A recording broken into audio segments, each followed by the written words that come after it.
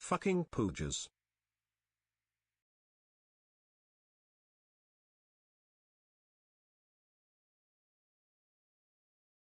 Did you know that if you use curse words in the first minute of something posted on YouTube, it gets demonetized?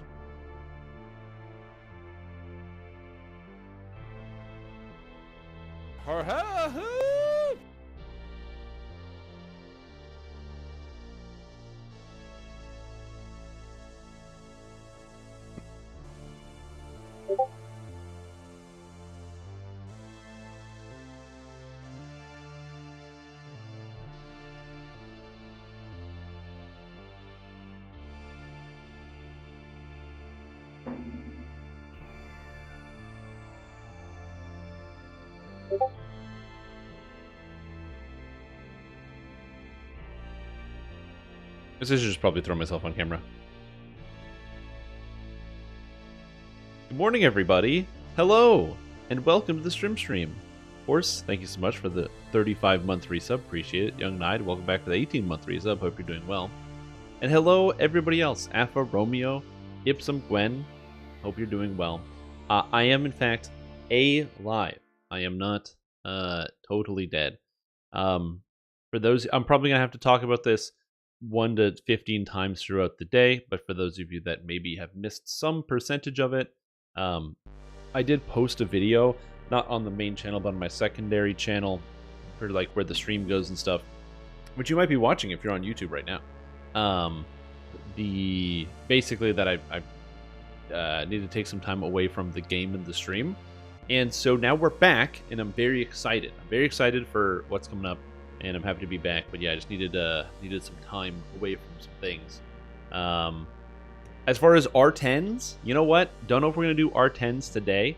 I actually don't have a concrete plan. I just wanted to come back. I wanted to return to be able to get back here to see you wonderful people, talk about the game, to talk about things that are coming up. Because I got to tell you, there's some exciting things happening in the Dungeons & Dragons Online world. There's exciting things happening because it's the year 2024. It's the future, okay? Remember, whenever there's a new year, that's the year everything's going to get better. You're going to turn your life around. All the problems you have are going to disappear. It's going to be beautiful. And when is that going to happen? Later, when you take care of it and do those things in the future that you know you're going to do. So that's how it works. You get wings. I got the wings right here. Yeah, you can see them flying in the background. The Warforged wings. I gotta say, this outfit is fantastic, but I really also do like the Warforged pseudo-dragon here as well. I'm aware it's simply the copy and paste of the existing pseudo-dragon, but just with the Warforged skin on it. Welcome but it back, looks really good. Good to see you again. Hello, Axlet. What's up? Welcome back, everybody. I hope you guys are all doing good. I'm very excited to be back. It has been too long. Too many days, too many hours, too many minutes, too many years. But we're going to be back. Gonna be the whole day. We'll be hanging out, talking about stuff, talking about the game, talking about things. What's up, Okami? Hope you're doing well. But yeah, I'm just excited to be here. As far as like, as I said, things that happened, you might have missed it. I didn't, because I made a YouTube video on it minutes after it happened.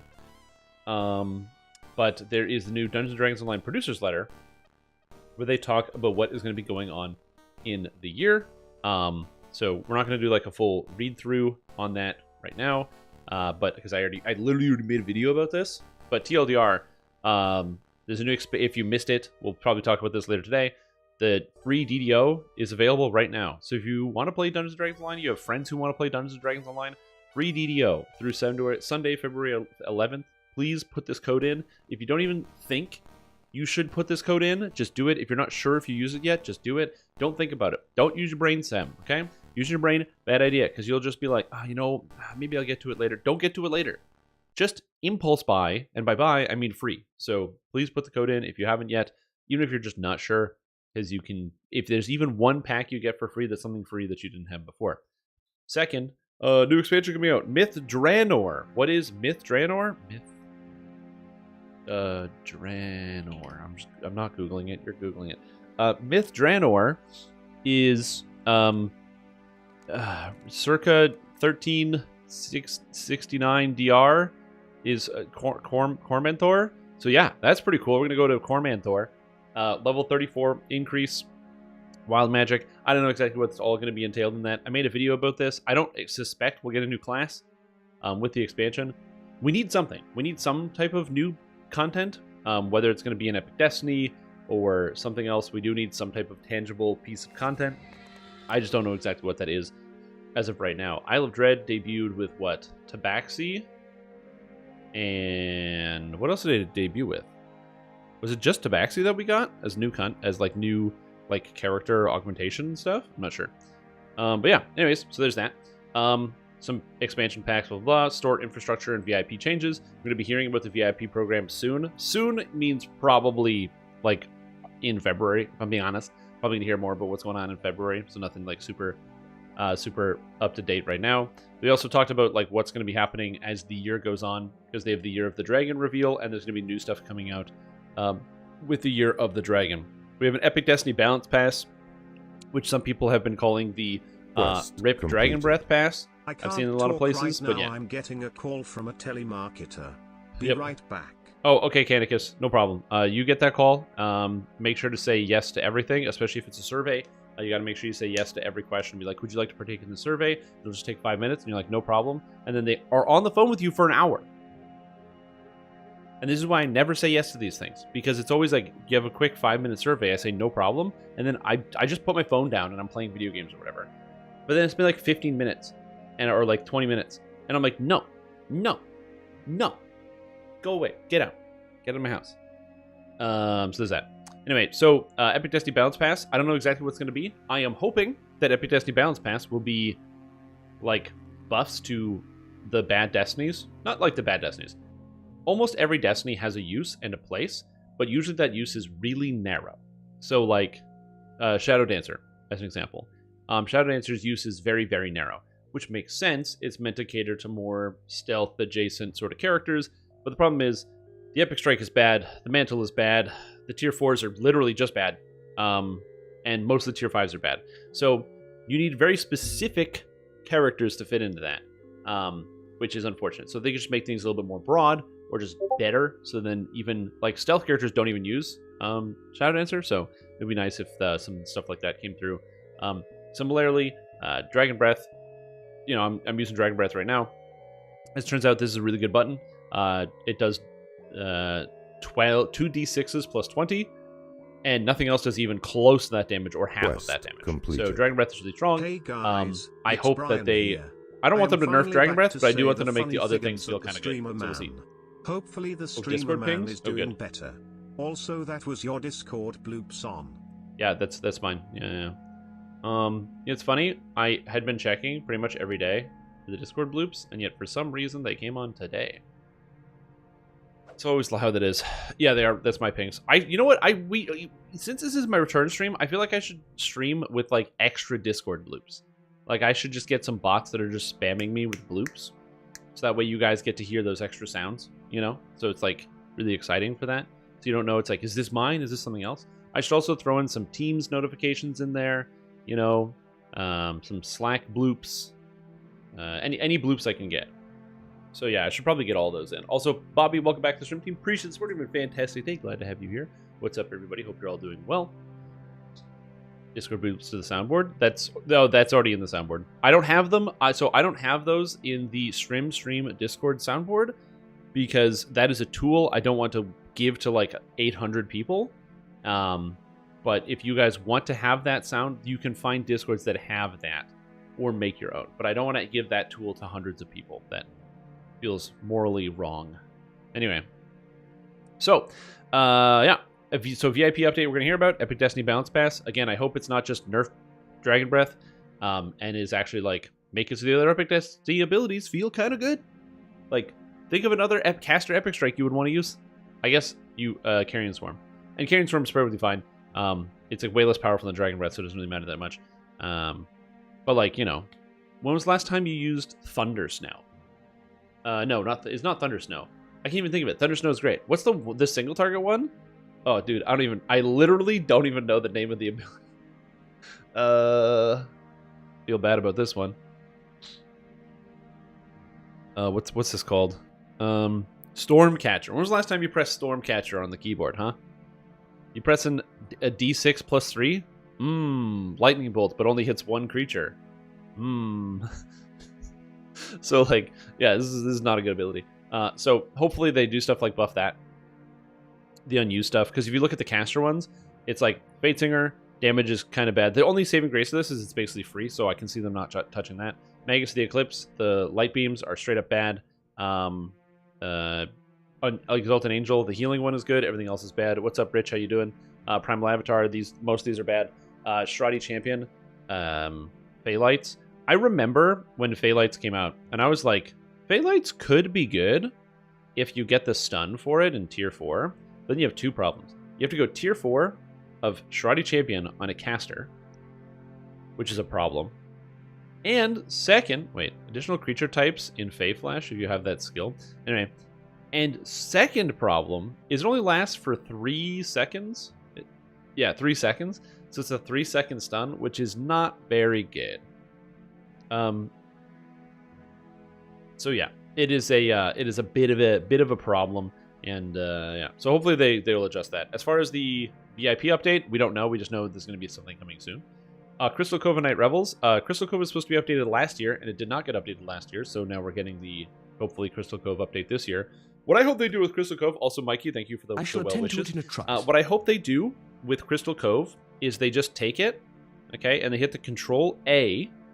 So Control A is select all, and then they just delete. And if they did that with Crystal Cove, honestly, it would make the game run better. It would make the game faster. Less lag in the game. Really just good. And then just take the music, like the pirate music, and just put it somewhere else. Make a quest with like pirate music, and then that's good. Or they could do what I think would be the best. Do like a Path of Exile approach, where you just take the content and you rework it into something that's like more tangible. So you delete Crystal Cove, but you take the idea of Crystal Cove and you turn it into a single dungeon. So the single dungeon is you fight pirates to get compasses. Then once you have enough, you bring the compasses to the guy who brings you on a boat to the Crystal Cave. You do a mini Crystal Cove thing, and then you're done. And it's like a single quest, you know? Also, Wrath, welcome back to the stream team. Appreciate the support. You have a fantastic day. 63 months is a really long time. That's more than 5 years, and I am blown away. So thank you so much. I hope you're doing well. Troggy Trog, what's up? How you doing? Hello, everybody. Hello, hello, hello. But yeah, so yeah, delete Crystal Cove. And then Night Revels, here's the thing. I just hope we don't get what happened to Night Revels in 2021, where the level cap went up, and the Night Revels level 32 weapons came out, and the Night Revels level 32 weapons were dealing level 28 weapon damage. So hopefully we don't get new level 34 weapons. Actually, we shouldn't get any level 34 weapons, but we won't get like if there are new items that are programmed properly. So we'll see. So that's the second thing, and then Year of the Dragon. So I don't know if it's in here. Let's look back. I'm like skipping around in this. There it is. Fun starts. DDO's 18th anniversary is February 28th, which is blows my mind every time that February 28th was the release day of Dungeons & Dragons Online in 2006. So it was not a leap year, so it couldn't have been 29th, but it was the last day in February, which it feels very like thematic, I guess, where it was like it had to come in like end of the month or something else. But they're also giving us a dragon-themed archetype. Now, you guys might know my opinions on the archetypes. I think the archetype system is probably like one of the best ideas that Standstone Games has ever had for Dungeons & Dragons Online. I think that the archetypes are genius. They are apparently much less work than designing an entire class in terms of the implementation and all this other stuff. And also give you a whole new way to play the game. And having new ways to play the game, new ways to customize your character, fantastic. I love that. So dragon-themed archetype is great. What type of dragon archetype is it going to be? Not going to lie. Howdy. Sorcerer's like right on the table. We don't have a sorcerer archetype. Shorter than that. You know? Also, Fairy, welcome back to the stream team. Appreciate the support. 43 months is a long time, but yeah, it feels like it's been shorter. You know why that is? Because you're getting older. That's right. As you get older, time moves faster and faster and faster as you're on that railroad track straight to the grave. So thank you so much, and I'm glad we can be here together to ride that train track the whole way down. Because, yeah, it happens. Dragon archetype for fighter. I don't know what you... Well, I mean, they could do Purple Dragon Knight. So that. Dragon Monk. So I don't know what's up with Dragon Monk because I've seen some people say that, but the only Dragon Monks I've seen are in like Dark Souls, where there's the whole Archdragon Peak in Dark Souls 3, which is pretty cool. Where they have like there's like the different stances, then you have like the people that are like worshiping the dragons, and it's like this monastic temple. It's a 53 subclass. Oh, 5e. Oh, okay. Yeah, I don't know about that one. Dragon Ball. Oh shit. Yeah, Goku. Okay. You sold me. You sold me. Dragon Ball Monk. I'm in it. Okay. Yes. Dragon Ball Monk is on the table now. I gotcha. Shapeshift into a dragon. I feel like shapeshifting into a dragon is not a fighter thing, but maybe. But yeah. So dragon archetype, very cool. I'm very excited about this. This is going to be awesome. Also, apparently it's D&D's 50th anniversary, so there's going to be free gifts to new features each month during our Year of the Dragon celebration, which is cool. I think the free gift right now is just free DO. Yeah, free DO. By the reminder, free DDO 2024. Free DDO 2024. Free DDO 2024. Don't forget to put the code in if you didn't put the code in yet. Big mistake. Yeah. A tier with the power of anime. Yeah. Look, if they said we're gonna be taking like anime Dragon Monk or something, I'm in it. Just give my character cool hair. Okay? If I can have like cool hair, I'm sold. But yeah. And then as far as what's going on with the rest of the year, it's kind of sparse in terms of the actual information of what we got. We have a lot of information here. Then we have Year of Dragon continues. That means there's going to be one new thing every month. So that's April, May, June. That's Q2. And that could be literally anything. So I don't know. Maybe they'll give you dragon gems. Maybe everyone's going to have a sentient jewel. Maybe every single day in the year of May, they're going to give you a dragon sentient jewel. A lot of people say the dragon sentient jewel is their favorite item. So what they'll do is they'll send you in the mailbox, to every single one of your characters every day a dragon sentient jewel to make sure you don't miss out on it, so you get an extra 30 items in your mailbox, and then the game shatters to pieces. I don't know. So we'll see. And then the expansion pre-purchase, of course. We're going to talk more about that when we actually get closer to what's going to be in the expansion. Again, I don't know much about Myth Draenor. And then the rest of the stuff is pretty stock standard. And they talked about what was going on last year in terms of the actual character, or like what came out through the year. What I do find interesting is that when there's the look back on the year, more recent features, oddly enough, the expansion that released this year, I noticed this afterwards because I made my video, and the expansion that they released was not on this list. Because I made the video and I was talking about it, and I'm like, what? Huh? Where's the expansion that came out? Vecna Unleashed. Like, the conclusion of the storyline they've been writing for the past 7 years? It's a good conclusion to the story. For those that don't know, the Vecna Unleashed mini expansion is the conclusion to the Codex of Infinite Planes saga that released with the release of Legendary Shroud, 100 years ago. But that's interesting. Maybe Vecna didn't sell as Isle of Dread did. There's no way. Like, everybody runs everything in Vecna. I think the biggest issue is if you're like a casual, I don't see the appeal of Vecna from the sense of it's level 18 content. So you have to like get to level 18, where a lot of people are not getting there. And even if you do, level 18 Vecna, it's hard. It's harder than Sharn. It is a challenge. So like if you're an endgame player, pretty much everybody I know that has a level 32 character that logs into the game, they bought Vecna. Because the gear is good, the quests are good, Fires of Wargrave's a fun raid, so there's reasons to do it. But the casuals, Isle of Dread just definitely has a bigger appeal for sure. Backstream. Yeah. Look forward to more DDO and other content. Oh, there's going to be DDO and other content. I have a few things on my mind that I want to try out.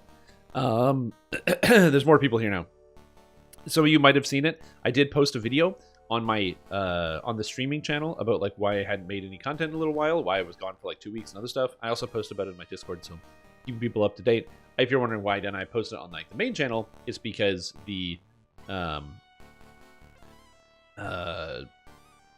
it's just not the content that I do. I do like DDO content. I do like focus content. So posting about my like mental state is not the place. So that's why I use the second channel, which is great for that. But yeah, I'll be streaming several other things on top of DDO for a little bit. Focus on DDO, but yeah, I'm going to be streaming a few other things. I have some other fun things that look like they could be interesting to go and look into. You looking rested? It's a misdirect, Wolf Kobold. I wish I looked rested, but I don't feel rested. I had a lot of difficulty. Also, Sithkiss, thank you so much for the resub. Appreciate the support for 11 months. It's a very long time. I appreciate it. Thank you. Yeah, I wish I was rested. I had terrible nightmares last night. I had just terrible, terrible nightmares all night. I was also up playing Path of Exile, true, but I also had a lot of terrible nightmares. And so I didn't sleep very well.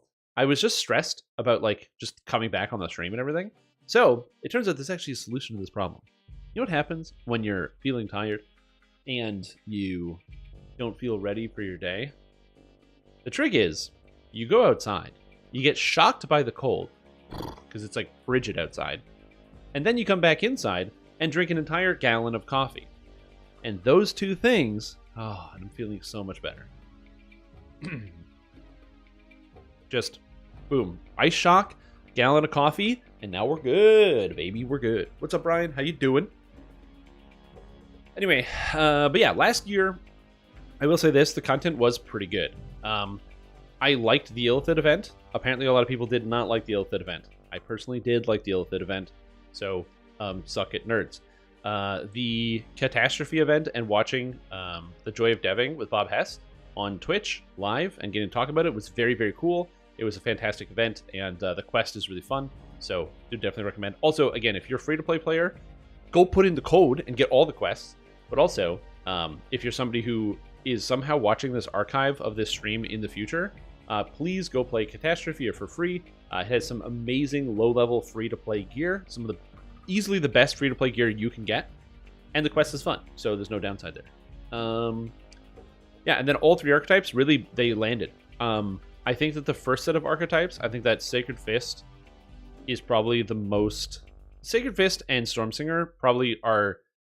They're good ideas, but Stormsinger is so similar to regular Bard. It does feel better, and it's a better character, but it's a hard sell. It's hard to really distinctly explain why Stormsinger should be a thing as opposed to regular Bard, when they're very, very similar in terms of how they play. A Bard Spellsinger and a Bard Stormsinger play very similarly, especially in Heroics, where, you know, it's a very different experience. So there's that. But, and then Sacred Fist, I feel like is just kind of weaker than the other options. It's pretty good for hardcore, but it's just kind of weaker, and it could use a buff to match up to regular Paladin or the other archetypes. I think that Dark Apostate, it's a little shaky, and it doesn't have like a clear direction, but it's really strong, so what are you going to do? Versus the second round of archetypes, I think had better theming. Blightcaster, Dark Hunter, and Acolyted Skin had really strong themes and great art associated with them. The Blightcaster, of course, is fantastic for hardcore. It's one of the easiest levelers. It's a great introductory caster, and it's not the best at endgame, but it can do things. Dark Hunter, of course, is just kind of better ranger in some cases. Not always, but it's like kind of better ranger. And again, the theming is cool. It's a hunter, like ranger with a pet. You get a wolf. It really fits into like class fantasy. Is the wolf good? No. Is the tier 5 Dark Hunter good? Not really. Is Capstone Dark Hunter good? Mm-mm. But it's cool. It fits. It's thematic. And you can still play a Dark Hunter without using those things. And so you get the people who want the theming to have the theming. You get the people that want the power gaming to have the power gaming. So I think that that's why, to me, Dark Hunter fits extremely well in the game, because it really hits those high notes of what you want. Now you might be like, well, why can't Dark Hunter tier 5 be good as well? And I'm not saying that they can't also make that good, but if somebody wants to play a Dark Hunter, it will be, you can make a Dark Hunter no matter what type of player you are. And that's something I think that they succeeded with. And then Acolyte of the Skin is not just flavorful, okay? It's not just flavorful, but it is also a standout that I was not expecting. So, as many of you probably know, when Acolyte of the Skin first released, we'll take a look at the enhancements here. Where's Warlock? Acolyte of the Skin. So, when you look at this tree, there's a lot of problems. Beam sucks. There's no crit whatsoever, which is a bit of an issue. And the cores aren't super powerful. It's a lot of passives, a lot of not doing a whole lot. And it just doesn't feel as good, especially since you get Drink Their Fear, so you like fear enemies with your glares, and then they run away, which makes it kind of inconvenient. So there's a lot of problems with the Acolyte of the Skin enhancements when you first give it a glance. But things started to emerge with Acolyte of the Skin. Number one, it just gets more damage up front than your regular Warlock. So as a result, people start playing Acolyte of the Skin as like the quick leveling warlock, which is pretty good. Number 2, the multi-classing opportunities with Acolyte of the Skin, because of how the packed dice and the base dice, means you can have a whole bunch of like half Acolyte of the Skin builds. This hardcore league, one of the members of my party played a cleric Acolyte of the Skin that was super powerful leveling, still pretty good for endgame, and is great for Reaper 4s. We've got people playing Bard Acolytes of the Skin and other different multi-classes. Go away 3 centimeters of snow for Tuesday. Get out of here. It snowed so much. There's so much snow. I can almost not see out the window in front of our house because the snow is so high. It's taller than me. It's great. Love that. Anyway, so Acolyte of the Skin, really, I wasn't sure about it at first. Could it use a buff? I think the Acolyte of the Skin tree could use a buff. But in general, I think Acolyte of the Skin also landed. And these 3 archetypes really, and they were free too. They're also free. So they really landed, and I'm very happy with what they ended up coming out with. And then the Deck of Many Curses, which is, I think, now a success. When the Deck of Many Curses first released, it was exclusively in the Extreme Challenge dungeons, which means that the players who are doing the hardest content are getting rewarded by feeling that they're playing the RNG lottery again to get what they want, and they got very upset about that. There was a lot of very angry people in the endgame community who are upset at the fact that they got put on another treadmill for gearing, when it's supposed to be like this fun thing where you get to add extra features and you never know what you're going to get, because SSG completely missed the mark on who they were marketing this product to. So that's why they're like, by the way, now it's in Festival and it's in Sagas, so it's not going to be the only thing, which now kind of also means that the Extreme Challenge dungeons, other than the items they drop, and challenge is fun, don't really have a point to them. So it's a little screwy that way. So if they do future challenge dungeons, they'll probably have to adjust how that actually goes about. Also, Grey Wolf, welcome back to the stream team. Appreciate the support. Mr. Sora Phoenix, how you doing? So yeah, at least Dark Apostate has 2 good cleric trees. It's a good option either way. Well, the thing is, Dark Apostate's also just straight up strong. Like, even the Dark Apostate tree is good. There are a lot of Dark Apostates that I've seen play that do wacky stuff using the Dark Apostate tree. When I mean strong, I mean like people in R10s that are killing everything so fast you can't even get into the rooms because it's just all dead. Turns out clerics are good at instant killers. Being instant killers. That's always great. You have a good vacation? Not quite a vacation, but yes, I am doing well. Yeah. They also said here that there's going to be a new dynamic event, and they're going to be making it more inclusive of all character levels. And I don't know what that means. Basically, what this means is that if there's any RNG, or if you can't participate in the event because of some limitation, then there's going to be some upset people. So we'll see how this goes. I don't know how they're going to make it so that everybody can participate, but I'm excited to see what's going on with that. And then, yeah, that's about it. So I'm excited to see what's coming up with the Year of the Dragon. So we'll see how things go. We got lots of stuff coming out. I don't know when we're going to actually news about any of this stuff. So who knows? Maybe we'll get to see what the archetype is, Epic Destiny balance, the VIP update sooner rather than later. But again, I don't know. And I think that's all there. And that's pretty much all the news that I missed while I was gone. So yeah, 3 adventure packs is a little aggressive. Well, they're like going to be, I think they're going to be smaller adventure packs. Or maybe they've expanded the team. Or maybe they're just putting like big bags of cocaine next to everybody on their desk. They can just keep working through the night. I don't know. We'll figure it out. You get to play around with the classified feature like 1/5 of the time. So I do agree. What I wanted them to do was to make it so that the transformation was like the tier 5, but then like maybe the capstone or the 5th core gave you the claw stance. So you can just claw all the time and play melee as the claw build, but yeah, they didn't end up doing that. Anyways, what am I doing here? Yeah, I don't know what to do. I actually haven't really logged into Hardcore in 2 weeks. I haven't actually logged into DDO in 2 weeks for a lot of reasons. One of the reasons why I stopped playing the game for a little bit and stopped streaming in its entirety is because Dungeons & Dragons Online, especially in December, and November and October, has had very, very, very, very, very bad game performance. And it just gets on my nerves when you're like running completed. And the game like takes control from you. Tree. So I find that stressful. I get agitated by that. And so I was like, it was just too much every day. And so I was like, I have to stop playing for a bit. I had to stop playing for a bit. Also, how are we doing? You say I can take down the Christmas tree? This isn't a Christmas tree, okay? This is my warding off the winter spirits tree. I gotta keep them away with my colored lights, all right? If I don't have these colored lights, I don't know what's gonna happen because I'm not smart enough. No, we're not doing throw barb time.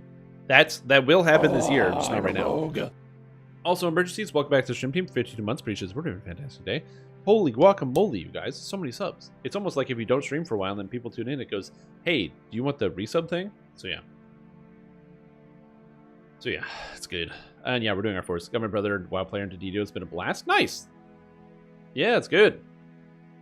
I don't know when I'm going to take the tree down. I'm probably going to take the tree down when the snow goes away. So yeah. I did find it funny that I made my video about the producer's letter. And so I made the video talking about, it's like, whoa, producer's letter, look at this, look at that, all this other stuff. And then the number one comment under the YouTube videos attend to it in a trice. was, oh, no hardcore? Because they also announced that, like, oh, there's going to be no hardcore this year because they're doing other stuff. Where do they say it? Dynamic events, blah, blah. They said, yeah, it will take place of our hardcore season that all players can participate. Hello and then a bunch of people like, vacation. no hardcore? No problem. I'm not playing. No hardcore? See you next year, you guys. No hardcore? Not playing this game. Which is absolutely hilarious. So yeah, I deeply enjoyed that. Also, Original Dad, welcome back to the stream team. Appreciate the support. Bookworm, welcome back. Hope you're doing very, very well. Also, to all my American friends out there in the chat who are currently... I think a lot of you guys have MLK Day off today, so enjoy your day off. If you don't have the day off because you work a career or job where you have to work on MLK Day, or I assume that's a federal holiday, but maybe it's a state holiday, I don't know. Sucks to suck. Anyway. You're disappointed no hardcore season 10 during Year of the Dragon? Yeah, and I can see that. It's funny because last year was the dragon themed season. So, what are you going to do?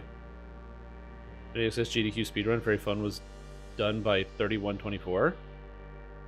There was a GDQ 30XX speedrun? That's sick. Oh man, I do have to watch that.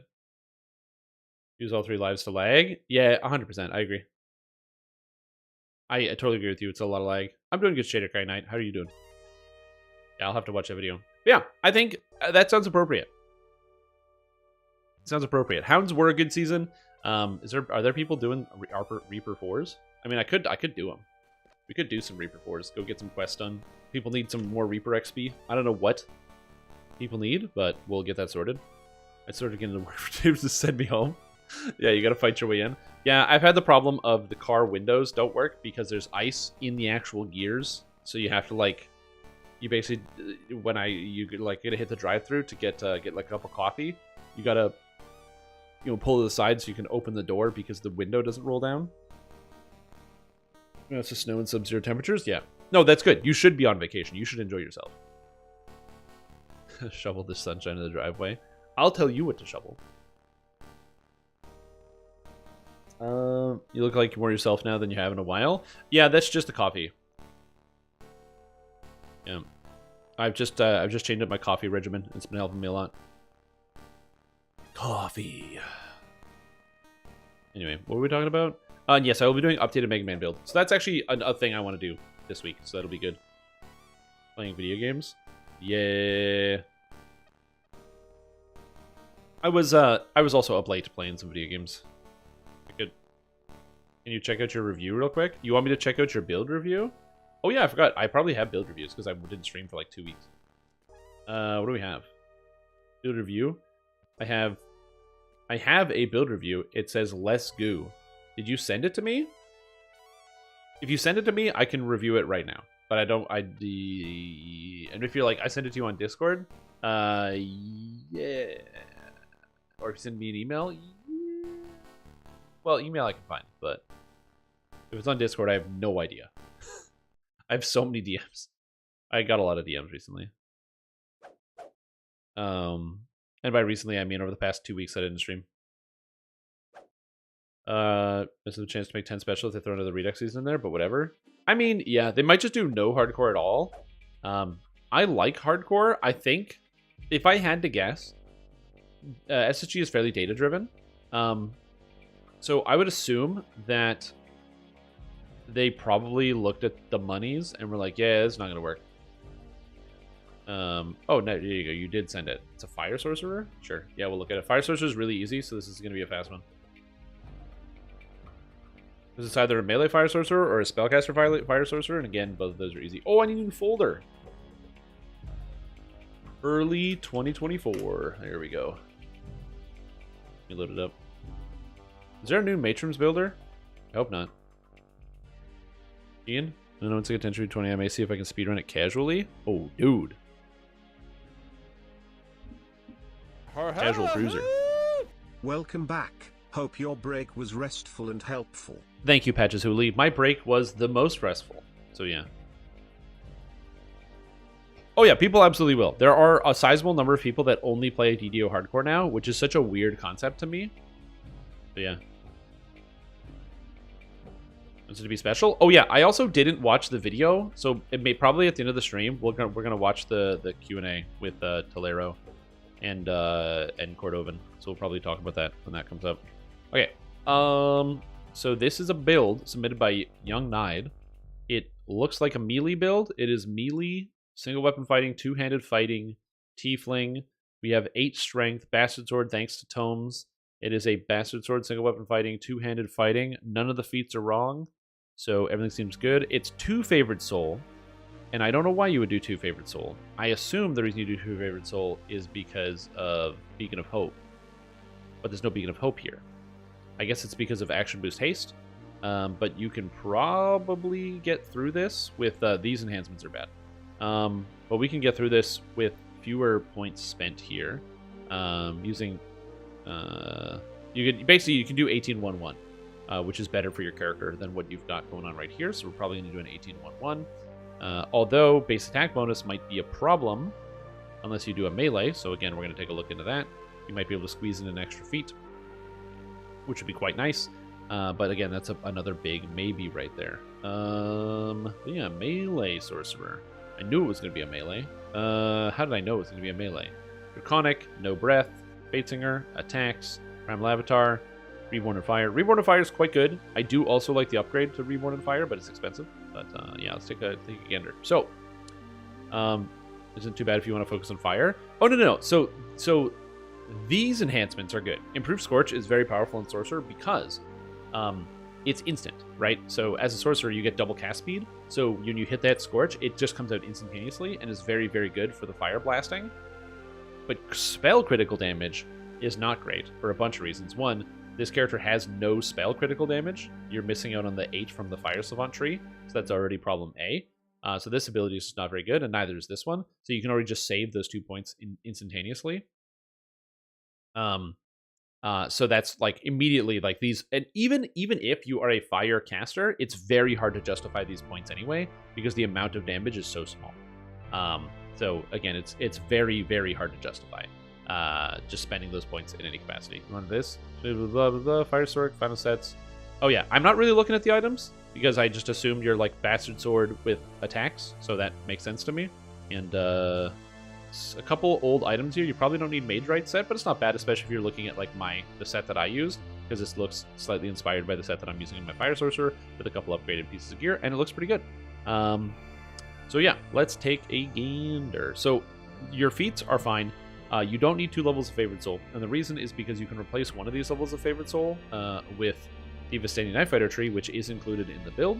And I say that because Vistani.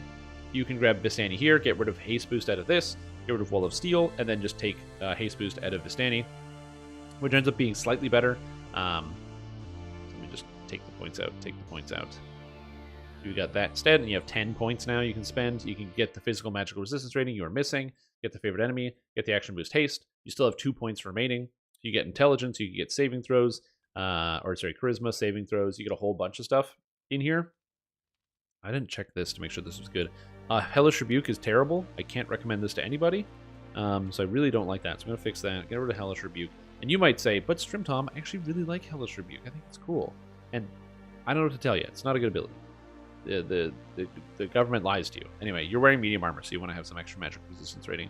But yeah, this stuff is really good here. If you could scrape 1 point out of this, you'd be able to get the extra double strike, double shot. But that's kind of expensive because I don't even know where you would take a single point out. Although you have 42 points spent in this tree, which is incorrect. So we're going to grab points out of Eldritch Knight here. So you have 40. So now you can go grab Vicinity Juggler. You can grab yourself Acrobatic. You can go grab Quick Reflexes. You get 5% more Double Strike. We're already doing more damage here. Then you have 1 more point to spend wherever you want. And yeah, you got a lot of options. So these are not bad. Kensai instead of Vistani. You could also do Kensai instead of Vistani. But there's 2 problems. So looking at this, you have greater single weapon fighting and then overwhelming critical and then the favored soul. The thing is, the better option here, a lot of people are going to think fighter, but the problem with fighter is that the feat that you get is not good for this character. There's no feat I can slot here that will do anything for this build. Literally nothing. There's no feat you can slot in this area that does a single thing for this build. And the reason is base attack bonus. You might say, oh, we can move single weapon fighting up, but you can't because base attack bonus. You still have the problem it has to be in epics. However, that's okay, because there actually is a really good class that fits really well into this build. That's right, it's Warlock. So the benefit of Warlock, and all you do is swap overwhelming critical down, by the way. You just do this, and then you do greater here, and it comes out to the same. And now, look at that. We have 1 point remaining. And Arcane Warrior. Now you may be wondering, why would you want Arcane Warrior to auto stack on a sorcerer who literally is already casting spells and attacking people, which is weird. Wait, what? EK is exclusive with the aura? Wait, you can't use Nice Transformation? Any Eldritch Blast Shape Stance stands for other offensive? What? That's crazy. I didn't know that. Damn it. Well, that explains why I didn't do it on my build. Well, never mind. I lied to you. This sucks. The problem is you're a Bastard Sword user. The solution that I came up with was Monk, which worked pretty good. But yeah, there's not a lot of great options. You can take a level of Paladin for no reason.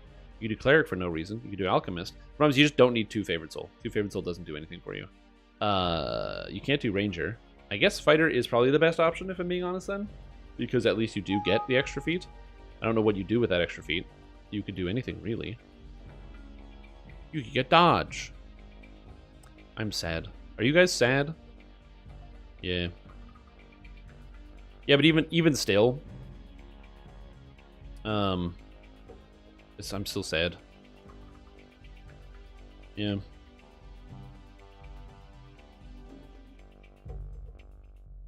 You could also go Barbarian for movement speed. True.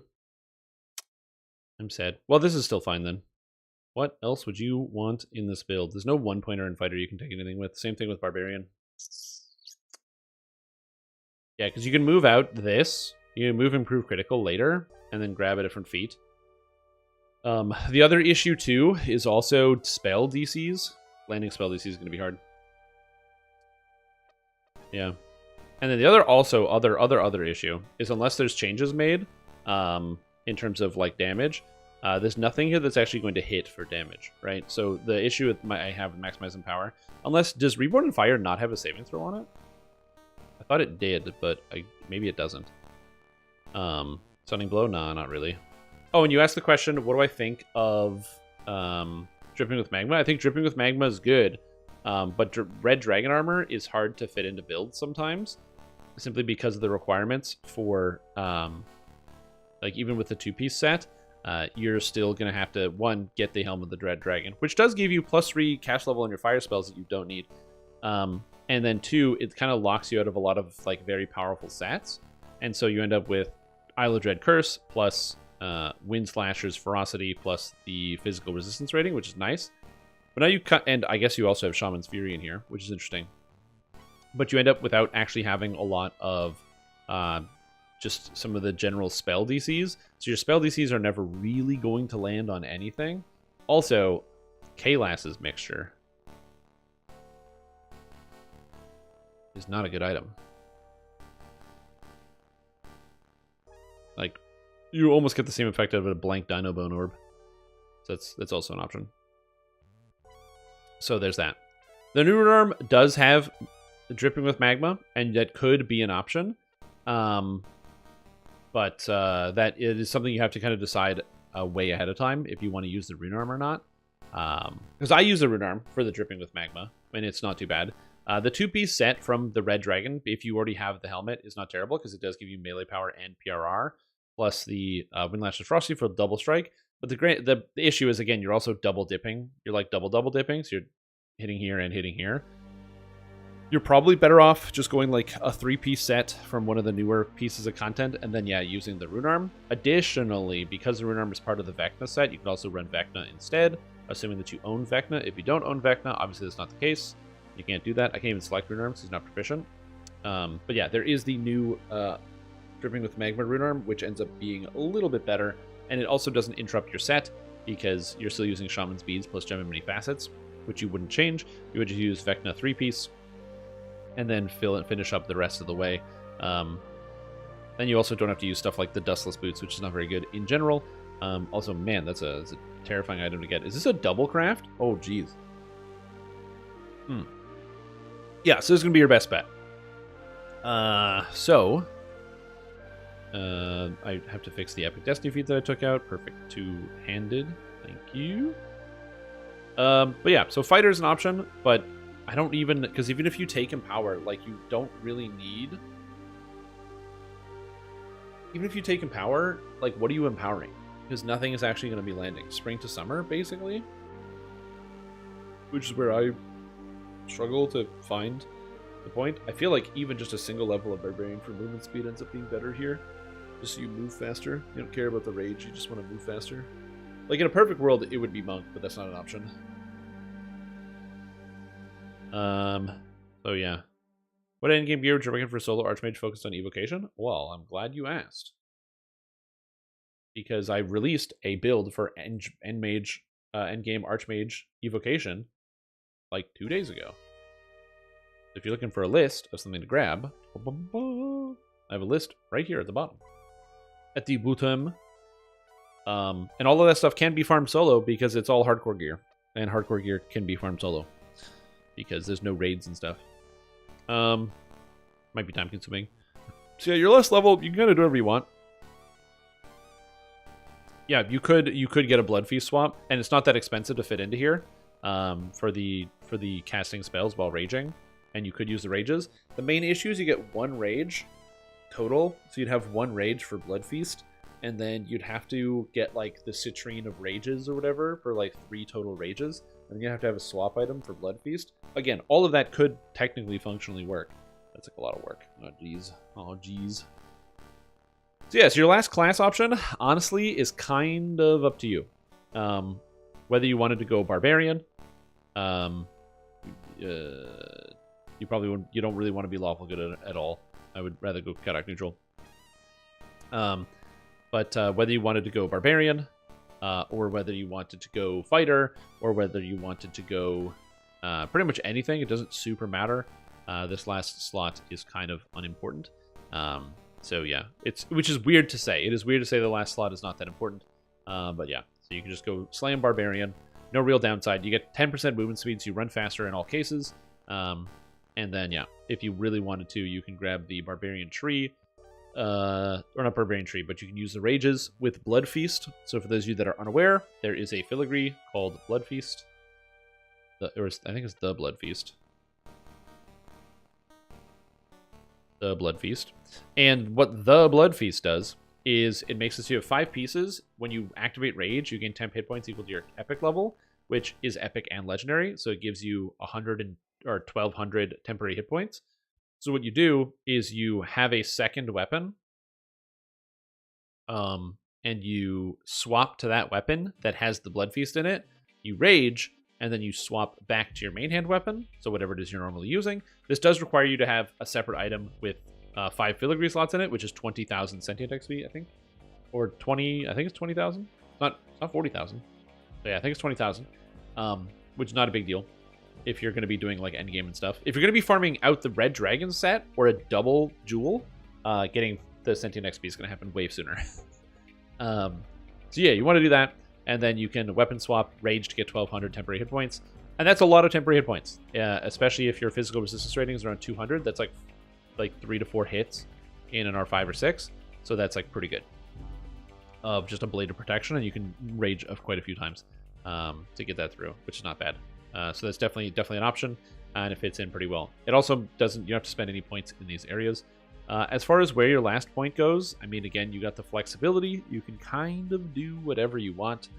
You can just grab a hit point. You can grab Study the Arcane. You can grab MRR.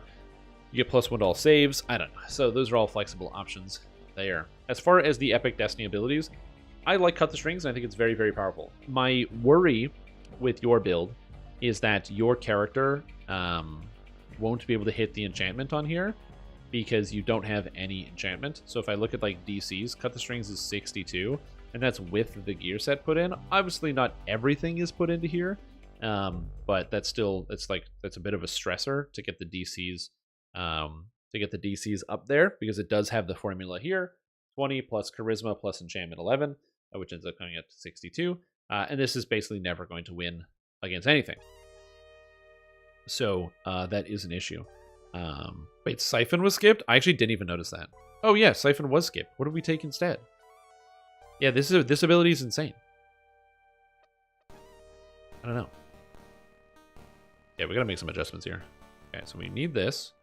You don't need that. Completed. This is less important. Imagine being a Janny and not subbing to the streamer. Holy shit, stream heckinah. Yeah, that's right, Cruiser. Thank you. Appreciate it. I don't know what that means, but yeah. Arcane Siphon's insane.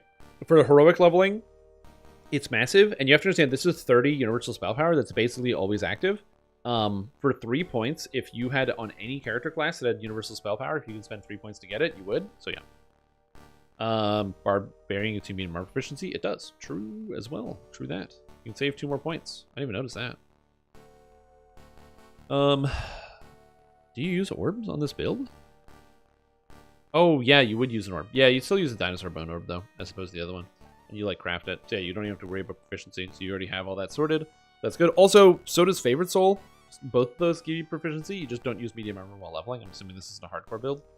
So we're good there. That's good. This is good. This is good. I don't hate most of this. All right. Yeah, that's my issue, is that Cut the Strings is probably never, ever, ever going to land. So while I like the core of Fatesinger here, I think you run into issues. And then also the way that the character is geared out, you can't really use Draconic Incarnation because you don't have any spell DCs, and you can't use Primal Avatar because you don't use spell DCs.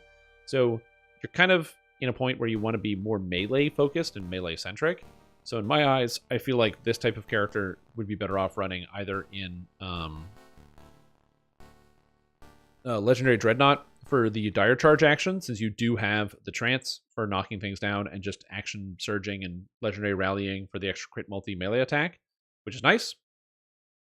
Or alternatively, running something like either Divine Crusader for damage, but even then you're not going to get, yeah, or like for the Consecration for the land for the AoE stun. You have some flexibility there, but yeah, the debuff still lands. So to my knowledge, and this, I could be wrong about this, but the debuff only works if the enemies fail their save. Yeah, bosses, if they fail their save, do not dance, but will take an additional 100 sonic damage to scales with spell power when attacked by you in melee for the duration of the effect. So if you use Cut the Strings, the monster makes their save, you do not get the additional damage against the effect. So it's not just about the instant kill. Now, this could be wrong, because, again, I've only built characters that have it, but that have the effects. But you know, I'd be interested in actually investigating this, because if that's the case, if this just works no matter what, then yeah, you don't worry about it, and you run the Cut the Strings, and this is perfectly fine. And I honestly don't really have too many notes other than you need to get raging in here. So you would just take the points out of this, and the points out of this, and this. We put this here. Just drop some of that. Something like this instead. I do like having Dragonhide. No fail on a 1 is really nice. But yeah, so that would require investigation. So as far as this, I'm not really sure the answer here. Heart is fine with Shared Mantle. Yep, that's good. You've got Imbue dice, everything's good here. And then Reborn and Fire. Reborn and Fire is also really nice because it's self-heal, as well as Rejuvenation Cocoon. I do wish you had points for the upgrade here, but it's expensive. So when level cap comes out, go get this. Because you want to have the upgrade, which makes it so it heals double and gives you uncapped dodge, which is great as an opener, as a saver, as whatever it is you want. But yeah, that looks fairly good. I'm just double checking here to make sure there's no big mistakes. I don't like Grandeur because you're not casting a lot of friendly spells. This is fine. Any issues with most of this? Because usually I take like the skill points or the mana, but I guess it doesn't really matter that much. And this is good. This is fine. Yeah, this is good. None of the boss saving throws aren't pumped as mob saving throws since the boss status comes with a lot of immunity, so the saving throws don't need to be as high. I mean, again, this is... I'm a rogue. Outside the scope of my employment. Mr. Streamer. Yo. A lot has changed. Has it? Has a lot changed, or is it all the same? Oh yeah, if I was going to throw something in the orb, I don't know what you throw in the orb here, but you've got a craftable thing, so you can be like, oh, is this still a weapon type? Oh, the orb count just counts straight up as a weapon? Oh, that's interesting. You've got, what? Melt Fang, Flame Fang. Melt Scale, Flame Fang, Crazy Sparklaw. So yeah, so you would go with, like, Melt. Oh, it's at Scale and Fang. Ooh, that's even better than I thought. Oh, yeah. Oh, yeah. That's what I'm talking about. You either go with the sneak attack dice or the spell power. I think the spell power is also kind of good, but no, it's going to come out in the wash which one is better. But yeah. Sweet. I haven't actually crafted any of the weapons or shield or the orbs or shields because I just haven't played a character that needs one. I haven't played a Vanguard in like a couple years, and the next Vanguard I'm going to play is going to be using the Breaker Body Shield, which is good. Yeah. Anyways, I hope I've helped you a little bit here with your build. Yeah. Changes, adjustments, items, things. Yes. Put it up here. I will return this. Also, I need some more water. Water. Gotta get some water in your face.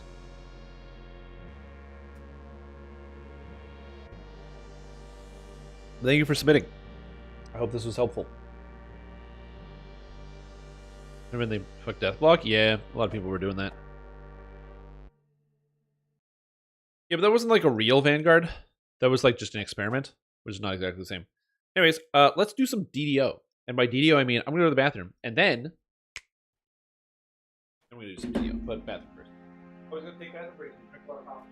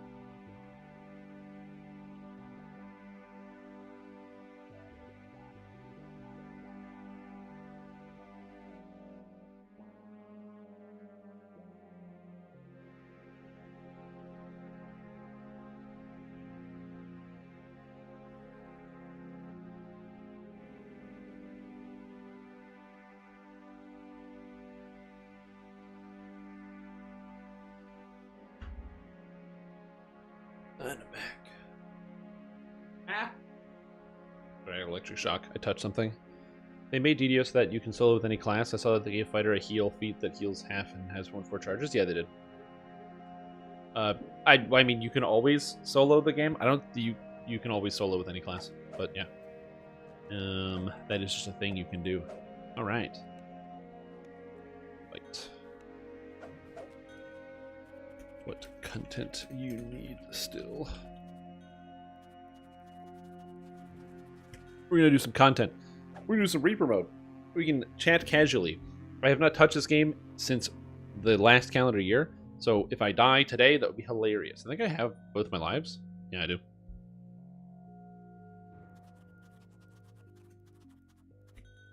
That should be good. Anyway, I hope everyone's doing well. Let's check the leaderboard. It's been a while. At the end of the stream today, I will be watching the Q&A with Tolero and Cordovan. So we'll be watching it on YouTube. So if you hadn't seen it yet, tune in for the end of the day for that. We got somebody with 2 million. Whoa, that's crazy. I'm way down the list. Am I even in the list? Barely. I'm on 95. So many people got their R4s. Wow.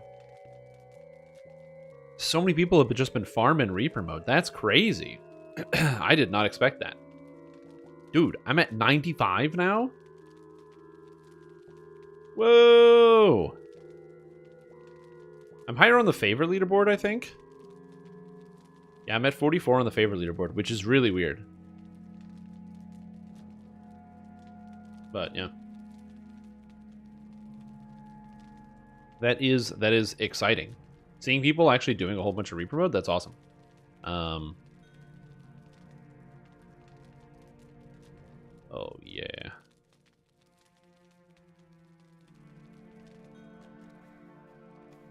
Wait, I have 2 lives to lose? Oh, yeah, because I died once in Finding Doris, because the game, like, bugged out. And killed me anyway. 10 months. Yo, what's up, already? Nersoth? Wow. How you doing? Not sure about everything else. Okay.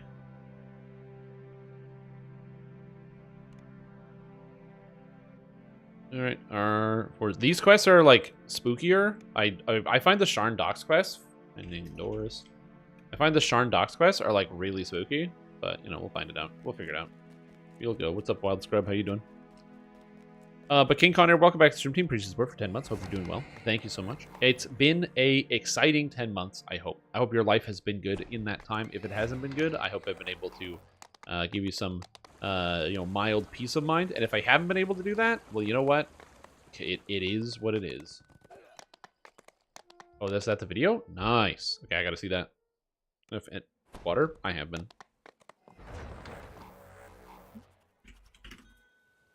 You haven't seen a DDO streamer this good? Well, you still can't because it's the end of the live stream. Get destroyed. I'm just kidding. I'm still here. Also, goodbye, Euphoria. Slain by Carnage Reaper. Yeah, I've been drinking lots of water. I'm working on it. I gotta get the water into the old internal organs. Gotta get them in.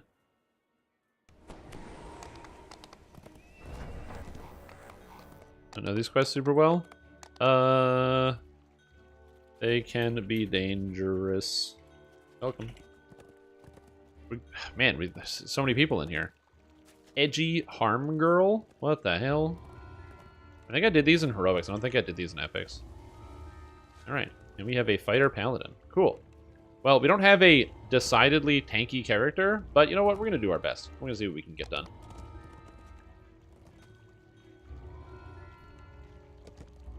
Alright. So we'll share all these quests out. Share.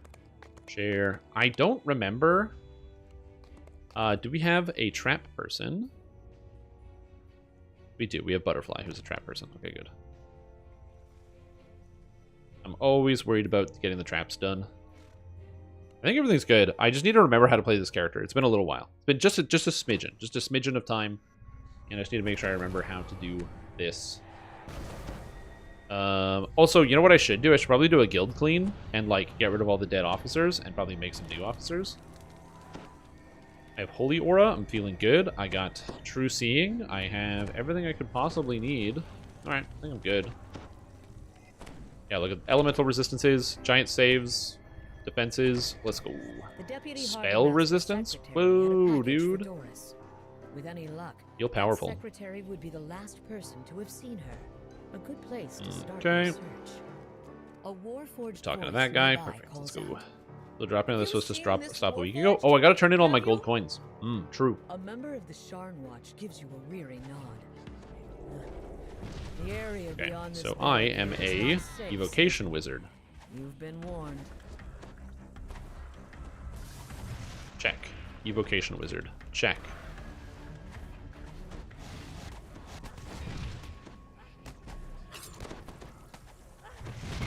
We have a fair amount of damage in here, so it's not all bad. So our group is doing pretty good. I'm mildly worried about just, like, screwing up because I don't remember this stuff as well. But not, like, the game. Like, physically playing my character because I didn't play it as much as I would have liked. Or when you take a 2-week break, it's a little wacky. You know when you guys take a step back from something, you stop doing it for a little bit, and then you gotta relearn everything you ever learned in the past, but in a very short period of time. Yeah, we're doing okay. As I said, this character is really fun because it's very tanky, even though it's a wizard. What did we not find? What did we not find? Strange Warforged to find out more about their curious predicament. You pause before you pass through the We gate. did click this. Perhaps it would be wise to make sure you I didn't don't know. miss any other clues Checking. at the docks. The Yeah, how do I do package this? was Yeah, brought exactly. out We're for like, Doris look how many in buttons the there are on the broken keyboard. Vaunt device. It's gonna be really bad. Was it I'm already getting smashed? back into Lord of the Did Rings you Online, help? so because the new raids and No, stuff are you gonna be coming out idiots. soon, Don't and so I set have her to on like get my fire. characters ready. First And I'm like pillage, looking up. I then logged burn. in last night, looked at my The characters, and was like, instigator sounds quite annoyed. "What do I do? How do I do this?" You pause before you pass You through side back the to work. gate. Good day, chat. Set that Perhaps cruiser it guy. would be Yeah. Oh, I have wise a to new make entry sure for the you cruiser didn't pedia miss any other that you can clues at add the to it. docks. You pause before you pass If you through haven't the left gate. yet, we did get some new cruiser lore. I wanted to give it to you last night, but I forgot. And I on the just remembered now. 15th day, he has risen. Why Yeah, would so one keep an the illegal new Vaunt cruiser device lore despite the is that mandatory cruiser recall? self-admitted There must be to more to hating this America. You pause before you So pass through you the can add gate. that in there. Perhaps it would be wise to make sure you didn't miss any other clues at the docks. I don't want anyone to miss out on the lore. Your countdown If is you're there, any increasing. lore hunters or anything like that in the chat. Yeah. Also, Ritz, welcome back to the stream team. Appreciate the support. You're having a fantastic day. I hope you're doing very, very, very good today. I'm excited. I'm feeling good. I'm motivated. I'm pumped. I'm doing Reaper mode, which is good. And yeah, things are going well. Something tells you this factory hasn't been used in I don't know where the spiders are because they hide. They're hiders. Not just spiders, they're hiders. And I know there's more of them, I just don't know where they are. I don't have the instant kills. Also, these things, like the monsters in here, have basically infinity saves, so you have to be kind of careful about that. If you stuff that doesn't have saving throws. Oh, never mind. Apparently they don't make their saves against me. Hmm? They all used to have evasion. To the dock, we'll have Cruiserpedia ready for April Fools. Perfect, thank you. That's what I was hoping to see.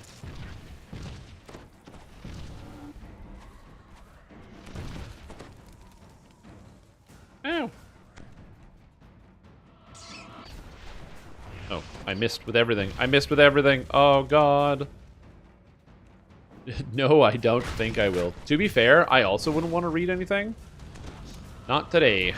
I don't know. I've been doing a bunch of reading, and also I did a lot of writing while I was on my break as well. I have been just working on a bunch of different things. I have more videos coming out, which I'm excited about.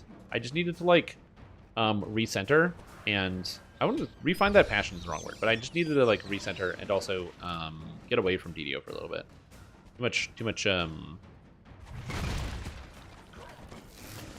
Too much video game. I also describe it. There's a lot going on in this video game. I have a question. When I blast names of the evocation spells, or just damage spells in general, what's the difference when they make a reflex save, take half damage, versus making a save to take no damage? Okay, so I can answer this question. So when a monster makes a saving throw to take half damage, they make a reflex saving throw to take half damage. If they take no damage, that's because the monster has a unique ability called evasion. Evasion makes it so when the monster makes a save, instead of taking half damage, it takes no damage. So if you attack a monster and it makes a save, and it does 0 damage, that's because the monster itself has the ability evasion. Now, why do monsters have evasion in DDO? I don't really know. That's a great question. But they do. And so you have to manage that. And why do monsters have improved evasion? I also don't know. Improved evasion is staggeringly unfun, because the problem with improved evasion is if the monster fails their save, they still take half damage. Which means if you're playing an evasion or an evocation-based character or anything like that, and your saves aren't high enough, you get destroyed. It's the reason why a lot of people struggle with Sharn in their first time through on a caster, because they get to monsters like the final boss of No Refunds that has improved evasion on it. And so you just get destroyed. Breaks always healthy? Breaks are healthy, yeah. Our goals this season started Mythic Raid. Yeah. I surpassed my Path of Exile goals. Where yeah, nice. Nice. Nice. I fucking forgot about how shit DDO is sometimes with the lag. Wow. I will be, DDO is getting under my skin because of the performance issues, so every time it comes up, I'm not going to hide my thoughts and feelings about it. I'm going to talk about it. You'd be like, man, this guy's, like, really upset at the game. Yeah, that's why I took a break. What goals do I have? Have fun. An announcer howls. Okay. How are you supposed to do this? I think we just shoot it from the top, right? Yeah. But yeah, so, yeah, game's been, like, frustrating. Yeah, fun. The announcer continues. Yeah, so what goals did I have? I just want to have fun and beat all of the bosses one time. So that was the goal, was to beat all of the bosses one time. So, you know, I went and I beat Cirrus and everybody else, and I still haven't found the Trial Master. Okay, I haven't found the Trial Master, which is annoying. I'm going to keep doing ultimatums until I find him. But he's in there. I know he's in there. Somewhere. But I'll get there. But yeah, I've done everything else. Yeah, because I need him for the challenge. I'm going to be going for 38 challenges this league. So I'm excited for that. So I will be doing 38 of 38 challenges, or 38 of 40. Because I already have I've done more things than I ever thought. I have a level 100 character in Path of Exile, which I never thought I would ever do. So that's cool. I've had more money this season than I've ever had. I've got a Mage Blood. I've got, I just built a character with like 150 divines. That's super duper super strong. They just need to finish leveling, which will happen eventually. An audience member calls out. Oh, come on! How was that fair? So that's pretty cool. Sorry, I went silent for a second because I'm like, I have to focus on this fight, I think, and everything is fine. But yeah, so that is that's a pretty big goal. I've been doing Ubers, so I did Uber Eater of Worlds. I'm gonna do Uber Exarch soon, Uber Shaper soon. And that's been really cool. I didn't get anything. The Warforged fighter came to the pit with his trainer. I didn't do anything. A bugbear but it's cool. who lives nearby in a hovel upstairs. Like I beat it and I got nothing, but it was cool. It was really neat. Getting to see like the fights in a different capacity and having a character that can do it. Also, I made my own endgame character, so like without the help of like, you know, going online and just looking for different things and whatever. I actually built my own endgame character that I called the Freezer. And the idea behind it is it's a support build for playing with magic finding groups where you need one person to destroy all the monsters, but you also need it to be safe. And so the solution to this problem is to have a character that is so much freeze duration and freeze effect that you don't do any damage, but you can freeze everything. Perhaps finding a better spot for I'll eavesdropping move the will boss. reveal more than You simply barging disable in. tramps. So what we'll do is we'll just move the boss to the side, and you can disable the traps as long as we don't damage him. He won't activate the traps, and the boxes are at the front of the room anyway. So the boxes are here, and then there's one at the back door.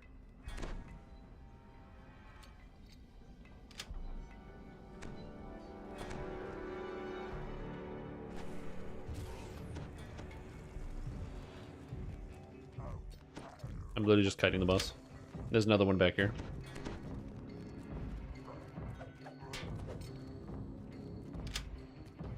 Yeah, it's fine. Okay, that's the traps.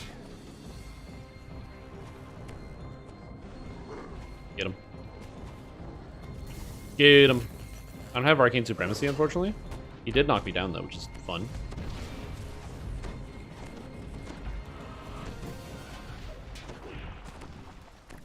Stop knocking me down. Dude, I literally can't do anything. He's just straight up chain knocking me down. Amazing. I love this boss. Did we disable the traps?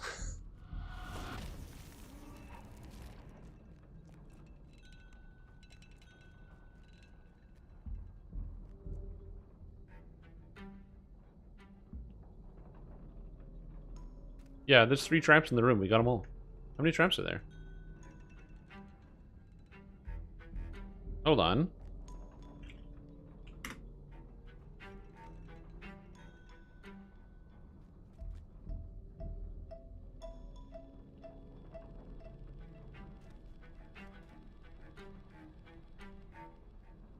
There's 4 traps? Oh, okay, great. Other end of the room? Well, no one died, so I guess it is what it is. Oh, yeah, so this is an important thing. There's an effect in this game. I'm going to show you guys this. So other people are going to die to this. You probably already learned this lesson. There's an effect in the game called Mind Like Iron, which you automatically perform a search check to locate traps and secret doors. This doesn't work. It is garbage. It is useless. It is trash. Never rely on it. Ever. Ever. It is useless. It doesn't function. There's another ability that is useless and doesn't function at all in any capacity, which is called Watchful Eye, where you automatically detect traps. It is useless and garbage. It does not work. These abilities sometimes find traps. They often don't, but they sometimes do, but they often don't. What happens, it's all about proximity and layering, where basically if there's some issue with line of sight detection, there's something in the way, a texture overlaying something, oftentimes a trap will not get detected. The easiest example is only 4 of the traps in House of Pain out of 8 can be detected with that. So don't ever rely on that. You should always search. If you're playing as a trap character, always search every time. Don't ever rely on that. You can use it for convenience, and if you have a perfect memory of where all the traps are, you know where they are, then it's fine, because you can go, okay, I know I detected 3, there's 3 more, and you can do that. But if you don't know where traps are, that will kill you every time, because it does not function in the game. So please be careful with that. Yeah. Yeah, for the purposes of, like, it works 60% of the time, assume it doesn't work at all. Assume it has no function. Right? Because if you don't want to make that mistake. Just always assume that it doesn't function at all.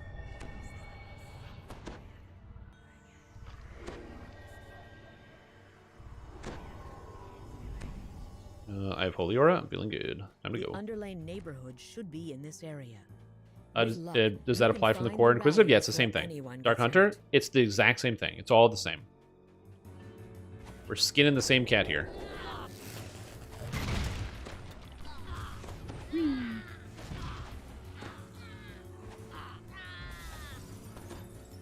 Yeah, it's all the same thing. It's because of the way, I think, this is like conjecture on my part, but I'm pretty sure it is because of the way in which the traps are actually allayed on the screen or laid out. What happens is some of them will be, again, like underneath a texture, or the detection will be behind a physical object in the game. And so when your character makes the search, it does a search check in the area. But when your character is just like in... oh, there's double Fear Reapers? I love that. Yeah, so when your character's in the area, it like makes a search based on the small area that you're checking out. But when your character is like actually pressing the search button, it goes around and ignores a lot of those... sorry, I can't remember how to play these characters. I'm trying to think and talk at the same time. It avoids like this barrel, for example, would get in the way. But when I do a search check, it just checks the radius as opposed to the line of sight. Versus, I think the line of sight is what causes the issue with like small objects. And that includes invisible things like volumes that you don't see, like trigger volumes. So, for example, the trigger volume in that room is when you walk in, the boss starts talking to you about something. We learned a lot about trigger volumes from, if you watch The Joy of Deving with Bob Hess, where he shows like how they get their triggers to work, where it'll be basically an invisible box, and when the monsters, like when you walk into the box, or a player walks into the box, or monster walks into the box, something happens. And so those volumes, I think, will actually take up the space, so your character won't see through it. So the invisible trigger volume that is doing something will likely be what's getting in the way and preventing your character from actually being able to see what the fuck is going on. Again, this is conjecture on my part, but it just doesn't work so often that you cannot rely on it. There was a time where it didn't work because it like just actually didn't work. There was like a broken part of it. But yeah, now it's not that it doesn't function in that capacity, it just doesn't function because oftentimes it's a miss. Nothing happens with it. So you gotta be a little careful with that. But that's okay. Another group of attackers pours into the courtyard. But yeah. Anyway, I've been having like an absolute blast playing Path of Exile. My original plan was to play one character, and if I didn't enjoy it, I would quit. And then I have 6 now, and I have a level 100. Yeah, and I made 2 builds that were all my own. One is the Freezer, which can freeze anything that has less than 300 million hit points. More reinforcements arrive, which is a gigantic, the war incalculable number. Like 300 million hit points is a lot of hit points. And that's full freeze. Full freeze for 3 seconds on anything with less than 300 million hit points. If you're wondering what things have more than 300 million hit points in Path of Exile, the answer is nothing. Endgame bosses have 100 million. So yeah, that's kind of cool. You think you've dealt with all of them. Then an imposing orc enters the courtyard. And then, can I just tank this guy? Yeah, I can just tank this guy, whatever. You'll pay for interfering with us.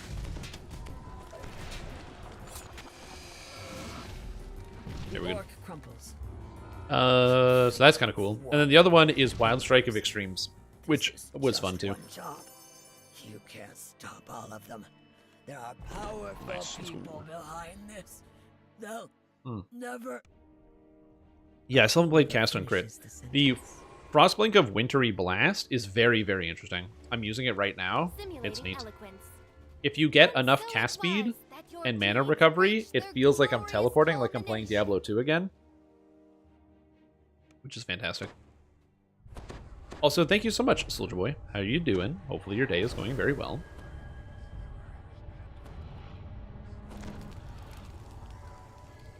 So I forgot I can give everybody Epic Mage Armor. Epic Mage Armor! Get your Mage Armor, people.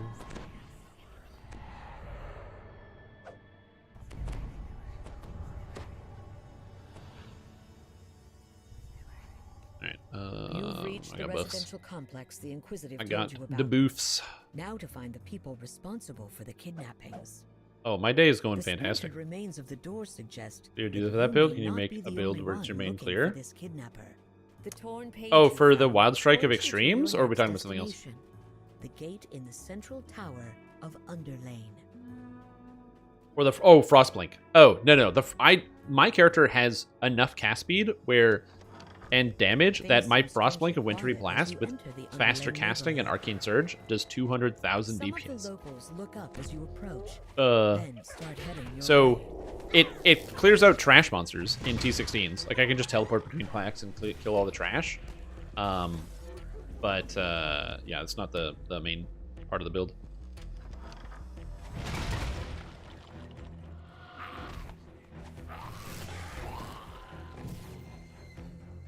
Poison Tornado Shot. Kind of maps with Whispering Ice Cast while channeling. Tornado Shot cast while channeling is fun. Or no, sorry, Whispering Ice cast while channeling, where you just cyclone around, is also really, really good. Back in the day, I used, before you needed to move constantly, I used Scorching Ray cast while channeling with Fizz Cold to Fire Ice Storm. So I did 100% Cold to Fire conversion with Ice Storm, and then using Scorching Ray cast while channeling. That was a build. Frightened faces disappear from nearby windows as another band of ruffians calls you out. Someone's intent on stopping you. Enough DPS normal plus magic, but probably not for rare. Well, with a faster casting link, no, probably not. With full links, probably. With a full link setup, you could probably get the damage. Also, if I put it in a 4 link with like my gloves, for example, because I have gloves with plus 3.5% crit chance for socketed gems, I could probably get the damage up to like actually endgame scalable heights. The problem is it's just also not for bossing really, which is another issue. Hi, please. Monsters with evasion. Oh my god, Crix Flamma just died. Oh no, what's going on? What happened? Did we go 2 different directions? That's not good.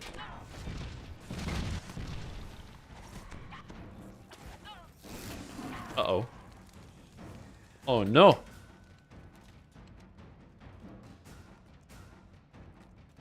Yeah, I went left because we aggroed. There was like a set of monsters over there that we aggroed. And, well, there's a shrine here, which is good. Not good for the fact that somebody just died. In ragged clothes and battered armor guard the central tower. What's up, Hawk? How you doing? Yeah, you gotta be careful in these sections. And it's also really easy to get distracted and then to like run in front of somebody.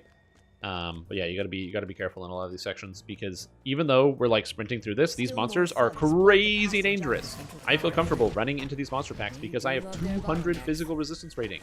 I have displacement. I have a blade of armor. Okay, so I feel comfortable doing it. Just because you see me doing something does not mean you should. Well, yeah, well, if all your friends were jumping off a bridge, would you go do it too? No, don't jump off the bridge. Or whatever it is. Sure, I mean, yeah. You approach the entrance to a fortified tower. Wait, Joey's doing it? Oh man, Joey's so cool, dude. I guess I gotta do it too. All of them, I believe. Yep. I can't stop you. I mean, I can try. Yoink. Oh, gotcha.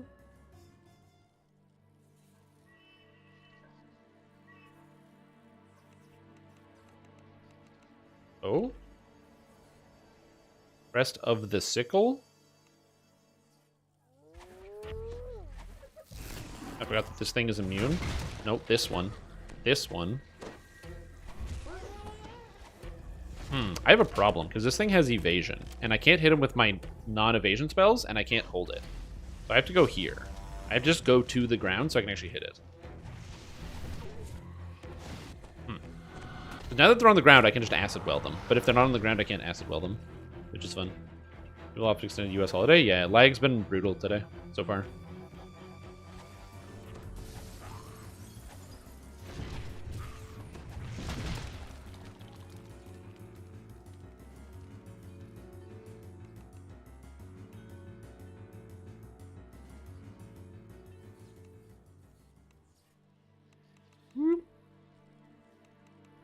Around.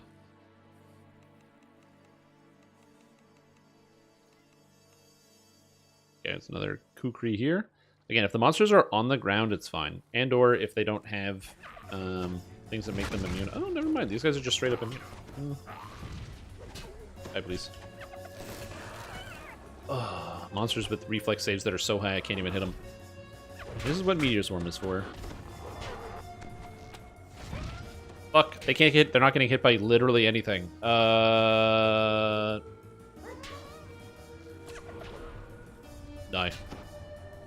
Oh, I'm not facing the guy when I'm casting spells directly at him? Cool. Thanks, video game.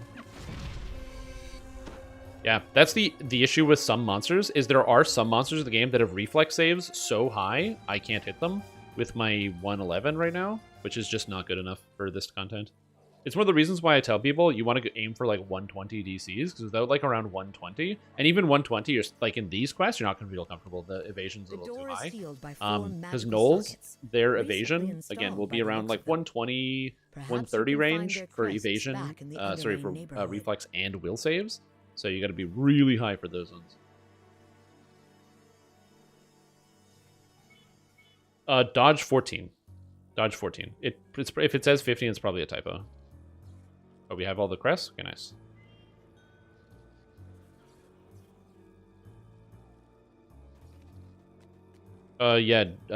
Jaren, you should just wait. If you try to find us, you're going to run into a respawning boss, so just wait there. Hey, what's up, Davidson? How are you doing? How are you?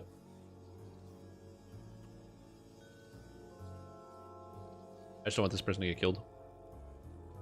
But yeah, so overall, I've been having a lot of fun. I'll probably show off some of my Path of Exile characters later today, because I've just been having an absolute blast with it, and it's been very, very fun. Oh, I was like, why isn't the crest going in the door? It is going in the door. There's just lag. Yeah,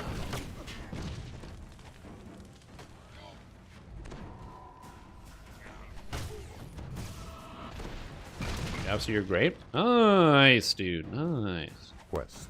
Yeah, I'm doing pretty good as well. I'm feeling good. You open the gate, but Yeah, this is brutal. Warforged We're also trapped not going to be doing inside DDO don't all seem to day notice. because You the open lag prison gate. is awful today. Several Warforged murmur thanks as they bolt for the door, yet others just stand there, motionless. The lag. The lag. This guy really hurts, if I recall correctly. You don't look so tough. Yeah, he does. Except when my spells don't go off. I love that when that happens. Like how he just comes back because I just keep hitting him. Ugh. Yeah, that guy hits really hard. I was just trying to like heal myself and it wasn't working. Torture equipment and strange machinery fills this room. Ooh, Absolute Judgment. Mythic 4. Nice. Nice. Have I done these yet? I think it's the first time. Yeah, it's the first time. Nice. Nice, nice, nice. 421, baby. Yeah, getting a day off is nice. If you happen to live in America, you're set. Ain't no way you stream on YouTube too. I mean, I am streaming on YouTube right now. This is a live recording. Live recording? A live feed. It's a live feed. Is it a recording? Is that the correct terminology? This is a live piece of media. Live video feed. I am recording at the same time as well. A week vacation? Did you get into anything fun? It is a live recording, yeah, because I am currently recording. You do anything exciting? New? Crazy? Because I gotta say, especially sometimes when it's like, oh, you're taking time off, you just need to Regards you with a skeptical eye, not to clearly do stuff. wondering what brought you here. Oh, like half your gear? Nice. But yeah, because you're going for the Reaper XP, yeah? There are still people running Reaper. My group filled like almost instantly. I put it up and within 2 minutes it was full. The thing is, you just need to make sure that the people that are together, if you don't have a tank, people are prepared for how to handle and manage these situations. I don't have any of the social skills, so I gotta find the book. That you search the administration building in the back of the club. Surely you'll find a written That's like record monthish. Yeah, they did. They changed the policy, but most of the policy changes don't really affect me in any capacity or any meaningful way, so I don't have to think about it that much. We have the book. Nice, let's go. Yeah, I don't think they did anything major to anything that would have any impact on me or what I do. Wait. No. Book.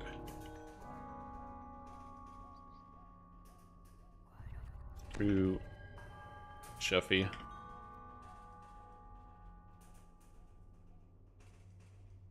It's just that sometimes the book will spawn downstairs. I've had that happen to me twice, where the book just has randomly spawned on the staircase going to the other section with the puzzle. And I've been like, huh, that's weird. And then you have to like go find it later. You've entered the administration building. Now, to search for the papers that show where the club obtained the soul split warforged they're using as servants. Here we go. Doing YouTube and Twitch. Yeah. The reason why I'm doing it is because, one, there's no reason not to. Two, some people just only really want to watch on YouTube. They don't want to watch on Twitch for a bunch of reasons. Whether it's because they just don't want to go... The biggest reason why people want to watch on YouTube and not Twitch is because they don't want to go to another website. That's it. It has nothing to do with, like, you know, I do like Twitch or I don't like YouTube or whatever it is. It's a lot of times some people don't go on Twitch or some people don't go on YouTube and they don't want to go to a second website. It's really, really hard to get somebody to go to a second website. Like, it's crazy. You look at the metrics of like, hey guys, click this link and go here to do this thing, and it's so hard to get somebody to click on one link. Not a lot, just a single one. And so, yeah, there's different features. Like, I'm not saying that, you know, Twitch or like Twitch is the best way to view all media or anything like that. There's definitely like different reasons to look at the different platforms. This guy hits really fucking hard. Wow. Okay. There's good reasons to be on both platforms, but it's for the most part, people use the platform they're using because it is the platform they're currently using more than anything else. A searching look in his eyes. You suspect that his last moments. I mean, there's no Twitch adverts, but you get YouTube adverts as well. The mess you've created. The benefit of YouTube adverts is you can just roll back, though, so I guess it doesn't really matter. The source of the Soul Split Warforged. You didn't also comprehend what they were reading? True. I know, dude. Did you guys watch me play Magic last at the end of the year? I didn't comprehend anything I was reading. Okay, so after I finished that stream, by the way, so for these guys that don't know, I played Magic the Gathering for the first time on stream. Okay. And most people have ad blockers. I don't think most people have ad blockers. I think that is major copium. I think a lot of people have ad blockers. I think that it is easily less than 50%. I think the majority of people don't have ad blockers that watch content online.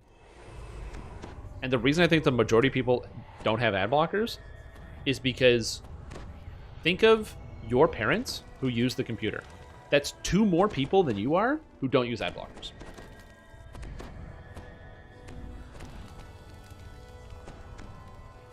Right? So there are way more people that don't use ad blockers. So definitely not correct. It is very easy to think that a lot of people do, or that, you know, it's everybody who's running ad blockers. But if everybody was running ad blockers, nobody would ever pay for advertisements. They do pay for advertisements, and YouTube needs to combat these things, but it's not everybody. A pair of booms stand guard the door. But yeah, so Magic cards. So I was really struggling to play this like white-black deck with the incubators on stream, and I lost games for basically like 2 hours in a row, which was not ideal. So just lose game after game after game after game, trying to win with this one deck. Anyway, I ended up finishing the live stream on a heavy losing streak with that deck. And yet there's no But sign of that's how not he the died. way the story ends. Perhaps there's a clue inside I his won with the apartment deck, that points and then to I the kept winning information he promised you. because I realized, You oh, wait a learned minute, that David had a safe this deck house is a control built in a deck. water purification plant And it made it now way by the easier to Shawn play. Docks. David Shelby lies Oh, it was locked so up much in his easier once I knew it was a Yet control there's deck. still a chance It was you like, can oh, I find have to the like information he wait for my promised. opponents to do something, You need to catch a and then be sky more coach. reactive. Head down to the docks Oh. and find his safe house. I have to slowly build advantage. Oh, got it. Because I've been playing everything pretty aggressively, I think, for the most part, with every card deck, which is basically like just build a board and kill people with every single card type. There's like the blue cards, which were like build a board, and then once they're low enough, kill them from hand. Or like the red cards, which was just play everything in your hand all the time. Or the green cards was this is big, and then you get rid of it, and this is even bigger. Or the white cards, which were like, oh, if you don't kill my things, they're all growing. They're just getting bigger and bigger, and there's nothing you can do about it. And then the black cards, which were like, assassinate. You just delete cards when people drop them on the table. Oh, what's that? So you put that on the table? No, it's mine. A And it's single gone. sky coach is docked But nearby. then I played that one white-black deck, and it was like the light switch went off, and I started winning like all of my games after that, which was nice with that deck. So, like, knowledge really goes a long way in understanding the game. For those who are wondering, have I played more Magic the Gathering since that live stream? The answer is no. Actually, not for a lack of desire to try again. More so, I just really, really hella got into Path of Exile. So, that would be the reason why. Gemma the Boulder drops in defeat. Do people tend to do the Giant too when farming items for Frosty Reception? Yeah, every time. Because the Giant drops a second item. There wasn't supposed to be a body. The pilot agrees to Gotta bring think about you your down sibling to the too. docks. Yep. If Just board assuming the your sky siblings coach also and you'll be use on your ad way. blockers. You disembark the sky coach at the Again, when it water comes to the use purification of ad facility. blockers, I know A lots of guard people at the that door don't raises use ad an blockers. arm to warn you off. You've convinced the guard to open Actually, the you know door. what? I don't even need to hypothetically. I can prove it. I can prove that the majority of people don't use ad blockers. Okay? I can prove it. Easy. What is the #1 platform for viewership on YouTube? Oh, I'm a rogue. Let's do more. What device do people watch YouTube the most on? As you approach, thoughts suddenly barge into your head. And when you realize what the answer is, you realize why ad blockers are not in the majority. The telepathic crayfish asks for help. Phones. It seems an ODO There might be is ad blockers on phones. and it's determined I actually don't even know if you can get an ad blocker on phones, but it can't be as easy as it is on computer.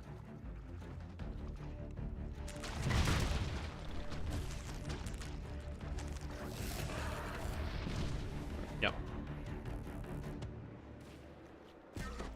So yeah. As I said, that's the easy one right there.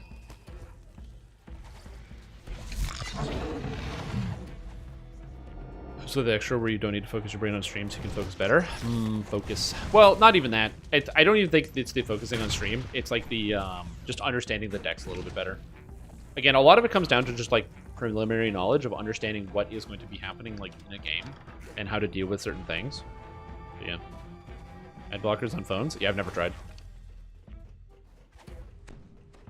Yeah, my solution is I watch too much YouTube. I just pay for YouTube Premium.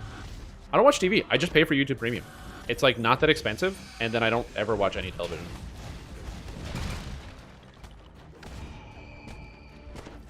This guy's slapping me with the tentacles, and I don't like it. Yeah, exactly. Like, I just literally don't watch any television, so it's easier for me. No Netflix, none of that. Become stale, back to hardcore and get 3K/20/20 before it ends. Thinking of doing a wizard, trying to figure out if I want to do pale trapperish or pure wizard with just having to get 3K.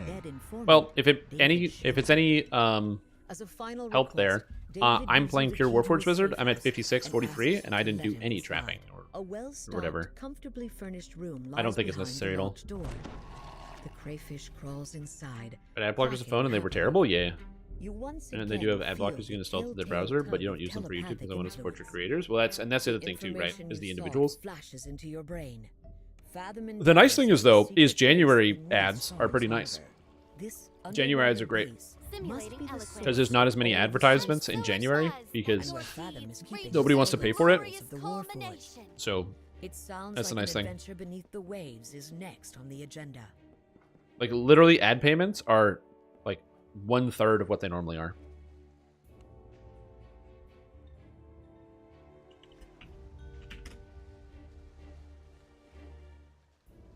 It's brutal. Are you actually doing Soul Survivor?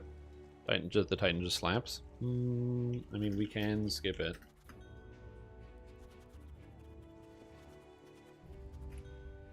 Just skip the stuff with traps is dangerous to dodge. Yeah, with 3,000 favor, I hit 3,000 favor. I think I went for 5K. I hit 3,000 at level 12, I think.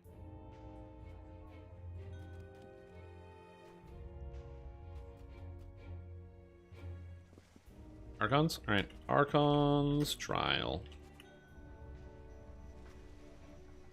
So yeah. Also, Path of Exile getting stale. Again, people played a different route to me. Dorak and I are trying to get a mirror. So, a better way to get a mirror would probably be through crafting, but we're just farming it. The fact that the mirror price went from 400 divs to 800 divs is not great, but, you know, we're working on it. Nearly leveled to 20? Yeah. Yeah, I went for 5,000 because I wanted the +5 tome. +5 tome. Yeah, I'm going to do 38 challenges and then go from there. This Path of Exile League has been too good. The main driver for me has been the Transfigured gems, and I will say this, fun parallel. So, you don't have to know anything about Path of Exile to understand this. In Dungeons & Dragons Online, one of the new... yo, Rez, thank you so much for the kind words. Welcome back to you as well, to the stream team, for 22 months. Hope you're doing well. One of the things that Dungeons & Dragons Online did is they added archetypes. So archetypes are classes that have a little twist to them, right? Just a little twist. And the goal of this little twist is to give you a slightly different way to play that has a different feel to it. It genuinely has a different feel to how it actually is going. And I think archetypes have been very successful. People enjoy playing archetypes. You have a lot of different people running the archetypes. I mean, if just looking at our group, you have a Acolyte of the Skin, you have a Blightcaster, you have a Dark Hunter, you have a Dark Apostate, and a Sacred Fist. I'm the only person that is not playing an archetype in my party.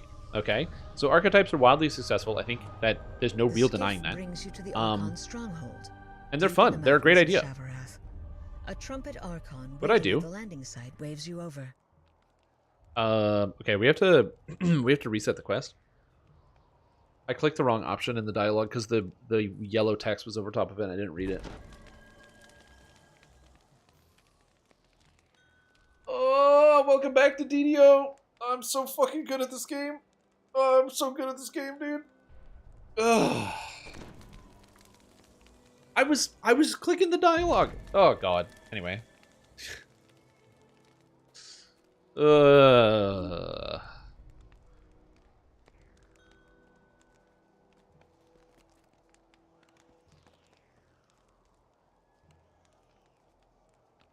Yeah, world's best DDO, thank you.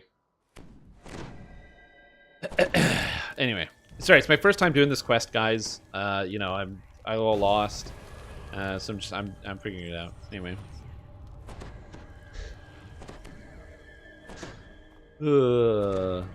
Yeah, I don't have a 200 Divine Helmet. I have the Mage Blood. I do have the Mage Blood. Which also, so good. I don't know what I'm going to do next league when I have to play without a Mage Blood.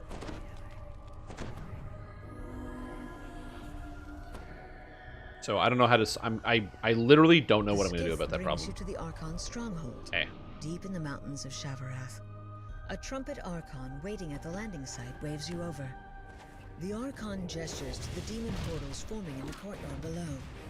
You'll need to clear out the demons down there. Then we'll open the main gate. You farm one? Yeah. Test. This season was an easier farm than I think it's going to be in other seasons. And the fact that Mage Bloods are only like 140 Divines right now. Because there's so many of them. The greatness of Mage Blood while on hiatus. That's also a good idea as well. Just forget about the Mage Blood. That or just play Pathfinder like everybody else. But anyways, so as I was saying with archetypes. So archetypes are really cool because apparently they're less work for Sandstone games. And not only are they less work for Sandstone games, they're also really fun and successful in terms of giving people different options to play. In Path of Exile, they added Transfigured Gems, which is basically the same thing. They just take your regular skills and then make a minor tweak to them, which makes them play differently as an option. So you can either play like Stormbrand, for example, or, which is just Stormbrand, it's a regular skill, or you can play Stormbrand of, I think it's Indecisiveness, where after the Stormbrand shocks somebody, it drops off of the target. So it shocks, then drops. Shock, drop, shock, drop, shock, drop. And as a result, it ends up having like way longer duration, and it's really weird because it moves around a lot. Is it good? Yes, but more so, it's different, and there's a lot of weird different ways to play. And that, and apparently, there was I watched an interview with some of the devs, and they said that doing the Transfigured Gems is dramatically easier than coming up with new gems. Like, doing just Transfigured versions is like way easier. Which is cool. So I'm excited to see more of what they do, and it gets that like build feeling going that would happen with the archetypes. So I'm looking forward to seeing more out of what Path of Exile has to offer in terms of the different builds and ideas and other things that they've got going on. Cyclone of Tumult.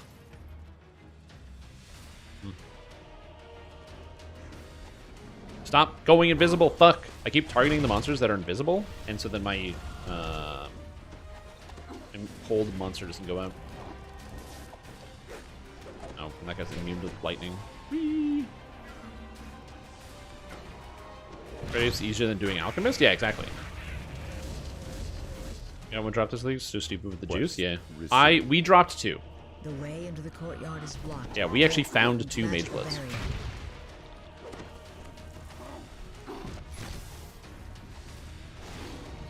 We found 2 Mage Bloods and 2 Squires. And a Marohi Urki. And Kalandra's Touch. So in our time of farming, we found 6 T0s. And we made some money off of them. I'm happy with that. The Marohi Urki being worth 12 Chaos was a bit of a surprise. And the Squire being worth 2 Divines was... Well, I wanted more money than that. So, again, not ideal, but it is what it is.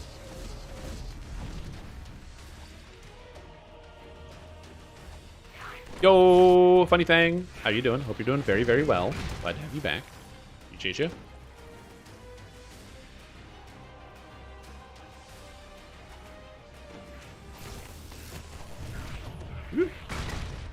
Season I got a head dungeon, and it was no fun playing without it the next season. Yeah, I think I can. Well, I can get past the Mage Blood. I think largely because I think that while Mage Blood is very good, you can manage your flask in other ways, but it's just nice on the fingers. We found one Mage Blood. Yeah, you found our Mage Blood. You found the Mage Blood that I'm wearing, dude. I'm very grateful of. Thank you for giving. We were literally just playing, and then he goes, "Oh, yo, there's a." It's like, "Oh, I found a Mage Blood," and we were joking. We thought he was joking because he didn't sound excited. He just says, with that tone of voice, "Oh, I found a Mage Blood." And we're like, "Okay, well, yeah, whatever." And then later on, open trade, Mage Blood.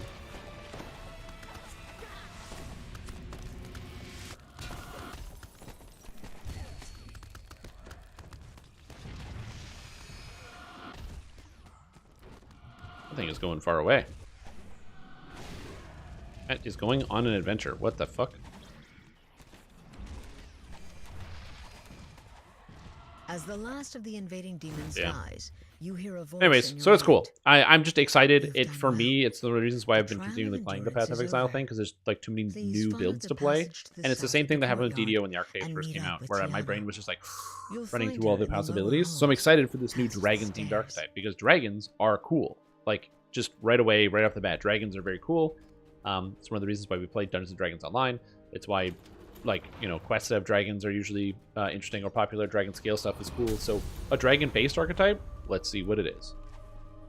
Is it going to be, you know, Draconic Bloodline Sorcerer? Probably, but Tiana says that's still cool. Next comes the trial of intelligence. Have you missed some news? Yes. I have posted a video about it if you would rather watch a video than listen to me blather. But TLDR, it's the Year of the Dragon this year. And so it's also Dungeons & Dragons Online, or sorry, Dungeons & Dragons 50th anniversary. So Dungeons & Dragons, the tabletop game, it's their 50th anniversary this year. And so as a result, as the last puzzle piece they are DDO is doing some special things, and with the anniversary of the game on February 28th, we will also be getting the new dragon themed archetype, which could be anything. Somebody said Dragon Ball Monk, and like, sounds good. Give me the Kamehameha and I'm set. The large puzzle is complete, and one of the barriers I'm running your Sacred Fist Healer? Oh, you're running Sacred Fist Healer? That's cool. The Guardian That's Archon neat. nods and teleports away. The barrier blocking your path disappears. Yeah, that's kind of cool, after. dude. And other things. There's also the new expansion about Myth Draenor. Myth Draenor. I don't know what that is. Couldn't tell you. I don't know As the puzzle Forgetted is Realms. completed, the path ahead opens. With the click of a button, the last barrier End fades. fight extremely Once again, you have a voice dangerous. in your mind. Please pay You're more attention, clever than you first healers. appeared. The trial of intelligence is over. The teleport. This end fight is statue will take you to unbelievably your final dangerous. challenge. Good luck. That's why I wanted to do, like, all caps, please pay attention, healers. I'll be doing my best to grab aggro on everything. But yeah, this fight is tough. I will be inside. I'm focusing right now, so I'm not going to be talking. You have passed all of the trials set before you in order to reach this point. I congratulate you. One final test awaits you. The trial of strength. Mm-hmm. If you pass this challenge, then you will have proven yourself a worthy ally of the Archons of Shavarath. Rian's voice I think fills the that the arena. Archons are immune Your last challenge is a straightforward one. Prove to me to the lightning strength of your and resolve. acid, but they're not immune to cold, and they're not mine, immune to and force. this final trial will be complete. Okay, we're good. Rian is the Planetar is not that dangerous.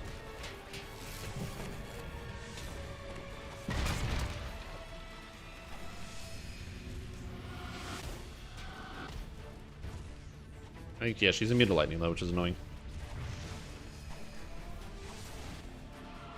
Not immune to force. She immune to acid? She's immune to acid. Well, immediately she's also not immune to radiance, so I can just hit her with radiance. It's not ideal, but it does work. She's immune to like half of my spells. It's very annoying. Okay, we're good.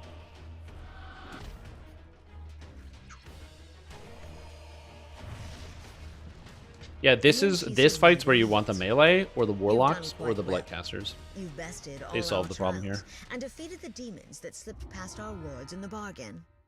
Please, accept Anyway, these what were we talking about? tokens in Oh yeah, gratitude for your new DDO assistance. news. So yeah, so the new stuff coming out for DDO, very exciting. When the time We'll comes see to how it battle goes the devil later era this Tracos, year. we will aid you But yeah, as we're well also we just can. kind of like waiting for The news. trials are I can complete. imagine that there's You've probably shown the some like archons that they're you're still worthy of shaking their off the respect dust or and whatever, like a trust. lot of companies do at the end of the year, where not every business in the world is like this, but a lot of businesses will take time off between Christmas and New Year's. They'll just like shut down the office so people aren't actually working. Secured And so to the people are ground like by kind of forced to spend colossal time with their chains. families, whatever. And then when The you come codex back beginning of page the year, the it's like, hey, archons now we gotta spoke catch of up. What must are we be doing? Where are nearby. we? How many of you Recover the beat page the entirety of before Baldur's Gate demons 3 can reinforce the over area the holiday? and take the page back to And their so lair. I should wait for group buffs.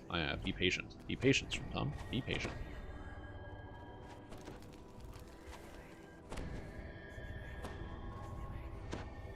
So yeah. Oh, you're playing the Cyclone of Tumult with the increased speed or reduced speed with the stampedes. I gotcha. A portal forms in the courtyard before you. Demon reinforcements start to pour into the area. That's why you wanted the stampedes. I love arcane supremacy.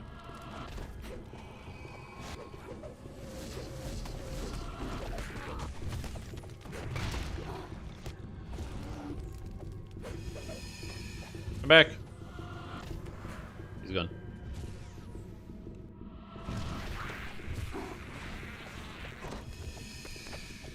My like rune arms are disappearing, which is weird. The blasts are usually not disappearing as much. Maybe it's just the lag though. I don't know. Form in the courtyard below. The demons are determined to keep the codex page. Should have dropped the song here, the auto sphere of dancing. I'll just make sure I leave that up. I don't want anything bad to happen to anybody. With these quests in particular, you gotta make sure there's a lot of demons and stuff. They get kind of spooky if you're not paying attention to them. And so I don't want anyone to fall into a bad place. The nice thing is that while I only have, I think, 95 on my hold, it works against a lot of creatures for the most part, just because of the fact that creatures tend to have lower will saves than other saving demon throws. portal begins to open in the courtyard to the east. To complicate matters, the whirling blades of Shavarath have begun to Also, appear I am amongst not the in ruins. any capacity going to be going like through the whirling blades of Shavarath. I see people do that all the time when we do these quests. I've already done these ones, and it's madness. I don't understand why anyone would have the motivation to do that, because I guess they just do it on the regular servers. They don't even think about it. Don't do that here. It's not a good idea. The last time we did this, somebody almost died.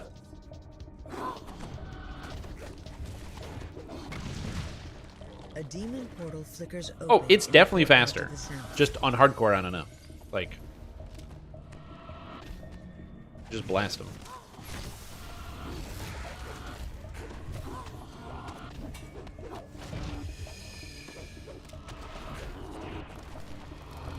Why does this guy have evasion?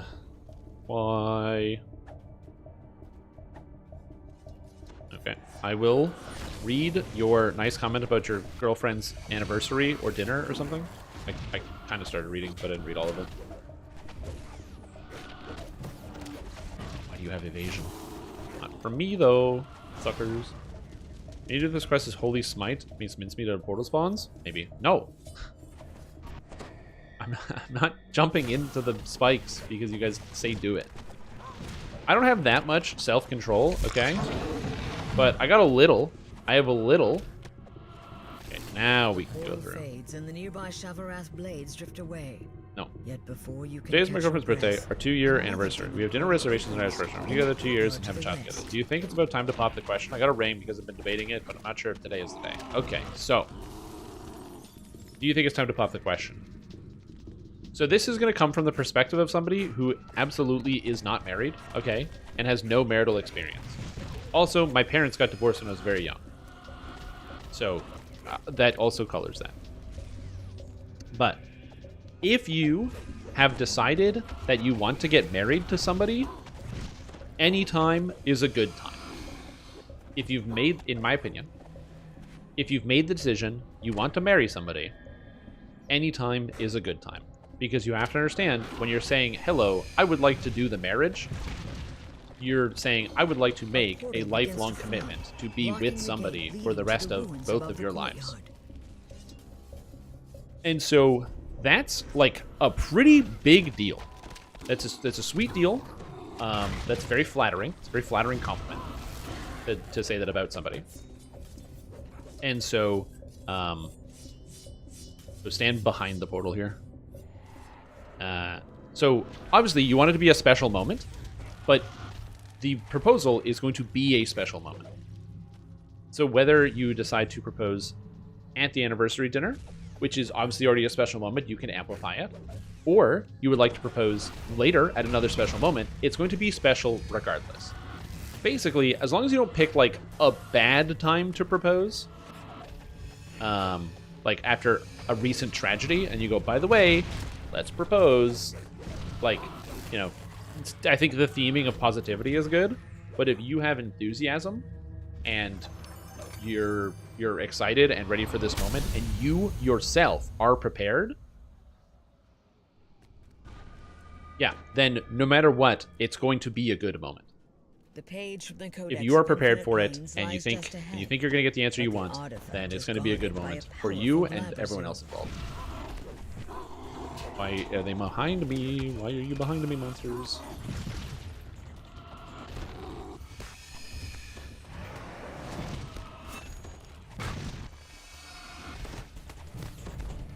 The Glabra Zoo collapses. And the It magic does this, you're field good. Don't get married protecting because you're the supposed Codex to? Yeah. page fades. Also that too. Yeah, also make sure you've talked about getting married before. You don't want to just be like, by the way, we should get married. And they're like, well, I never wanted to get married. Or, you know, we talked about this. I said, not really. Like, obviously respect the wishes of the person that you're with. And hopefully you get married if the two of you want to get married. But that's my piece of advice. Getting married is the exciting part. So you want to make sure that the... so it doesn't matter when you do it, as long as it's a good time. But again, this is just for me. It's really easy to get wrapped up into like watching a YouTube video of like some dude doing like a proposal where you like they like hire a marching band or some other shit, or you watch a TV show or a movie where something happens. What matters the most in that moment is that you are telling somebody, I want to be with you forever, and I want you to be with me forever, and I got handcuffs, let's go. We're just gonna, you know, here, I got a Chinese finger trap, and we'll put them together, and then boom, now we're stuck together, and we're gonna be like this for the rest of time. Because I put super glue in the finger trap. Like that's, you know, that's what you're trying to say to that person.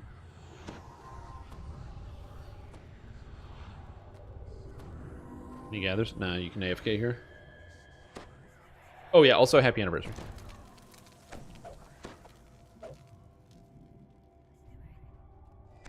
A deep pool of foul water lies at the foot of the Devil's Fortress. Jim, This must thanks for be the the information for the hidden code. entrance Made it into that account David use it since spoke my last of. account got bored, so maybe I'll play again. Yeah, so as I said, I basically never, if you join my Discord, have you ever found been a your way Discord where inside the there's just like fortress. constantly like Now mentions? to investigate Like you just like Eretratus' constantly see plan. the little red ticker pop up of like, you've been mentioned here, you've been mentioned here. I hate that with a passion. If it is not worth my attention, I shouldn't have been mentioned in it, and I get mad about it. I get genuinely mad about all these Discords that just give you that information. So as a result, I am very sparingly, okay, using that mention. So when I did the mention for everyone, and I did an add everyone, it was because the code is here. Like I said, if you are in my Discord and you receive a mention from me, it is because something important is happening within the field or realm of Dungeons & Dragons Online, or my live stream that I think is important enough. Easy example, when I made my video talking about how I'm frustrated with the state of Dungeons & Dragons Online, and I was like giga depressed at the beginning of the year, and I needed to take some time away, I didn't make a mention for that, because even though it's important to me, I just assume, and probably rightfully, that most people kind of don't care. They're like, whatever, just post videos later. Just post a video. Chop. Get the hell up. Post a YouTube video. Put it on the live stream. I gotta watch something. And so some people were very kind and had a lot of positive words to say, but most people probably didn't care, which is also like that's the universe experience, the experience of being online. That's why I didn't want to add everybody. It wasn't really important. The people that wanted to have that information had access to it. But when it came to the code, I was like, no, everyone's got to see this one. You got to get the code. Yeah, because that bothers me. I feel like Radiant Servant too much for your own good. Now, Radiant Servant's great. In my opinion, anyway.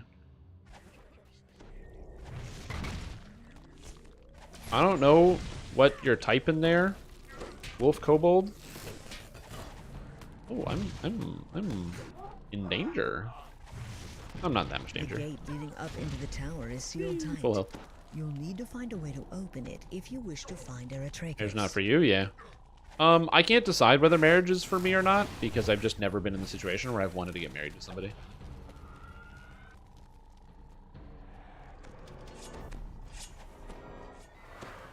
Princess Bride? Oh yeah, that's the movie I haven't seen yet that you guys are gonna then go, you haven't seen The Princess Bride? Dude, you have to see it. It's like the greatest movie since ever. Yo, what's up, Droden? The devils have been researching some arcane topic here. Ladies and gentlemen, can I please have your attention? I've just been handed an urgent and horrifying news story. Okay. I need all of you to stop what you're doing and listen. Okay. Cannonball.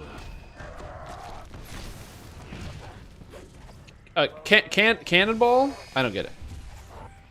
Oh god.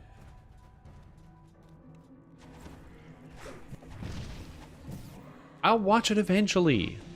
But I'm not going to remember the quotes. Like, for you guys, it's the sort of thing where, you know, in the 1980s, you watched the movie The Princess Bride with, you know, some of your friends in college. And you got and you were like, wow, this movie is so funny and it's so amazing. And you quoted it together and stuff all the time. And now you're trying to relive and re-grab those glory days. Whereas for me, I didn't talk to my friends about The Princess Bride, so I don't have like that cultural reference. It's not stuck in my mind, so I probably won't get the quotes regardless. But yeah. For insubordination. Booms the pit fiend. But maybe someday I will. You might as well know. I don't know. I have a very good capacity for forgetting almost every element of my entire life. So I think that, you know, even though the quotes may be memorable, you might be overestimating my ability to remember anything. Just gonna point that one out there.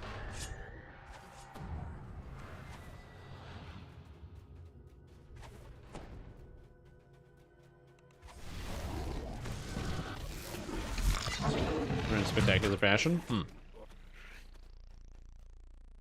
Yeah, I don't remember a lot of movie quotes. I do remember, hello? Dungeons & Dragons Online, hello? Being incessantly told to watch a film is one of my pet hates. Yeah, I don't hate it.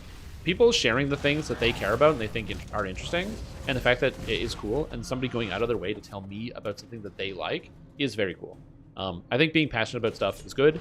I think it's good to tell people and share your passions with others. I spent a large portion of my life, and I still spend a large portion of my life, not talking about the things that I'm passionate about. Because I'm just afraid of like people being like, oh, that's weird or whatever. That's strange.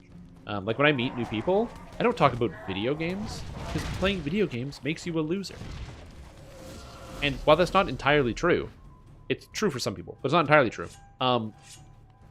I still have that connotation, so it's like the last thing I'm going to talk about if I like meet somebody new that I don't know. I'd rather talk about pretty much anything else because I have that connotation in my mind. And so when people tell me like, oh, I really enjoyed this movie or this film or this thing, like, yeah, tell me about that. That's great. Share your passion with me. It's something I wish I could do better for myself, which I can't because I have fear and shame. The old Catholic shame.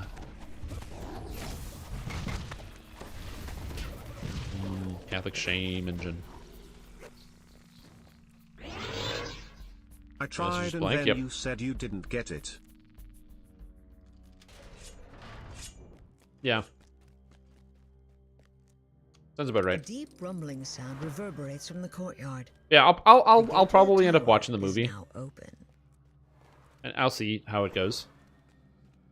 You know, and we'll talk about it. I have also watched movies. In fact, I will say this: every movie I've been recommended by How We Doin' has been fantastic. I have seen Anchorman, yes. I don't remember all of the things from Anchorman, but I have seen Anchorman. Thing is, when I did watch the movie, it was at a friend of mine's place in college, and we spent all day drinking. It's with the guy that I originally started doing the whole Drink Souls thing with back in the day. It's not my idea. We were doing it together.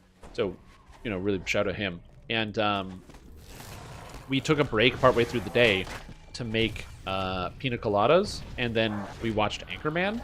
And so I had quite a lot to drink, but it's still a very, very funny movie. It's a funny film. I just don't remember every detail of the movie because there was like this weird film of brain poison in my mind that like made me forget some of the details that I put in my own body myself. Eretraco stands before an open portal below. Eberron is our next battlefield, Says the pit fiend. Eberron. when I return, all of Shavarath will belong to the devils. Hathara, protect my fortress while I am gone. We have mines on our You can begin by our mines on right now. That's where we're good at what we do. The pit fiend steps into the portal and Mind. vanishes. Ease gives a cry of fury and flies at you. She's immune to like half the things that I do. Oh, she's not immune to lightning though. Sucker. What an idiot.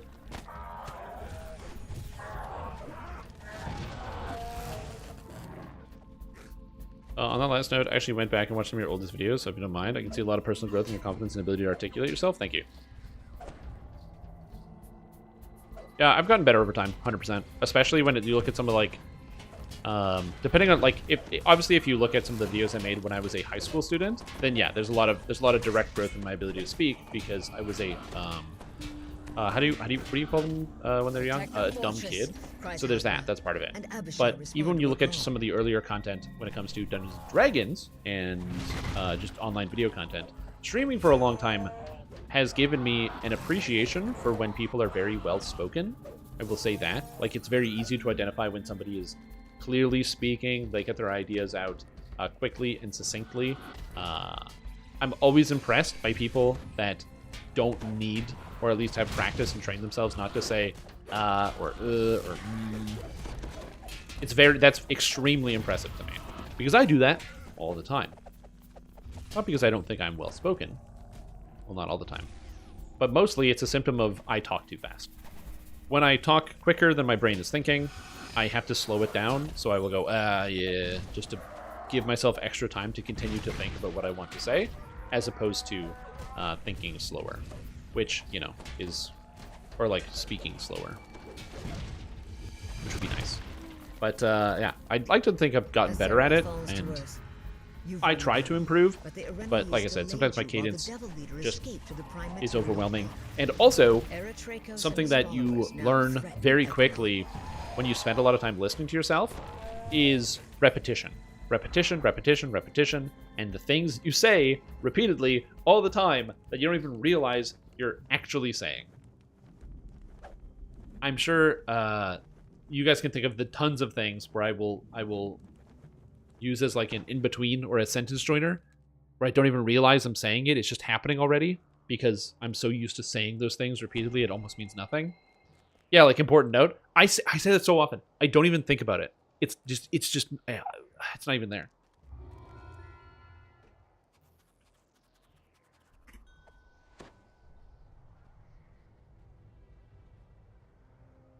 It's unconscious.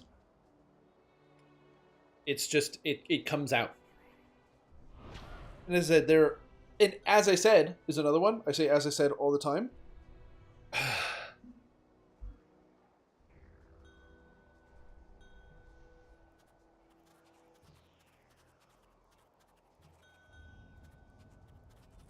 Pick anything else first.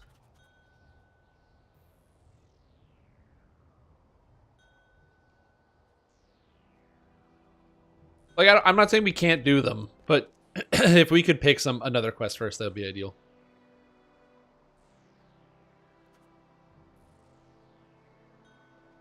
What? No, there's no way. No, there's no way. I haven't even done all the fucking quests. And I'm way, way above. There's no way you've done all the quests. Yeah, like, I didn't do... I do like Moorgrave.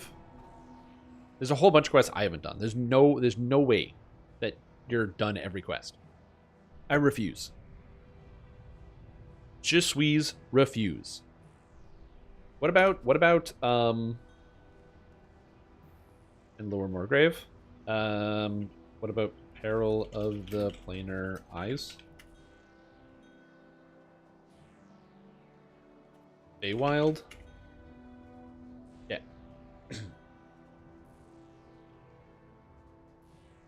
Alright, Peril next.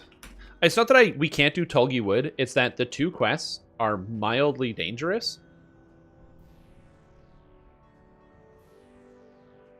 But yeah, if you're not running any potions and you run each quest 1 time, you will hit 400,000 Reaper XP.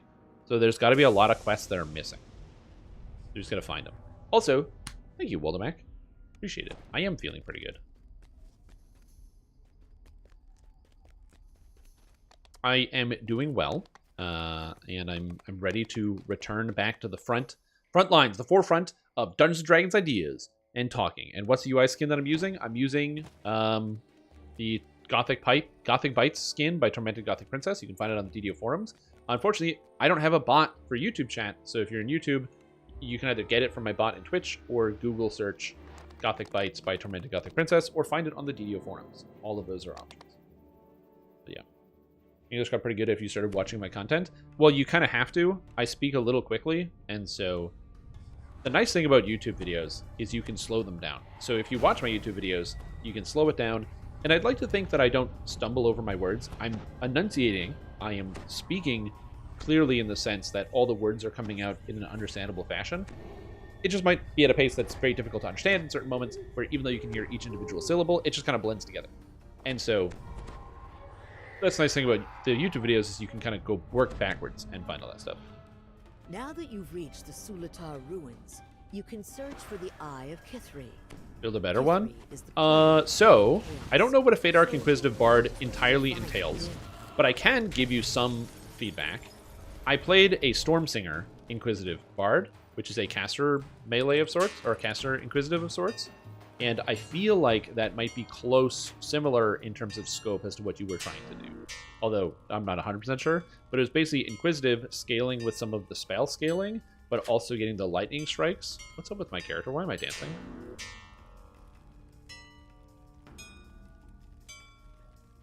Mm-hmm.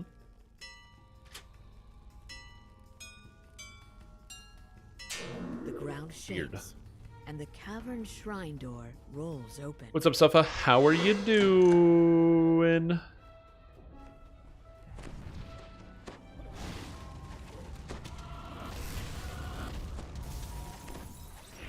we go. Actually, find a faster voice easier to listen to than a slower voice, assuming you're still articulating. I agree. It's the same reason why I watch basically every YouTube video at like 1.5 times speed or 1.75 times speed, or oftentimes 2 times speed, because some people just speak too slowly for me. Okay, so there is going to be respawns. So yeah, ferry back up a bit, and then we're going to come back through and we'll get you in a bit. I just don't want you to get respawned. Smoke and ash fill the air as an Afridi manifests into the chamber. ADHD, go figure. I actually, so my only diagnosis is severe depression, which is great. It's awesome. It allows me to do a lot of things. Like realize that other people aren't as depressed. That was the fun one. I still remember on one of my first visits to a therapist, I was describing my feelings, we were talking about stuff, and I just started to brush off, and I was like, well, but it doesn't really matter, because like everybody thinks like that. Like this happens to everybody. And my therapist was like, no, that doesn't happen to everybody. I was like, no, that's why you're here. Because other people don't have these, like this doesn't, the struggles you're going through doesn't happen to everyone. I was like, oh, medical condition. Oh, I get it now. I understand. It was good to learn about. Well, yeah, because you have to. It's when you're in your own brain. You're the only person that can hear the information. So it's really easy to assume that the information that you are fed by your own brain is information that everybody is fed by their own brain. Like, that just makes sense, right? Because you can't know the experience of another person. You can hear about the experience of another person, but you can't know it until you're actually, like, inside their brain. I have no spell penetration. So yeah, so it can definitely be quite difficult to really get that perspective, that fresh perspective that you need. And so having somebody just be like, no, that's not normal, and that's fine. It's not like it's unacceptable. It's just, you know, you want to get away from those feelings and those thoughts, and it's like, oh, that's good. As you travel deeper into the caverns, you can remember if you're interested in watching struggle through Magic Arena. If you're interested about the continued story, I did continue to play more Magic Arena after the stream, and I got the hang of that white-black deck, and then started to win against people. Well, that's not true. I started to win against everybody except for that stupid Forge deck when they got the Nut Draw, where they got the Forge artifact that got better every single turn until the game was over, and I had no card in my deck that could remove an artifact. So that was... That deck, like, if they draw that, there's nothing you can do. But pretty much everybody else, it felt much better. The voice crows. Did you think so great a prize would be easily For me, as a blast of information, you love it. Come, I love it. Time I'd to help. feast. Audiobooks on 1.5 times speed, yeah. Because like I said, when you're listening, if you can understand what's going on, for me, it's all about just like volume of content. There's no reason to listen to content at a slower pace if I can listen to content at a faster pace. There's actually a plugin you can get for Chrome that I have on my computer. And the plugin... Why didn't I maximum overdrive? Oops. I've just been like slowly chipping this guy away instead of overdriving. What the plugin does is it allows you to increase the speed of any video that's playing in a video player in your browser. And so with that, I can watch like Netflix and all these other things at a faster pace, and it's awesome. So it's like, oh, do you want to watch, like, somebody sends you like a TikTok? Go faster. You say whatever video, go faster. It's called, let me see if I can find it here. Video Speed Controller. Amazing. Amazing plugin.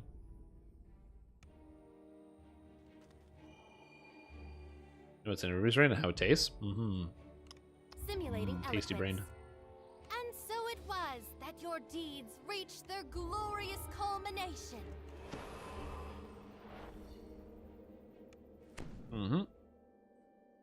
Well, the speaking is complicated. That, and also, and this is again not me trying to like toot my own horn and be like, you know, it's actually very hard to speak you on camera. I mean, it is, but you don't realize, or it's a moment where you don't realize kind of like the skill that you have in terms of being able to communicate effectively and for long periods of time. I'd like to think I'm okay at communicating, but it's always a struggle. I have a big fear of being misunderstood. Just when I say something and then somebody misunderstands me and takes something the wrong way or goes the wrong direction with it. Because I've had that happen before. I mean, pretty much everybody has. Where you say something to someone and they take the wrong inference, the wrong meaning, because what you meant was A and what they heard was B. And so you kind of end up going the wrong direction and not getting the result that you wanted, or, you know, you set up a negative chain of events. So there's a big boom outside my window. Robin Bix, your employer, I assume there was just a truck slamming snow into the ground. It's up to you to find the missing artifact. And yeah, I hate that feeling of like, you know, trying to communicate with somebody and then they misconstrue what you have said, because there was a better way you could have said what you wanted to say, but you didn't communicate well. That I find frustrating.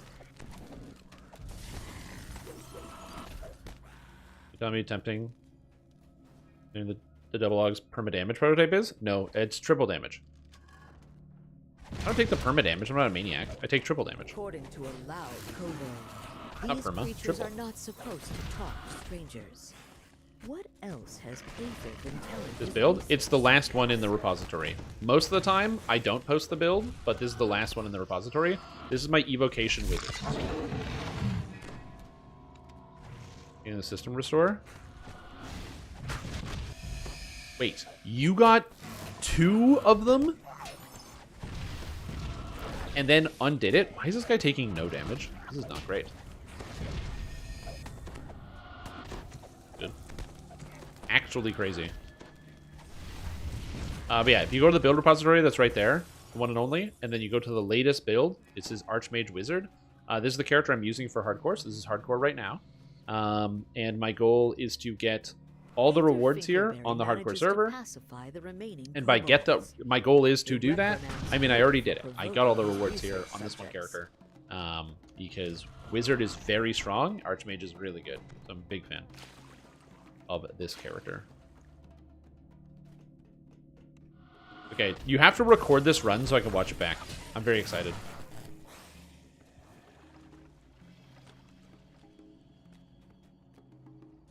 There are kobold So much Christoph Waltz played Dr. King Schultz and Django Unchained. They're up to something. Mastery demonstrated by a that foreigner. suggests Aether Finkelberry is involved. The worker's testimony reveals that only Danis, the foreman, knew how to disable the security I mean, mechanisms anybody can learn a around the language. This Eye is of hard. Serania. You just have to practice. When I was learning French, a language I do not speak and cannot speak because I stopped learning it, the way I was learning it from the actual instructor was we would have discussions and stuff. We would just be talking in French, and they were like, and so people would be describing their experiences or just talking in a certain way, and then she would be like, would say a sentence, and she's like, no, don't say it like that. Like, he's like, just pretend, just play pretend like you're speaking French, like you're speaking the language. Like, you imagine somebody is like on the street, like in a gas station or something, and you hear somebody speaking French, pretend to speak like they would be speaking right now. And, with like the accent or whatever it is, and try to learn it in the context of the accent, in the context of how that is spoken in common parlance, how people are actually speaking. And by thinking of that in that perspective, I found it a lot easier to try to learn as opposed to learning the language, learning the manner of speaking. And that helped me a lot when I was learning it. Of course, I stopped doing the training and it never became relevant again, but I'll learn it again, but yeah. French is easy. Quel est ce jeu datant du siècle dernier? I don't know what that last word is. But yeah, you have to just pretend to speak like you're in the culture, and it makes it easier to understand because the way in which you speak informs a lot about the words that are being spoken. There are a lot of languages where meaning is inferred from what you're saying as opposed to being directly indicated. So, for example, in some languages, you wouldn't say, I am going to the store. You would say going to the store, and it's inferred that you were referring to yourself. Because that's, oh God. Because that's just how the language works. That doesn't have like the context clues of being able to say, I am or you are instead. According to Caleb, Clarissa Boromar And so, made her fortune as a burglar stuff like that, you need to infer it by understanding the way in which people communicate, which makes a lot of sense. And you can still do that a little bit with, other languages. It'll also make you more comfortable. Granted, you are basically learning an accent faster, which can sometimes be not helpful. Oh, she's lying. Sloppy? Or is this some kind of elaborate trap? All this evidence suggests that it's a good time to question Clarissa Boromar in person. See, you hear a dulcet chime as the binding enchantment unravels from the Eye of Serania. A portal blasts it's a really fun state right now. Painfully bright place. We got it, nice. He's bug out. Now we got him. Is for Christmas? Hoc illud est quod est. Essentially, it is what it is. Yep. Quod est. I don't know that much Latin because I am not a legal graduate, but yeah. How far next to haste? Oh, that's teleport to Fjarlan Archmages. I use that a lot for leveling up. Offer you a reward for returning the Eye of Serania to them. Ooh, Clarissa's They gloves. insist Cool. that taking it away from Eberron is for the best. Yeah, because all the worlds. Fjarlan Archmages is literally the wizard trainer. So when I leveled up while taking this character because I wanted to go fast, I would just hop there, convenient also because you're teleporting to House P, so for House P buffs while leveling again, it's right there. It is there. And so it was that your deeds reached their glorious culmination. This rune arm. I am using the light rune arm. So this is prototype Flash Transferal from Vecna Unleashed. This is the best Vecna Unleashed rune arm. Very, very good. I can easily recommend it to anyone wanting to get into rune arm. Oh, also, my advice when it comes to learning the language or trying to speak in the terms that the language is giving you, in terms of like, you know, role play, you are someone who speaks the language and learning in those terms because you become more comfortable with the speaking because it feels more casual, it feels more relaxed. That could be bad advice. I am not a language teacher. I am not a language instructor. I speak only one language. And some people, well, a lot of people would call me an idiot. So if you're like, wow, that advice actually sounds pretty good. It might sound good. That doesn't mean it is good advice. So also, you know, check with your school or your local institution to ensure that, you know, I'm not leading you astray. You found the first crest. No doubt more searching will turn up the others. Using Bumu, which is Verted Women original again. Yeah, man. Language, it evolves. And language changes. I always find it funny when you get these like curmudgeon-y people who will be like, well, all these kids and their like new words, they don't mean anything. And it's like, first of all, like newsflash, most words don't mean anything. In the sense that like we ascribe meaning to words. Like if I say boat, that doesn't inherently have a meaning. Like if somebody doesn't speak English and know what the word boat means, boat doesn't mean anything. So we choose what our words mean. And two, oh, it's down there. He's got it. Nice. And I fell. Nice. Nice. Turns beneath your feet as several scorpions burst yeah, so like these things don't inherently have meaning, and words and their language changes over time. And I think also evolving language is very cool. It's one of the reasons why the dictionary is a good tool to be able to learn things and learn language. But you know what's also a good tool, unironically a reasonable website, is Urban Dictionary. Urban Dictionary is a reasonably good website. Yeah, sometimes you'll learn about words or phrases you really didn't want to know and will never come up and will haunt you till the day you die. But other times, you just go like, huh, like you hear some kid say cap on the street and you're like, what does cap mean? I don't get it. So you go on, if you type it into the regular dictionary, you get nothing. You literally get nothing. You type in cap and you're going to be like, oh, it's like a hat that people wear. It's the top of a bottle. And you're like, oh, that's not helpful. Why would the kids say that? But you type it into Urban Dictionary and it's like the regular dictionary, but it's just updated by users. So it'll have like the definitions, then an example as to how to use it in a sentence. And like regular dictionary, it's great. It's a fantastic tool. Stepped into the selection process of a large technology company. What a day. Nice. Get ready for your 10 rounds of interviews. I hope you make it through.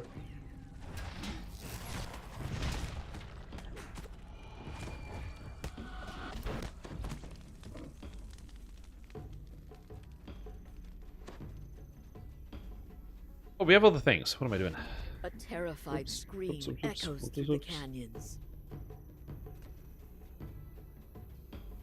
I'm coming. I'm sorry. You feel more than hear. A faint humming sensation coming from the device in this chamber. Yeah. Uber Bus Killer? Yeah. Got an ad for Maserati cars. What does Twitch think you do? Oh, hold on. You can't afford a Maserati? And you're in this Twitch chat? I don't know, dude.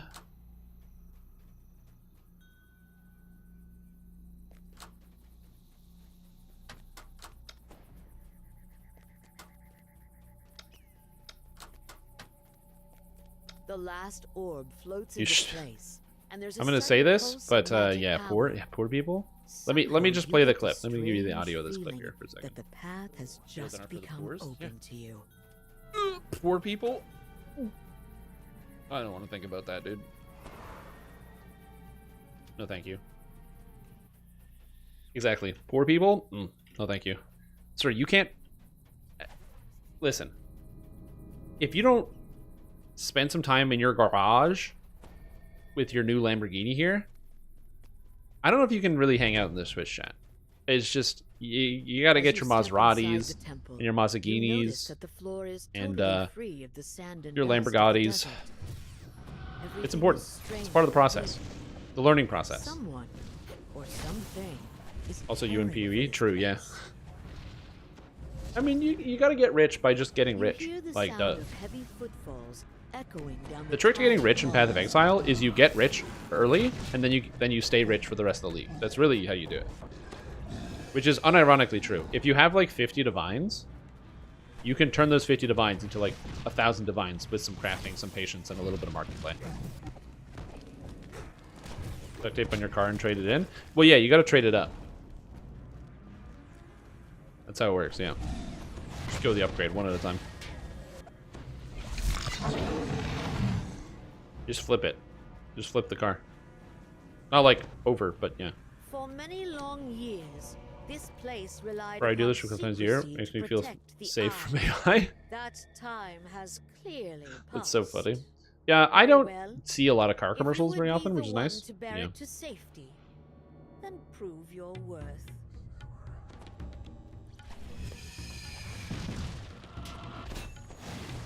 She's standing still.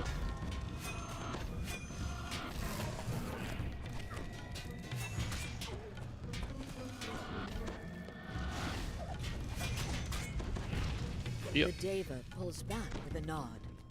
Are you You taking care of are your dad's car? indeed I mean, by taking care of, This you mean driving charge around? is Then now yes. yours to bear. Do Am. not let it I am still fall driving into the car. darkness. I don't know when he We gets will back be into town. watching. You wonder about the Deva's parting words as I you place the eye of Was waiting Urian for a in your call about that, so I don't know. I have to give it back at some point. I don't want to. I don't drive a lot of places, but it is very convenient. Like yesterday, there was a Pokemon Go raid for Hisuian Typhlosion, and I realized there were 5 raid passes. So because I had a vehicle, I called my brother and I said, hey, do you want to go get some? And then we just coordinated, and it was taken care of. Ask your mom when your dad is leaving. Is that how that works? I'm trying to get stuck.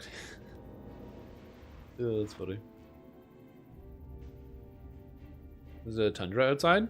Yeah, you drive through the tundra, dude. It's called snow tires.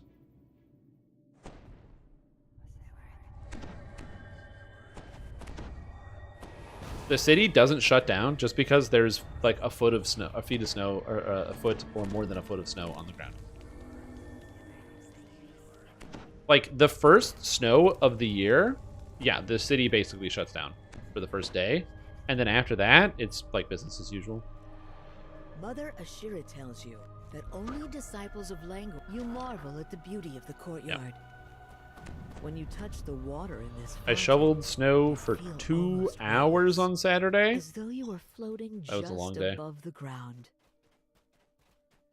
Unless I would say you went to Corner Gas. No. Pattern Good of show. glowing stones Apparently covers there's the an floor of animated this Corner chamber. Gas that I've never These watched. stones reflect all that keeps you from inner peace. Only when you have dimmed the final one will you instinctively Nice, let we out got a it. sigh as the last light But I remember watching the flickers original out. Corner Gas. Very As if funny. all Well, at very first you funny feel a is probably sense an of overstatement. calm and I would say relief. it's Yet pretty that funny. relief quickly turns to dread There's not a lot as of you like notice that outwardly something is haha wrong. moments, but it is You entertaining to put steel on the your mind, background. you blink awake.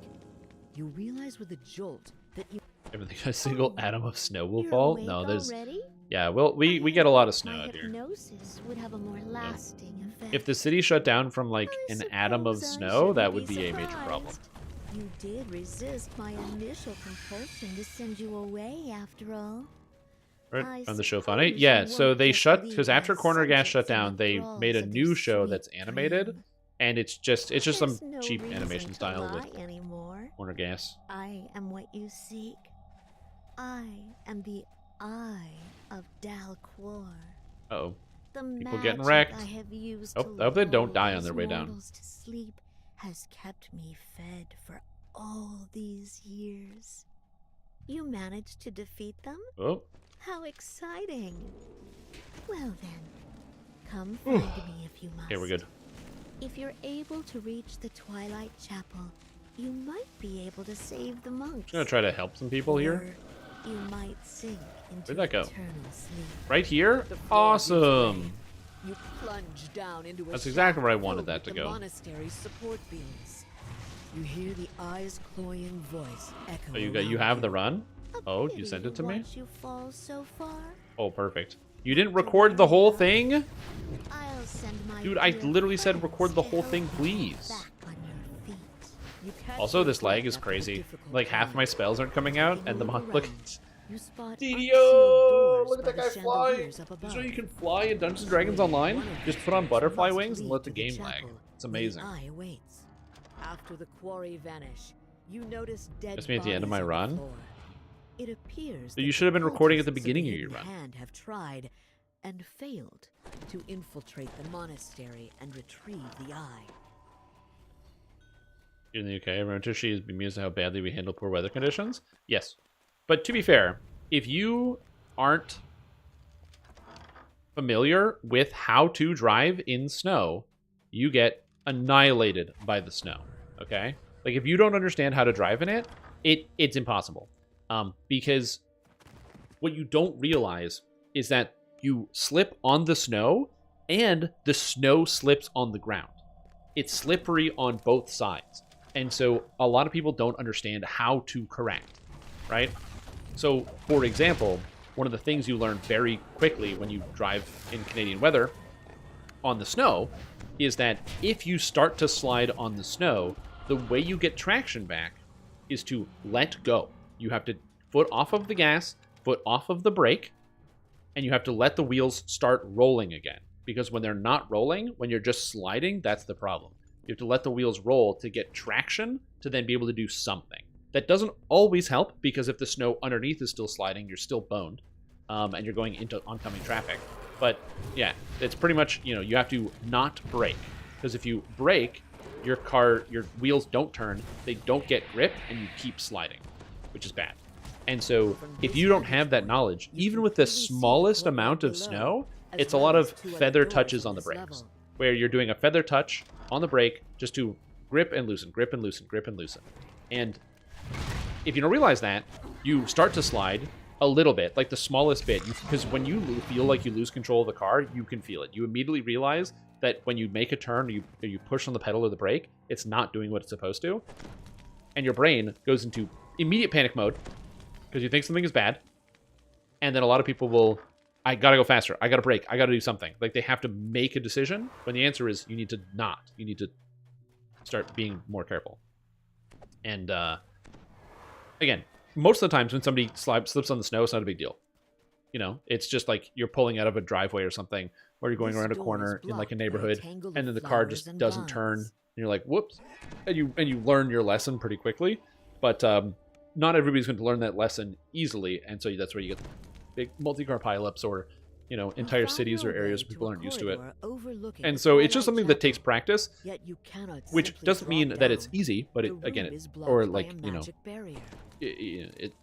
people like to dunk on cities or areas where they get destroyed by a centimeter of snow, like a thin dusting, and it shuts down an entire city. But like, if you don't know, you don't know. And as somebody who lives in the city of Ottawa, where we get a lot of snow, as I said, the snow pile in front of the house is almost 8 feet tall. That is not an exaggeration. It is taller than me, and I am 6 feet, and like, I can barely reach the top of it. So shoveling is a nightmare, because I have to just push it straight up. So I'm just like, I have to like, over top, okay? So there's a lot of snow.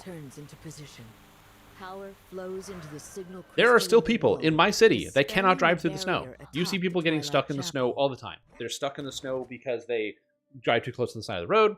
They're stuck in the snow because they take a corner and the car doesn't turn, so the wheels turn, it starts to turn, the car just slides through the street on an angle and then hits the snowbank. All the time, all the time, all the time. You're still going to see all of that. Mother Ashira's dusty, desiccated corpse but yeah. lies next. Just stay at home. Honestly, yeah, it's what a lot of people. Oh, hey, Dungeons and Dragons Online. I'm stuck. Years during which they believed There we go. they kept me contained. Oh, When in Nimue. fact, Not Nimue. I had been the one containing Much snow you can compare to Denmark, considering that Denmark's the same latitude and south cold border, slightly above illusion. Edmonton. Yeah, And yet well, you so funny that you still should managed mention to Edmonton. shake them Edmonton is away. also funny because Edmonton also You've doesn't get a lot of seen how snow, happy they kind of. are now. But because of the It would mountains, be such a they get no shame snow to and a rip lot of them snow. away They have from their what they call the happiness, Chinooks, to where pull them basically back into this during the world warmer with weather, you'll all get its grim colder weather coming in. chaos. So, you know, it's June, If that is and then all of a truly sudden what it's, would you know, bring you 25, peace, 30 degrees I outside, will and then all of a sudden, oblige boom, you. the Chinook comes What down, if and you have believed these minus 5 degree trifling weather, and it illusions are my dumps a bunch of true snow on the strength? city. Or the exact Prepare to opposite, be where it is disappointed. middle of winter, it's minus You are 20, pushed minus back 25, into your and then all of a dream sudden, by a force it's too 20 to powerful to 24 resist. degrees outside. It's like You above rise. room temp, and You everything starts hear the melting for a Eye day. of Dalquor's chilling voice. One last challenge, love. One final dream. Okay. So yeah, the Canadian weather is definitely wacky. It's one of the reasons why if you ever meet a Canadian and you don't know what to talk about the weather. We love talking about the weather. It's wacky up here. It's great. You ever wonder, like, man, how come there's only like 20, or it's like there's only like 30 something million people in Canada and it's the second biggest country on the planet? Why is that? It's because of the fucking weather, dude. Why would you want to live here? I don't know. Like, if I could get the rules of Canada, like, you know, the government and the specific rules about how the society works, but also somewhere else, I would take that. Sighs. Well, I'd take that. I have no more tricks. As Vector Unleashed, I haven't played since April or so. So, in my opinion, Vector Unleashed, Here you stand. very, very good. If you've been paying attention to DDO for a long time, it is the capstone of the Drained of power Codex yet again. storyline, and they did a very, very good job, in my opinion, of You have capping that managed to storyline. I think break they did a the good job with it. spell So and the cure story these content monks of is their quite good. The peaceful involvement of characters sleep. is quite good. It didn't end exactly how I wanted it, but it was still still live. nice. And the content's fun, so I like Vector. still For 20 dare bones, it's to not bad. dream. Now that the Eye of Dalquor's It's like magic driving the has snow. Can you been come here and drive me disrupted, around? Yeah, I the can. monks will slowly begin to rise from Alright, I their need to long, use the bathroom and get some water. reluctant slumber. Alright, bio and getting water. Very, please check quests. There's no dispute with you guys. Listen, I don't need to say this. I only need to say this once, okay? There is a territorial dispute between Denmark and Canada. We share an island. Well, share. We both have claim to an island. And sometimes beers get placed on that island from one faction to the other in a dispute of who owns better beer to dispute the territorial claim of the island. Which, if you didn't know, is a real thing. But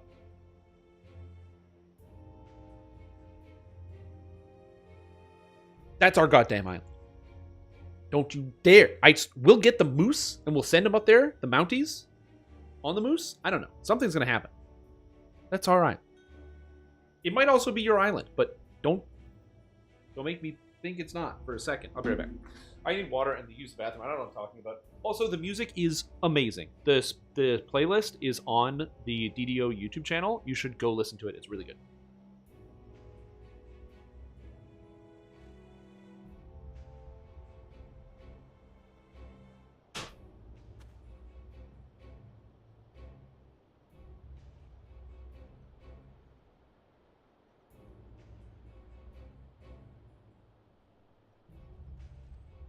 I shall attend to it in a trice.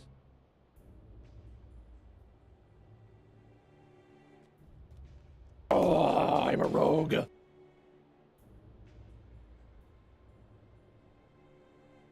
Quest completed.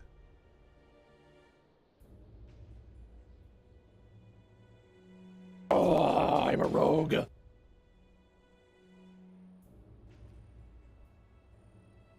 Baruch Hazard!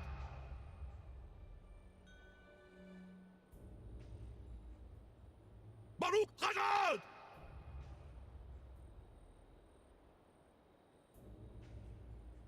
Oh, I'm a rogue.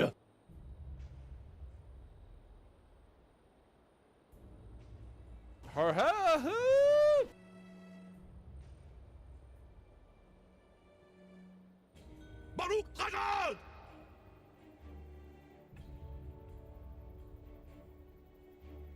Quest completed.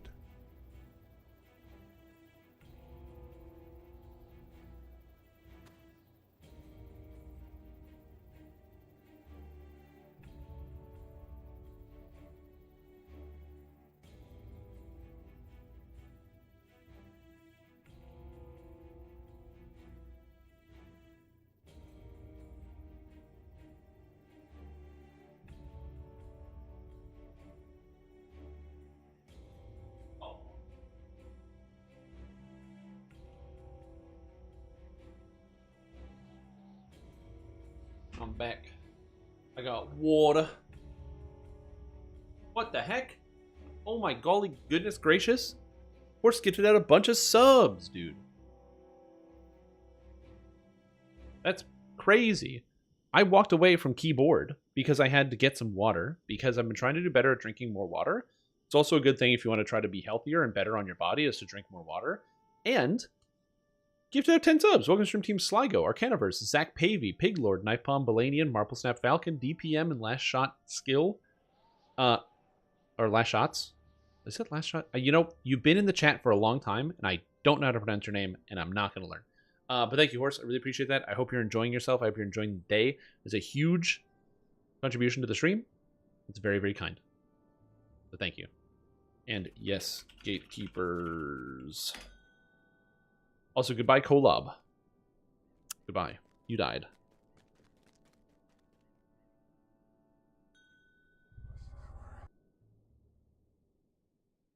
Take care. Thanks for coming. I hope the build has been good. I hope the Favorite Soul build has been good. Because apparently this guy's playing the Favorite Soul build that I wrote. And if that's true, it's sick. Oh, I don't know if I did these. I'm getting heroic items. And beef sausage and ate it? Nice, dude. That's awesome. Quest completed. Hello there. Yo, what's up, QN Toxic? Appreciate it. The return for 40 months on a 40-month streak. 40 months? Jesus Christ. That's a long time to be subscribed to Stream. Well, welcome back. I appreciate the support. I hope you're enjoying your day. I hope you're enjoying your stream. I hope all is well with you. Things are good over here in Streamland. I'm just going to add somebody else to the party and make sure we have a full one so people get in. Because we're still doing Reaper XP. We've got some spaces. We got some spaces. You know what? Is there anybody in chat who needs Reaper XP, who needs some before I open it up to the general public? Because I feel like if there's somebody who's in the chat who's like, man, you know what? I could use some more. Yeah. Best spot for a Deadeye? No. Main Cancer Gear set that utilized double Elder's Abishai and realized you could do a budget set and not as much effectiveness. Big Elders and 3-piece Abishai. Oh, for Epic. Yeah, that makes sense. Yeah, send a tell to Stream Tomb. Send me a tell to Stream Tomb.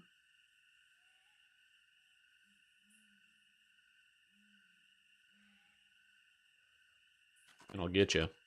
Because we got a space, and might as well get some more people that need some Reaper XP. I got a point. I got 21. I don't know when that happened, but that's cool. Yeah.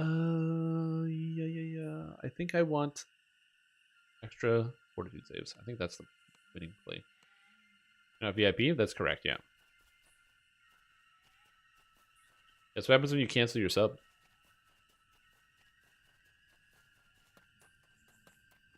Spell penetration question. Okay, spell penetration answer. I have a spell pen answer. Yo, thank you for the warm welcome, Mojo Fett. Appreciate it.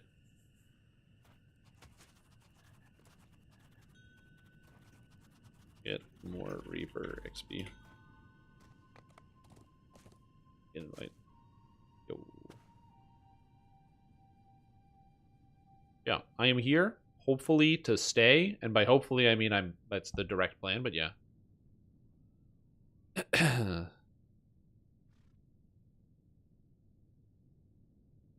Why not in spell pen? What? Invite, please. You got it. Come on in. Oh, no. You were second, dude. Oh, it's okay. Somebody else will die, and then we'll get you in. Oh, I bet you also bought the VIP too.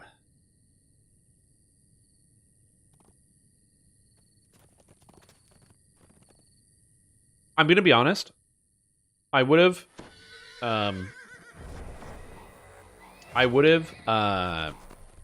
saved you a spot, but you said got a spot for a Deadeye, and when you said Deadeye, I assumed it's because you're playing Path of Exile, and so I didn't save you a spot. UE packs? Yeah, true. Good idea. Oh, we're doing these ones. Home of Memory, and Rosemary's Ballad, and Housekeeping, and Sacred Bounty. The faint sounds of an argument over the I don't know what the last one is, but the other one. From the cave. You're fairly certain. Oh, it's just because I'm playing an archer? Yeah, I made the connection afterwards. Still sane? No. Dude, I've been playing so much Path of Exile. It's like really good and kind of bad. It's fun. It's a fun video game. This Path of Exile League might be my favorite league. I don't want to say ever, but maybe. Yeah, me too. Dude, I've been watching every Path of Exile 2 video. That game looks so unbelievably good. It's amazing. Something glimmers nearby. It must be one of the visions revealed by the gatekeeper's. Path of Exile 2 looks so astounding. I'll probably show off some of my Path of Exile progress later today for those of you that are curious. Not now, obviously, because we're doing the gaming. We're doing the DDO gaming, but in the future, yeah, I probably will do.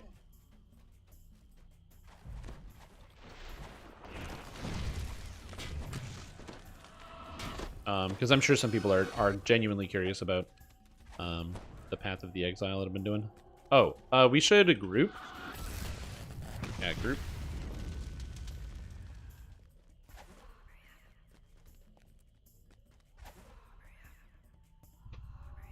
Okay, good. And we have Scorpios here. Yeah, you gotta finish leveling up your character. I finished leveling mine, and I'm now at 77, I want to say. I still need to get some of the gear sorted, but yeah. I wanted to test out my character, and I went into a tier 16 summit because I was like, oh, I just need to test out my build. I wanted to see how my character was going to perform, and doing a tier 16 at like 73 would be fine. And I was doing the summit because I wanted the Burning Ground immunity. Yeah, we can't all do that, so I'm just going to fight the monsters, but... And so then I get into the summit, and I fight Mephod the Scorcher, the final boss, who had 5 ghosts inside of it. So I had a 5 ghosted boss at level 73 in a tier 16 map. And I won. So I'm like, I'm feeling pretty good. Been playing Baldur's Gate 3 for like 4 weeks straight. Baldur's Gate 3 is a very fun video game. Yeah, I'm very happy that I finished my playthrough. A buddy of mine has been playing Baldur's Gate 3, like, just constantly. And he's also having, like, a lot of fun with it. And he's been giving his, like, play-by-play, like, all the updates about, like, okay, I did this, and then this happened, and then this. And it's been really fun to kind of, like, just listen in and kind of get to relive the game through the experience of somebody who's doing it for the first time, effectively.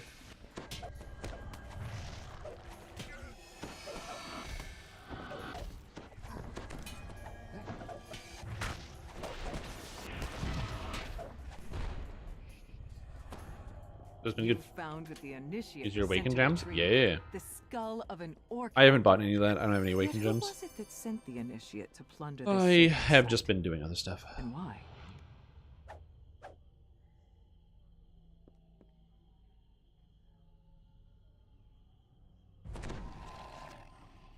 Yeah, Baldur's Gate, good. I have some other games I want to play. I gotta play Divinity. I want to play Remnant 2. Are they doing honor mode? No, it's their first playthrough. It's like a friend of mine who doesn't play like RPG style games. He usually plays his type of games. He usually plays like I don't know what the genre is, but like action games. You know, like your Uncharted and things like that. And like Ratchet and Clank. What do you call that? That like third person? Yes, is that just a third person action game? I don't know what you call those games.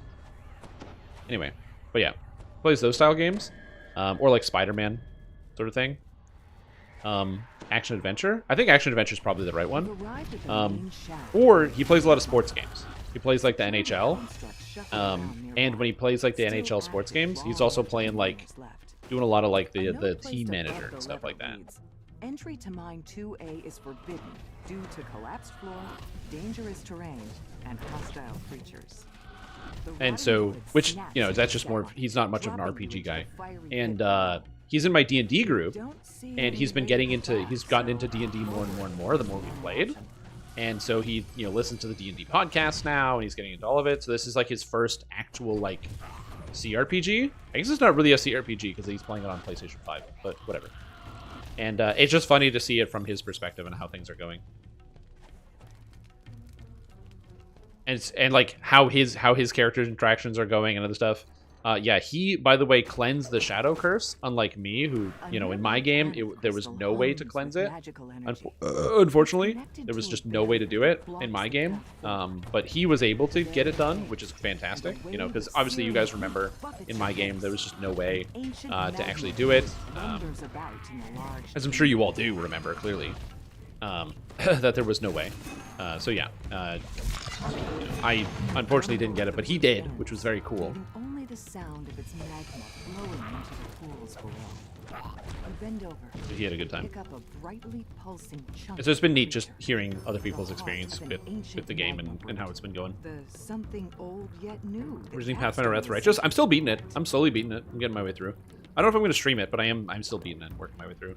Yeah, I got to do that. Also, something that has been piquing my interest. So some of you guys might not remember, but there was a year called 2006-ish, 2005, 2006. And in that year, there was a brand of video game that came out. A certain style, a specific style of video game that came out in that era. And it was that style of video game, that genre, as it were, is called the WoW Killer. World of Warcraft was pretty big. It was arguably the first mainstream MMORPG, the one that got mainstream appeal. MMORPGs were always a relatively niche subject. Yeah, EverQuest is cool, but it wasn't like Mr. T commercials cool, you know what I mean? So it was a pretty big deal. So you gotta get your game to kill World of Warcraft. And you know what happened to all the WoW killers? They died. Pretty much every game that was touted as being a WoW killer by, you know, the community of people that played MMORPGs, they pretty much all died. And one of those dead games has been very recently resurrected. There's a game called City of Heroes. A lot of people played City of Heroes, and a lot of people have very fond memories of doing so. Well, as it turns out, City of Heroes, a game that was shut down many, many years ago, in 2018, a private server opened up called Homecoming. Now, Homecoming, being a private server, is pretty much something you can't really make content for or talk about publicly without getting, like, in trouble. I don't know why we're going this way. Let's not go this way. It's pretty much something you can't do without getting in trouble, because, like, if I streamed it on Twitch, it's a private server, and so I can Twitch doesn't condone that type of content, and so they can get your shit shut down. So I got to be careful about that. However, for those of you that don't know, this January, at the beginning of this year, it was announced on the Homecoming forums that Homecoming has reached an agreement with NCSoft, the company that created City of Heroes. And they have an official license. So Homecoming is now an official server, which means City of Heroes is officially back. I never played it, because when it came out, I didn't have a credit card. I was 13. But I heard about it, and then I heard about other people who played it, and I know many people that have told me about many experiences that are very cool in the game. So since it came back, and you can now play the game for free, it's totally free. And not only is it free, they're also apparently making new content for the game. The new development team it's free forever, and they're making new content for the game. And it has all the old content. And again, as it's official, my thought is, why don't I give it a shot and see what's up? So I am going to be probably, at some point soon, playing City Heroes on stream. We're just playing it? No, people were playing it. They shut it down because they didn't want to support the game anymore. When the vision fades, Yeah, they didn't shut it down because nobody was playing it. That's why a lot of people were upset about the shutdown of City of Heroes. It's not because it was an unpopular game. It was that it was one of those, like, it's not meeting projections sort of things. So they shut the game down, as opposed to, it was, like, it had a major cost to actually manufacture. Phantom shrieks, her voice echoing through the clearing and sending Exactly. sharp It wasn't making tens of millions of dollars, so they shut it down to work on other projects. been missed. And it is what it is. You found Rosemary's songbook, but most of the pages Doing the best you can to avoid Guild Wars 1, yeah. Perhaps there is something else nearby that can deliver a song back to the gatekeepers. You realize that Rosemary's parrot has learned to repeat parts of her songs. With the bird in tow, you can finally return to the gatekeepers. So yeah, that's something I'm gonna look at. And by the way, the idea of shutting down an MMORPG because you have a newer, bigger game coming out is not something that has only happened one time. Lots of game companies have done this. The more recent example, some of you might have heard of, is Star Wars: The Old Republic. It is made by BioWare, but BioWare is owned by Electronic Arts. Well, EA had BioWare working on another title. This other title was going to effectively eclipse their kind of MMO portfolio, as it were. Not directly as an MMO game, but as a, like I said, a portfolio, or like their portfolio of live service titles. It was going to eclipse that. And so, before the release of this other video game that they were making, they announced for Star Wars: The Old Republic that the game was going to be not shutting down, but going into maintenance mode, where they were no longer going to be making any new content for the game, and it was basically dead at that point. Now you might be wondering, hey, that's weird. Star Wars: The Old Republic you can play right now. And didn't they get like a new expansion like really recently? And isn't it crazy popular? The answer to all those questions is yes. Because the game in question that EA was going to, wanted to shut, that they made the announcement that they were shutting down SWTOR and putting it into maintenance mode, was Anthem. And Anthem was a massive commercial failure. Like an outstanding commercial failure. And Anthem failed so hard that they had to undo what they did to SWTOR and brought SWTOR out of maintenance mode. Get me out of this hellhole. Yep. Hey, what's up, the Humperdinck? Thank you so much for the raid. I hope you had a great stream. Thank you for tuning in. Glad to have you guys here. What's up? But yeah, so that was a interesting time. Like, so the idea of an MMORPG shutting down a product that is not failing and still making money because they want to move on to a bigger project happens more times than you might otherwise think. And so again, that would be what happened there with your City of Heroes. But now you can play City of Heroes for free, and it's not even like oh, it's a private server. It's not a private server. It is officially licensed. You can talk about it, you can stream it, you can do whatever you want. It's the real whole game. So I'm probably going to play it because I never did. And give a dig in and see how it goes. Just curious, because every game has something interesting about it, and I know a lot of people that really love City of Heroes, so I'd love to be able to take a look, take a gander. Hi stream, just playing and watching your stream. My daughter wanted me to say hello to you. Can you say hi to her? Her name is Rebecca. I can. Hi Rebecca. I'm in the computer. I'm like a computer person. Like, both in the sense that I like computers because they're fun and cool toys, but also serious work machines. And also, I'm in the computer.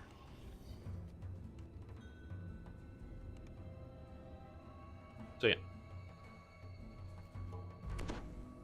I know they pushed Guild Wars 2 and the end Guild Wars were very popular at the time, so betting Guild Wars wasn't that stupid.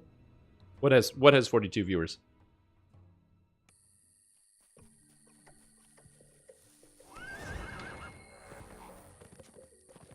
Mm-hmm.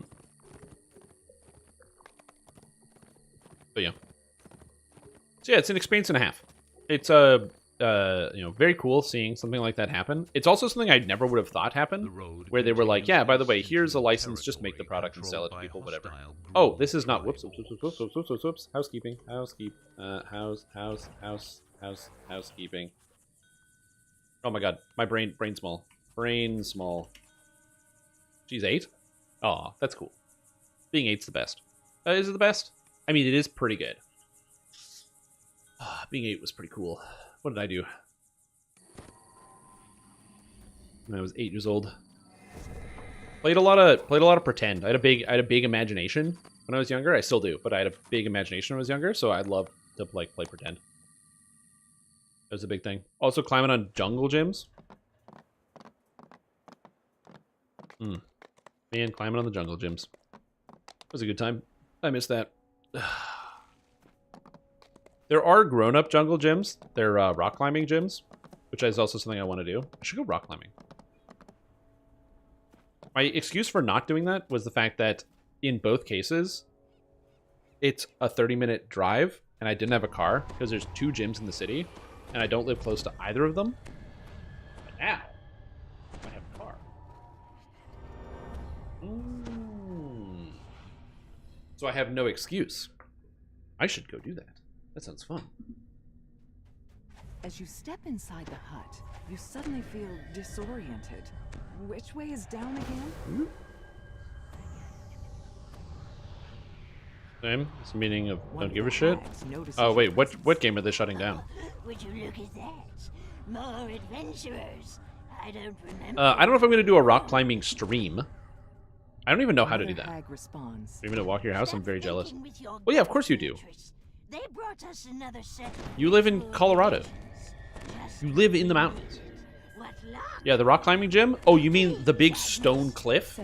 That one? The giant cliff? You mean the towering rocks that reach into the sky? Another for our patron.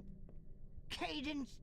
Yeah, they just put up, somebody just put up a sign that said rock climbing gym, and they just collect people's money, and they put some mats at the bottom so if you fall, you don't break every bone in your body. I mean, honestly, it's a good idea.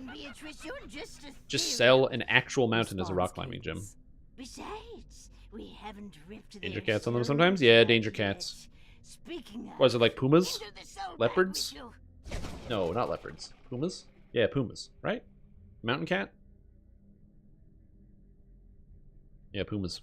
Nope ropes? Wait. Aren't mountains cold?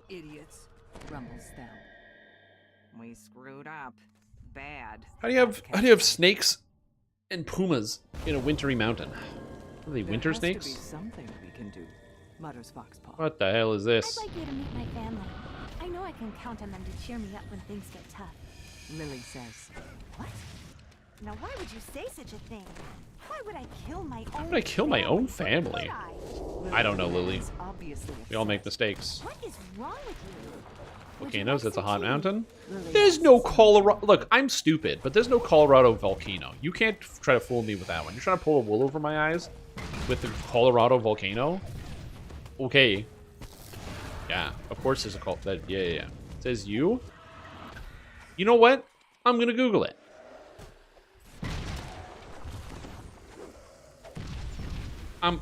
You can't stop me. I have the power of Google at my fingertips. Okay? I'm a millennial, dude. When I don't know something, I just Google it, because having knowledge in my brain is a big waste of time. San Juan Volcanic Field. Okay.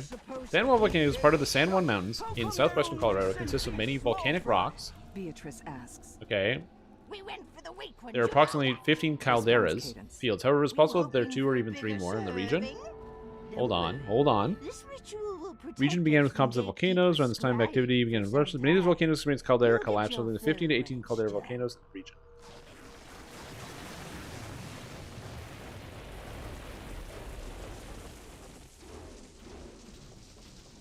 Later volcanism took place, usually interpreted as a partial melt.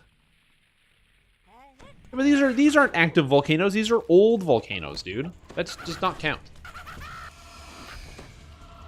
Trying to sell me down the river on some like ancient volcano and be like, yeah, this is the volcano. You're an old volcano? Yeah, I am an old volcano. Also, great song. Volcano by the President of the United States of America. There's no announcement? No, there was when the anthem was being released. Oh, were you the person who was asking what's anthem? Hurry up. We're on a schedule Oh no, it was Patches who asked what's Anthem. But yeah, very funny joke. Anthem, haha, goodbye. But yeah, no, they were going to shut down SWTOR. They had to unshut down SWTOR. Because they had already announced that they were like, it's going into maintenance mode. And then EA was like, whoops, Anthem sucks. Well, guess what, guys? SWTOR is being developed again. It's a good time. And actually a joke. No, that's what I'm saying. That's what makes it even funnier. The fact that you don't know what Anthem is, a horrifically failed video game that EA put millions upon millions of dollars into, is really funny.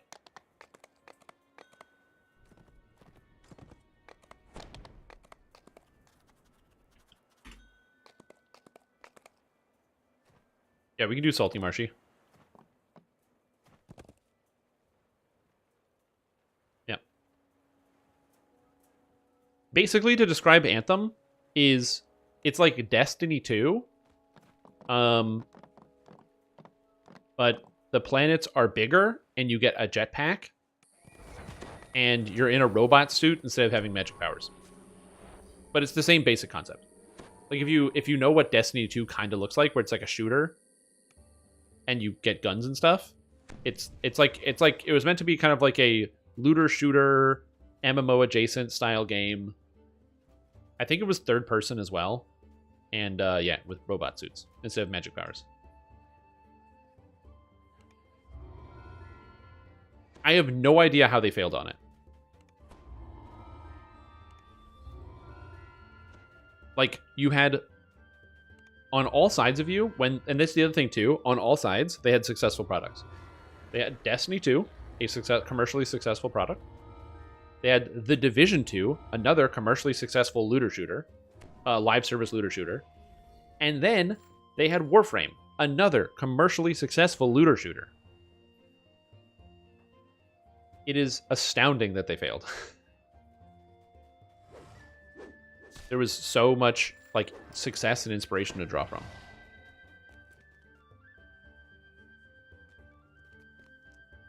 Free me.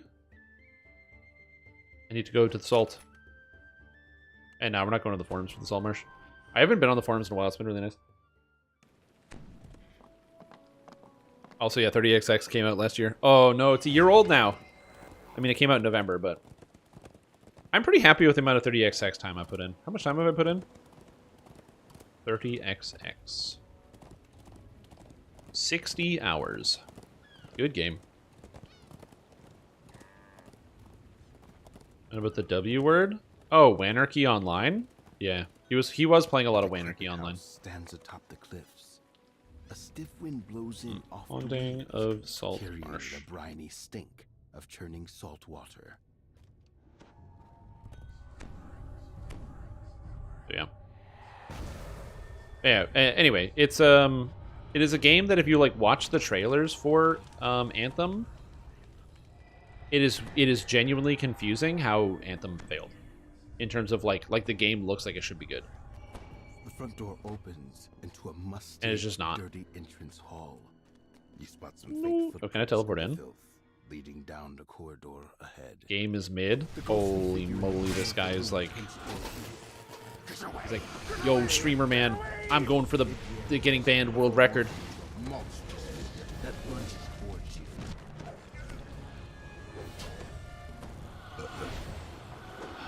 I have Death Ward. I do.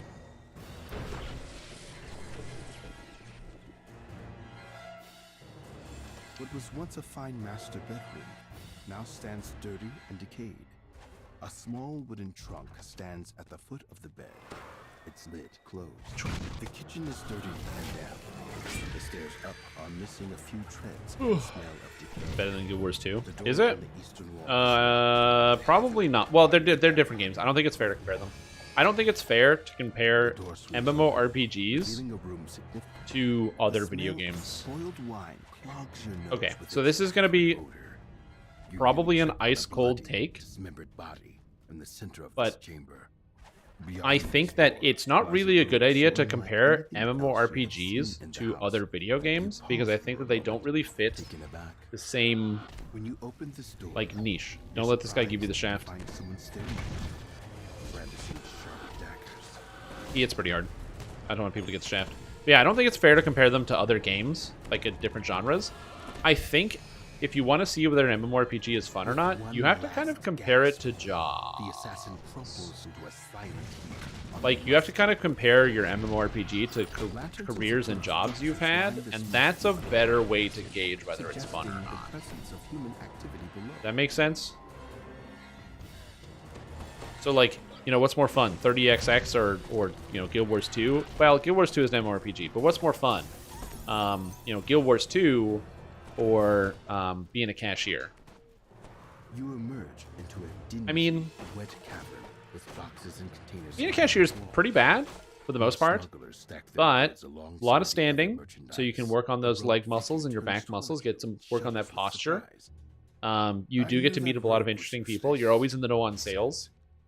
Versus Guild Wars, you know, hundreds of copy-paste quests to grind, which is the same as the copy-paste customers to ship people through the thing. Some people might not like it, but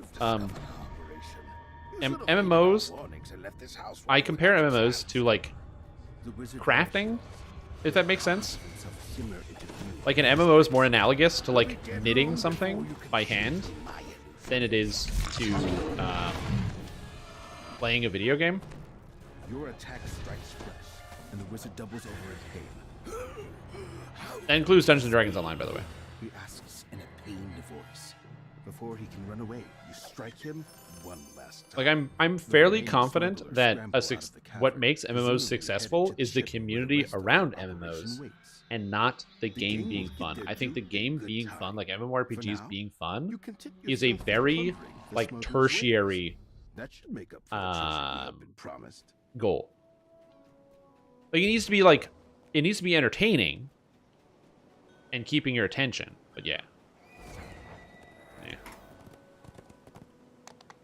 Oh, what are we running? We're running Salt Marsh on Reaper 4 on Hardcore League right now. Got some people that still need to get their Reaper XP, so we're just helping them get through. I actually don't know who in my group still needs Reaper XP, but, you know, we're running. We're running. Again, I know that sounds very weird, but yeah, a lot of MMORPGs are more like that. Which, I don't know what that says about, you know, people that play MMORPGs, but, you know, it is what it is.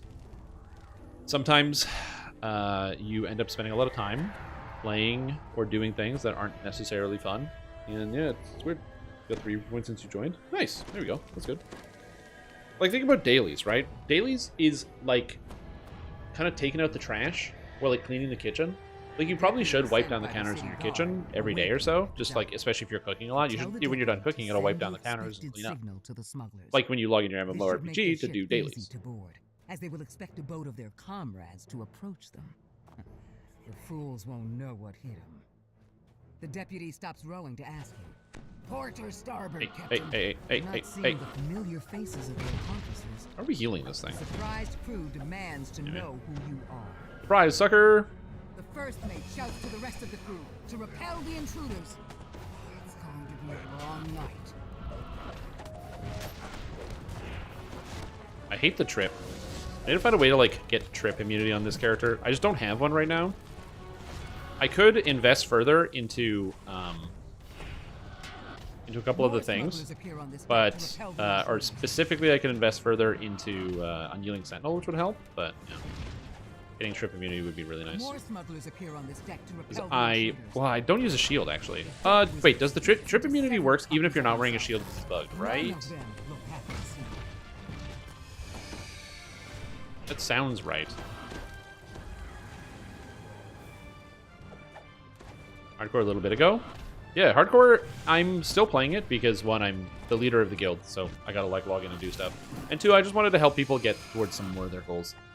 The Reaper mode goals can be difficult as the season starts to wind down. It does end at the beginning of February, so we really only have, like, 3 more weeks of Hardcore left. And so I wanted to be able to help just a few more people kind of cross the finish line.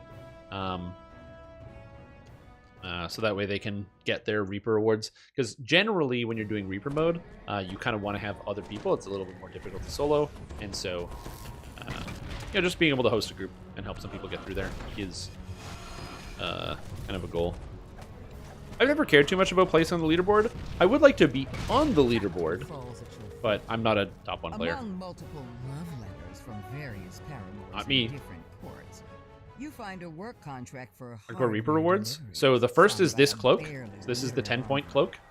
It's very pretty. I do like the cloak. And then the second is the Lantern Archon cosmetic pet. And it is a Lantern Archon. It's pretty cool looking, not gonna lie. We can crack it out in a little bit. But if you know what the Lantern Archons look like in some of the quests, it looks like that. Those little yellow balls like float around. For 400,000 Reaper XP. Basically, it's running about 100 quests on Reaper 4.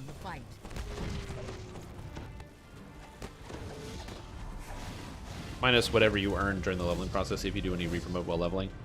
And some people will. Some people will earn like 50,000 during the leveling process just doing random Reaper groups here and there. Third Soul Tree? Not entirely. So yes, except that one is on like your shoulder, whereas this one follows you behind you. So it's a different position on in the camera. And also it has tricks and stuff because it's a non-combat pet. Why can't I pick this up?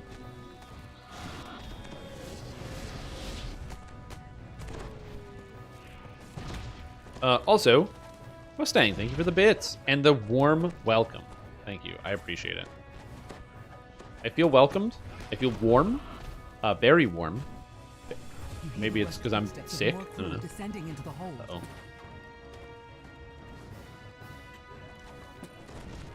Oh, those guys all made their save? I don't like that. Hello?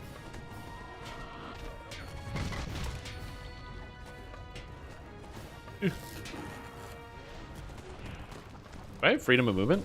No, I don't. Oh, yeah, I do. Never mind. Okay, good.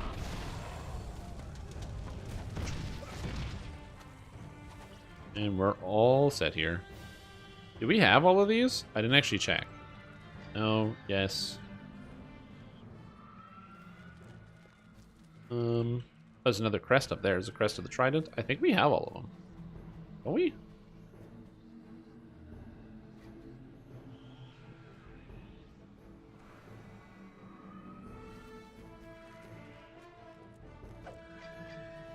Yeah, we do. Nice, we're done. Is a lot of weapons.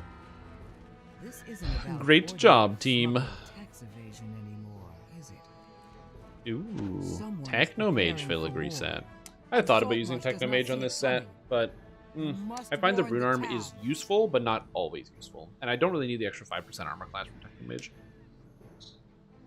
Like, the Rune Arm does a lot of extra damage, and being a wizard, it allows me to use it very effectively. The downside of being a wizard versus an actual artificer is that artificers get the flat charge tier, so they can hold on to tier 2 or tier 3, which is really nice. As a wizard, I can't do that.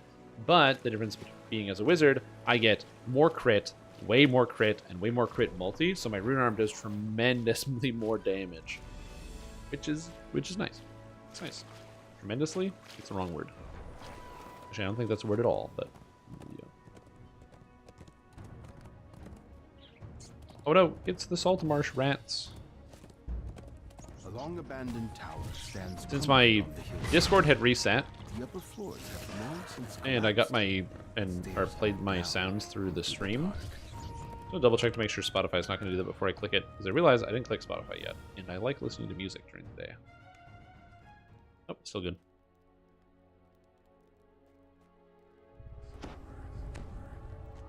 Why does Spotify work and Discord or doesn't reset and Discord always resets? I don't know. Of the upper tower and down into the structure's sprawling basement. Now, to find the Let me check Urban Dictionary. Okay. Sounds, the collapse it's a good website. Seems to have destroyed the mechanism built into the very useful. Whatever it was. Whee! Yeah, Hardcore is coming to a close. SSG also said they're not doing another new season of Hardcore this season or this year. And apparently they said that they wanted to make Hardcore 10 something special. So we will not be getting a new Hardcore at all this year, it looks like. Since Hardcore 10 would be a Redux season. So it wouldn't be an actual Hardcore 10. So we'll probably not be getting anything this year.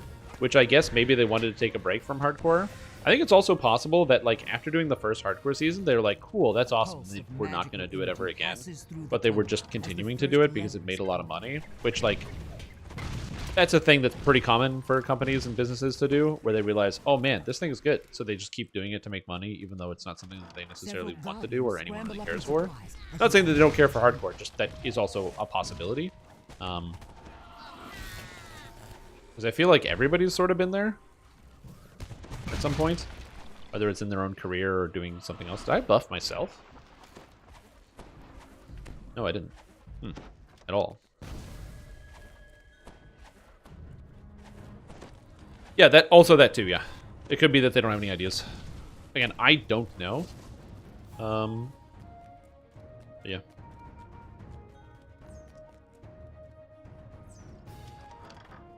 Fetid stench. But yeah, like I said, there was the Q&A that Tolero did with Cordovan on the DDO stream on Friday that I did not watch. So today we'll be watching that video. So later today we're going to be just watching the whole video. I think it's like an hour to see what they talked about. Obviously we won't be able to pitch in on like any of the questions in the Q&A because I didn't watch it. I don't remember what I was doing on Friday. I was either sleeping at the time or like playing Path of Exile, or honestly probably both. Ow. This Black Dragon Bolt hurts my skin and organs. As the mage falls to the ground, the magic barrier sealing the room below fades. The stench of brimstone hits you as the nightmare lets out a terrifying bray. I'm mildly worried about the fiery explosions, but my hope is that this thing doesn't kill everyone with fiery explosions. Because they stack up and you can't see them, and then they start exploding on you. The nightmare falls, and its flames. Or it does that. Interesting. Tell the villagers about what you found. Cool. What sleeps below? And more than they like developing new seasons? I mean, again, that could be the case. Again, we don't know. Not your audio messing up? A long abandoned tower stands crumbling on oh, I assume it's never not my audio messing up. Because I'm perfect, so I assume it's always somebody else making a mistake. JK, but that's good advice. I will keep that in mind. Let me watch it. And then I can just directly upload my reaction to YouTube and do no extra work and get a free YouTube video out of it. Use the shacks as a rendezvous point under cover of night.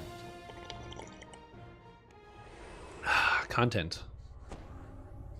You know what I'm saying?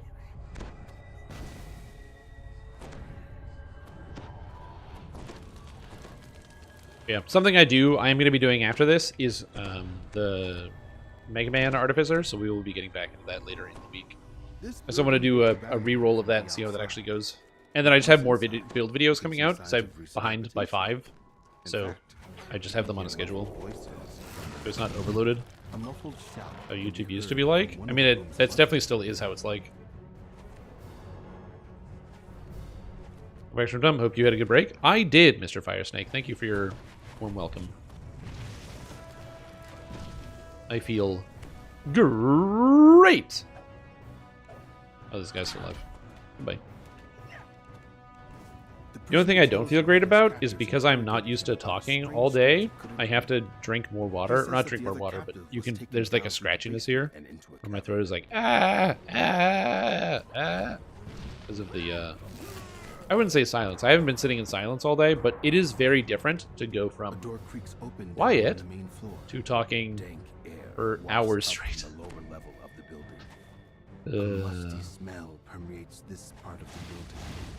It's like when I used to work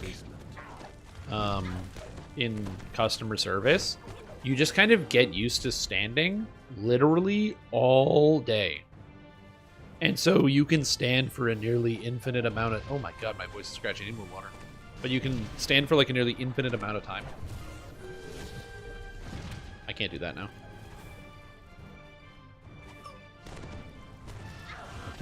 Whatever they call it? Yeah. I don't know much about Mithranor because I'm not a Forgotten Realms guy. Yeah, I should probably drink water, but I'm busy. I'm in video games. The door opens, and a gust of cool, damp air billows out. Oh yeah, well I can just get out of shape in general. I'm very good at that.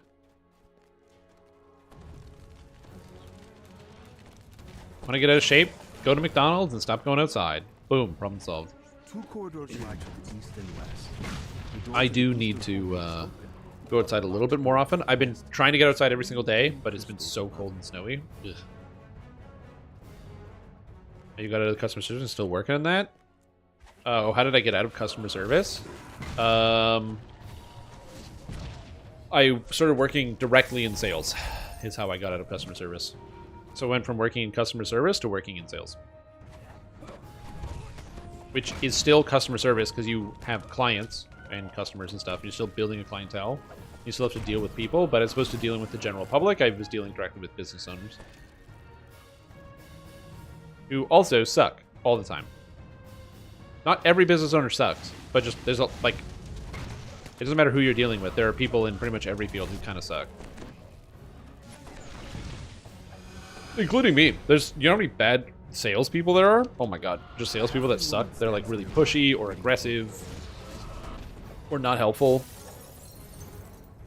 The halfling tells you that members of the Brotherhood Play the Pools of Radiance game. What if I just watch a 2-hour YouTube video on it? that they're trying to summon a great evil.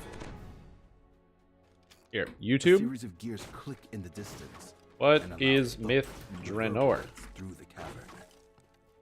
Forgotten Realms lore, Myth Draenor. 10-minute video from some guy named Jorfton.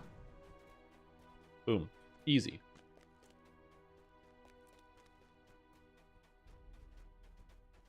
There you go. Done. That's how I get my lore. Just watch the videos. Speaking of lore, do you guys hear about how Matthew Patrick is retiring from YouTube? That shit's crazy, dude. You can hear First it was Tom Scott, and now Matthew Patrick. What are we gonna do? I will say, Guy is a machine. Very, very impressive.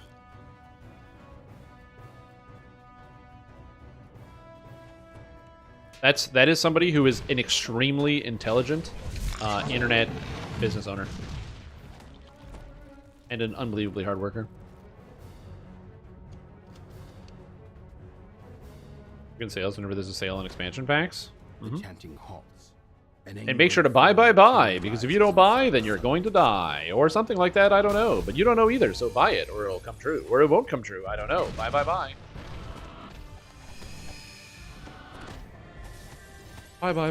or die. The choice is yours, so buy today.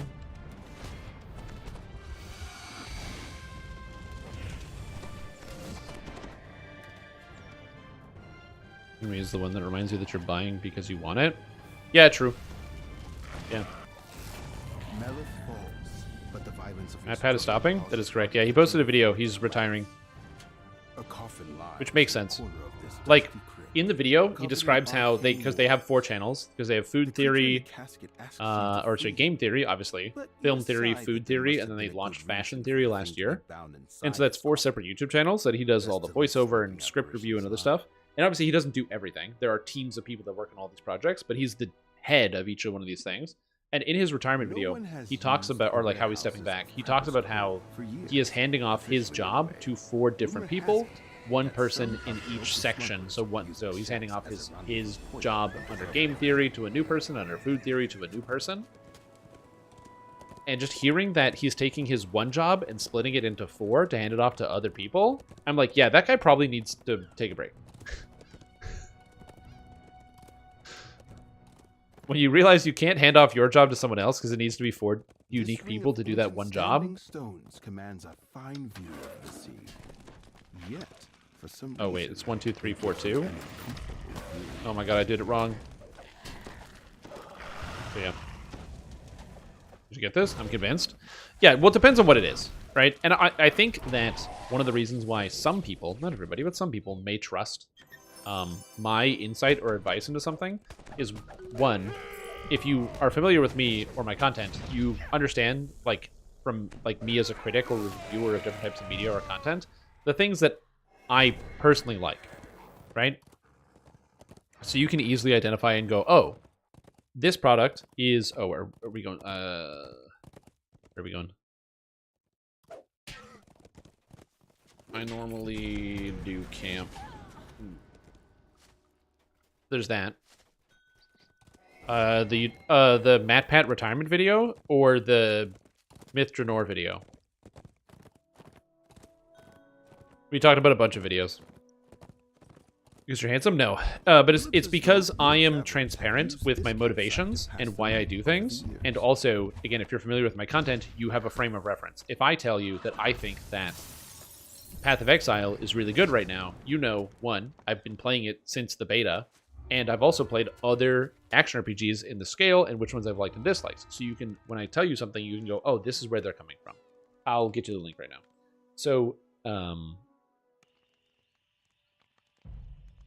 you awake from a troubled here you go. dream Copy link filled with address, shouts and it's done. screams. Then you realize Warning, I didn't watch this video. I can't vouch for the content of the video, but I'm assuming it's fine. calls for help can be heard a short distance to the south. You shake off And your so that's the, you know, the power of like the influence, right? Years. Is there a suggested way to do it? Content to avoid, how to find a community, just general advice? Yes. Burlybeard? Yes, there is. Free DDO 2024. I need water. Give me a second. I got. A lone smuggler stands here, dazed and trembling. Several Sahuagin lie dead at her feet. You want to get back into DDO? Save yourself a lot of time, money, and headache with free DDO 2024, please. Make sure to do that. It's very important. It's like the first thing you do. Step number 1, free DDO 2024. I cannot stress that enough. Talking to friends or family or other people who are planning on playing the game or doing whatever. Free DDO 2024. Absolutely. Number 2, the game has changed a lot. So if you played 15 years ago, that would have been 2009-ish. So right around the time, that Menace the Underdark was coming out, level cap was somewhere around level 20, and a lot of good stuff was happening. The game's changed quite a bit. So I'm gonna give you kind of the play-by-play about what's been going on, because I've been here the whole time. So, is DDO good? And is it a good place? And should you consider playing it? In my opinion, the content in DDO is in a state where it's the best it's ever been. The quests are fantastic. They're intricate. The storylines are good. The visuals are fantastic. The actual content you can play, the character classes, are amazing. The class balance is an amazing place. The customizability of what you can do has only been going up and up and up. The number of versatile builds and ways to build your character and different ways to put pieces and puzzles together are amazing. And it's never been in a better place. And I can say that honestly as somebody who's been playing this game for a very, very long time. My favorite element of Dungeons & Dragons Online is being able to make any character that I want and try to see how different puzzle pieces fit together to make some mishmash piece of garbage that still somehow kind of works. So, that's the good. How to find a community? The nice thing is that the Dungeons & Dragons Online community is really good as well. There are a lot of really kind and helpful people in this game. If you are looking to find a community directly, you're more than welcome to join my Discord. You can also join the unofficial official Discord. It's called Official Unofficial because the developers hang out there and will sometimes post, but it is not made by them. It's just the big Discord for DDO is also another good place, which I'm gonna get you an invite for in a minute. I'm just working on that. I'm also technically a moderator of that Discord. That's cool. I'm just also kind of doing content here. So this is another place to do that. And also, of course, in the game. The video game itself, there's a lot of very kind people. So there's that. And then general advice on what to do for the game. What's my general bit of advice for returning? I don't know. Play the video game and have fun. This is pretty good. Yeah, there's no real... I don't really have any great starting out advice other than yeah, just have a blast. Plug in your controller and give it a go. Give it a whirl. It's good. I mean, the only thing I can say is don't be afraid to try out different classes and characters. They made more stuff free. So Warlock is a class that was added to the game after you started playing. Also, it's free. And it's a great starter, so yeah. The official forums are pretty negative? Yes. The official forums are very negative. But to be fair, that is not a DDO thing. That is a MMORPG thing or a video game thing. The official forums for basically any video game are brutal. That's a good one. I would say if you have questions about the game, feel free to ask them. Don't suffer in silence and be like, I don't understand. You're more than welcome to ask me, any other DDO streamer, or pretty much people in game. Oh, and also bookmark the DDO wiki. It is an amazing website and fantastic tool. I cannot recommend enough the DDO wiki. It will save you so much time. If you don't know how something works, type in what you're confused about into Google, and then space, and then DDO wiki. That way it'll just search the page for you automatically. It's kept up to date. It's a great resource, and I use it every day, multiple times a day. I ran Fires Margrave and pulled the Dwarven Axe in my Vanguard that's already using it. Nice.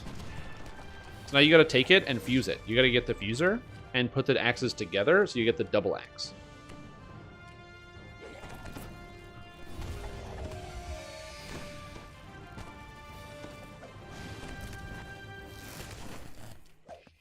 Could you imagine if that was an option? Awakened orb the axes? Yeah, you gotta use an awakened orb on the Dwarven axes. You gotta use the recombinators. You hear angry shouts to the north. Powerful Sahuagin. Clearly the leader of his incursion. It's minus 33 Canadian there? Oh my gosh, very. Stay safe, please. Don't open the door for anything. If you hear somebody knocking at the door, it's probably the cold trying to get in. Don't let it in. It's chilly. Oh, rip ums. Ooh, the Privateer's leathers. Ooh, Curse Keeper. Is that a rare? No, it's not. It's not. As all the expansions were raised to level 30 for the legendary versions, which created this great diversity of in-game builds and gear and quest run, this will no longer be the case as level climbs, and they don't have a massive pool of iconic pre-existing hunted raised level 36 with level 30 level cap. So, it looks as though many travelers have used this campsite to pass. Here's the problem with that, though, Botvinic. If you sort by quest level, we already have 34 quests. Look how many quests are level 34. Look at this. That's so many. And then 33. And then 32. We have so many quests in the game. And remember that you don't have to think of the quests as being one distinct level. Yeah. Oh, sorry. Yeah. You want it? So, in Heroics, it's very important for there to be enough 10s, or 11s, or 12s. Because if there aren't enough 12s, then when you're trying to do the 12s, you run out of content to do. But in Epics and Legendary, the level of the quest is not as important.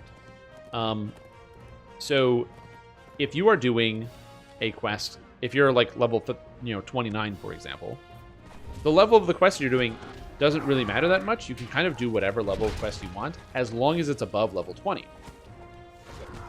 And so as a result, the fact that, yeah, the level cap's going to go up to 34, you don't have to re-level through it. And in the future, when we get a reincarnation system that allows us to re-level through it, that's okay, because where are you? Trade. That's okay, because there's so many quests. Like, right now, the amount of experience points at the end game, I think there's like almost like 14 million raw XP from quests at the level cap if you just do all of the content in Legendary. And you only need 3.6 million to get to 32. So we're going to have way more quests and pieces of content. Magic and wine in that order. Judging from what you can see, the So yeah. Sahuagin have set up some kind of ritual to control the giant crocodile. Yeah, my concern is not the quests, it's the viable endgame gear. All the sets are currently roughly equal in power. That will stop being the case. So that's not true. They're not roughly equal in power. Some gear sets are way more powerful than others. But even still, let's just assume that premise is true. Remember that some of those gear sets come from Sharn, which is 29. And some of those gear sets come from Vecna, which is 34. The nice thing about DDO's gear sets is that they are, because the numbers don't change that much from content to content piece. So what I mean by that is, like, Vecna is a 14 and Sharn is a 13. So the gear numbers have only changed by 1 in some cases. Some, versatility and such has changed a bit. There are some areas where it has changed a little bit more, but a lot of the numbers are still similar. I have to focus a bit because this dinosaur is going to bite me and kill me because it does a lot of damage. You don't want to melee. Oh no, dude! Dude! You got dinosaured! No! No! It was the exact thing I said, but it didn't happen to me. Into the water, unaccustomed to food that fights. I didn't know you were gonna follow me. Cursed beast, stay and fight.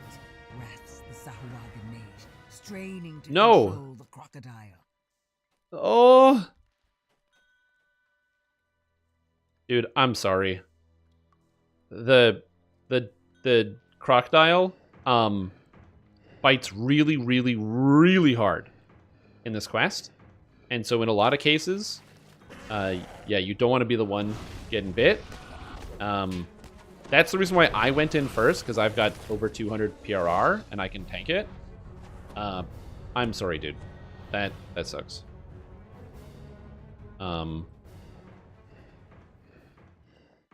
Delayed warning? It was too late? Yeah. Well, you know what? You did...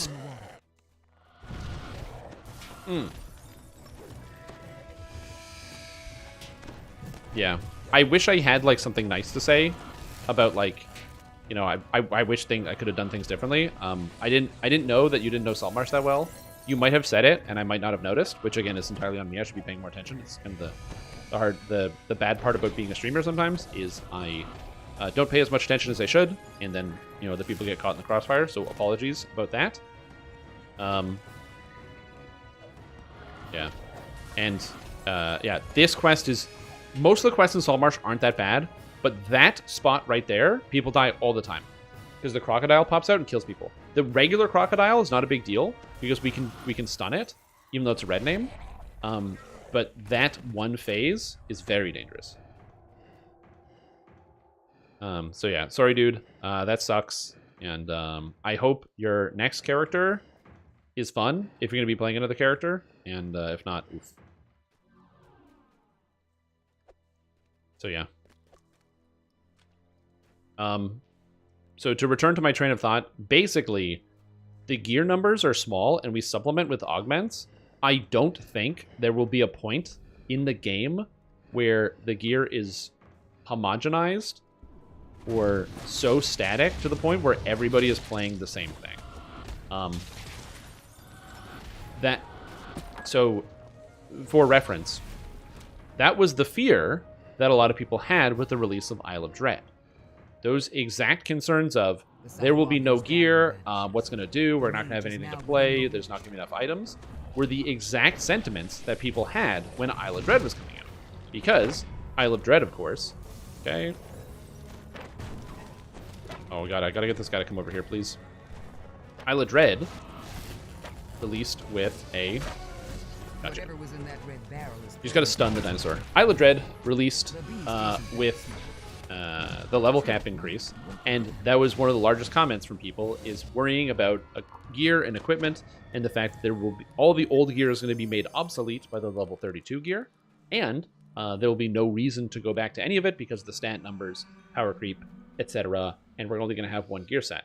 But as it turned out, the mixing of the sets, because they all do different things, means that you don't end up having one set that becomes dominant. So, like, as an example, because Isle of Dread inherently does profane bonuses on the group set, means that you can consider using a Saltmarsh set instead because it does artifact bonuses on the group set. They inherently do different things. So the two gear pieces don't just compare one-to-one, which gives a little bit of leeway to people who are attempting to make gear sets with different pieces.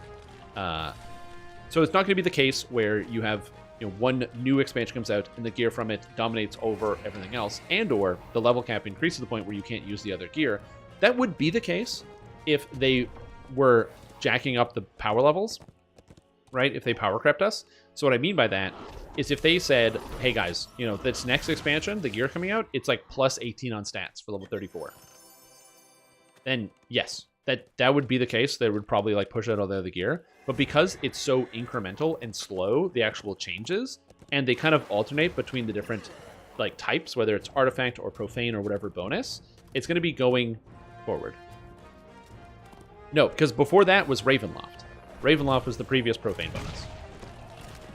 And now you have Vecna and Isle of Dread, which are both profane bonuses, but they grant bonuses to different stats, and the items from the sets are very different.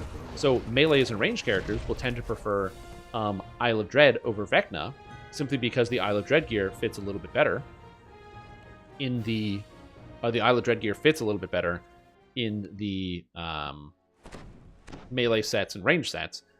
But there's a lot of really good caster items out of Vecna, so a lot of casters are using the Vecna sets instead. This doesn't mean that people aren't using one or the other, and it's often a building challenge.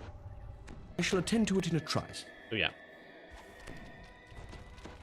I didn't buff or do anything. I was walking away. I'm stupid. Oh god, I'm like talking and not thinking. There's the Reaper stuff. I don't think I'm really doing all the other endgame, and I don't want to level all the way again. Yeah, I feel you on that one. I'm sorry, dude. I wish things could have gone a different way. Anyone know if there's any kind of RP community in the game? So, I don't know if there's a roleplay community, because I'm personally not a roleplayer in video games. I run pen and paper campaigns. I like roleplay when I play D&D, but I don't really roleplay when it comes to the video game, because I don't understand it. I'm more of like, when I'm in front of the game, I'm more of a numbers sort of guy, and the action.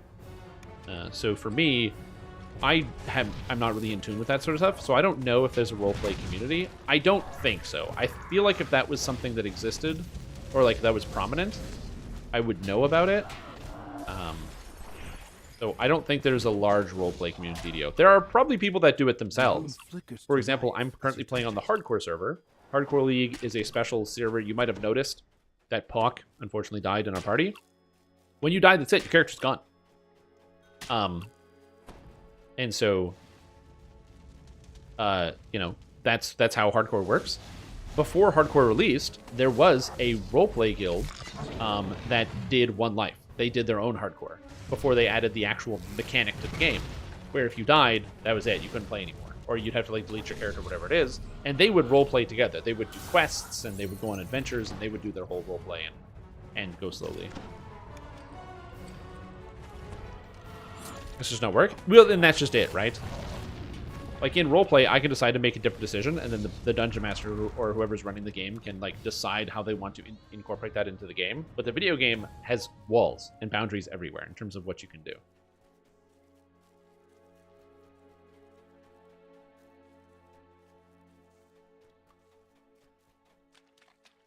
Yeah. You got rolled over? Yeah, you just got bit. It was 1, 2, 3. You got bit 3 times.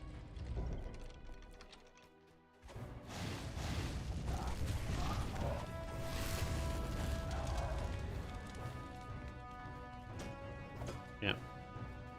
Oh yes, and I forgot about the Abishai set is also there. If anything, DDO almost has the problem of having too much equipment, if I'm being honest. Not saying it does, but it's close to the line of having too many different similar things, where the average person really struggles to make an endgame gear set because of how much information they need to even put like a small semblance of a few items together, if that makes sense.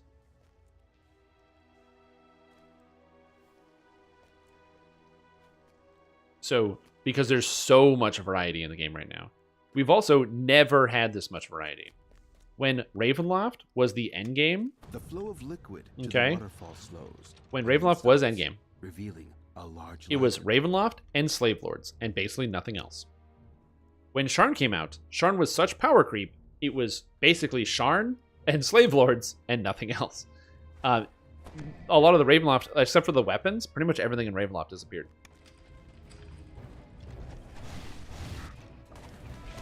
So yeah, we have more gear diversity than we've ever had in DDO, especially thanks to stuff like the Gem of Many Facets, which has helped a tremendous amount in terms of gear diversity. Because if you get a good Gem of Many Facets, there's a new build you can now try. Anyone use the Abishai set? So the Abishai set has changed because they added new items to the set that are actually good, as of the Red Legendary Chronoscope. But because of Hardcore League, I haven't been paying attention to what's going on the regular servers, so I don't know if people are incorporating in the Abishai set items into their gear yet. But the items themselves are quite powerful, And so it wouldn't surprise me if a 3-piece Abishai set is starting to show up in people's gear. But again, I don't know because I literally didn't play it. Let's go to the pile.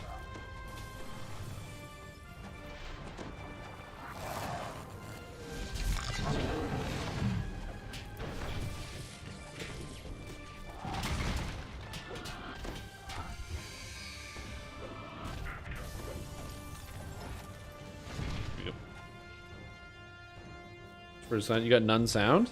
Yeah, it's because you gotta let it load on its own. Like roleplay is a really low skilled player. Yeah, me too. Out of the bullywug's lair, you've escaped at last. Yeah. So there's a lot of options. I haven't experimented around with it. A large hole leads down beneath the earth. Strange sounds. And you swap for the good items to bank. That's definitely a personal thing. I would say there are definitely items you want to hold on to. So like the Skullduggery cap is always good because it has Death Ward on it. Does it recognize any device? Yes, that's the none sound bug. What that happens if you load the game and then you alt tab. So while it's loading, you alt tabbing away quickly and it causes the none sound bug where I don't know why that happens, but it makes it so that you don't load any sound drivers. So to solve it, you just have to restart and don't alt tab. That's how you solve it. 37k RXP, nice. You're almost there. Seaside visitors from the lizard folk. They're using it as their base of operations for their invasion of the coast. You don't need to hear. I'm trying to think of other useful items. There's so many items in the game, it's tough. I mean, people can shout out their favorite leveling items. So stuff like Keylock Ring, obviously, is amazing. Skullduggery Cap, I like it. The items from newcomers in Black and Blue are not only good, but also disgustingly rare. The fortress shakes down to its foundations. Was that an earthquake or some form of I have Death Ward? sorcery? Armed Sahuagin surround Yeah, I do. an alarm No, I bomb didn't. at Nice. the upper entrance to the fortress. Oh no, it's the Sahuagin. The Sahuagin have found me. Elemental Bloom, another very, very good one. Yep, agree. Great option. Or great pick.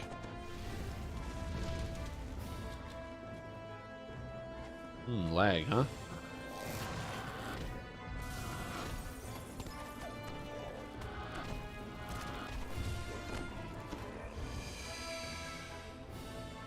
Gold Curse Dagger's amazing. Yep.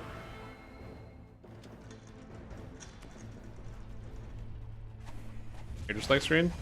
Well, again, you just don't alt tab when you load into the game. Also, how you doing, Chris? How's your year going? I haven't talked to you since last year because I wasn't streaming since last year because I had like a borderline mental breakdown.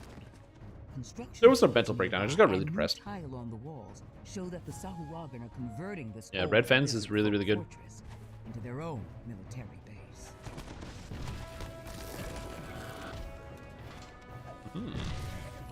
Quest received. So I'm glad you're back and hope you're feeling better. Yep. No, it's perfectly fine. The long and short of it is that I'm trying to talk about this because I think that a lot of people have stigmas about these things, and if people judge me for it, then whatever. At least maybe a couple people will feel more comfortable about themselves. But long story short, I have severe depression, and so sometimes I basically to manage it, you just have to do things. You have to manage it. It's a part of your brain that you have to take care of, and so if I let that slide and I don't pay attention to that, and I don't pay attention to my mental health enough, then I start to develop problems. So, you know, whether it's mood problems, motivation problems, other things. And if I continue to not let that slide, which I did over the holidays, where basically I could feel I was having problems, but I was like, I have too many things to do. I'm hosting a dinner. I have all this other stuff. And so instead of taking any care of that, my solution was to just literally drink more coffee so I could, and Rogue Energy, who sponsors my show, but again, that's not it's not on them, it's on me, to continue to just shove chemicals in my body to force myself to keep going, as opposed to doing what I'm supposed to take care of myself, and then I giga crashed. the new year started, and I had basically like 2 days where I couldn't even get out of bed because I just couldn't do anything.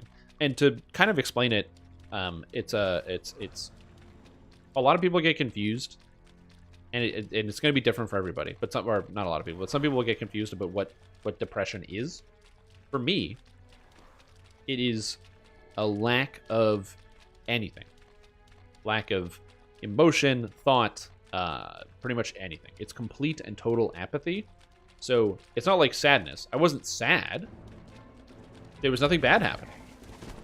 I just had like nothing. I just wasn't even there. I like didn't show up. You know what I mean? And so it was it's a hard experience because you have the desire to do things or the want to do things, but then you feel like you're powerless. Like there's nothing you can do, and you can't escape this like vortex that's holding you into a single place. Now, I use the word feel very importantly because there's lots of things you can do. As I said, there's things you can do to manage your mental health, which I've already been doing. I've been eating better. I've been getting more exercise. I've been spending time with other people. I have been drinking a lot more water. I've been managing my sleep schedule, getting back on a normal track. I have been doing actual exercises. I have basically like a workbook that I use, and I slowly work my way through to make sure that like when I'm having these problems, to be like, I did this today, and checking through stuff. And it's been just like turning everything around. It's work I got to do, but it's the Eudor, hello. It's just like something I wasn't doing, and so that's why I was like, I can't do this. So I took the time earlier in the year to just like kind of take care of it and get it out of the way. And yeah, so now I'm back on track, baby. I got videos coming out. I'm excited to stream. I'm pumped. I got lots of energy. I just needed that time. Also, goodbye, Gorget. Slain by Mummy Vizier. Mummy Vizier. Is that Epic Rayum? Shoot. Yeah. Again, that's one of the reasons why, like, when I first got the diagnosis, it was just really funny because it was like I was describing my feelings and I was like, but everybody feels like this because I'm also very resistant to like help. I don't like it when people help me with things. I can do everything on my own because I'm a big grown ass man and I can do everything. And so, so it's difficult to talk about these things. And so I just remember when I was talking to the therapist, I was like, yeah, but everybody deals with this stuff. And, I just need to find a way to manage it. And then they're like, no, everybody doesn't deal with this stuff. Like, oh, it's like, yeah, that's why you're here and other people aren't here.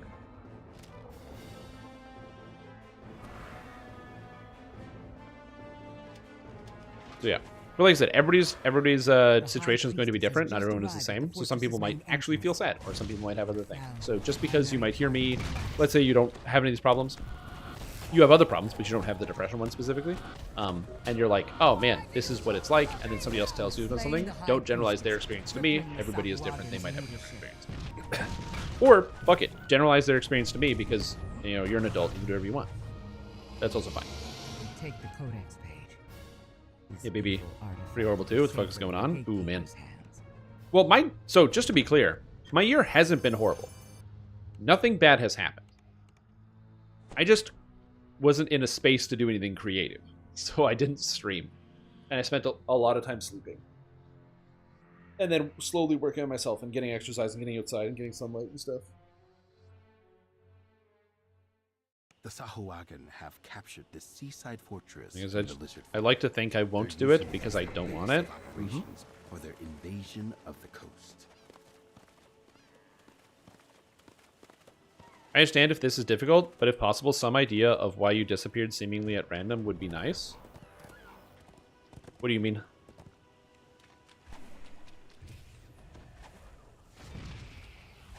Do you mean like to let people know about what's going on and how things are happening? Because I did. I posted a YouTube video.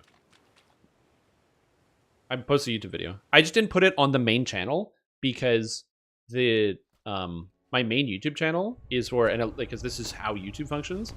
YouTube channels are not TV channels. They're like TV shows. So when you tune into the Strim Tom YouTube channel, you expect to watch a video about something related to DDO and me talking about it.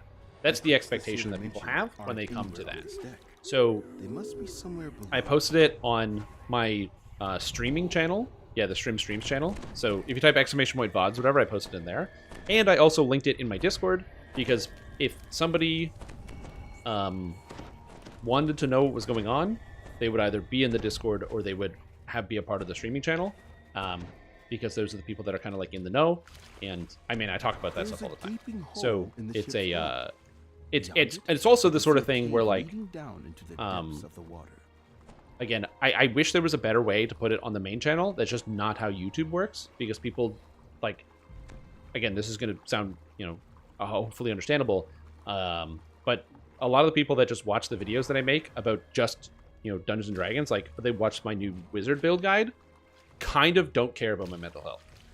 Not that they don't care, like, they're bad people. They're like, oh, I hate this. They're just like, that's just not interesting to them. They're watching it because they're like, I want to watch a build video. I don't want to watch a sob story about somebody complain that they don't feel good. So that's why I didn't post it there. I want to keep things focused. But I needed to let people know something, so that's why it was on the side.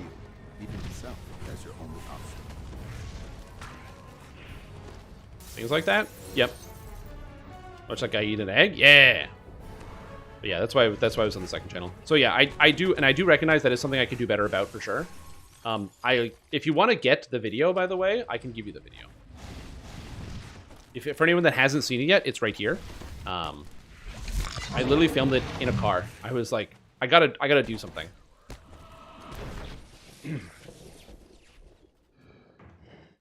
It's good, so you're confused?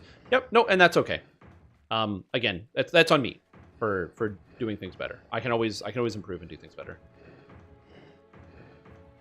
Whoopsie, turning the wrong way.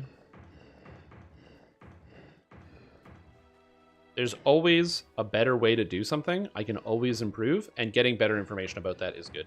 Especially since, and something that, you know, the hardest part about this whole experience is that people subscribe to me.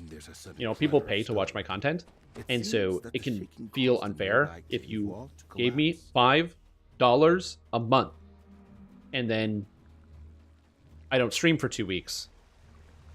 Looking closely, you can see. Where's my $5, huh? Where's my $5? So, you know, that's a thing.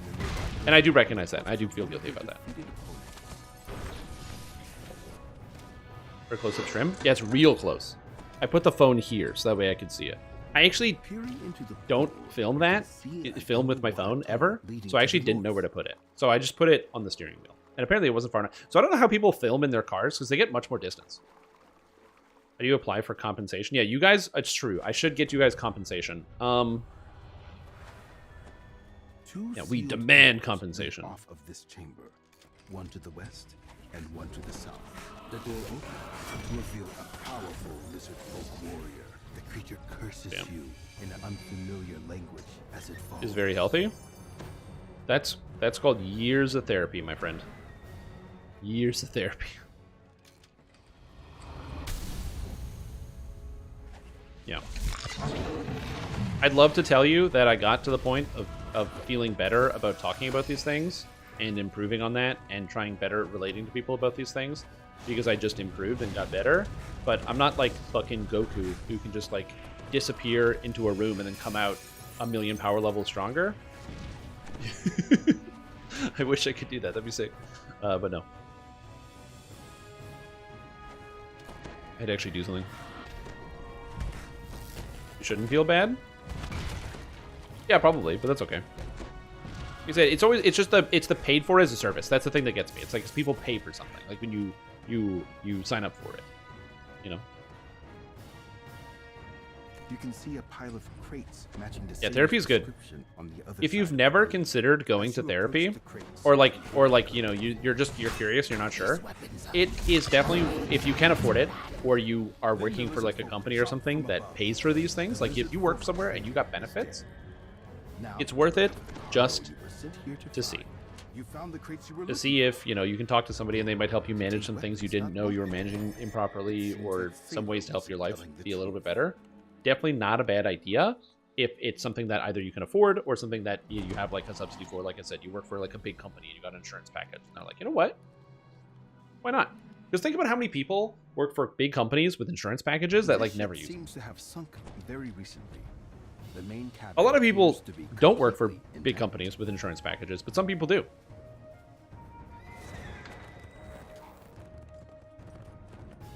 Yeah, you need patience. Patience? What's that?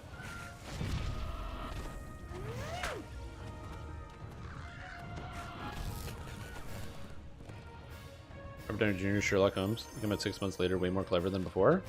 Yeah, I didn't watch that movie. I'm gonna take your word for it.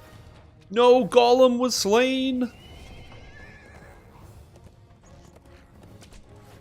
Hastily erected fortifications Night Hag's Hearthstone surround a low entrance into is the not hillside. great This because is people the you can use it for the set, but only if you're a caster. So if you're a caster, you can use it for the set. But a lot of people, which I didn't realize, just use double rings, where they just use 2 Catra's Razor Wits, plus like either the helm or the gloves, and they get the 3-piece set, which I had no idea. For some, my brain just like melted, and I forgot that you could just do that to double up on the set. So you don't get the benefit of both the rings. Like you have literally two dead item slots. But yeah. The Lizardfolk Queen wishes to speak with you in her throne room. Yet to get there, you'll need to make your way past insurgent lizardfolk that have turned YouTube and content is TV station, able to run uninterrupted. Forget that most of these channels are single person. Will need respect. No, I don't. Again, I'm just gonna be a little against the grain here. I don't think, you know, like anything else, it's like a market, and so I don't think people need to have that sort of patience in terms of like that should be the expectation, because realistically, the expectation is if somebody is dissatisfied with the product, so they go, oh, this person has been offline for 2 weeks, and then they decide to unsubscribe because they're not sure if they're gonna get their money back. That should basically be like the expectation, right? That's kind of like the way that I think about it. If somebody goes, oh, I'm not interested, or this, I like this content, they're not making it, I'll unsubscribe, maybe I'll resubscribe when they come back. Again, that makes sense. I think a lot of people are understanding of like mild interruptions, but something like that, you know, that's kind of thing. It's really only if people go out of their way to be upset about something and or to like make something make the mountain out of the molehill, I think is more of the issue. But I don't have the expectation that people are like understanding. I have the expectation more so that people are going to act on their own best interest, which is, oh, this thing is gone, I will unsubscribe, I will come back later. And I think that's fair. Yeah, exactly. Yeah. I think it was a subscription, but it says it on the box. It says subscription on the box. Man, could you imagine if like some big live streamer got like a subscription card at like a store? So like, you know, when you go to Walmart or something and they got those big racks of gift cards and there was like a gift card that was like, oh, it's a subscription to Scrimtom, you could buy it and then you redeem it for a 1 month sub to Scrimtom. Like you used to buy like WoW cards back in the day. I'm sure you guys know what I'm talking about. You'd buy like, you'd go to the store and buy the time cards and then you'd scratch the code or whatever and put it in. And then, you know, you got your WoW time card that you bought at the store because you didn't have a credit card to buy the time. It's like the same sort of deal. But it's for like a streamer. Yeah, bought league cards? Yeah, exactly. Yeah, league cards. Exactly. Yeah. But for your favorite streamer. Fortunately, that doesn't exist because the manufacturing costs would be gigantic for, you know, the amount of money. Considering it's, you make the purchase literally on the website you look at to watch the content. But still, I don't know. There's something funny about that to me. Yeah, like Subway cards for DDO. Yeah. Mr. Beast probably could, yeah.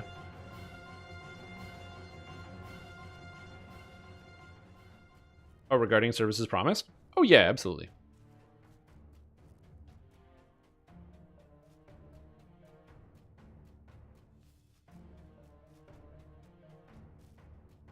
This is the only game that isn't Magic I have ever played for an extended period of time. Ooh, that's exciting. You're talking about Magic the Gathering?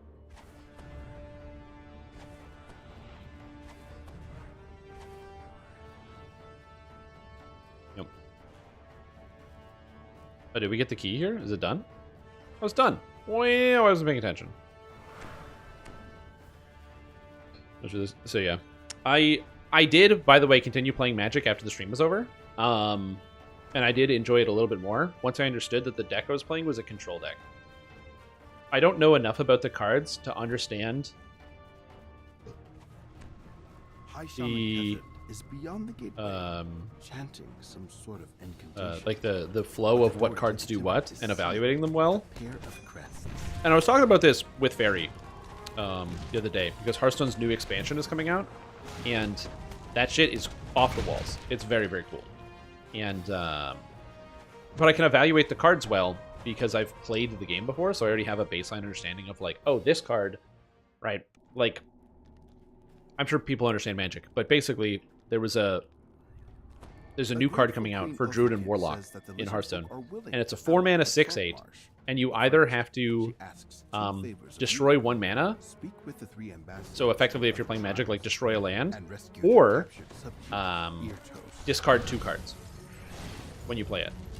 But it's a 4-mana 6/8, and it's really, really good. And so you look at that card, and some people might think, oh, that's like a control card, because it's a control tool. You know, it helps slow down aggro, it helps stop you from getting overrun, because you, like, do something, but you're giving up resources. So it could be used in a control deck, maybe. But it's more of an aggro card, because you play on 1, you play on 2, you play on 3, and then you drop your 4-mana 6/8 taunt, and it doesn't matter if you destroy a mana crystal, because you probably only have 2 or 3 cost cards in your hand anyway. And you're just dropping something else on the next turn anyway. So it's a fantastic, you know, aggro push card. But I understand that because I look at it, where somebody might look at something and go, oh, 4-mana 6/8, taunt, so it's a defensive card. Because it literally has taunt right on it. And so that I'm not at that stage with Magic cards. So I've been slowly trying my best to like watch like YouTube videos about the game to understand what card text means what in terms of the context of how you use a card, and understanding a little bit more about some of the decks and how you're supposed to play some of them. Because the cadence is really confusing to me, and so understanding that a little bit better has been helping over time. So I've just been watching the YouTube videos. Yep, Druid Priest cards and Rock People? Yeah, it is.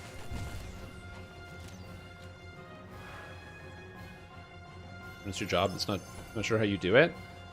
So the thing is, it's all about why you... I think about this in terms of why you play games. Some people play video games to have fun, because video games are fun.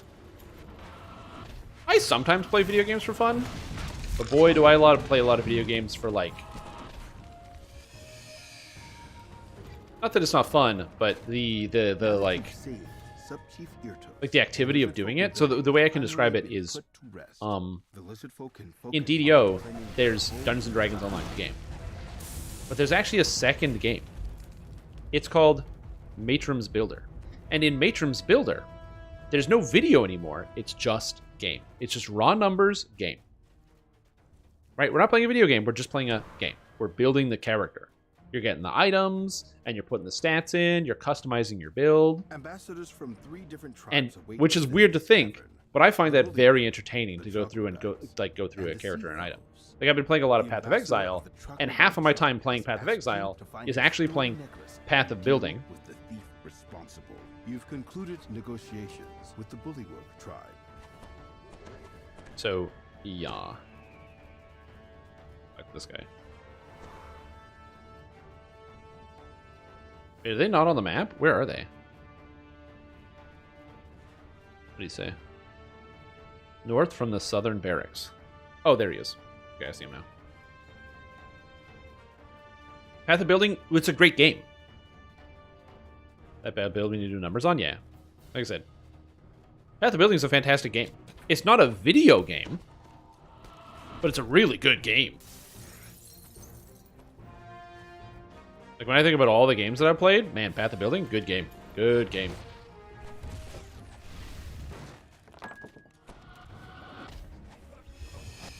Thief collapses, dropping a carved bone necklace. Yeah, I think we're good. To the troglodyte ambassador. I hate this door because sometimes it pops open and then all the monsters come out and get you.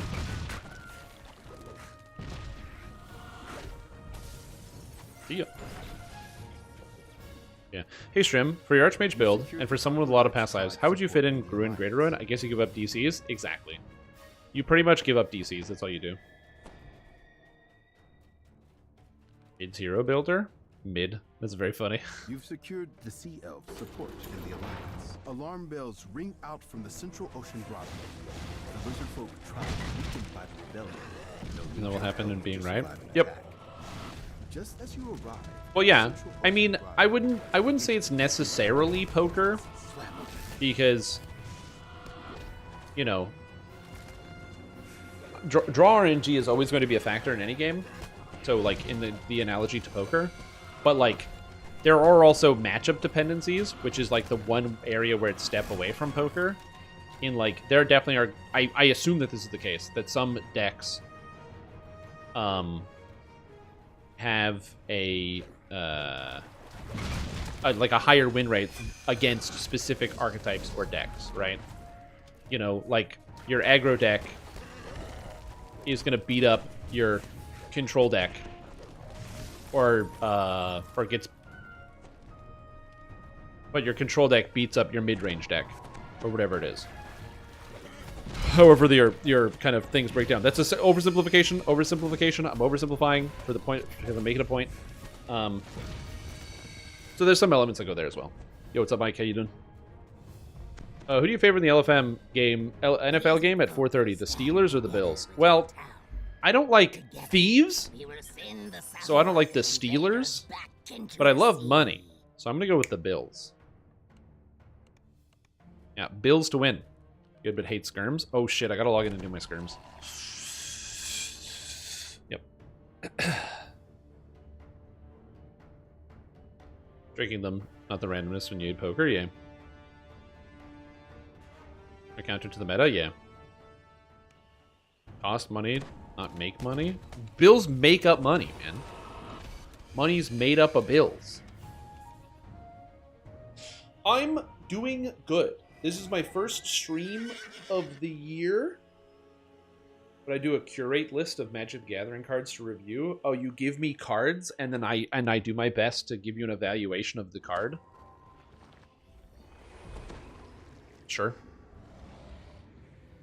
But yeah, this is my first stream of the year, and I'm feeling pretty good. My inventory slots are full. Whoopsie. I have a good level of energy. I'm in a good spirits. Chat's being very nice today. Good job, chat. Pat yourselves on the back collectively. At the same time, too. It's got to be at the same time. So, okay, everyone get your hand up. Everybody, are you ready? We're all going to pat ourselves on the back. Okay? So we're just going to... Okay, get ready. And we're going to count it in. And... No, horse, you got to put your hand up. We're all doing it at the same time. You can't just type it in chat. You guys are useless. You can't do anything together. This is ridiculous. Herding cats over here. You know what? This whole Twitch social experiment's a waste of time. Yeah. No, it's fine. Yeah, so we're doing good here. Things are going well. I've been... what have I been doing? I've been playing a fair amount of video games. I have played way too much Path of Exile. And it's been really good. So I've been heavily enjoying myself on that front as well. It's been a good time. Hope it's going well in general. I am doing my best, Nazirex. I'm doing my best. Things are well. Yeah, we might do that later. Not necessarily right now, because I've got video gaming to do. Speaking of video gaming, you just press a button here. Okay, bio and water break. Last 37k. Berry pick quest. These. All right, I will be right back. I'm just gonna go to the bathroom real quick, and we should be good. F at level 30. Oh, dude, E3 died to a trap. R.I.P. This is the horse going to catch these hands. Also, Float, what's up? How are you doing? The boy who lives. It's being used as slang by what, 10 years? Yeah, it does. It's just still funny to me. Yeah, I'm also probably... Is it worth streaming to Twitch and YouTube at the same time, or should I focus on one? So, the answer to that question is that multi-streaming is not... You can do it for free, but it's harder to do. In general, you're going to end up probably paying for a service to do that. But you can grow your audience if you do that. The reason why I'm multi-streaming to YouTube is kind of to grow the audience, but mostly as a free archive because YouTube saves everything forever. I don't know why, but they do. So it saves me on like some mild amount of hard drive space, and also if I ever need to find something from a long time ago, it's all there. And also some people just only want to use one website, so it's also a good idea. I would say that if you are getting started, it is more worth it to focus on one thing, because the most important thing is being entertaining. You need the stream to be good. So before you get started, like thinking, like if you're already somebody who is streaming and you're already working on these things, and you have an audience, then streaming to a second platform is going to help you grow that audience. But if you're trying to find the audience and trying to grow when you're getting started, you want to focus on the content first and then move on to the other things after that. Just make sure that what you're doing is watchable and enjoyable and people enjoy it, and start branching out from there. Because, it's like imagine you're like, okay, sandwich shops are great. So we're going to open up the Vibe Check. It's a new sandwich shop. And we're going to start with 2 locations. One in, Chicago and one in Calabasas. Well, the problem with that is that you don't even know if the sandwich shop is going to be good or successful. You have no data. But we're going to open up 2 sandwich shops now. So yeah. Anyway, I'll be right back.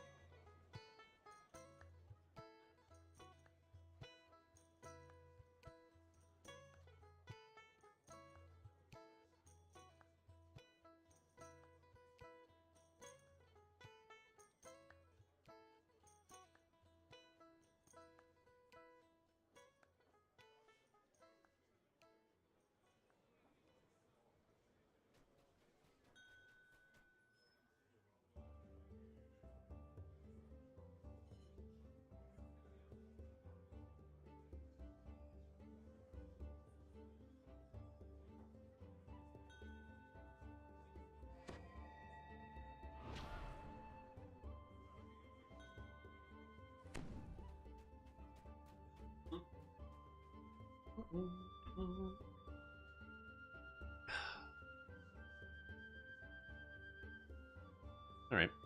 Anyway. Or else they say everything forever, it's data. You ever heard about Google saying no to data? True, yeah. Yeah, but here's the thing though, right? Where it's like, so all of these corporations are going to steal and take all of your data as long as you put any of it on the computer. So my thought process is like, if I'm going to get all my data stolen, I might as well get something out of it. You know what I mean? And this is why I get upset about advertising. I get upset about advertisements because they should be better. Okay? If I buy a product, I don't want to see ads for it. My computer should know that I already bought it. Google should know. They know that. They should know I bought it. I don't want to see ads for it anymore. You know? It's like if you it's like, oh, there's a new game coming out. So you buy the game and then you see a commercial for the game. Dude, give me another commercial. What am I supposed to do with this? Yeah, exactly. Like Coca-Cola. Yeah, play the same Coke commercial every 20 minutes because whatever, it's fine. I'll go buy some Coca-Cola later. But when it's the one-time products, like a single video game or something, or like a car, like imagine I just like bought a new Nissan, I don't know the brand of cars. but the new Nissan whatever, and you buy it. Don't serve me another Nissan commercial. Bro, I already bought a car. You think I'm buying 2 cars out here? What's up with this? What's up with that? It should be better. That's the problem. Exactly. The ads should be smarter. That's my issue. It's like, fine, steal my data, do a better job of it. You're failing. F tier. Thank you for that. I started streaming on YouTube last week. I just it's kind of a general channel, but also enjoy things like DDO, Madden, Liza P soon, not much audience, but I know it'll keep at it, it'll get there. Sort of. If you the piece of advice I have for you is that being a generalist and streaming general content, different types of content, is very, very, very, very important for you to be likable and to be very personable. Because when you stream one thing, you can get along on the popularity of that one thing. You know, if you stream exclusively Madden, I mean, you'll have John Madden himself showing up in the chat saying hi, people who are interested in that thing. But if you want to do multifaceted general and you want to grow an audience, you really got to get the personality side of the content going, because the people need to like you for you. The one thing you're streaming, they can't like you for because it's not staying. They got to like you for you. And yeah, that's the reason why pretty much every generalist starts on a single game. You know, you look at somebody like Forsen, who was, you know, big time Hearthstone streamer, who now streams whatever Forsen does. I don't know what Forsen does, but he does something. You know? So it's not that you have to stream one thing, but that's like the easiest way to do it. I'm sure there probably are people that stream multiple things. Well, it's mostly like YouTubers who did multiple things. People who do like one genre. Like you look at like Markiplier and stuff, where in like 2014 they were playing like all of the horror adjacent games and streaming themselves back when people were starting to put that stuff on YouTube. So just go buy things, especially in a stadium. Yep, 100%. Where are we heading? I don't know. I have Drome quests too, but I don't know how we feel about them. Yeah, we can do Drome.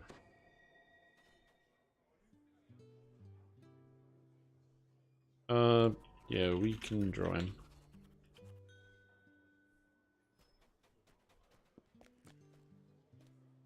So yeah. Not to say give up on your dream. I'm not saying that at all, but just like it's a tough one out there. It is a tough dream. Yeah, you just gotta get better. The biggest piece of advice I give to anybody getting started as a content creator, somebody who's new, who's like learning about content creation and wants to get into like especially streaming, the best thing you can do for yourself is do a live stream. No matter how long it is, just do a live stream. And then once it's over, watch it. Watch the whole thing. You will learn a lot about content creation by doing that, because you're going to learn about all of the habits that you have that you don't like, how much dead air there probably is, and things you can improve upon. You can probably do one single live stream and find 100 different things you can improve upon by just watching a 2-hour live stream that you did yourself. It is hard to do because a lot of people don't even like listening to their own voice. But if you want to improve, just doing a live stream and then running it back with a notepad is like an amazing way to improve quickly. Assuming you actually criticize yourself and make changes based on your own behavior. Because the other part too is ideally you're like, oh, well, you know, when I grow an audience, people will tell me what type of content they want and they want to give me advice about what's going on. But you need to get the audience first. You need the people to tell you you're doing something wrong or to call you an idiot. To be like, oh, I should have done this. Whoops, right, my bad. So, you know, you got to do that to yourself. Beck, what'd you miss? 14 days.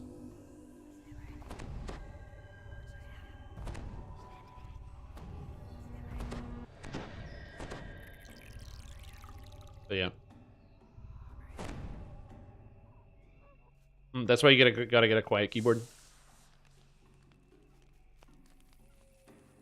Harley's again. Byron swing in the air. Ever since they changed the two-handed animation, it's been broken. Along the ridge line, high above you, is a line of bamboo fencing. Don't have.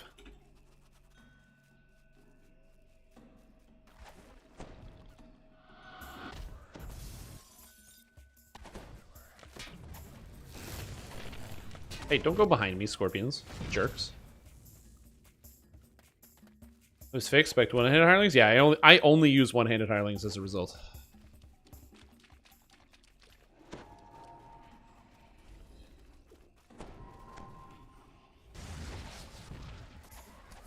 Are we fighting Scorps? Brush ahead. You hear a guttural voice Cannot believe the calling scorpions for didn't aggro. death to intruders. Because if you step on the brown patches, it causes scorpions to summon. Woody wug. Watching you while you do challenges in Madden. Get that Madden, play that football. But yeah.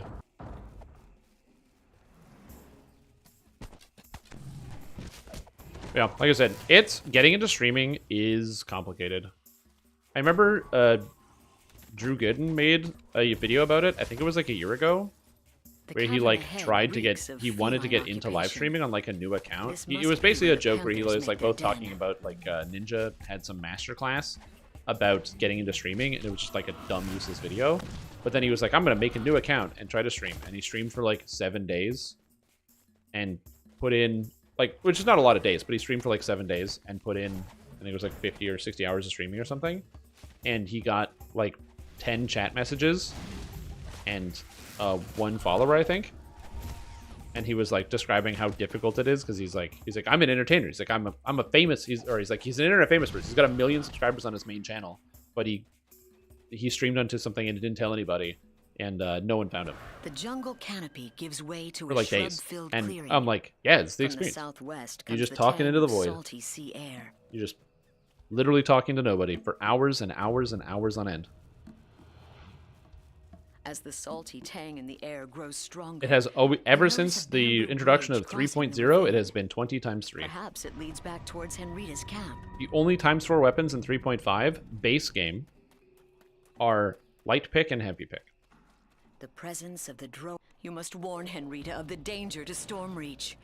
With luck, you can make it back to camp without encountering any Droam forces. We got a D-door. D-door.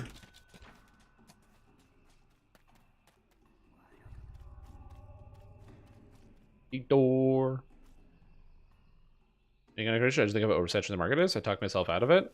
Well, so the trick is, the best way to do content creation, if I'm being perfectly honest with you, is to do it because you want to do it. Do content creation because you want to be creative with something. Say, I want to do it, and then do it. Don't worry about success. Don't think about the future. Just start making a thing. That is like the most important part of content creation, is making the thing. Being motivated and saying, I want to do this.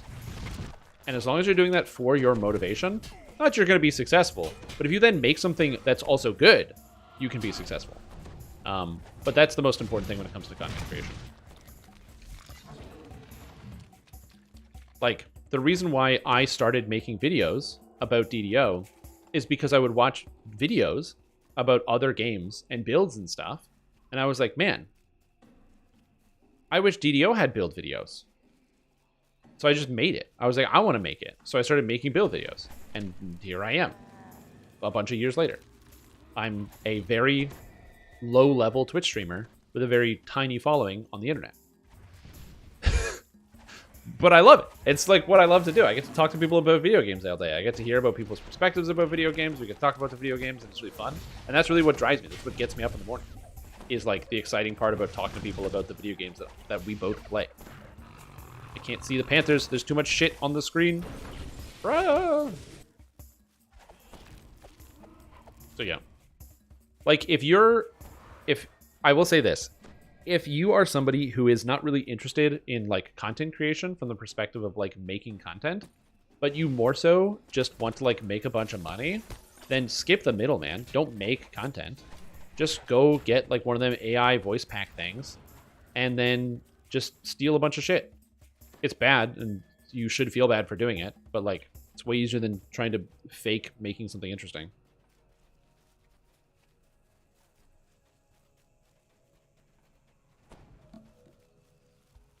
Promoting part for your main streams is kind of difficult. Yep. Like I said, it all depends on what you do it. So I don't really personally look for promotion. I've actually never really promoted my stream other than I have my own Discord, and I used to post on Twitter, but I'm just too lazy and I can't be fucked to post on Twitter anymore. Because I don't really care. Like, I do want to be able to pay my bills, and that's important to me, but for me, it's more about, like, I just want to make the content. I just want to make something that people like, and then that's good enough for me.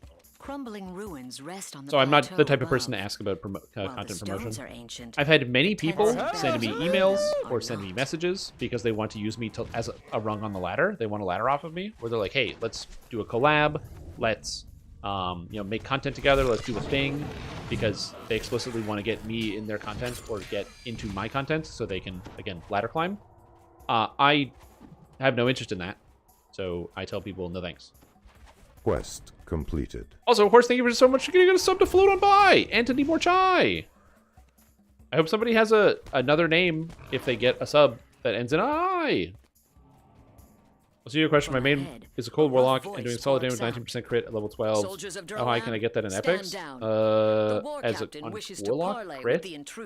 5 plus 9 plus 8 is 17, 22 plus 5 is 23. You should be able to get around 55 to 60% crit. Somewhere around there. Okay, and what would you recommend? A strength based PK? Straight great axe or something else? Strength based? Eldritch Knight?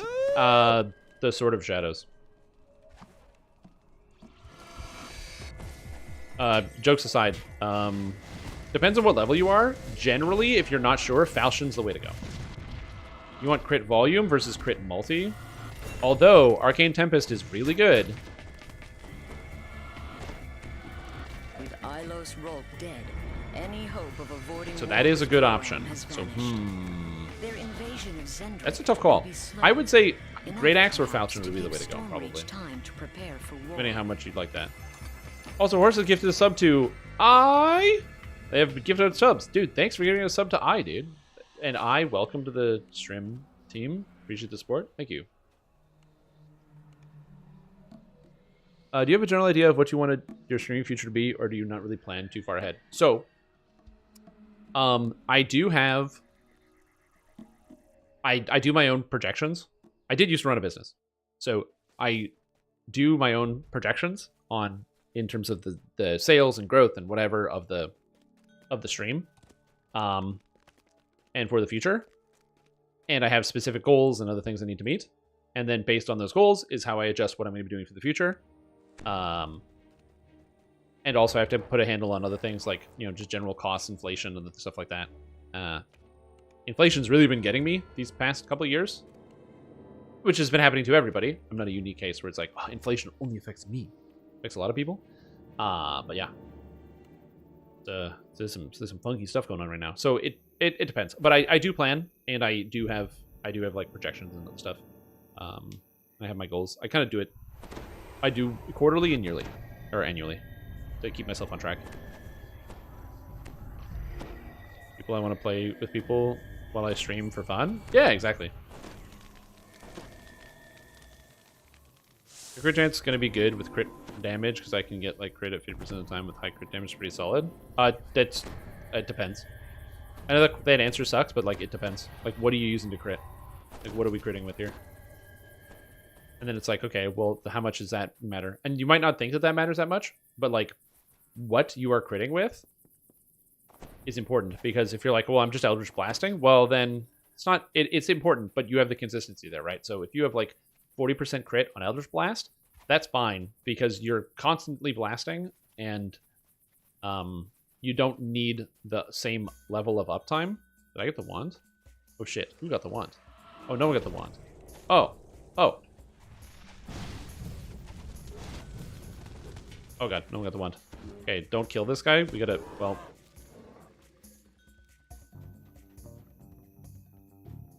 Alright, somebody's got the wand, so we'll get him. Let me in! Let me in! No. I mean, as in, what are you critting with? Like, specifically, what button do you push on the keyboard? And then the crit comes out. You know what I mean? Because that matters. Like, I think I can get through the gate with this. Nice. There we go. Thank you, Acid Well, for going under the bars. Echoes down the streets. Why does it do that? More minotaurs pile out of the nearby buildings to What's see up, going Kentos? on. How are you doing? I hope your day is going well. I'm doing pretty good.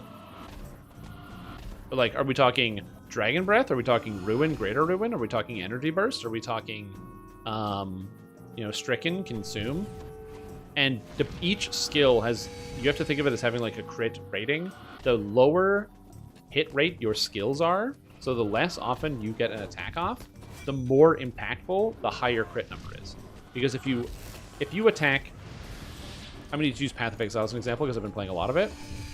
If you attack 2 times a second versus 10 times a second, the person who attacks 10 times a second doesn't need as much crit chance because there's less variance per second. You're going to be getting more hits, which means you're going to be getting closer to that 50%. But if you only attack 2 times a second, then you can get 2 attacks in a second, and neither of them crit. If it's a 50% chance, that's going to happen 25% of the time. And you'll get streaks and seconds of no crits, no crits, no crits. And that can end up being very bad unless it's managed.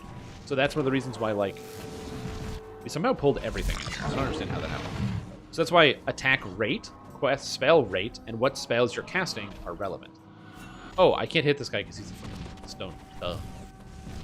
Why am I attacking this? So that's why that question kind of comes in there. I'm not trying to be annoying. I might be annoying, but I'm not trying to be. It's mostly because I'm just like, the rate in which you get your spells out matters quite a bit in terms, and what specific spells you're using determines kind of like how heavy and important the amount of crit that you have is versus your critical multiplier. Does that kind of make sense? I don't know. And then you have to like pull the math on it and do some simulations. Yeah, and you do more damage with the Eldritch Blast, but you want to have Stricken and Consume up for the debuffs, because that's how you apply your debuffs to the target. So in a single target scenario, they're important. In a group scenario, like if you're in this quest, you don't need them at all. So again, it's complicated.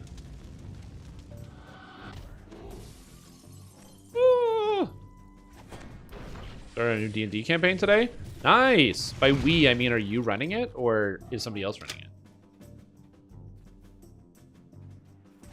Right. What's your opinion on those insightful Radiance and Nullification lore orbs? The ones from Sharn? They're best in slot for those builds.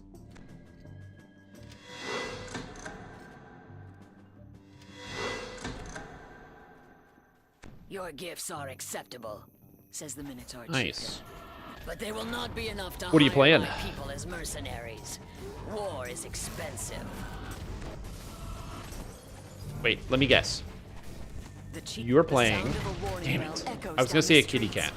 More minotaurs pile out And you're playing as a druid, so you are playing as a kitty cat. If only I had just guessed before I said something.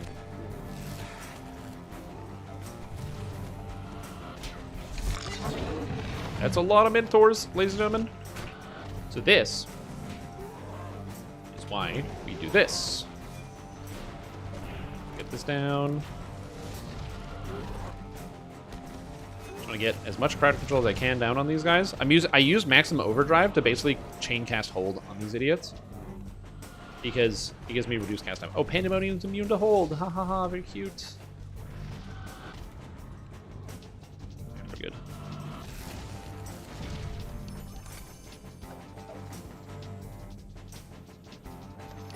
Yeah, 100%. Yeah, you do Capstone. Well, I do Capstone Tainted Scholar, tier 5 Soul Eater, because Eldritch Wave is literally just the bee's knees on the blasters. Doris is underwhelmed by your performance, grumbling about too much noise and Or not just enough light and negative violence. casters? Yeah, basically.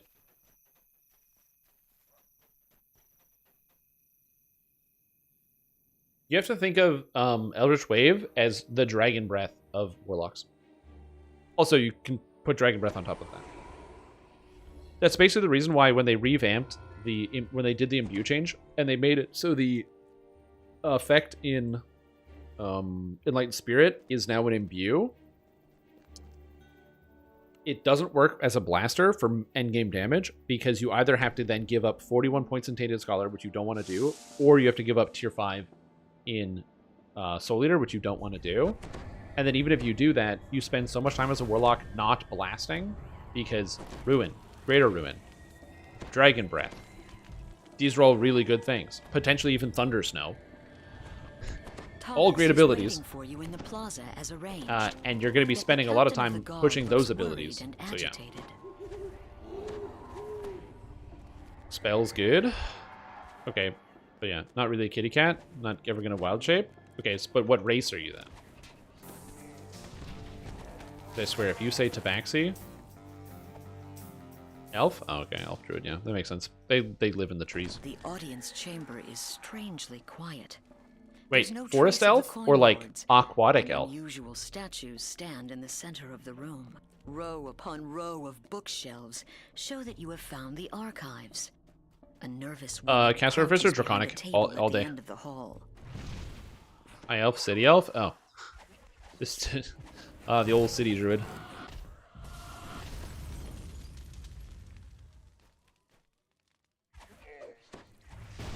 Oh god. Oh, hello. Yeah. Like, if you want damage, Draconic Incarnation. And the reason is that Artificer's biggest problem is having damage as a caster. However, you solve a lot of those problems with Ruin and Greater Ruin, because Artificers scale those spell powers really, really easily and effectively. So as a result, Ruin and Greater Ruin are pretty good when you get the upgrade. And also, Artificer spells don't do a lot of damage. Also, Artificers don't get a lot of spells, so you really need to fill out the list of the things that you're casting on the regular. We find the thing? I was not paying attention.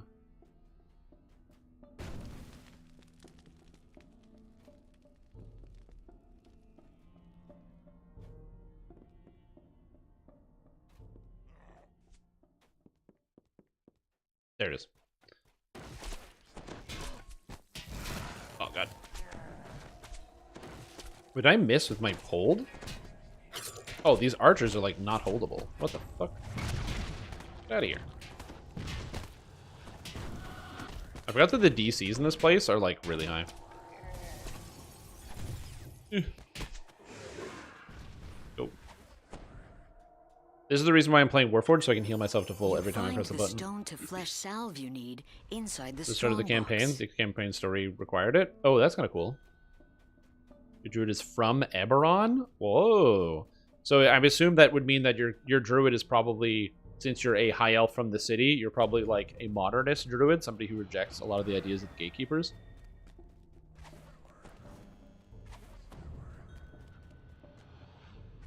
You think certain epic strikes will be nerfed in the Epic Destiny Balance Pass, and whether the epic strikes will be buffed? Yes. There is no way on planet Earth. Okay, it is possible that Dragon Breath is going to somehow survive the balance patch. But I really don't think so. For two reasons. Dragon Breath is insanely out of whack with all the other Epic Destiny Epic Strikes. Okay? Like, it is better than all of the other one for casters.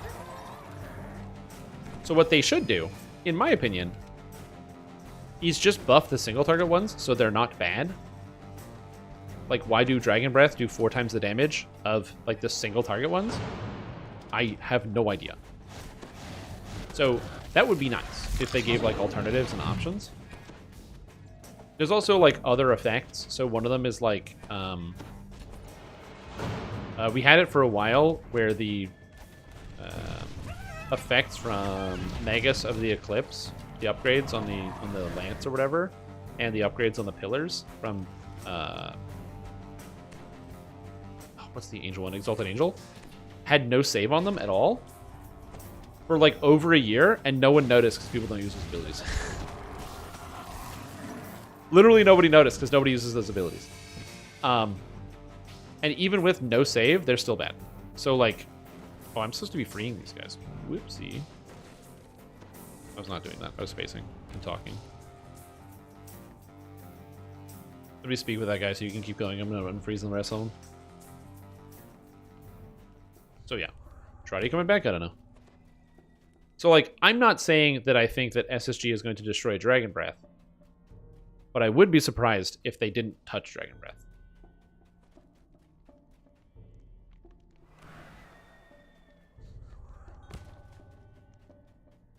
And what about Adrenaline and Hunt's End? I don't know.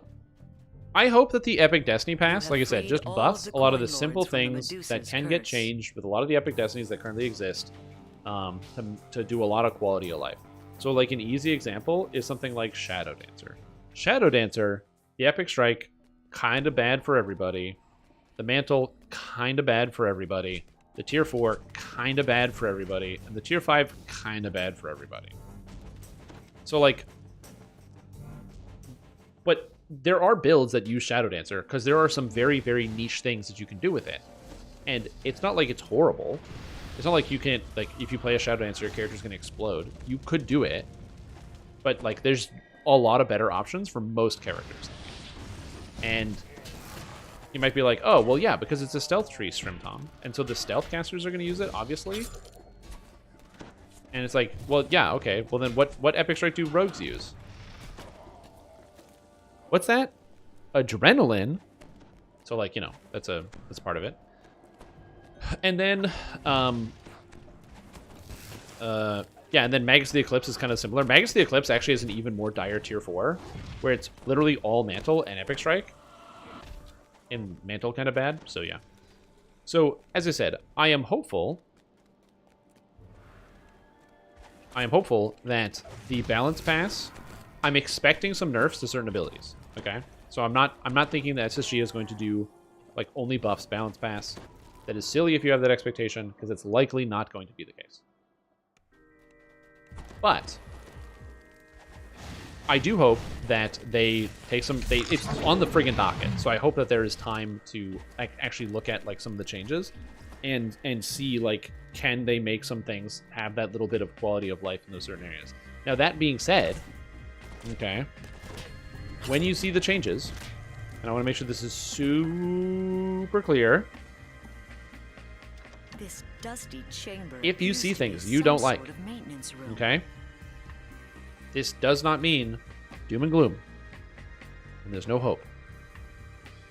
We have seen from the dev team that they have been responsive to people's balance ideas in the past from things that have been posted on the forums. So they post something on the forums, and then people give their feedback, and then they do a second pass. Not everything makes it through, obviously. It's still their game, and they still produce it and manufacture it and make it.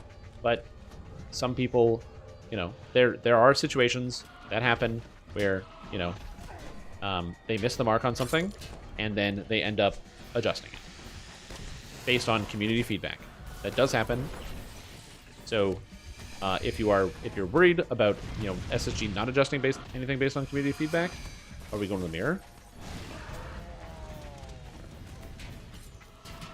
We're not coming to the mirror, I guess. The Medusa falls, dooming Droam's attack on the palace to failure. You stopped. Holy fuck, the lag spike! Oh, save! Good job, healers. Holy fuck, the lag spike. That is exactly why you have Divine Intervention on a Dark Apostate at cap. That's DI right there.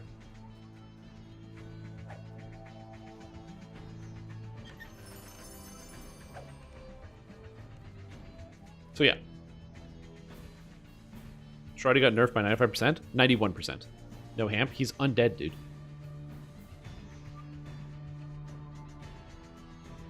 Black Hole and Cold Mags are good. Made some really good ideas with Bush Raiders for balancing ED stuff. Yeah, so like I said, I just in the event that it comes out, okay, and it's not exactly to your liking, please be aware that you're more than welcome to give the developers feedback. Also, if you want the developers to take your feedback, I'm going to say this as best as I can. Don't be a dick about it. Just don't be a dick about it. You can just write, I think it would be better if they had this instead of this. Instead of writing, I don't know why you guys thought this was good. You should have done this instead. Those are very similar sentences. One of them is antagonistic. The other one isn't. That's it. That's all you do. That's it. Just don't be antagonistic.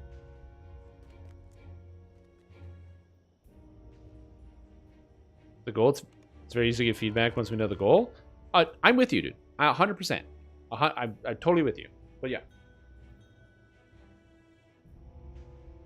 That's just my bit of feedback. Anyway. Hi, Silly Bitchel here. No, I'm just kidding. Is Blightcaster going to get nerfed? No. Blightcaster's not going to get nerfed. Somebody do exactly that? Yeah, I know. Assault half? Sure. Yeah, we could do that.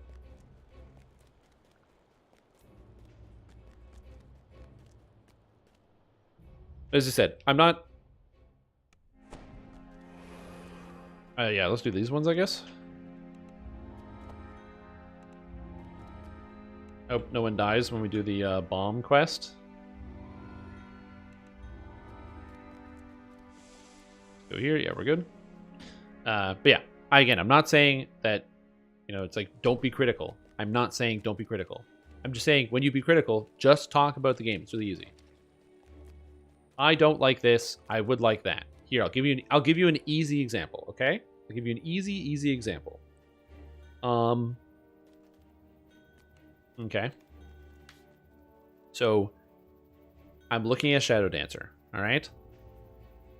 Actually, we're going to use Magus of the Eclipse. Let's say there's no changes to Magus of the Eclipse. Here's a good piece of feedback. I find it difficult to get to tier 5 because when I look at the tier 4s, a lot of them aren't things that I would like. As a spellcaster, I need better options. Maybe you could combine some of these options. Like combine like that into that. Why is this even here? Anyway, you combine that into that. And then that was space for a new ability that maybe more people would like. I'm a genius. Look at that feedback. You can see it with your eyes. That's how bead it's been back. The Cleric in the Void, yeah.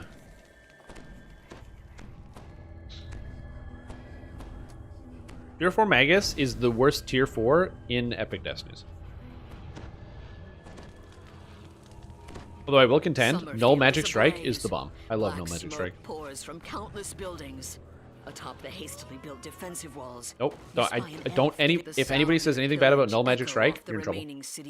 Big trouble. Unless you stop the Tier 4 Magus, not good. Null Magic Strike, very good. Will be shared by every district. Eldritch portals open along the building ledges. Droam has begun their new assault. Oh god. Nope. No, don't let me catch you. No. If Null Magic Strike didn't require you to use the mantle, oh boyo. For those of you that don't know what it does, Null Magic Strike is, while you have the mantle on, which is the problem, you have a 15% chance when you hit somebody with a spell or attack to silence them for 30 seconds and dispel all their magic.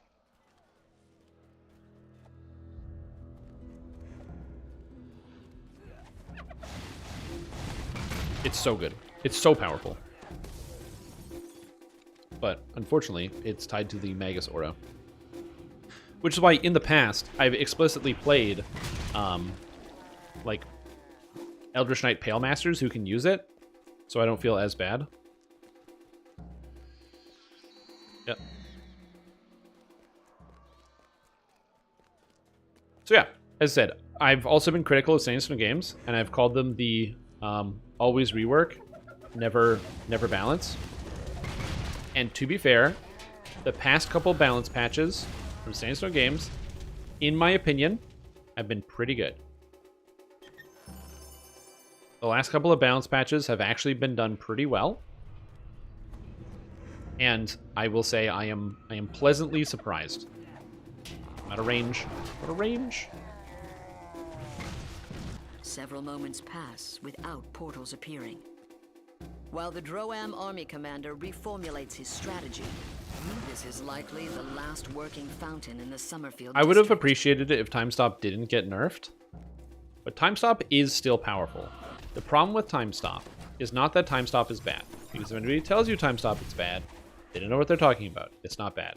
The problem is the investment cost for Time Stop. If you look at it in totality, and how much you have to spend to get access to Time Stop, then I can get on board with Time Stop is pretty bad, because you have to get a whole character to basically have a dead tree. But the effect it has is good. So if, Magus of the Eclipse receives some buffs to make it more viable, more versatile, then you're going to see people using Time Stop because it is quite good. The problem is, it's basically impossible to have somebody using Tier 5 Magus of the Eclipse in your group. It's just not going to happen.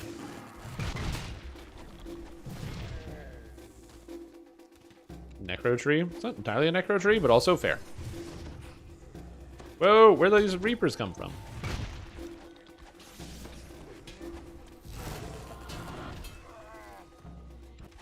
You've slain the majority of Droam forces looting the burning ruins. But beating war drums indicate the invaders are preparing a new assault. It is time to reinforce the defenses. Did the light not working on Skeleton Pet from Pale Master was a bummer? Ooh, rip. The sewer tunnel beyond this hatch. Oh, right. You go through the Sally Port. Side of the wall. Doubtless, rank and now you're here. Stormreach sewer system. And then you go back through it. Hatch. And I believe that works. The stench just as you try engaging the Sallyport lock. Droam flankers pour through the passage. Summerfield's defensive line is breached. Okay, we're good. The crash of guy a just shot me ram 3 erupts times. from the direction of the southern barricade. Nerf Sonic Blast, true. Nice to see you back. Thanks, Tubbsy Muffins. I appreciate that. I am glad to be back. I'm glad to be here.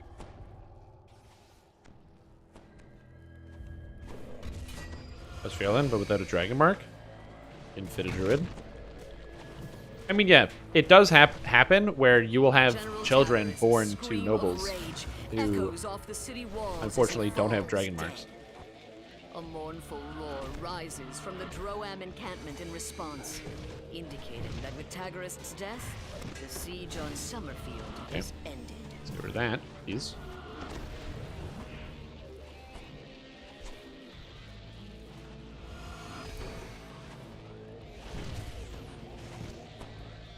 Sorry, I'm just like really focused right now because there's a lot of this part is scary. There's a lot of champs, and so I just don't want him to get like obliterated. Okay, we're good, I think. Okay, bomb quest. 1 boat at a time. 1 minute timers. I don't care.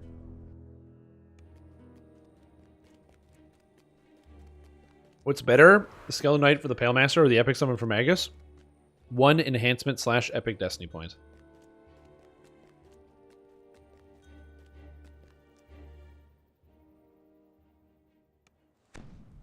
You can do in 2 minutes.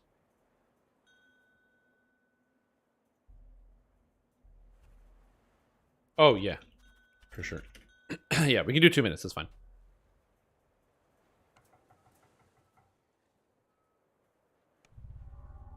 But yeah, it's better to have a spare point. That's my pick.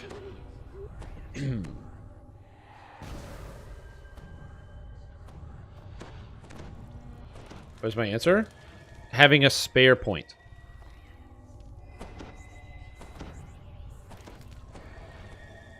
Like, the best option is to put no points into those abilities.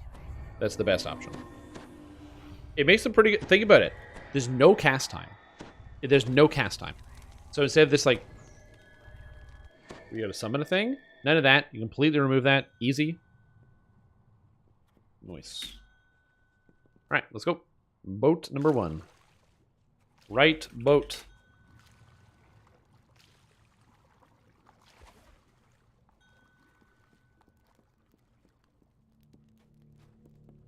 And it has that funky little dance. Oh yeah, doing 1 point for lever pulling is great.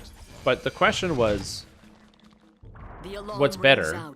and they neither can be better than the other as they have only one role. Now, to be fair, actually, I would argue that the Skeleton Knight is better, like the one from the base character, and the main reason I would argue that is just... Okay, I don't see the crest up there.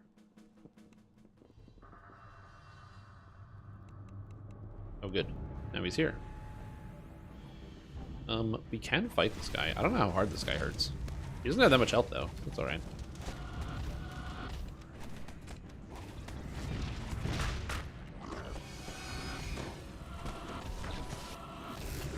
He's going after me, I think. Oh, he's got stunned! What an idiot! Fucking loser. Get out of here. The Droam veteran of countless raids against the Maybe some civilized hardcore DDO. It is. And what a horrible night for a curse. If you would like an invite to Blockade Buster on Reaper 4 on Hardcore League, send a tell to Strim Tomb before I open up the group. Get some Reaper XP. Might as well loot the chest. Oh, I got a mark.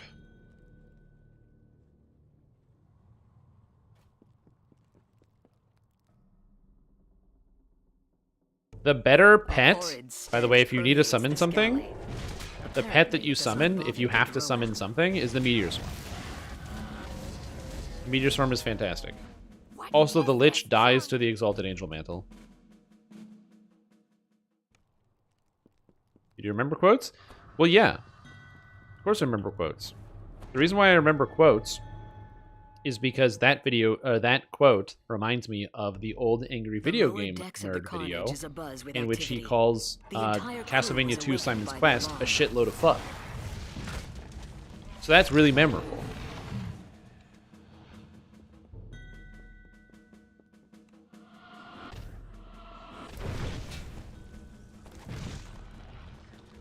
The hatch to the mine bay looks like it requires some kind of crest to unlock. So that's why I remember it. It's likely secured somewhere else on this ship.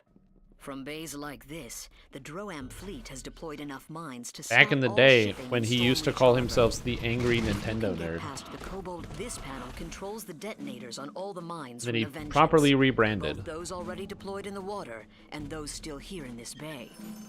Stop touching my stuff. 2 minutes. Right, boat exploding. All right, mid-boat. Next boat. It's a gaggle of pet rocks. So on New Year's, I played the game Super Fight with some friends of mine. Super Fight is a game, it's like a card game, like Cards Against Humanity or whatever. And the way it works, if you've never played it, is you have character cards and power cards in your hand. Not all the powers are good, but you have character cards and power cards. And you have to play them together. And so you have one person who's like judging the contest. And it'll be like, oh, so, you know, let's say you've got in your hand, you've got like, I don't know, Chuck Norris and as your character card, and then the power card is with a chainsaw. This is where the so you're like, cool, I got Chuck Norris with the chainsaw. Cool, that's my fight character. And you have your cards, right? And then everyone has their cards. And then you go around in the circle. There's like one person who's deciding who would win in a fight. And the last person goes, oh, okay, cool. You know, once you're done, everyone's gone around in a circle. You then have to draw a random extra power card and throw it on top of your card at the end. So you might be like Chuck Norris with a chainsaw, and then all of a sudden, and you think he's going to win, you know, because you're from the year 2004 and you think those jokes are still funny. And you draw from the top of the deck and you get, also he's invisible. Now it's even better. Or you draw from the top of the deck and it says he's blind in one eye. And it's like, that's not as good. Or you draw from the top of the deck and it says, and he's carrying way too many groceries. And you're like, shit, that's a lot of, he's got too many groceries? Oh no. And you're trying to decide who's going to win in a fight. And I had a situation in which the best card in my hand was Pet Rock. And I won.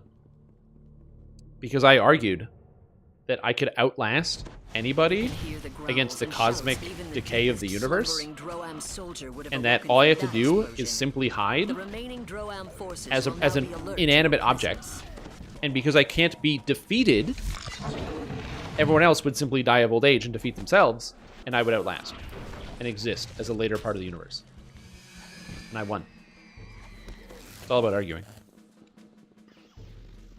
The hatch to the mine bay looks like it requires How many groceries some is too kind many of for Chuck crest Norris? to And you unlock. cower in fear? True. From here, the Vengeance uses a complex system of rails and pulleys to deploy mines into the water. Alert Kobold engineers keep watch over the equipment, even at this late hour. Okay. Any other dimension door? It's a fun game. It's good product. 2 minutes. Everyone's off. Mid boat exploding.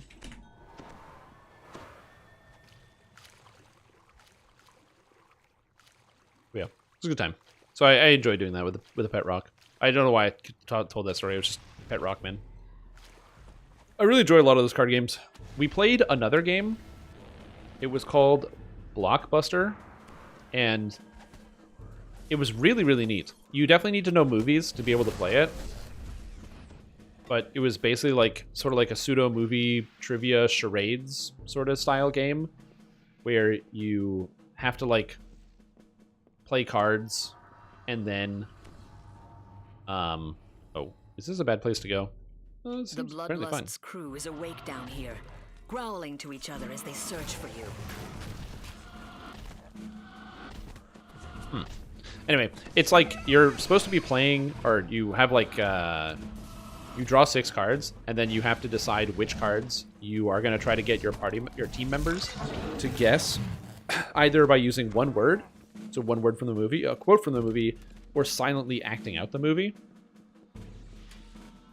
So you might get something like, I don't know, like the Avengers, and then you're like, okay, what one word would I use to describe this movie? And you're hoping people are going to get it. This is the Bloodlust's And mine bay. it was great. It was a really good time. It was hard. It was very challenging because you need to have a good understanding, and you also have to hope that the other people that you're playing will get it. Because you might have to say something that makes a lot of sense.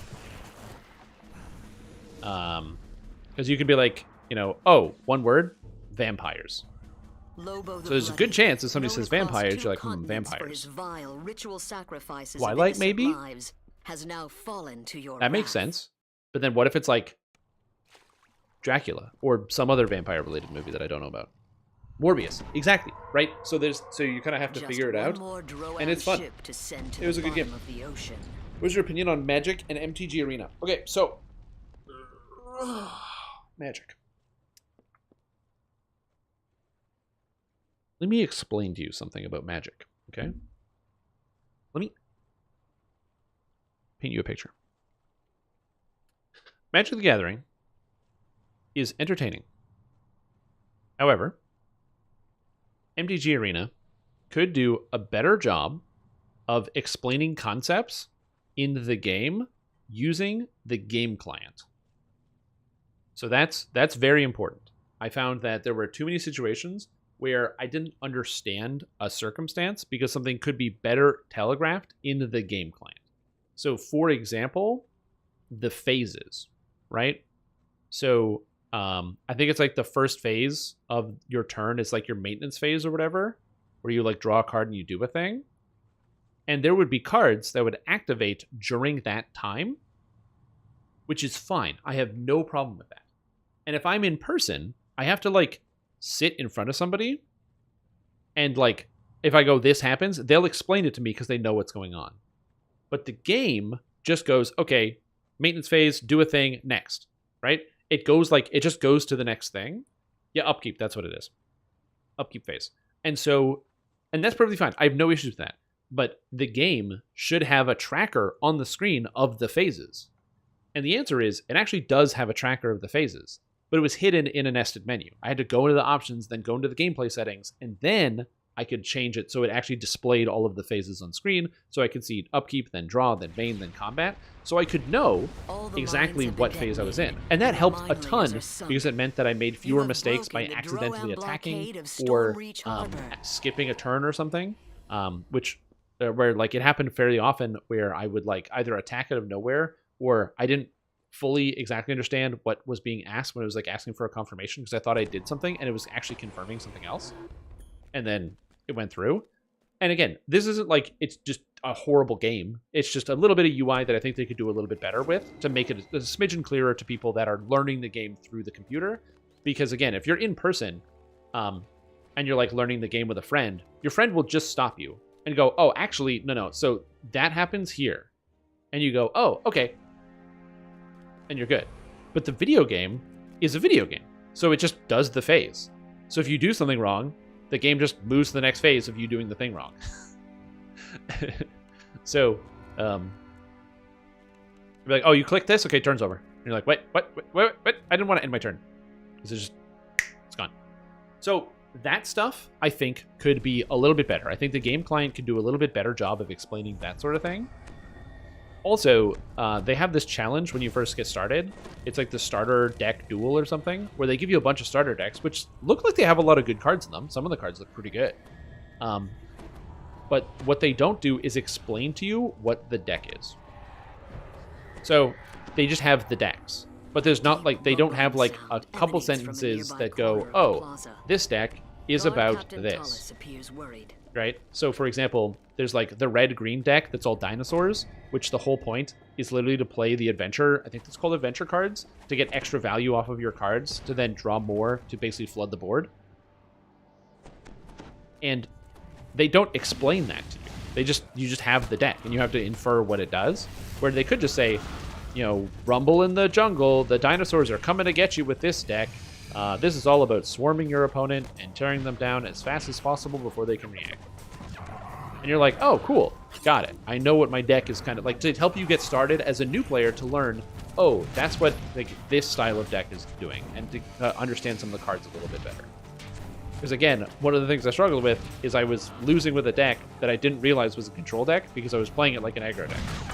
Where I was like quickly using my resources, and I was like, you know, trying to, not that I wasn't supposed to be fighting for board, but I didn't have like swing turns or anything like that. I was just kind of like always fighting, which I shouldn't have done. I should have gone the other way and been more conservative with my resources, which after I started doing, I started winning.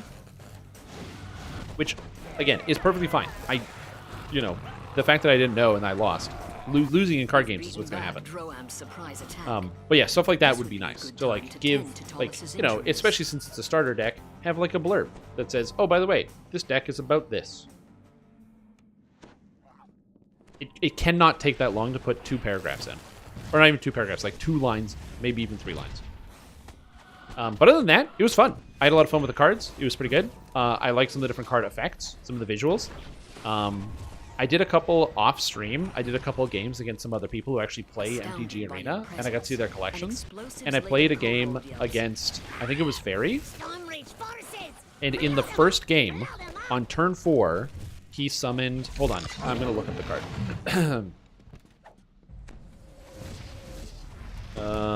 He summoned... Wait for it. This is turn 4. I want to make sure this is clear. Don't type it in chat. I want to tell him what it is.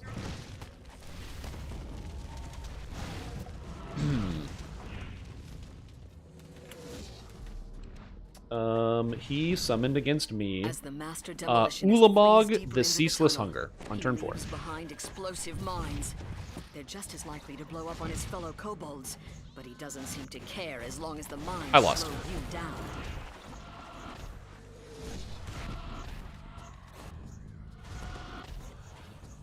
So yeah.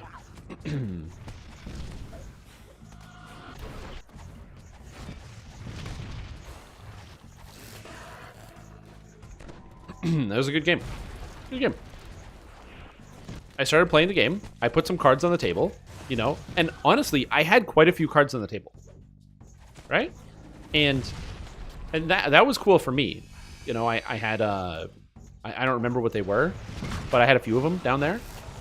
I was playing a red-blue deck, which actually was my favorite deck overall of the day. It was really fun. It had like a bunch of like creatures. It had some good spells. It had some cool removal. It had a lot of flexibility. I really liked the red-blue deck. That was probably my favorite deck of the day, because I could just interact with my opponent a lot, which is cool. And the instants were also fun. Yeah. And then, yeah, Fairy got me. He literally got the nut draw, and again got it out on turn 4. He got everything. He literally had everything. The Droam, that huge explosion. So I blocked off did the not do rest well. of A dead Medusa lies sprawled next to a bin full of demolition charges. Droam must have abandoned this cavern after she. No, don't go met a down. sudden Oh end. shit. What manner of Hold creature could on. have resisted I the can DDO you Medusa's guys. stony gaze? Or we'll fight, I guess. Damn.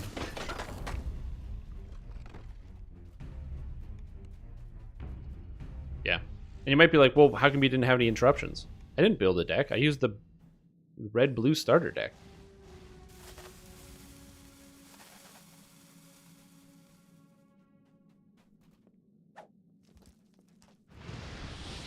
The standard, not historic? Yeah. Boom! Get exploded, Reapers. Can I eat this? Oh yeah, I can eat this. Like, I don't wanna, but I can. Yeah, either way, like I said, I had fun playing the Magic the Gathering. I will be playing more Magic the Gathering in the future. Streaming it, I'm not sure, but I'm definitely going to play more of the game. The card game I played before playing Magic is, was Marvel Snap. I played a bunch of Marvel Snap. I still play on my phone. I find Marvel Snap quite fun. And the reason that they're both good games, but Marvel Snap is entertaining in a different way because in Snap, the games are short and the interactions are fairly easy to understand very quickly because there just isn't a terribly high amount of card text on a lot of the cards.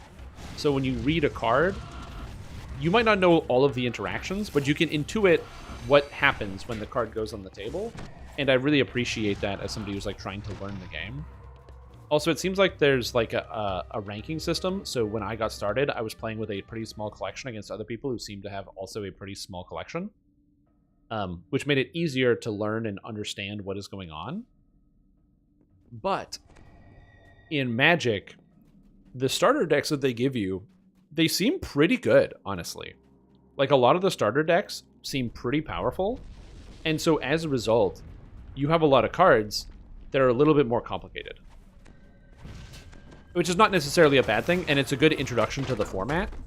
But some of the interactions were just like it's like, oh, this incubates this thing, and it summons this other thing, and then this is based off it's an artifact based off your incubator, and all of a sudden you're like, huh. And it can feel overwhelming a lot. I definitely got overwhelmed a little bit with information, but it wasn't too much. Like I was able to do some stuff. I think what I probably should have done is like stuck to one of the card decks, like unlocked one of the starter decks, and then started like tweaking and playing around with it, as opposed to trying to unlock all of the starter decks, because I just needed a better sample size, and that would have been better. I think that would have been a little bit better for me to like learn the game better. But, you know, for content, I was like, oh, I won with this deck. I'll just try this deck. Oh, I won with this deck. I'll just try this deck. And then I spent 2 hours losing back-to-back games on the white-black deck.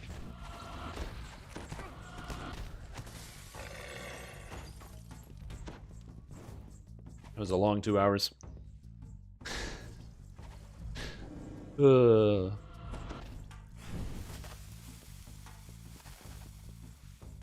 improve after? No, because I just need to understand the cards.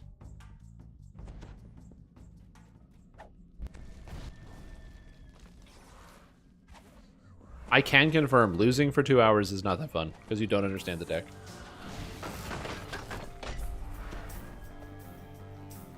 Again, it was the reason why I stopped playing Master Duel, Yu-Gi-Oh! Master Duel, is because every deck you play against is totally different, that uses its own totally different cards in a totally different way. And you don't even understand what your opponent is playing, and you have to speed read fucking 10,000 words per duel just to understand what's going on where you lose anyway. So it's like, I'm not doing this.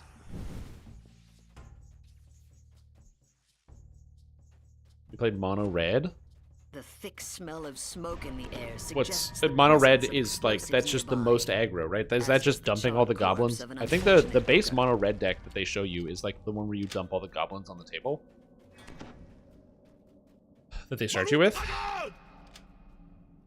Hey Strim, what's up? Yo, what's up? Barbar Jink, how you doing? Hope you're doing well. Thank you. Glad to be here. Free red deck sucks. Hey man, You put a lot of goblins on the table. And you know where those goblins go? Upstairs. That's right. Get them.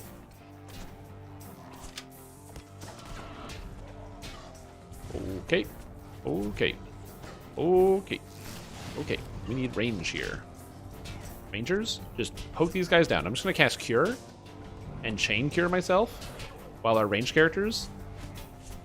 Oh, my spell failed because of lag. That's bad.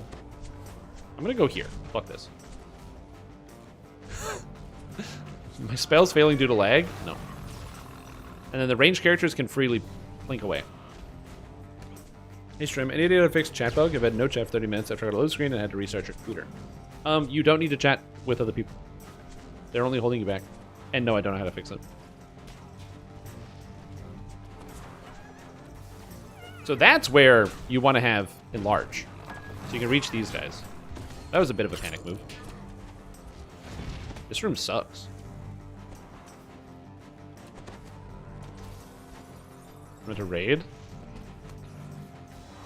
Oh, just join a group and then just tell the leader sec phone or something, or just say you know, am listening but can't talk on phone, and then go from there. Yeah. Hey Shrim, time. It's about the time is casualty and enjoy jumping into it. Could you enlighten me? Is it possible to build a character in the theme of Gandalf? Sword and staff? So if you want to do sword and staff, honestly, I can't believe I'm saying this. The Lord of the Rings Online, which is obviously a game that, you know, would have a Gandalf adjacent character, the lore master literally gets an ability called sword and staff, so you can dual wield a sword in one hand and a staff in the other, because Gandalf did it in the movie. Yeah, also No England is another good one.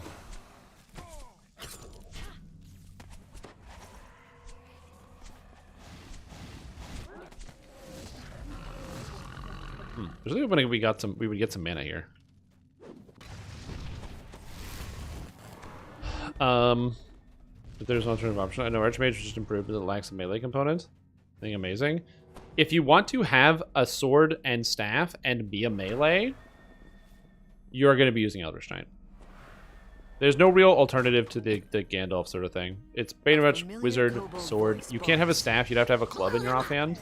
And you don't want to dual wield or like try to multi-use a single weapon, a single sword, and a staff. And the main reason you don't want to do that is because they use completely different weapon styles. So you run into the problem of, okay, I'm going to use a sword and a staff, great, except one needs two-handed fighting and the other one needs single weapon fighting or dual wielding or sword and shield. So you end up with like a bunch of feats required, or you take none of the combat feats and then you just have weapons that don't do anything. With your mission accomplished, you could probably use dual wield a sword and a club and get a cosmetic. This might actually be the best option. Dual wield a sword and a club and then get a cosmetic that of a club that's long that looks like a staff. The smoking body of the demolitions master crumples to the ground. No. You've defeated if there might be a long club cosmetic, so it would be worth it to go through the DDO Wiki cosmetic section and look through clubs to see if there is one that's long. And then if there is, you can dual wield and just put a weapon there. So it looks like you have a sword in one hand and a staff in the other. Because there are creatures that do that. They are the fighter wizards that you can fight in the level 7 quest range, stuff like in Gwillenstand. There's like these fighter wizards that have a sword in one hand and a sort of casting implement in the other. And that might fit the bill in terms of visual style, but yeah.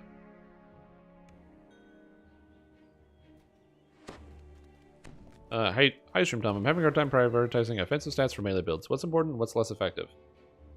Okay, so let's see what we got.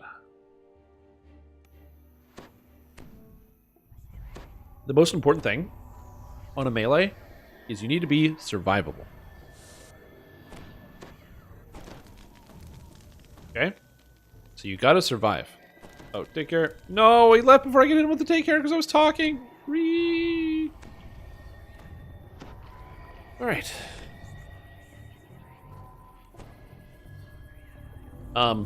So you need to live. Emerge from the tunnel among giant So in my ruins. opinion, generally, The Droam I would army recommend has if you're a chosen this melee, location just for for their getting camp. started, depending on if we're talking about, I'm assuming we're talking about endgame. If we're not talking about endgame, interrupt me. But generally as an introductory, as a melee, I would recommend defensive layers. So This must you be want, their main water supply. I'm going to say, It would be a shame if like, something vile 3 and out of the poisonous 4. happened to fall into the water. You want to have like 150 physical resistance rating, displacement 50%, incorporeality 20 or 10 or 20%, More and Droam soldiers dodge emerged from the cave, roused to action. around The rancid 15 stench in to this 30, cave is sickening and armor class almost around palpable. 150, Is the entire army using and this health around latrine? 2,000. The health is pretty much non-negotiable. You really want to have more than 2,000 health in a melee. But outside of that, the rest of those, you want to have like a couple. So I do need all of that? No, you can get away with having a little bit less of some of them. So for example, you could have you could have plus 15, or sorry, you could have like 150 physical resistance rating, and This large half-orc dodge cook smells of bacon. 15, His hot frying pan and like spits displacement. oil. And that's pretty good. That's a good set of defensive layers. You dump the unspeakable out of your bucket into the hissing voice of a I know this is a good Medusa idea, but I'm doing echoes it. in the valley. Where's that kobold? I need his report yesterday. I don't like that I have to turn my back on these monsters. But fortunately, they're health. Okay, we're good. Whew. I was mildly nervous for a second. Does she have evasion? No, she doesn't. Nice. 200 weapon war chanter? Yeah. So defensively, you want to make sure you're leveling. Yeah, for leveling, you want area of effect. So if you're a two-hander, that's great. Don't I have to remove that or I die? That poison? How do I remove poisons?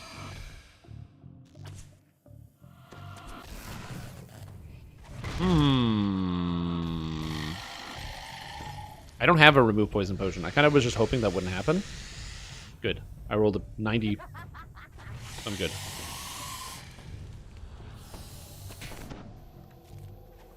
Dude, this lady sucks. Oh my god. Ugh. Attack, damage, seeker, double strike. Yeah. Pretty much what those guys are saying. A melee set can also go a long way. Make sure you have attack speed as well. You definitely want to have attack speed. So you want to be running something like... Oops, everybody's here. We're good. Yeah, you want to be running attack speed if you can. So that's 15% from haste. Any set bonuses you can pick up, something simple like maybe the Ravenloft set, something else. These are all fine. Oh yeah, it's gonna explode. Yeah, haste pots help out, which is good. Well, so the thing about having a haste spell as a war chanter is you might just not have the mana for it. I don't quite understand what that means. Okay, so when you open up your inventory, okay, you're gonna see this little details tab. Make sure this is triggered down, okay? And you're gonna see your weapon. The soldiers in the So hallway ahead you have are still damage, asleep. critical, and They bonus. must be used to loud Bonus noises. is your chance to hit, and damage is your damage. Oh, are we done? Oh, I thought we had to kill the other two. All right. So that's these two things. So what this means is, if you get deadly, deadly improves your damage. This number here, that's how much damage you do on each attack. Whereas if you get bonus, that's your chance to hit. It's your accuracy, if that makes sense. Those are two separate things. So how likely are you to hit is accuracy, and deadly is damage. How much damage are you dealing? This blood stain on the ground looks suspicious. If you want the short list of just stats to look for on a melee character, it's main stat. So that's like charisma, whatever it is. I'm assuming you use charisma and damage. If you use strength, that's different. But you should know what that is, and then get main stat for damage. Accuracy to hit, deadly for damage, double strike for a chance to deal double damage, as well as seeker for increased critical damage, And if you have space, Deception for extra sneak attack Blood damage. hasn't dried yet on this altar. Now, the sneak attack damage is quite good in circumstances in which you can hit targets with sneak attack. One of those such examples is a frozen target. Frozen targets can't defend themselves, therefore they are sneak attacked. So if you freeze things, that's pretty good. The rhythmic sounds of mining picks on stone resound from down below. Welcome. Stay at start. We're almost done. Yeah. So anything that says sneak attack is actually pretty good.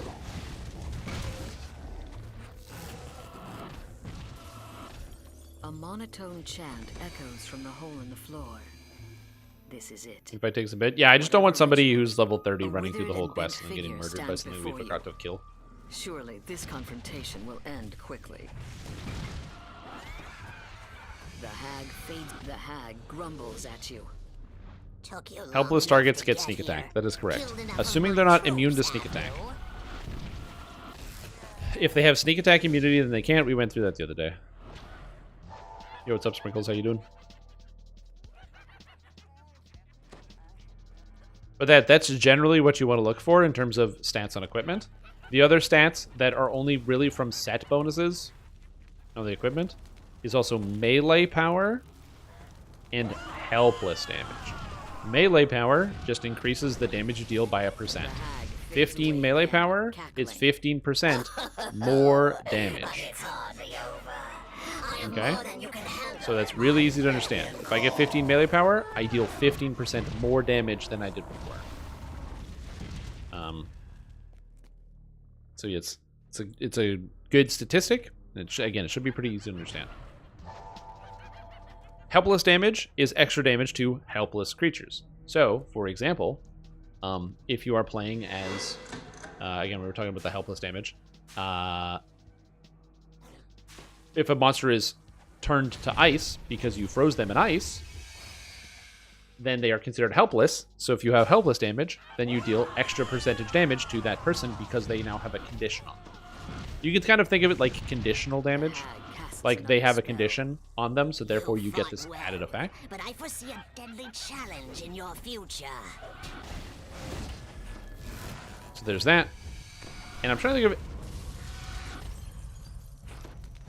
Oh my god. I forgot the Medusa was there and she just charged right at me. Holy mackerel. And it can increase the damage a monster takes by some kind of percent. There are endgame mechanics for that, yeah. Nothing you can really do in heroics, save for a couple classes, but in endgame you can.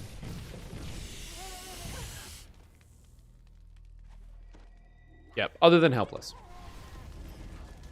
Now, I will say this.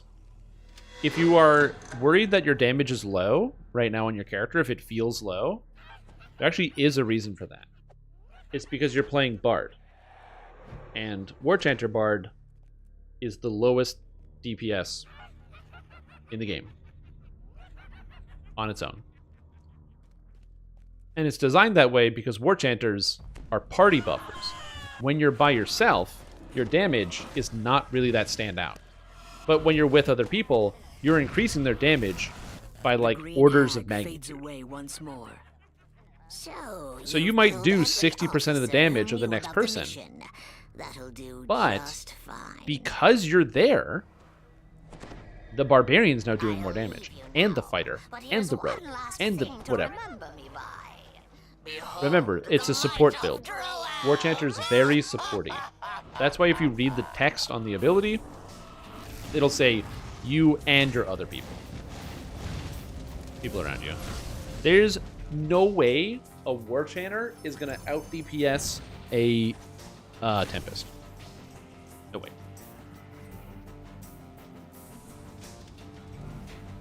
All of them.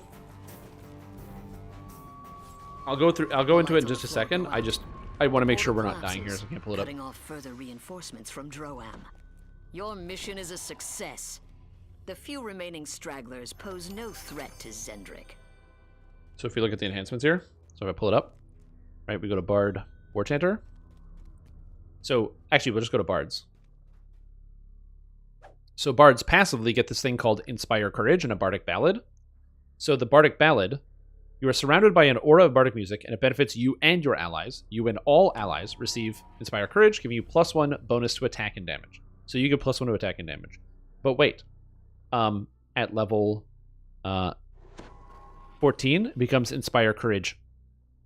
Oh no, where's Inspire Courage 1? Oh yeah, Inspire Courage 1. So at level 8, it's now +2. And then at 14, it's +3. And at 20, it's +4. So if you're a pure bard, you're giving everybody +4 to hit and damage, which is not a giant number, but that's pretty good. And now, each of these cores here, Inspire Courage grants +1 damage, +5 damage, +6 damage, +7 damage. Okay? So now you're giving out +7 damage to all your allies. So they're doing 7 more damage total. That's sick. And then, yeah, Fatesinger adds even more. Also, Inspired Bravery, +3 to hit. That's huge. And then we keep going. Recklessness, give your allies double strike. 6% chance to deal double damage. And then Tier 5 Chant of Power, 6% multiplier to melee damage. This multiplies your damage by 6%. There's no downside here. This is also a unique buff. It stacks with, or nothing else in the game does this. So if you're a bard, you're always upping their damage by 6%. Add all that together, that is gigantic. Gigantic buffs. I know those numbers might seem small, but it really adds up. DDO is a game of 1s and 2s.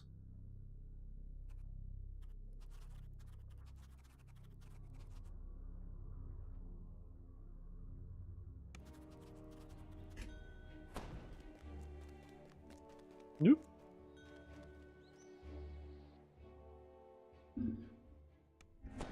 Like, if you ever wonder, like, I'll give you an example, right? So, my intelligence right now is 85. Why is it 85? Oh, because I'm not using the thing, right? But if you look at my stats, and you're like, how is that intelligence 87? It's because I got it everywhere. I got it here, I got it here, here, here. I have intelligence on, like, all the different pieces of gear that I have. I put intelligence in my level ups, right? So, the capstone does stack with Knight of the Chalice because they're separate bonuses. Yeah. It's a game of 1s and 2s. The number get big because you just keep getting more of it. So every time you think you're going to pass on a +1, that +1 could be the next thing that you need. Like, you know, if you think about 5 different +1s you passed on, that's not +1, that's now +5. You think about 10 +1s you passed on, now that's +10. So you gotta really add it all together, which is something that not everybody likes, admittedly. It is one of the things that makes DDO gearing really complicated, because you have to try to factor in all of these little tiny +1s, because they really add up over time. As you might think to yourself, well, why do I, like, Chant of Power is 6% damage. Is 6% damage really a big deal? Yeah, it's 6%. That's 6% more than you were doing before. That's huge. That's gigantic. So yeah, you gotta, it takes time to get, like, the perspective and to kind of fit in all that. To get your mind wrapped around it. Also, I'm at 561,000 Reaper XP. Nice. Increasing my DCs and illusion spells. On normal and hard, yes. On elite and Reaper, I'll say this. You can get your freezing DCs and illusion spells and have low melee damage with a very optimized build. And yeah, freezing DCs and melee damage you can do easily, because those are basically the same stats. There we go, I'm up 34 now. Nice. I don't want to get knocked off the leaderboard, because people down here are getting knocked off the boards. How many people did so far? Okay, so I wanted to do something. So please bear with me. I need to get some water, but fine.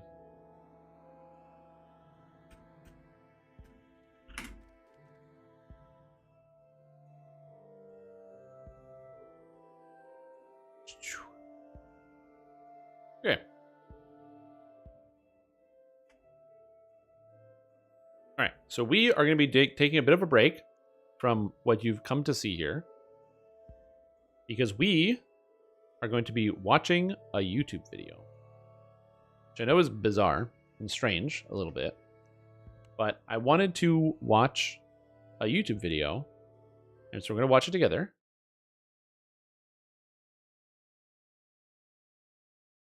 It is a video I haven't watched, and you might not have watched it either.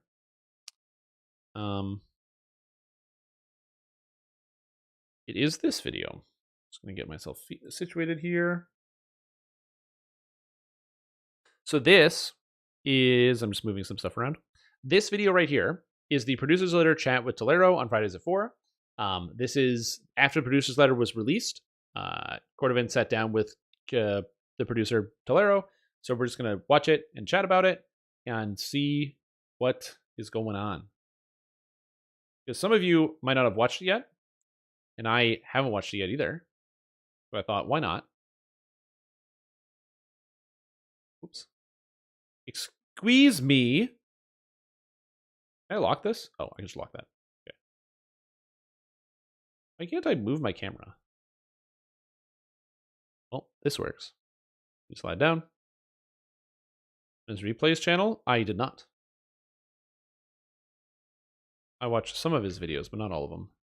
I watched some of his Path of Exile videos. He posted a video about his use of stash tabs, and his reasoning make him look like a crazy person for not buying the big tabs. All right. Yeah, so I haven't watched this video yet, and I'm assuming some of you guys haven't either, so you're going to get the live reaction. We're going to watch this this whole video. So it should be a good time. And we'll see how it goes. So yes, this is the Producer's Letter chat with Tolero, and so we're just going to be hanging out and watching it. Again, I know that's kind of boring, but I genuinely wanted to watch this, and I hadn't yet, so I figured we can get the live reaction. And so let's go. Hello and welcome to Fridays at 4 on twitch.tv/DDO Stream. I'm DDO's community manager, Cordovan, and I've got a special guest with me today. Oh, I gotta use this Let me switch scenes and I'm in the wrong unmute spot. our producer, Tolero. How you doing, Tolero? Should be all live and able to be heard right now. So, how you doing? Hello, doing great. How are you? Great. How's everybody? The volume is so different. My cat has decided to say hello right at the start of the stream. Yay! Oh, so there we are. Just make sure they don't turn into a dragon. Yeah, right. Almost there.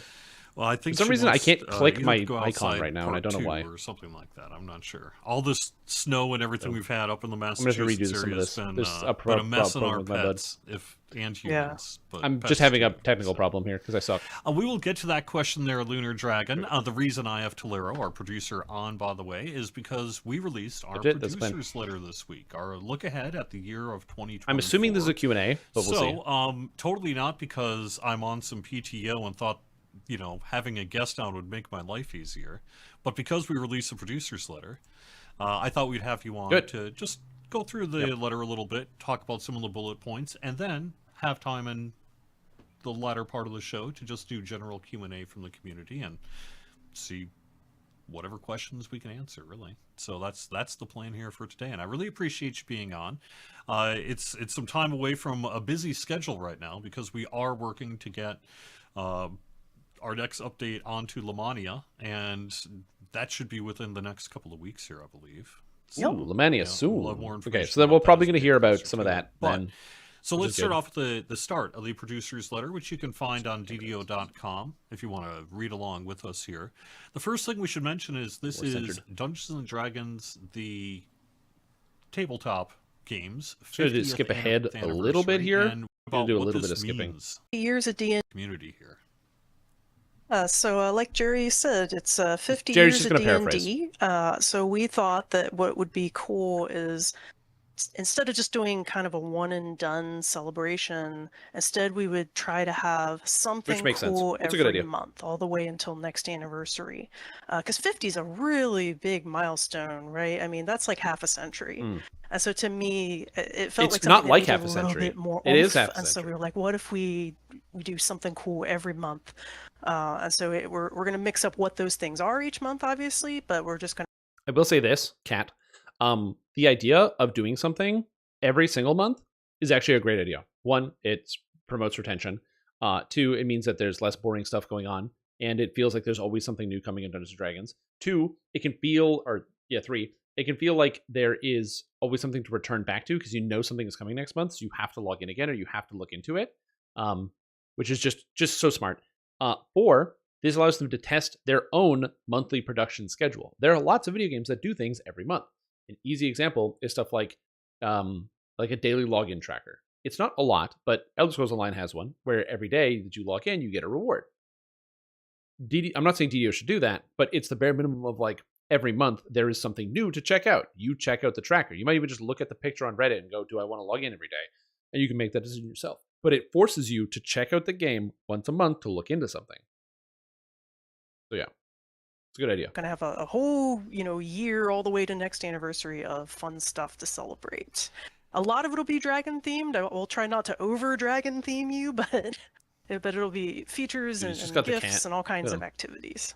And we should mention that you, me, and others are working toward a February 7th deadline where we're actually going to be talking a little bit about the specifics of the Year of the Dragon. Yep. What you'll get, I think we're going to... A February 4th deadline? Interesting. And announce it on February 7th. Yeah, exactly. Yeah, the idea is we wanted you to be able to kind of see a calendar of what you had to look forward to. Like, it might not give you like the minutia of exactly how that thing works, but you at least know what the thing is each month. I like that. And essentially, we're just yes, there's a sound balance issue every month.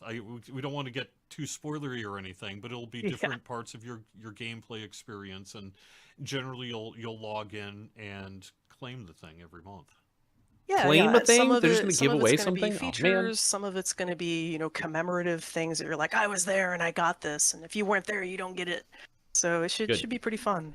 Speaking of logging in and claiming things, by the way, I guess you could say the 0.0 version of this is free DDO 2024, which we just announced here. With of course, FOMO, dude. That's how you that's how you motivate people.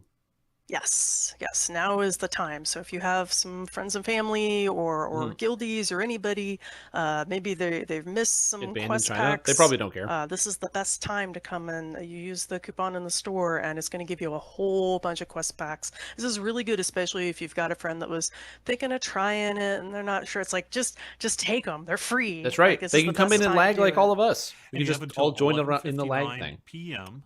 It's stuck swirling around the drain in the lag. February 11th. So through February 11th to use the free DDO 2024 account and get really all these quest packs just for free. Right, what's wrong with Belgium? Account. Every time we do this, people really appreciate it. We get players who come back to the game. We get players who convince their friends it's not a loot box to log in every day. Family members and things like that. So it's always a really nice time.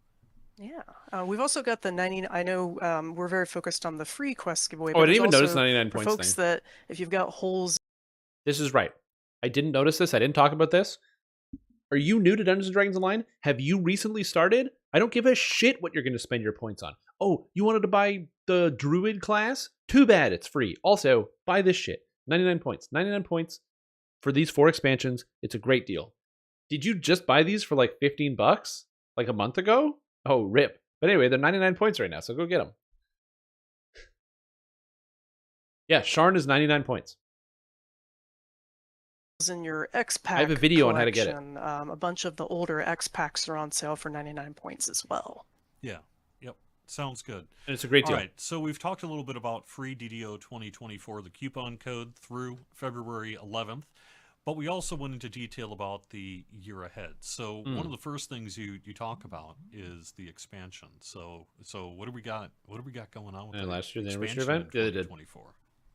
So we are going 100%. to a fan favorite, as I mentioned in the letter. So we had sort of put the feelers out to see where are places in the D&D universe that people are excited to go. There was one clear winner in that. And so that's where we're going first. What? And so that is people Myth voted Draenor, for Myth Draenor? Which, by the way, there is a you guys don't even know what that is. Half you guys, when I say Draenor, think I'm talking about Warlords of Draenor. Okay? There's no way that won. Maybe huge amount of dispute internally about how to pronounce that. Everyone seems to have their own special way of doing it, but I'm going with the Ed Greenwood version, which is Myth Draenor. Okay, I was going to say I was actually going to mention this before the show, but then I just really figured I'd get it wrong anyway. Yeah, I've heard Myth Draenor and Myth Draenor. I mean, to be fair, they just wanted to do it. It's probably they could just get a feeler. This was sort of the way I hammered it out. Is I went and found times where Mr. Greenwood would be out there talking to people about the setting, and I'm like, casually, how does he say it? So I'm like, that's how I'm doing it, like he does it. Yeah, for sure. And so this is the summer. I think it was close to the Yes, side of which this they will be wanted. for the summer. Yeah, but that's what you So do we'll anyway. presumably do something similar That's the right to what decision. we've done in the past, where there will be a pre-purchase opportunity. It'll get its previews on the Mania and things, and then get released. So yeah. And so we're going the pre-sale for be in June. Yeah. Okay. Yeah, Pre-sale in June. Pre-sale in June. Yep. Nice. Okay. Cool. And then level cap increase to 34 as well, which is when was it was Isle of Dread, right? That we went to. Island of Dread. Isle of Dread. Yeah. So we're gonna get basically a level a year. It looks like until we get to 40. All right. Dynamic events, essentially things like the Illithid invasion, but a little broader in scope than that. We do get a new feat.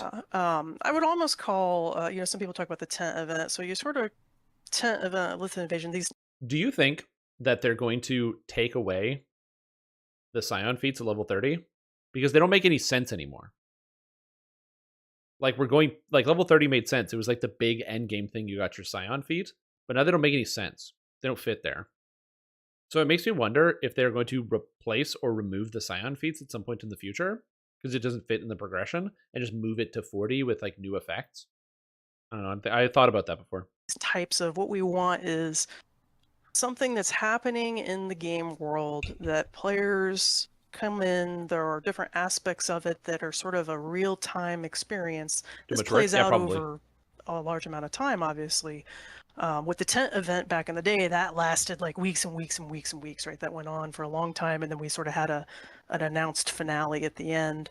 This one was a little tighter time scale. We did want to see what would happen if we sort of... The tent event, for people that don't remember this, this was back in the day where they actually destroyed the marketplace tent. You can see it in the background. It's literally the chronoscope back there. And during that event, what happened is for like 2 months, they had devils invading the marketplace. And so if you were a low-level player, you'd be standing there at a vendor buying something, and then a devil would spawn. So you could actually cast spells in the marketplace. You could attack, you could cast all your spells, because devils would spawn, and you'd need higher-level players to come clear them out so that the lower-level players could actually do stuff in the market. And yeah, it was a pretty long event before they did the finale and destroyed the tent. Tighten the time and then made different things that were happening occur on different days at different times to see if that would change the dynamics a bit. But the idea was that the story is more serious than like a festival. Like a lot of our festivals, you can kind of tell that they're meant to sort of be a nod to real world holiday seasonal stuff. And that's sort of, you know, there's a jack-o'-lantern guy. He's loosely wrapped in DDO lore, but you can tell that it's sort of fourth wall-ish. These are not meant to be fourth wall. These are meant to be, no, this happened. Like these invaders came, or the devils attacked this tent and blew it up. Permanent changes to the game. We blew up the tent. Obviously, the permanent change was that it totally changed the tent and there was new content unlocked. This time, the permanent change was people finding the dungeons and then introducing the cursed cards into the DDO universe. Which I still think was a mistake. With the cursed cards, not the cards themselves, just the implementation. Things. This is in a similar wheelhouse. It's called the Deck of Many Curses. And by combining these cards together and putting them on treasure, it can add effects. And some of those effects you're going to like, and some of them you might not like. And that is the risk of the chaos versus the power trade-offs. Yeah, it's not necessarily statistical. And again, so just to address that, so you're right. You rarely see the challenge dungeons run anymore. And the reason is because I guarantee you that either SSG does not know what they're talking about or doing at all, which I don't entirely believe. I believe that they recognized that they gave the curse cards to the wrong group of people. They gave the curse cards to the endgame players, who then got frustrated that their items are more difficult to make perfect. And by more difficult, I mean like add a couple zeros onto your percent chance, or take away a couple zeros, I guess. Because it's harder to get there. But so they gave that cards to those people as opposed to the people that like random fun stuff. And so they backpedaled by putting the cards everywhere to give people who just like do whatever the opportunity to now have the curse cards, and they like it more. The downside is there's like literally no reason to do like the card farming anymore. So And so then the extreme challenge engines are cool, but they are literally just for the challenge of doing it. So like I'm still going to do them every once in a while, but unless I need an item, I'm definitely not doing it every past life. Negatives as it is opportunity negatives, and that, this is not the exact thing I wanted in this space. But you can also get things that you very much want too. So.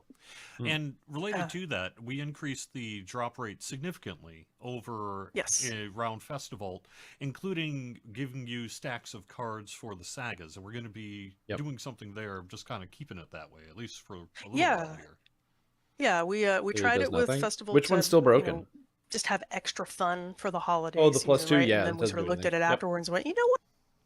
Let's just keep it. Yeah. It doesn't seem to be hurting anything. Let's go ahead and keep it. And it's a nice way for people to get it. Obviously everybody that was there day one had a head start on everyone else because they were sort of tackling the dungeons and getting the cards from there. And in terms of getting them quickly, if you're a skilled person, the quests are obviously still the best way to get them. But this gives opportunities for the other quests are people not too. the best way to get them. So about a year ago, we had Severlin on to debut an initial idea of a VIP program, and we've been using that. Okay, good. I want to hear about this. To kind of adjust the program and get it ready for release. And my understanding is this is the year where we're going to be seeing this roll out. Yeah, that's the goal. We want to try to bring that out in the spring. Okay. Springtime. And I'm ready. Anything more we can really say about it? It is different from what was initially seen about a year ago. Good, because the initial idea, so the initial offering for those of you that missed it was they were going to have the new VIP program, instead of making the VIP program juicier with like more XP or like more points for the sub or like something like that, something that like really gets you going and you're like, okay, like, because would you sub for 10% VIP XP? I mean, it's good, but it's like 10%, like it's good. Don't get me wrong. I like 10%. You like 10%, but no one's going like, ooh, 10%. Like that's crazy. So a lot of people will pass up on it, but 20%, 25, especially when you hit that 25 mark, because now you've got two numbers, distinct prime numbers, and 25 is like a quarter. Your brain's already there. Quarter pounder, McDonald's, like we're already here. So 25% I feel like is a lot more tantalizing.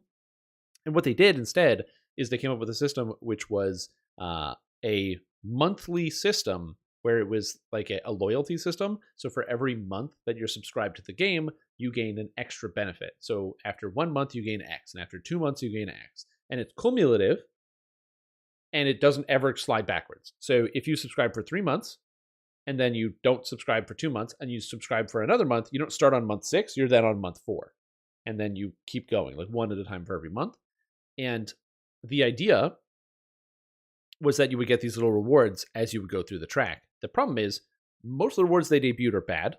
So that was problem A. So it was really unappealing. They had stuff like return chance on ranged weapons. So you would get extra returning, like 10% on your whole account, which is kind of interesting, I guess, on some level. But also, like, every single ranged character in the whole game has returning weapons already or can conjure their own weapons. So there's no reason for that to be in the game. So I don't even know why that was, like, that shouldn't have been on the picture at all. And then the second problem is that in the competitive space, especially when it comes to MMORPGs, there's a bigger MMORPG that discontinued their program because it's not very good for retaining players. Final Fantasy XIV, they don't do that anymore. They used to do that, the loyalty thing, and so they still have the old rewards you can get, but it doesn't go up infinitely. They don't add to it anymore with like even longer rewards. You just you get your thing, you subscribe for enough time, you get a cloud outfit, some other stuff, and then that's it. And I would hazard a guess that most people literally don't even know that that's what you get. They probably just found out that they have the cloud outfit specifically because they there's probably somebody in chat right now who's like, oh, that's where I got that, because they just logged in and they had it one day. You don't have to claim it. So I hope that they're moving away from the, like, you have to claim every month to get a bonus, because that was not good. The specifics of what we were going to offer and what have you. Yeah, we're changed there. The biggest thing about it is we want people to, the VIP program, we don't want it to just be about you get quests. because we actually, as you've seen, we're, Yeah, like, they we're need to doing move. these They free need to giveaways, added or value. some years Yeah, we might change what's coming out. exactly. And you're like, Added value well, proposition. then what am I getting for being a VIP if everybody just gets my quests free? So that's what we want to Correct. shift what the program's doing, is because even while we're doing, you know, free quest giveaways or whatever, you're still getting stuff as a VIP that isn't being given away. That was the And most importantly, it means if they can shift the VIP program with enough experimentation to a new program that actually gets people to buy into it regardless, that's when they can flip the switch and give all the quests away all the time, which is amazing from a free-to-play content perspective. When you imagine so you come into the game and all those quests are now just straight up free, which just solves a lot of the problems. And then second, you might think to yourself, oh, but you know, where's the juicy part? They need to get the new players. The new player retention model turns into they're making enough money from the new juicy VIP that the people who start playing the game want to join the VIP program. You're selling them on the goal on the game, and then you're with that's the buy-in. The foot in the door is the game with all the content. And now once they've got the buy-in, then you get them into the VIP program. And MMORPG gamers, okay, you guys are really easy to manipulate into buying stuff.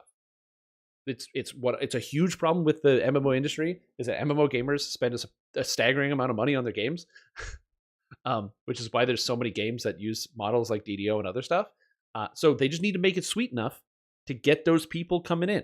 They just got to get those people coming in. So yeah, they just got to figure out what it is.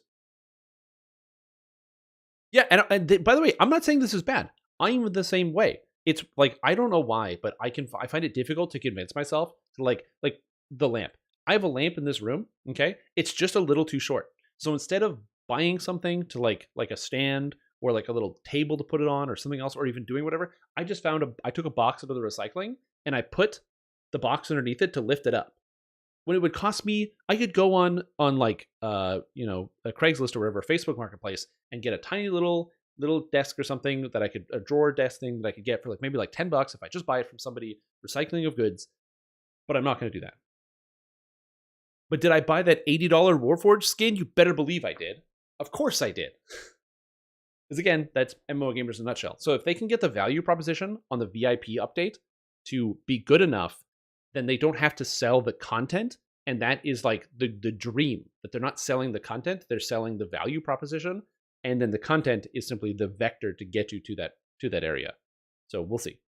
The main thing we were trying to look for is what can we do that isn't something that anybody else can just pick up a la carte, or they're just going to get it picked up for free? What are things that you get this because you're VIP and nobody else gets to have that thing?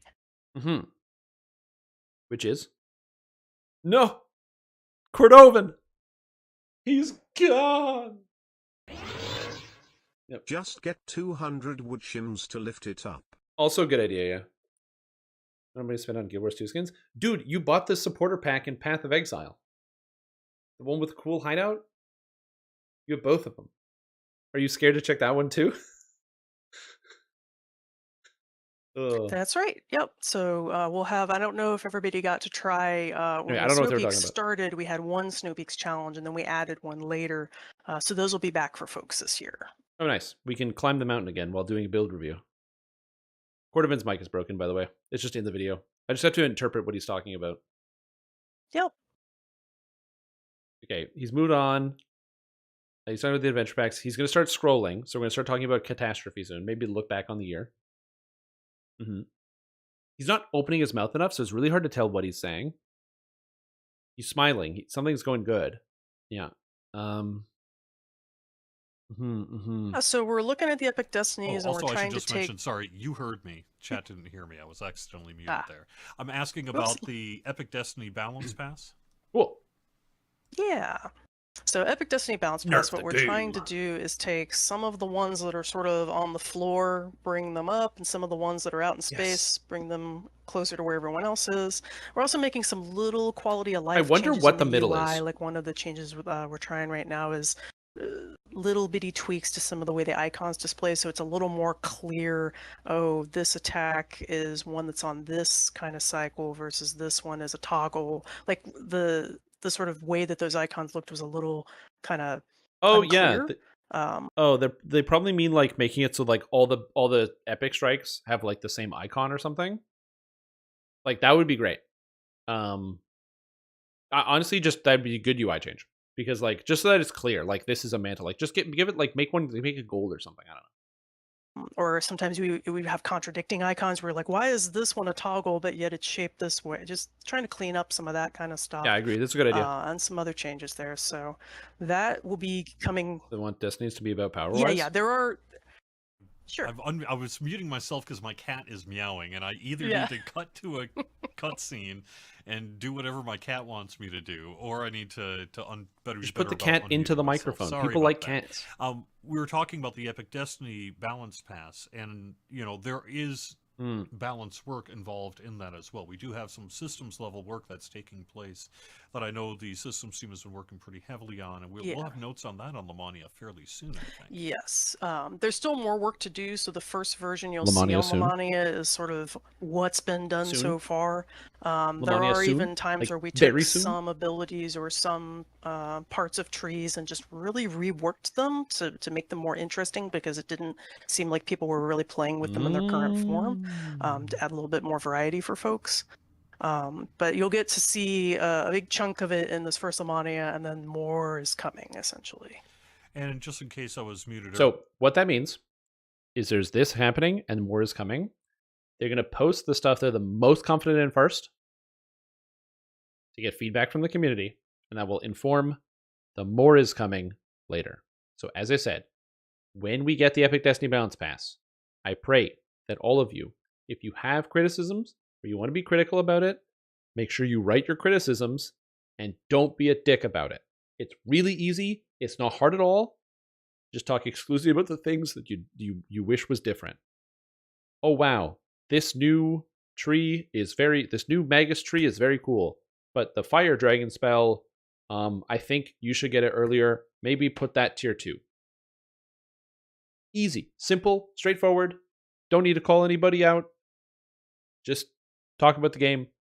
Thank you. Earlier, Snow Peaks begins on January 24th and runs through February 6th. Is Buffcasters? Yeah, probably. We come down for our Don't you dare touch Dreadnought. I feel like Dreadnought's pretty middle of the pack. So, all right, that's correct. Year of the Dragon continues in quarter 2 with the monthly things that we'll be outlining in early February, and then we've got an adventure. Yeah, I feel like LD is fine. What can we say about the adventure pack? Oh, I don't know if I can get into any of the adventure pack details yet. I know one thing that's kind of awesome. I think we're gonna have. I think it's safe to say that this should be a pretty fun adventure pack. Okay, a little more lighthearted. Oh, good. I was very worried because, like, when the adventure packs, like, it's in the video game, I was worried that it wasn't going to be fun, but it's good. Guys, pitchforks down. We're getting fun added in the video game as content. Like the way I would describe it is, like all literature, you sort of, when you have very serious story arcs, you can't really stay on Sirius 11 the entire time you do. Your brain needs a little bit of an interlude. So this is what we're considering to be a story interlude pack.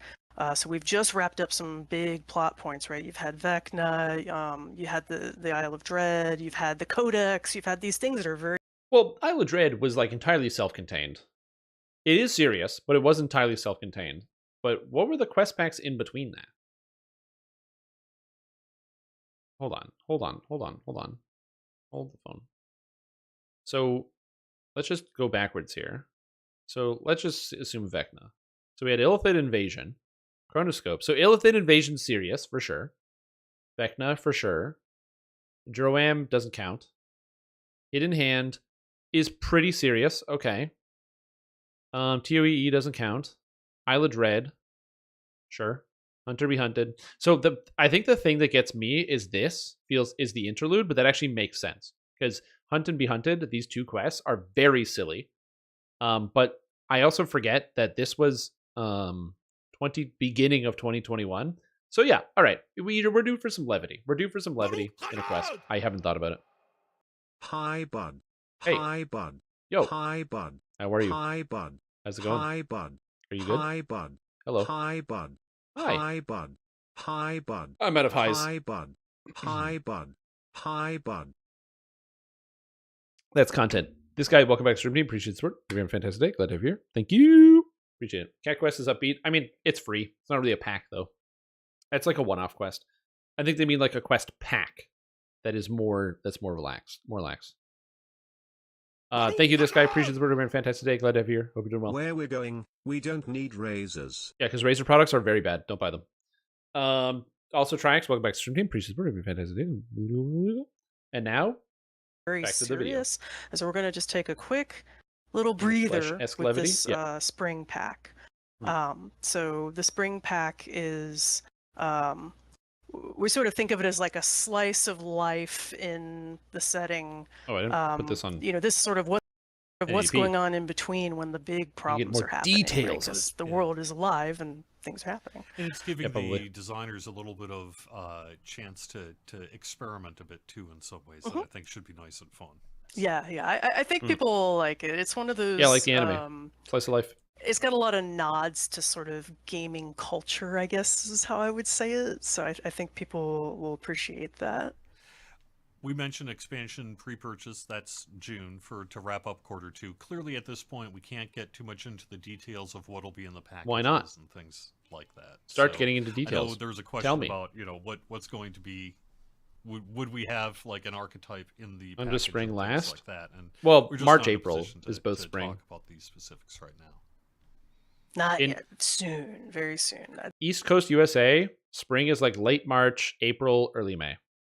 That's the downside of doing the producer's letter like this early in the year is that it's far enough away that we're like, wait, we don't want to like totally like spoil Port everything is quiet. I can't away. fix it though. Only he can. People are already asking about the price. I would say, people who are used to our historic pricing, it's probably going to be similar. Historic pricing? Okay, yeah. So it's going to cost the same. I just say that every time. They haven't had a price increase in a while. So. Release in Q3 along with the Year of the Since Dragon 2017, actually. And then we've got our next raid coming in Q3 as well then, huh? That's correct. Yeah. Crystal and Cove. somebody had asked, somebody ahead. had asked whether that raid was part of the expansion, and it is expected that that one for sure is part of the expansion. Okay. Crystal Cove, are we doing much with Crystal Cove in 2024? The thing we're going to do for Crystal Cove is make sure that it gets the level cap increase. So sometimes we've had years where the level cap is... I am going to mute the alerts because I want to turn this into a YouTube video without too much noise coming out here. But thank you for the bits. I appreciate it. Gone up, but then Crystal I can just steal Cove this hasn't. and So this year we're wanting to make sure that it actually goes up when everything else goes up too. But thank you. And that would also be true for Night Rebels. We have another adventure pack that I don't think we really want to get into the thematics of it at this point. Same with the one in Q4. I think it's too early to really get into that. Night Revels, you mentioned in the letter. I will say it is interesting, the 3 adventure packs back to back. Don't apologize. You gave me money. You did the right thing. I did the wrong thing. Q4. So I think that's a general look at our roadmap. Any kind of final thoughts you want? Like I said, when I made my video, it looks content light because they're just not very specific in here. But Year of the Dragon is going to fill up a lot of this. And again, if you look at like what we're actually getting compared to like the roadmaps of like other bigger games, I think it's mostly just there's just not enough people writing this letter. That's pretty much it. It's just fewer hands. So yeah. Mention is it how this one? It's not that there's less content. It just might look like it. So yeah, no, it was because the Year of the Dragon sort of, I don't want to say it wrote itself, but once you sort of have that framework, it's really easy to see how other pieces fit. The roadmap doesn't cover every single solitary thing we're going to do because we are a place, Sev and I really enjoy pivots, so once in a while we'll throw in extras. And there's also some things that we didn't think it necessarily met the scale of being included in the big producer roadmap, but it is still things that people will probably like. So we'll have a lot going on. Which makes sense. All right, let's get into some questions from chat. Are the adventure packs all new content, or are we making some old content legendary? The plan is for it to be all new content. Okay. Easy enough. How many archetypes can we expect? That's crazy. That's crazy. That's hard to answer without spoilers. Yeah, I think I was yes. At least 2. I guess that's the best way I can say it. 2 archetypes? Poggers, dude. Somewhat serious. Let's answer. Okay, that's actually way more than I thought. Because I assumed we're going to get an archetype here. And I assume we're probably getting an archetype with the expansion. But then they said at least 2. Which means, what if we get 3? What if we get like wild magic archetypes? Because they said it was wild magic related. And we get wild magic archetypes. And we get like 3 archetypes that are all wild magic adjacent of different classes. Also, give me club something. I bought all those clubs, and I made a video telling people to buy the clubs because of a winky face from Steel Star. So a lot of people got a lot of clubs. Whoops. Probably one of the bigger questions we've seen since the release of the producer's letter. And what's up with hardcore? So in the producer's letter, we mentioned that 2024 would not include an additional season of hardcore outside of the one that's currently happening. And why are we doing that? So with Year of the Dragon, with everything else going on, we were very dubious that we'd be able to fit a rules shakeup for hardcore this year.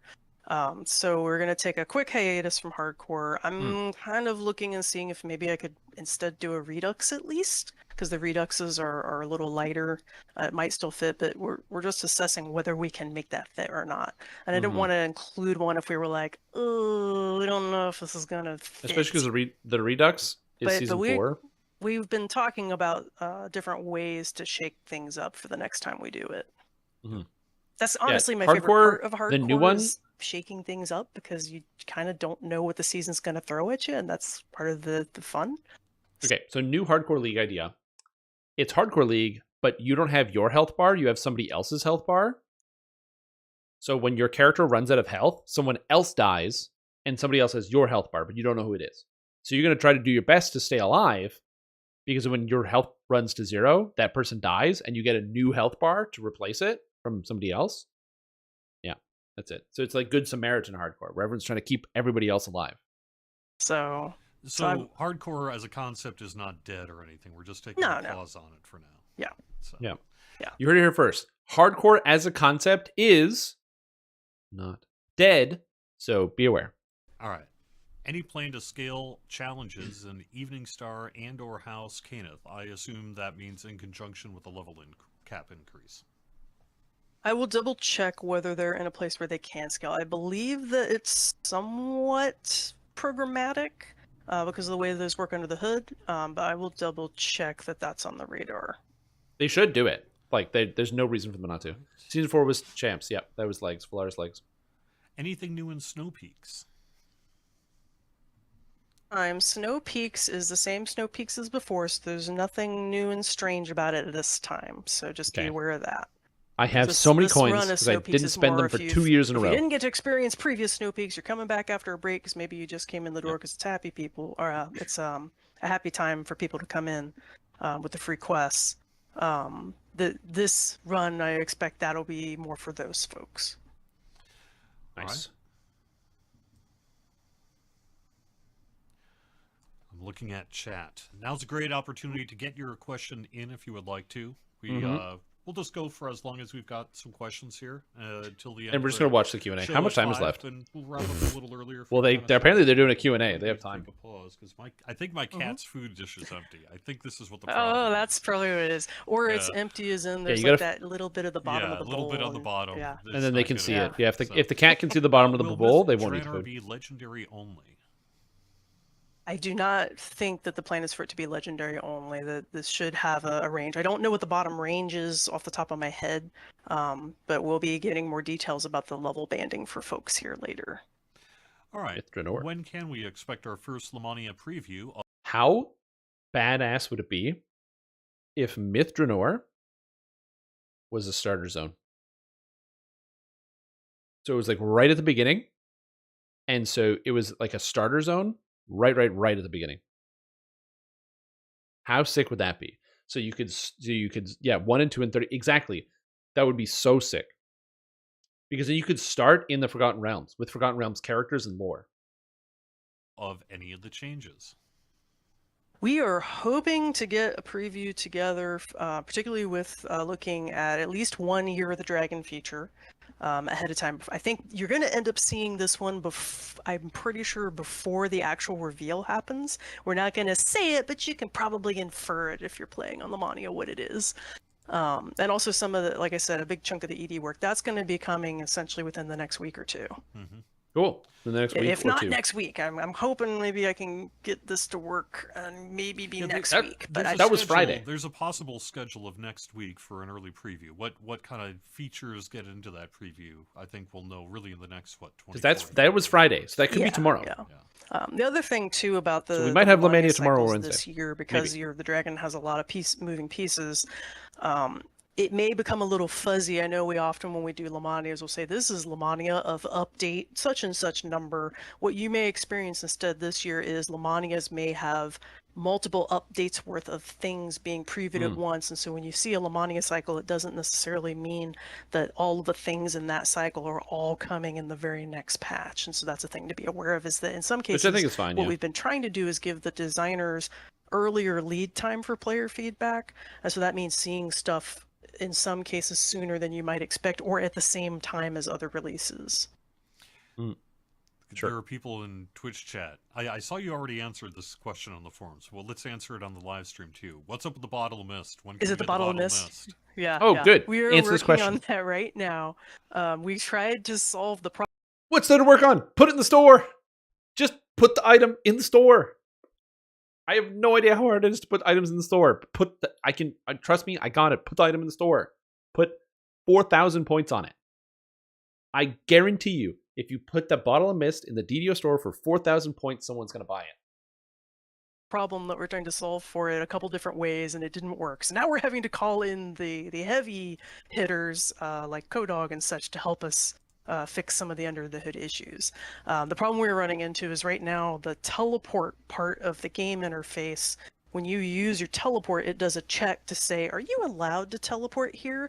And the check that it's using has to be able to respect more than one kind of authorization. Right now, it's basically saying, well, there's only one place that you could get this permission, which is obviously the Ultimate Fan Edition.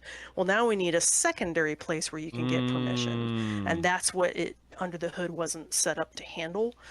We've also talked about So to be fair, that makes total sense. I don't know how to program, so I don't know if you can program your way away from that so that doesn't happen in the future. But yeah, when you click on the window, it brings up the menu, and then each individual option is like, do you own this? Do you own that? Do you own this? And obviously they would need to get a second authorization to say, you didn't buy the expansion, but you did buy the thing in the store, so you can still click the button.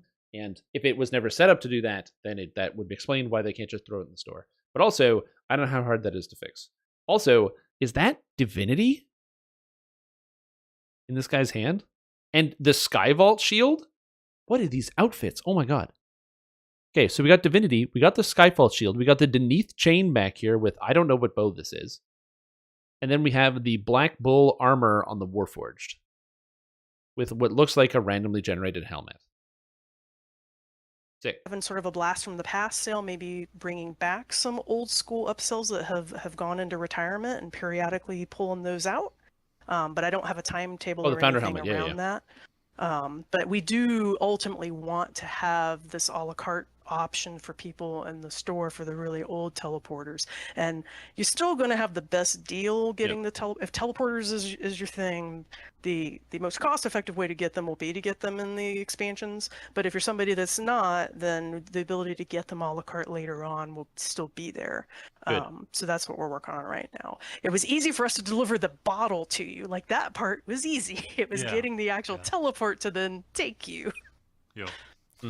Well, so we might maybe that's a reason to put Mr.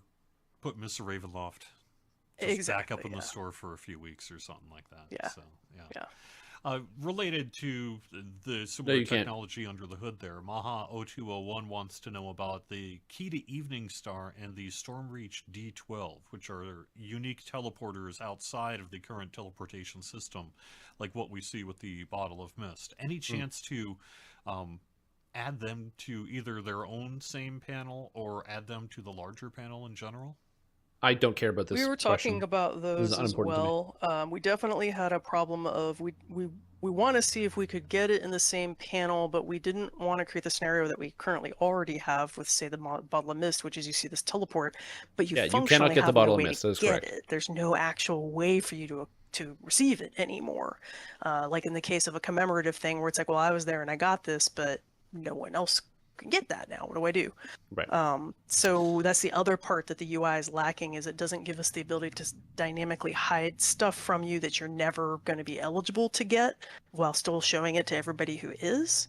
And then we also were like, okay, well, what if we, Which, like you say, carve it that sounds off? like such a UI nightmare. Like, imagine working on a system where I'm sure that it's like not impossible to do. Obviously, everything is possible. Just it's the time.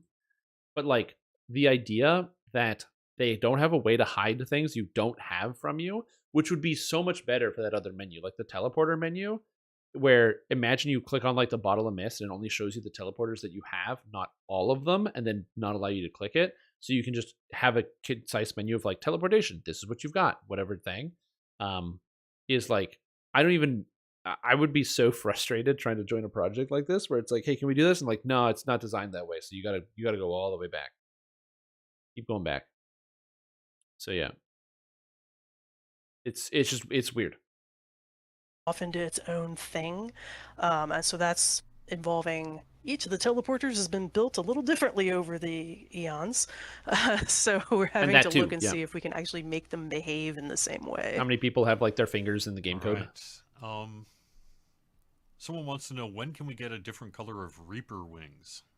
They want more yes, colors of Reaper it's not hard. Oh, Reaper wing colors. Dude, you just recolor Thankfully, Reaper wing colors aren't very... there's not huge barriers to getting new colors, and it's also I'm not time especially intensive. interested in what colors people are excited about. Blue, like the hair, like the wall. Everybody wants blue. We mentioned that there would be a dragon-themed archetype in the producer's letter here, and any chance to give a clue or hint as to what class or they're just gonna never release blue Reaper wings and just keep being like, I wonder what colors people want, as like just a way to troll the community. Style it is. So I've been sort of watching as people were like throwing out all their different guesses. The last sort of parse through that I did, I don't think anybody had yet guessed it, which I thought was very interesting. The fact that nobody guessed it means that it must be in a playstyle people aren't thinking of. You're going to see it so soon, though. I feel like I'm spoiling it. Nobody guessed it? People guessed a lot of stuff. Yeah. I assume. How do I... What hints can I give? All right. Here's what I'll do. If somebody does guess it, I will go and modify my post in the communities to let you know that somebody guessed it. I'm not going to tell you who got it, but you'll know that the answer is there somewhere. Yeah. If they manage to guess it in time.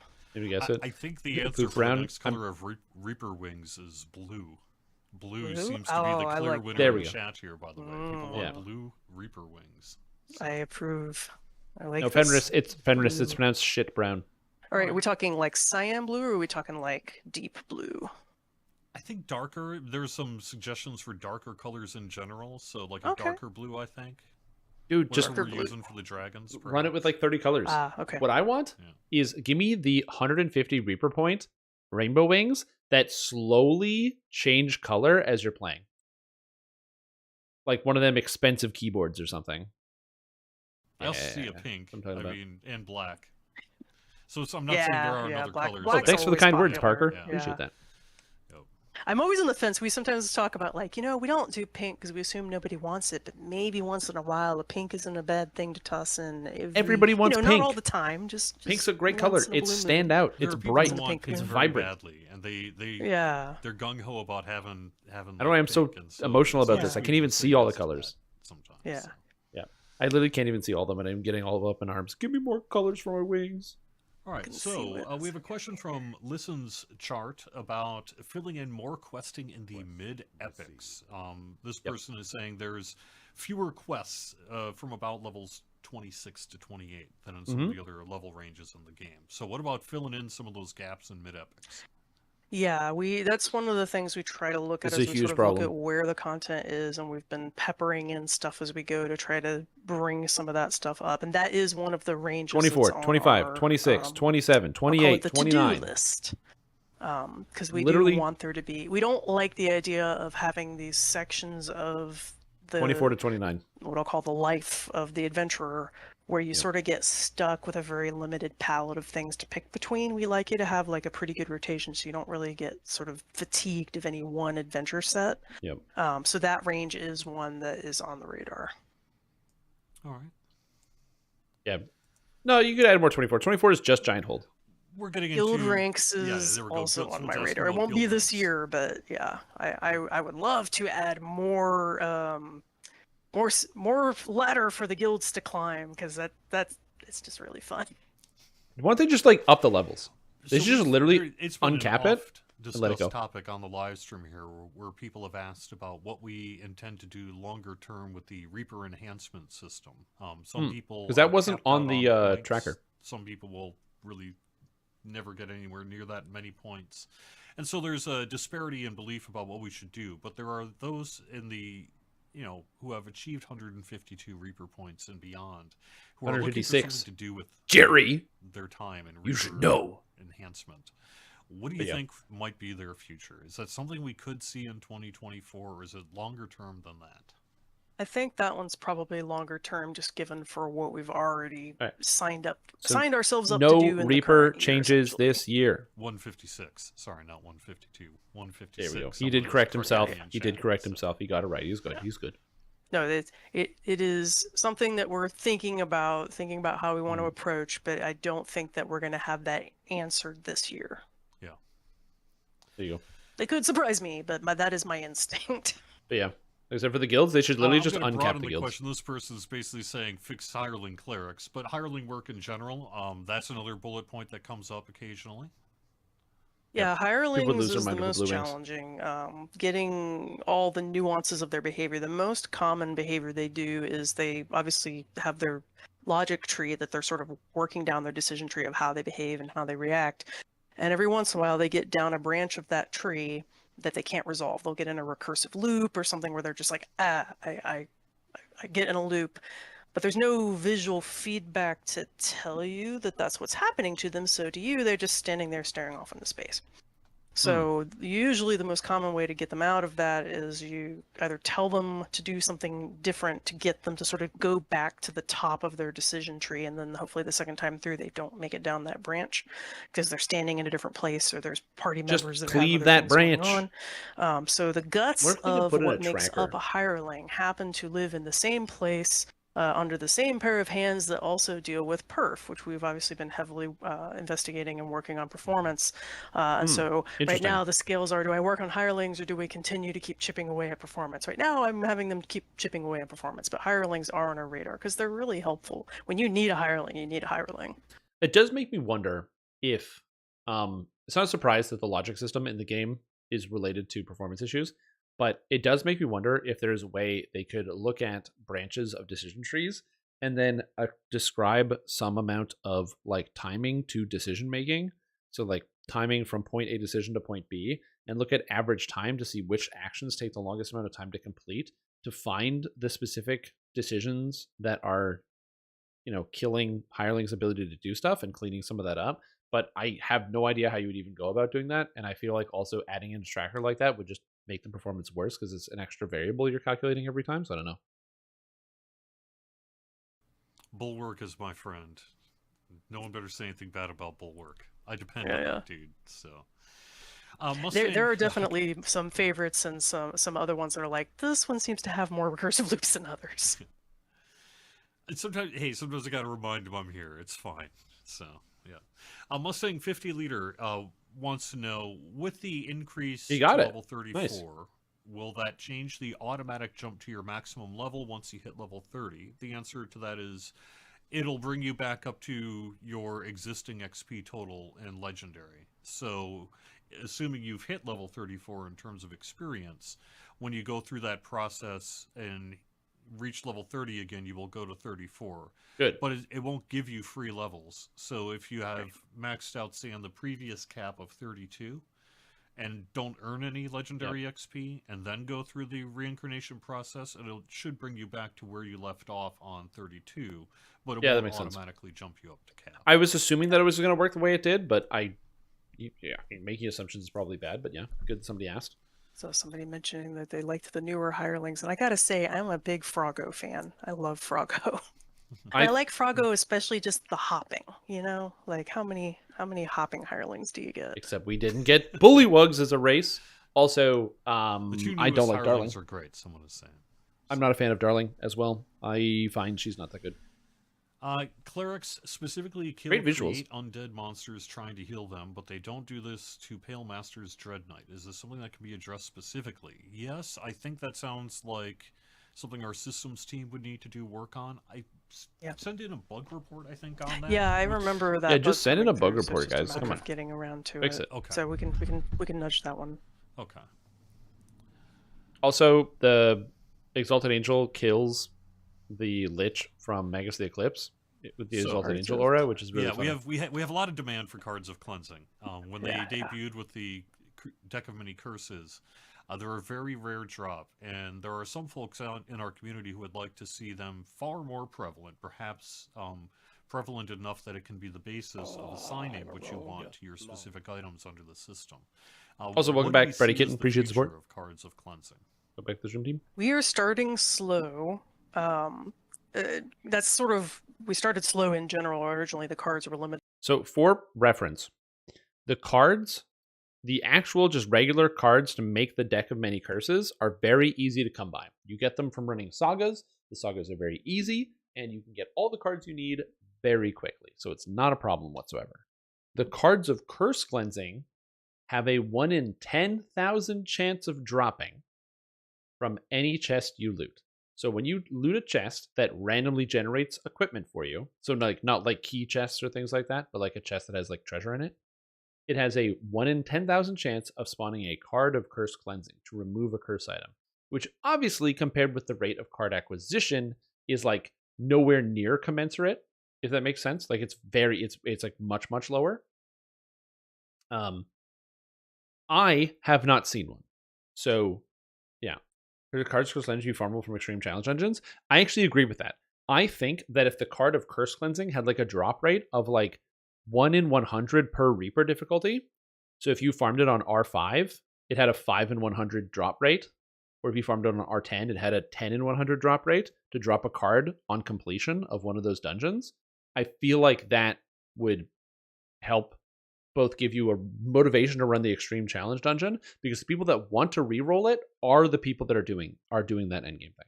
Limited to just one particular content pack, and really only to highly skilled players that kind of know what they're doing. And now we're sort of gradually rolling them out further and further, because when it comes to the curse cards, they're fundamentally altering a piece of loot, altering lots of loot in the game. And so one of the things we know about loot in the game is that since DDO has existed for going on 18 years now, there have been many different types of loot added to the game, both on implementation and style and functionality. And so we want to make sure that the curse cards aren't doing anything bad to them, but beyond their curses. So we've started off cautiously. Over time, we are more and more likely to introduce more and more ways to get things. That being the cards of curse cleansing, which would allow you to essentially remove the cursed card from your item and then reapply another random effect to it. Yeah. So. Mm-hmm. Again, I'm not saying that it should be common, but imagine that the extreme challenge dungeons had a 1 in 10 per run on R10 per person, obviously. So, you've got 6 people, you've got 6 individual 1 in 10s to get it done. Which means in a ransack you might pull like 2 cards per quest. That's not terrible odds, and it would give you a reason to run the challenging content for the point of the challenging content. And the people that don't care about re-rolling their stuff, which is the casual players, are going to just be able to get the curse cards. They're just going to be able to get, and if you actually get a card of curse cleansing, it's still going to be worth a lot. It still has its value. I think we already talked about hardcore CP Adkins, but just to reiterate, so for future hardcores, are we planning on both? Reduxes as well, because not everybody's here when a given season runs. Oh, so they might do a redux. That you could have that season repeat later for people that maybe missed it on its first go around, so that they can take a stab at it and experience that rules change up. Again, and obviously everybody who did it the first reduxes. time, they've got the version of the cosmetic that's got like that seasons, like, hey, this was when this season came out originally, it was this season number, except the boots or the footprints, the number happens to be, and then when it gets redux, you just get that number change. So for the people that were there both times, they really can distinguish themselves. But the reduxes, we like them because people do get another chance at it. We also, the the subsequent times, I don't know how people feel about this aspect of it, which was when we do the subsequent run, sometimes we soften things a little bit in terms of like maybe how hard the goalposts They do it every time, were. yeah. So I don't know if people have liked that aspect of it or not. But we do like doing the read. That's a great question. I wonder if people like the fact that on the Redux seasons they're easier. That's a great question. How do I feel about that? I don't like it because I think that it is fair for people to have to try to overcome the challenge. But if I had to guess, it's like the people that didn't get the chance to get it in the first place now get the second chance, and they're much more likely. I don't know. Yeah, it's interesting. That's a good question. I don't know how the general public would feel about that. Reduxes. And as long as people like them, then yeah. We did them. We weren't sure if people would be like, "Oh, it's just that again," but it seems like people like them. Well, the next one is season 10, so it's our first. And that's also too. I don't like. I play hardcore every time because I'm a DDO content creator, and if I don't play hardcore, then I'm just gonna get less views. Like that's just how it works. But also, I enjoy the thrill of like, possibly having my character die, and it's also fun to like run the guild and have the death messages pop up. Like there's elements of it that are fun outside of just playing the game. And so I'm gonna do it. But I do ask those questions. There are a lot of people that like repeat hardcores. I am curious as to why as well. Again, this is the thing where like I can understand why they might be confused about motivations. They should have the numbers. They should know everything down to the T about what percentage of people play on the servers and when they go to hardcore and stuff. They should have that information. But I am also curious about that. Double-digit hardcore season, right? And so I think we'd have to consider: do we want to just have it? Do we want it to be a Redux this year, or perhaps, like we said, at the current roadmap does not have a hardcore in 2024. So, yeah. And that's the other thing too, right? It's a 10. It's like, oh, I want to do something more special, and do I want to do something sort of, this? If this is how much effort we normally spend on a hardcore season, it's like for the 10th, do I want to go a little harder? Like some of the words or gimmicks. Yeah, it makes sense. Speaking of things that are difficult, Wanderlust TV. I wish the horse in season 3. That's you. It's you. So this better be a good comment. You're being judged. Had the number 3 on it, but it's the same as the season 9 mount with no way to differentiate. Yeah. There's a specific reason for that. Yeah. Yeah. The reason why they don't have the numbers on there is because when they do the art, they actually design half of the horse and the other half gets mirrored. That's how the tech works. And so they can't put a number on the horse, because if they put a number on the horse, it looks reversed the other way. It's literally mirrored. And so it works for 1 and 2 and 3. But once you get to 4, it stops functioning. It's 4 on one side and 6 on the other. So we ran into an issue with the mounts in particular, which is that the way they're put together is that when you see the horse, it's mirrored. And 5, yeah. So when you would put the number on it, when it gets mirrored to the other side of the horse, the number is backwards, which is really bad with the Roman numerals, because you'd be looking at it and you're like, wait, what season? Yeah. So what we elected to do was on anything that's not mirrored, we're keeping the numbers, but on the mirrored thing, which right now happened to be the mount, that's the one where we ended up having to pull the number off because it's ending up backwards. And we tried a couple different solutions to try to get around it, and we couldn't get around it. Trust me, I'm with you. I think it's a stupid problem, and it should have the number on it. There's no reason for them not to the idea that that's the way it's designed. Well, then design it differently. Like they designed it with the mirroring thing. Okay, we'll design it differently. That's an interesting idea being raised. Like if this is a problem, don't finalize this design. Hardcores. Are there any plans to have more rewards for favor now that there are more quests? Like one at 3K, 5K, we could do a 7K. Same for Reaper rewards, 10, 20, maybe go up to 30. I mean, it's possible. Yeah. Oh. So I could definitely see something like that. Yeah. We also like changing up the goalposts of hardcore. That's the other thing is I don't always want it to be the exact same goalposts every time, because some people sort of really work out their strategy and they're like, I know the magic formula to either, hit this certain level or get this certain favor. And I really like changing up what the goalpost is, because that makes you not only have to rethink, okay, how am I going to build for this, but also what's my approach going to be this time? honestly, Someone wants to know how to join the which Players was harder. Council. We'll have more information actually in the coming, I would say, next couple of months probably, about applying to the Players Council. We Ooh, have they're a recruiting. plan that's currently being discussed to refresh our lineup on the Players Council and bring in some new players here. So Are they I would kicking say me out? Stay tuned on the forums. We'll announce it there when They might we've kick got me out. an opportunity to apply to the Players Council, and we'll be doing that, I think, in the next couple of months. I will say this just about the Players Council, because they said that they're going to be getting some fresh blood, some fresh meat in the Players Council. If you, I've been on the Players Council since 2016. Not a brag or nothing. But if you, here's what I'll say about this: if you want to join the Players Council, you should put in an application, because Standing Stone Games is better served with a diverse set of voices.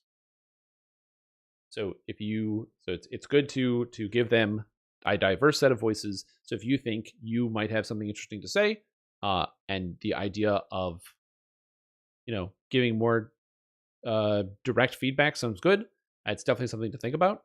But yeah, well, that's never been accepted. I don't know why. I don't know. Just write in and be like, "Oh, hi, it's me, Strimtom," and then, nah, don't do that. You'll get in trouble. But yeah, or I'll get in trouble, I think, for that sentence. So hard. People will comment on a thing, and I'm like, oh, I can't spoil that yet. Yeah. So that's the thing about, we can't, you don't want to try to say, well, what about this cool idea? Because, yeah. Okay. You refuse to sign an NDA? Yeah, you have to sign an NDA. So, Pudalama, the next dragon archetype that we've hinted about, I believe is on, I think it's set for the next... I'll say this. I cannot speak to what criteria SSG looks for when it comes to the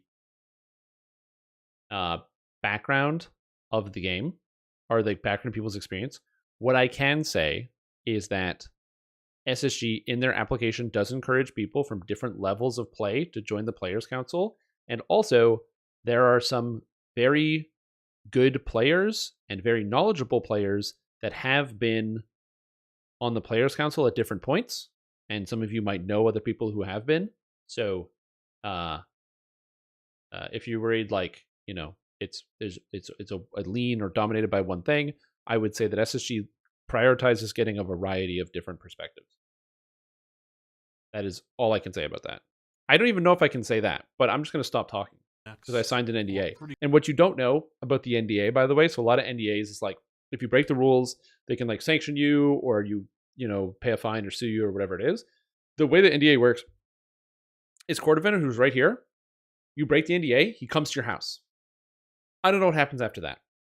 So I'm not breaking the NDA. I don't want to find out. To it, the first couple of Lamania previews, right? Yeah. Yes. The dragon archetype? Yeah. So, at this point, let's not hint more, because it could even... I know, because the more we hint... next week. Yeah. Yeah, exactly. The more we hint, the more you're like, ah! Yeah. It'll be here, I swear. Anytime now, it'll be fine. This means we can find out what the new archetype is this week. I believe enhancement work. They're asking about a sorcerer tree in particular, revamping some of those trees. Do you know what our enhancement tree work looks like for 2024 here? Enhancement tree work? I know that there is some work happening in Heroics, but I don't know if that is one of them. Oh, okay. Well, animatronic VR horror game? I also saw a question about new players. Which one? There was one thing, we kind of talked about it a little bit last year. You saw sort of the beginnings of it. We're going to keep expanding it, which is the tavern keepers that help sort of, if you're new, you're not sure what to do next, you go and you talk to a tavern keeper. It's a great idea. And They the should tavern definitely keeper continue kind doing of that. helps you, kind of points you in a direction of, hey, here's some adventures that you could go on that are sort of in the right range for you. Because a lot of people would sort of show up in the harbor or even in the marketplace and go, I don't know where to go next. And then you open the quest compendium and you're like, oh my gosh, there's so many things to pick from. Mm-hmm. The tavern keepers are going to try to help a newer person go, look, I know there's a lot of stuff you could be doing. Why don't you try some of these? And I really like the pick one for me option that the Tavern Keeper gives you. And the idea is if you're like, I don't know which one to do, you tell me. The Tavern Keeper will literally just say, look, try this quest. It's a great idea. That's often a thing that new players get overwhelmed by, is just like, you know, have a lot of adventures to pick from. If you guys don't know what they're talking about, by the way, I'm just going to show this feature because it's so cool, and it's something that should have been in DDO 12 years ago, but we are here now, so we're going to talk about this now. But if you go to some of the Tavern Keepers, so I'm just going to sneak by this area. Already, I have Feather Falling now. Some of the Tavern Keepers in the game, specifically in the harbor, will actually tell you where to go. And so if you go to the Tavern Keeper, Leaky Dingy, you talk to Hammond Green, you've got food and drink. I'm an adventurer looking for work. And then boom, I've got some leads for some work. Let's try to narrow it down. And he gives you quest options or just any suggestions. So like level 2 quests, this is what I've heard about. And then he's like, Garrison Pack. And it's cool. Garrison Felmar could use some help. Blah, blah, blah. This is, why are they? Can you check out our local madman, Dirk the Deranged? Garrison Felmar, got it. And when you click it, boom, harbor job help. And now you have a quest to go find these guys. So it's really well done. It's a great system, and I hope they continue to expand it to the rest of the taverns because it's just good. Sometimes those little nudges help people. Corche wants to know about the possibility of an iconic completionist in the future. I saw that, and I think we had talked they have about like it, 10? but I don't think there's anything on the docket in this I think year. we need more iconics. I don't think they should do completionist before 12. I think 12 should be the minimum for a completionist. So, plans to add barkeep advice for taverns elsewhere. Love the idea. Think it should be implemented in all zones, enclaves, etc. Yes, yeah, it that's should sort be. of the goal we're working towards, is to expand it deeper and deeper and There's deeper in. just So not we open started with the menus? harbor. Nope. Next up, we're going to hit the market, and then we'll start working through some of the house wardens and other areas. Players don't we're sort open of menus. That is correct. doing it chunk by chunk so that we can really make sure that it's taking you to the right places. In some cases, we might have to take a quest or two and adjust what their current level banding is. So a quest that used to be, say, like level 2, we might take a look at that and go, really, this is more of a level 3 quest, so let's adjust that so that the person is sort of taking you through depending on what range you're in. So that's... But we're also trying to teach them how to actually find other people to play with, and that's another area that the early game, when you get through the Korthos experience, it doesn't really kind of really direct you at, hey, here's how you can find other people, or hey, here's how you can actually look at your favorite patrons, or etc. I wonder if they did a system where there was a quest, and when you finish when you talk to the NPC, they open a separate quest window. So it's like the regular social panel. So imagine it's like an NPC. They're only on Snowy Side, and they're like the party pal or something. I don't know. Give them a name. And when you talk to them, they open a special window, and that special window shows you groups for other people also talking to that character. So that NPC has their own social panel that is separate from the regular social panel. And when you do a quest with them, or you can ask them like, oh, what if I leave the island? Then they tell you, oh, you can just press the O key to also find other people to play with and kind of go from there. So you have an NPC who separates out, so you have like this separate thing. I don't know if that would be too much work, but no, I'm just thinking about it. And we're hoping that the Tavern Keeper will kind of help as you're sort of on the training wheels through the harbor and the market, but once you start getting up beyond the market, we actually do want you sort of, look through the compendium and look through the LFMs and like find people that way, because it's really fun to play with other people in DDO.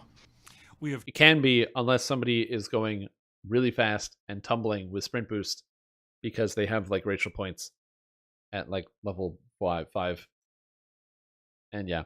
I will say that the other thing, modern games don't train you to explore. They train you to look for the arrow. So I have a quest and it tells me exactly what to do. People are looking for the quest list. Like, what do I do? So the idea of just like, going to House Fjarlin, right? And you're here. And then it's like, okay, what am I supposed to do? I don't know. Fucking talk to Nemesis. And he says, perhaps one of the other houses will hire me, perhaps Deneth. And you're like, oh, Deneth, what's that? And you're supposed to like explore and be like, oh, I don't know what's going on. And you like look around and you like go into the different buildings and stuff. Modern MMORPGs don't require you to do that at all in any capacity. They literally never require you to do that. A lot of games will design these beautiful settings that are empty, these hollow, empty buildings that have nothing going on. And DDO does have a lot of those. Don't get me wrong, that's where we did the card giveaway the other time. But like you go to stuff like the Bogwater Tavern because you're like, oh, what's this building? Oh, it's got a little thing here. Okay, cool. It's a tavern. And you go inside. When you walk in, you're gonna see very obviously quest. And so you know there's adventures here, but also there's like neat stuff. And there's a bouncer who's an ogre. Cool. All right, cool. Look at this. There's like this big bar over here. There's like a bar at the back. Then you have all the way over here, but you think there's nobody. Oh, there's actually a conversation. And who's this conversation between? Oh, it's actually a conversation between a bar patron with red hair who's an elf talking to a dwarf of the Aurum. And they're talking in specifics about a golem, which could really be about anything. I wonder if it has anything to do with a quest in-game that you might actually do that's a raid. And it's a foreshadowing of what's going to happen. The exploring the world is a part of what makes the city of Stormreach interesting.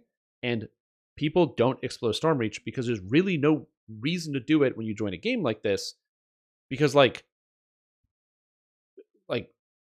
modern games don't have that happen. In modern games, there's literally an icon somewhere and an arrow on your minimap telling you exactly where to go every time.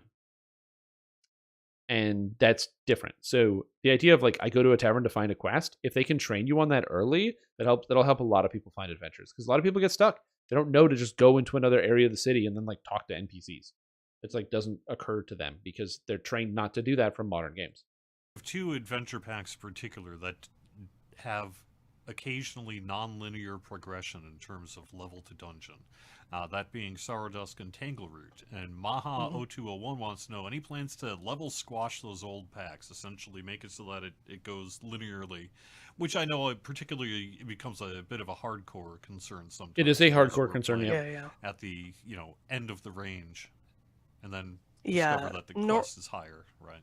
Yeah, normalizing some of the older quest packs is a thing that we're chipping away at. We have to move a little carefully, obviously, because we don't want to squish one in a bad way where suddenly we're like, oh, we had this range from 3 to 8, and because we squished it all down to 4, now there's nothing in the 8 range. We're trying to watch for that sort of problem. Now get them out of there. That is one of the things we're trying to do, is normalize, because like I say, there are older packs where the level disparity and the range of the quest is just... I'm going to solve this whole problem. Make Tangleroot 4, because we need more 4s. Make Sorrowdusk 10, because we need more 10s.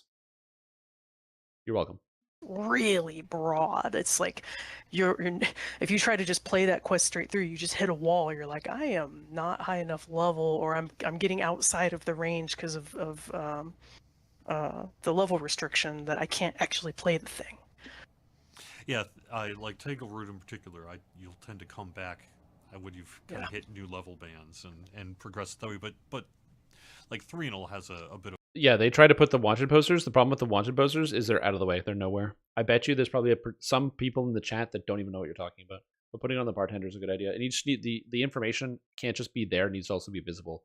Like if something is in a menu and it's not easy to find out how to get access to that menu, like the Adventure Compendium, for example, we can all laugh and guffaw about the Adventure Compendium and how easy, but the number of times where somebody gets started and they jump into chat and they go, they're like, you should get like, or it's like, you should check the Adventure Compendium. And they're like, what? And you tell them to press P on the keyboard and they're like, what? And they have no idea. Because even though I believe it's here, Adventure Compendium, it's not really clear what that does. Like, Quest Journal, right?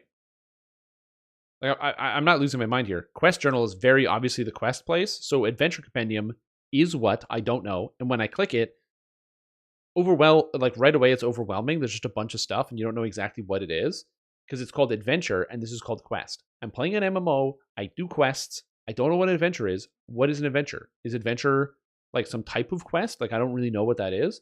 And now I close this menu. I've forgotten about it. And now I don't know that this menu, the Quest Journal, is borderline useless. And this menu is the real one. So it's really, I can understand why people like get confused about that because again, it's just, it doesn't use the terminology that the games use and it could be done a little bit better. If anything, these two screens should become one screen with a graphic interface. My dream for something like this is under Adventures. Instead, you click the Adventure pack, and when you click the pack, it brings up a picture for each quest that has the name on it. So instead of being like, you're looking at like a list like this, a godless, monstrous hellhole, instead, you can like go through the compendium and it'll be like, Tangleroot Gorge. and you click it, and then it opens up like a nested menu that has like more inside of it, and it's like, oh, these are the quests, and you're like, ah, cool. So it's like easy to see and it's easy to understand. So it's like just smaller, and you can expand and what have you. Sort of like this, but with better categorization. But yeah, anyway, I digress. Bit of a progression issue where one level is higher than the next one in the quest. So it's a rare situation, but the Lotro quest log's not bad, but it could be done better still. It's the most common in the older content, to be honest, like the stuff that came out more like in like the 2006 to 2008 range. So guys, we jump from 30 to 34 just like we jumped from 30 to 32 as long as we got to 32 once before, question mark? No. You will continue to have to earn the experience through the epic level band. That question was phrased wrong because you're associating the level 32 level cap with the. That's just a misunderstanding. I'm skipping this question. Cap of 32 increases, and we know the new level. Yeah, we know. Have to earn that XP of 32. Yeah. And then you could quest. Yeah. So. But yeah, once you earn it, that's a different story. Yeah, and then once you are at level 34, if you were to do an epic reincarnation again, then when you hit level 30, you would. It was confusing. That's place, yeah. So. Good. We got there. We got there together. Perfect.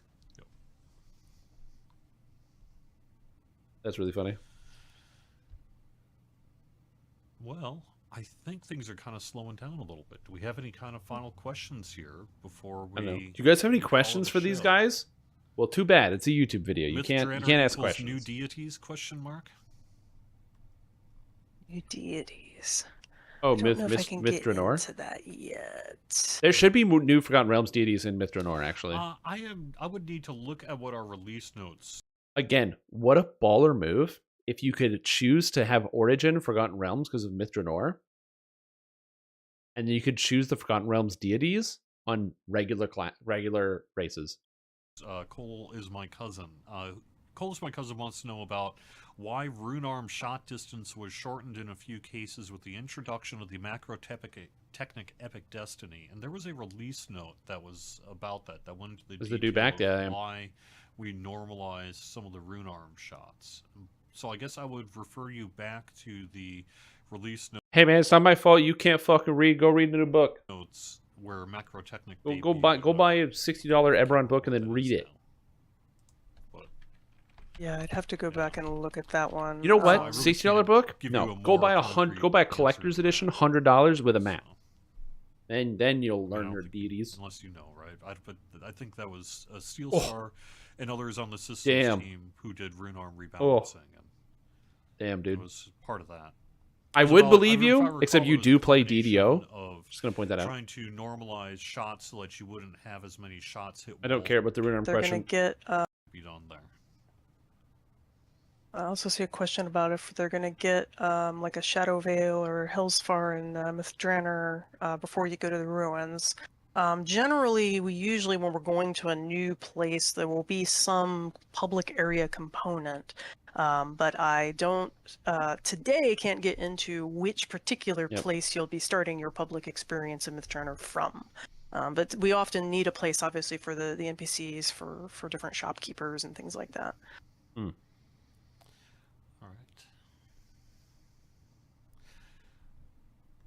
There's a suggestion to improve the Feywild Muse, especially the legendary version. Looks like there's a specific bard song set to the heroic with that. We can take a look at that. Yeah, that can be looked at. I mean, the Feywild Muse is also bad. It's not the worst hireling in the game, but it is very bad. Any kind of final thoughts here before we call it a weekend here? Final thoughts. I would say, do we want to talk about PAX? Yeah, we could talk a little bit about that. Oh, good. I'm going to be going to PAX. I'll be posting the details about that soon. We are planning on going back to PAX again.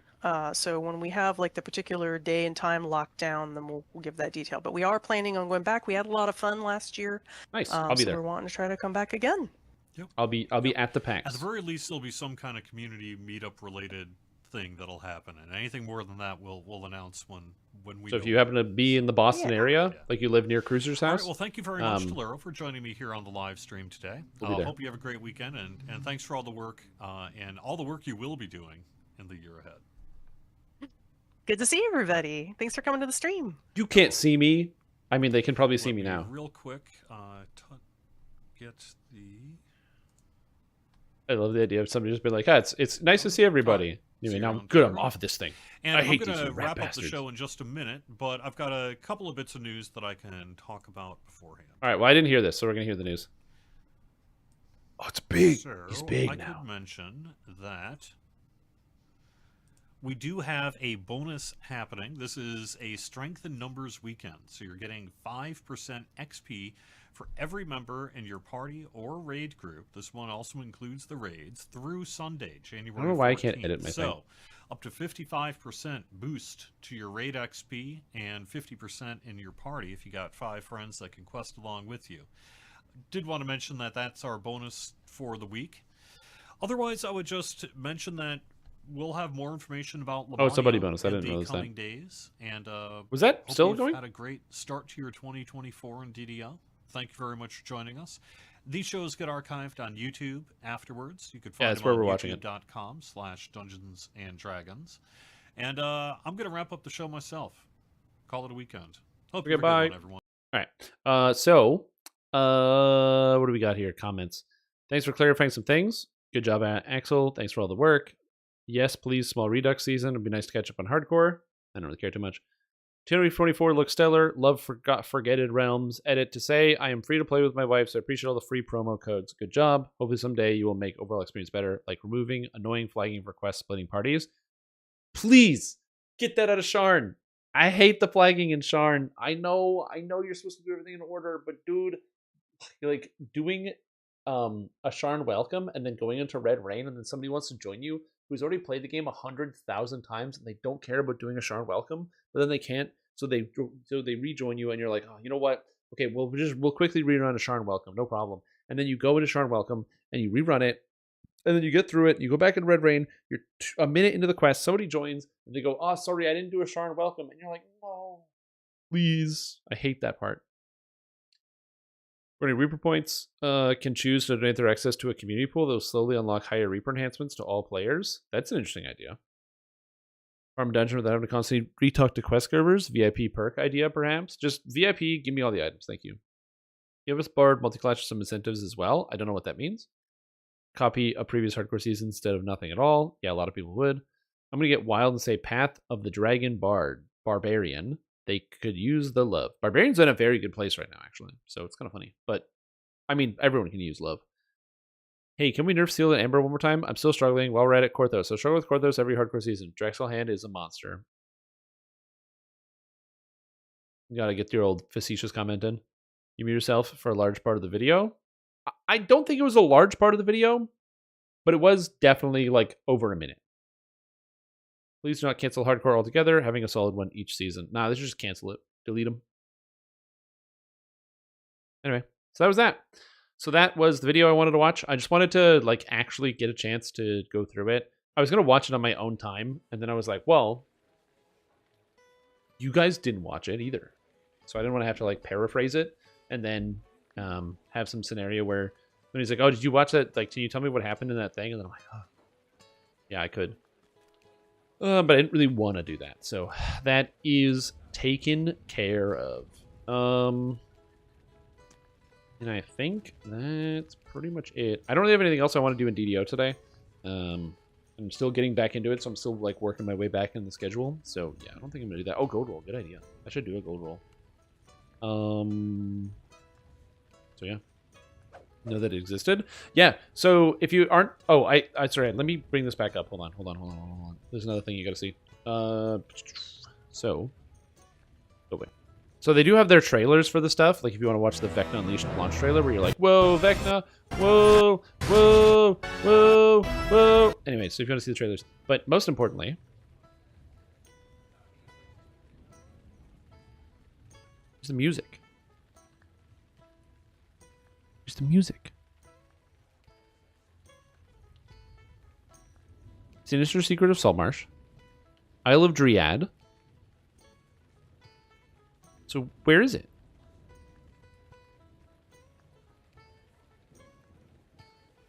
We need Vecna soundtrack. Because like the Isle of Dread soundtrack is great. Because you've got like all these different songs and tracks for it. And I'm waiting for the all songs by Bill Champagne. BillChampMusic.com. I don't think I've ever been to this website.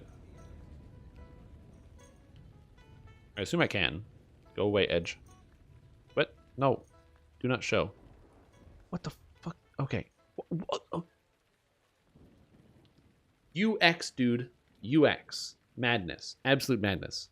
Anyway. 40 hours of music. Currently includes Lord of the Rings Online, Dungeons & Dragons Online.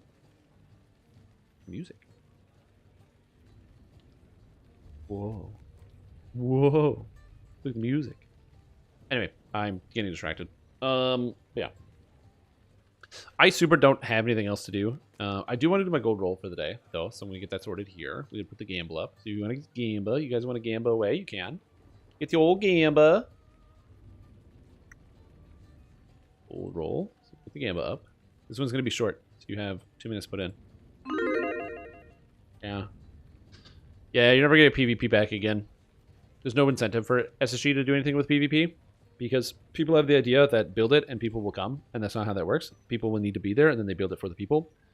With an established product like this, if they decide to invest into PvP and then no one plays, they lose a bunch of money. So they need to have PvP players. So people need to make their own PvP rules and PvP tournaments, and then do their own PvP and have active PvP and have people engage in PvP, and then they're going to build content for it. Because if I was running the show, I would never invest into it. Madness. Absolute madness. Your Bard playthrough videos? Oh, okay. I have an answer for you. Probably. I probably have an answer for you. Oh my god, there's 350,000 flasks in the pool? You can epic, TR, and iconic. Is that correct? I thought you could only do an iconic TR. You can epic TR as an iconic character, but you can't, but then you have to re-level back to 30 before you can do the iconic. You're allowed to epic, but you can't then epic, then iconic. You'd have to epic, then re-level, then iconic, which is way more work. Let me get that chart. Let me get the chart. All right. Yeah, so we have the chart, right? So if you're an iconic, you can get to level 30 and then either re-roll back to 20 and then go back to 30, or re-roll back to the bottom. If you're level 1, yeah, iconics are great for getting heroic past lives because 15 to 30 is much shorter than 1 to 20. Not only is it less levels, 20 to 30 is so fast. If you would like to get access to this chart and just set it as your desktop background, I think a lot of people should set the chart as their desktop background. Because this, honestly, explains most of what people get confused about reincarnation. Because it's a flow chart. You know, it flows. Card review? Maybe. Yeah, we could probably do that. Is it done? Oh, it's done. Nice. Oh, that'll go eventually. An iconic in weird ways, but you don't have to play it through to be viable. Yeah, it's true. Also, time for the gold roll. I have not played this game in 2 weeks. I haven't talked about it. I haven't logged in. I haven't done anything. But you know what? It's time for that gold roll that you get every single week as a VIP. You guys put in your prediction. 373 on low, 200,000 on high. Who's going to win? Let's find it today on today's gold roll.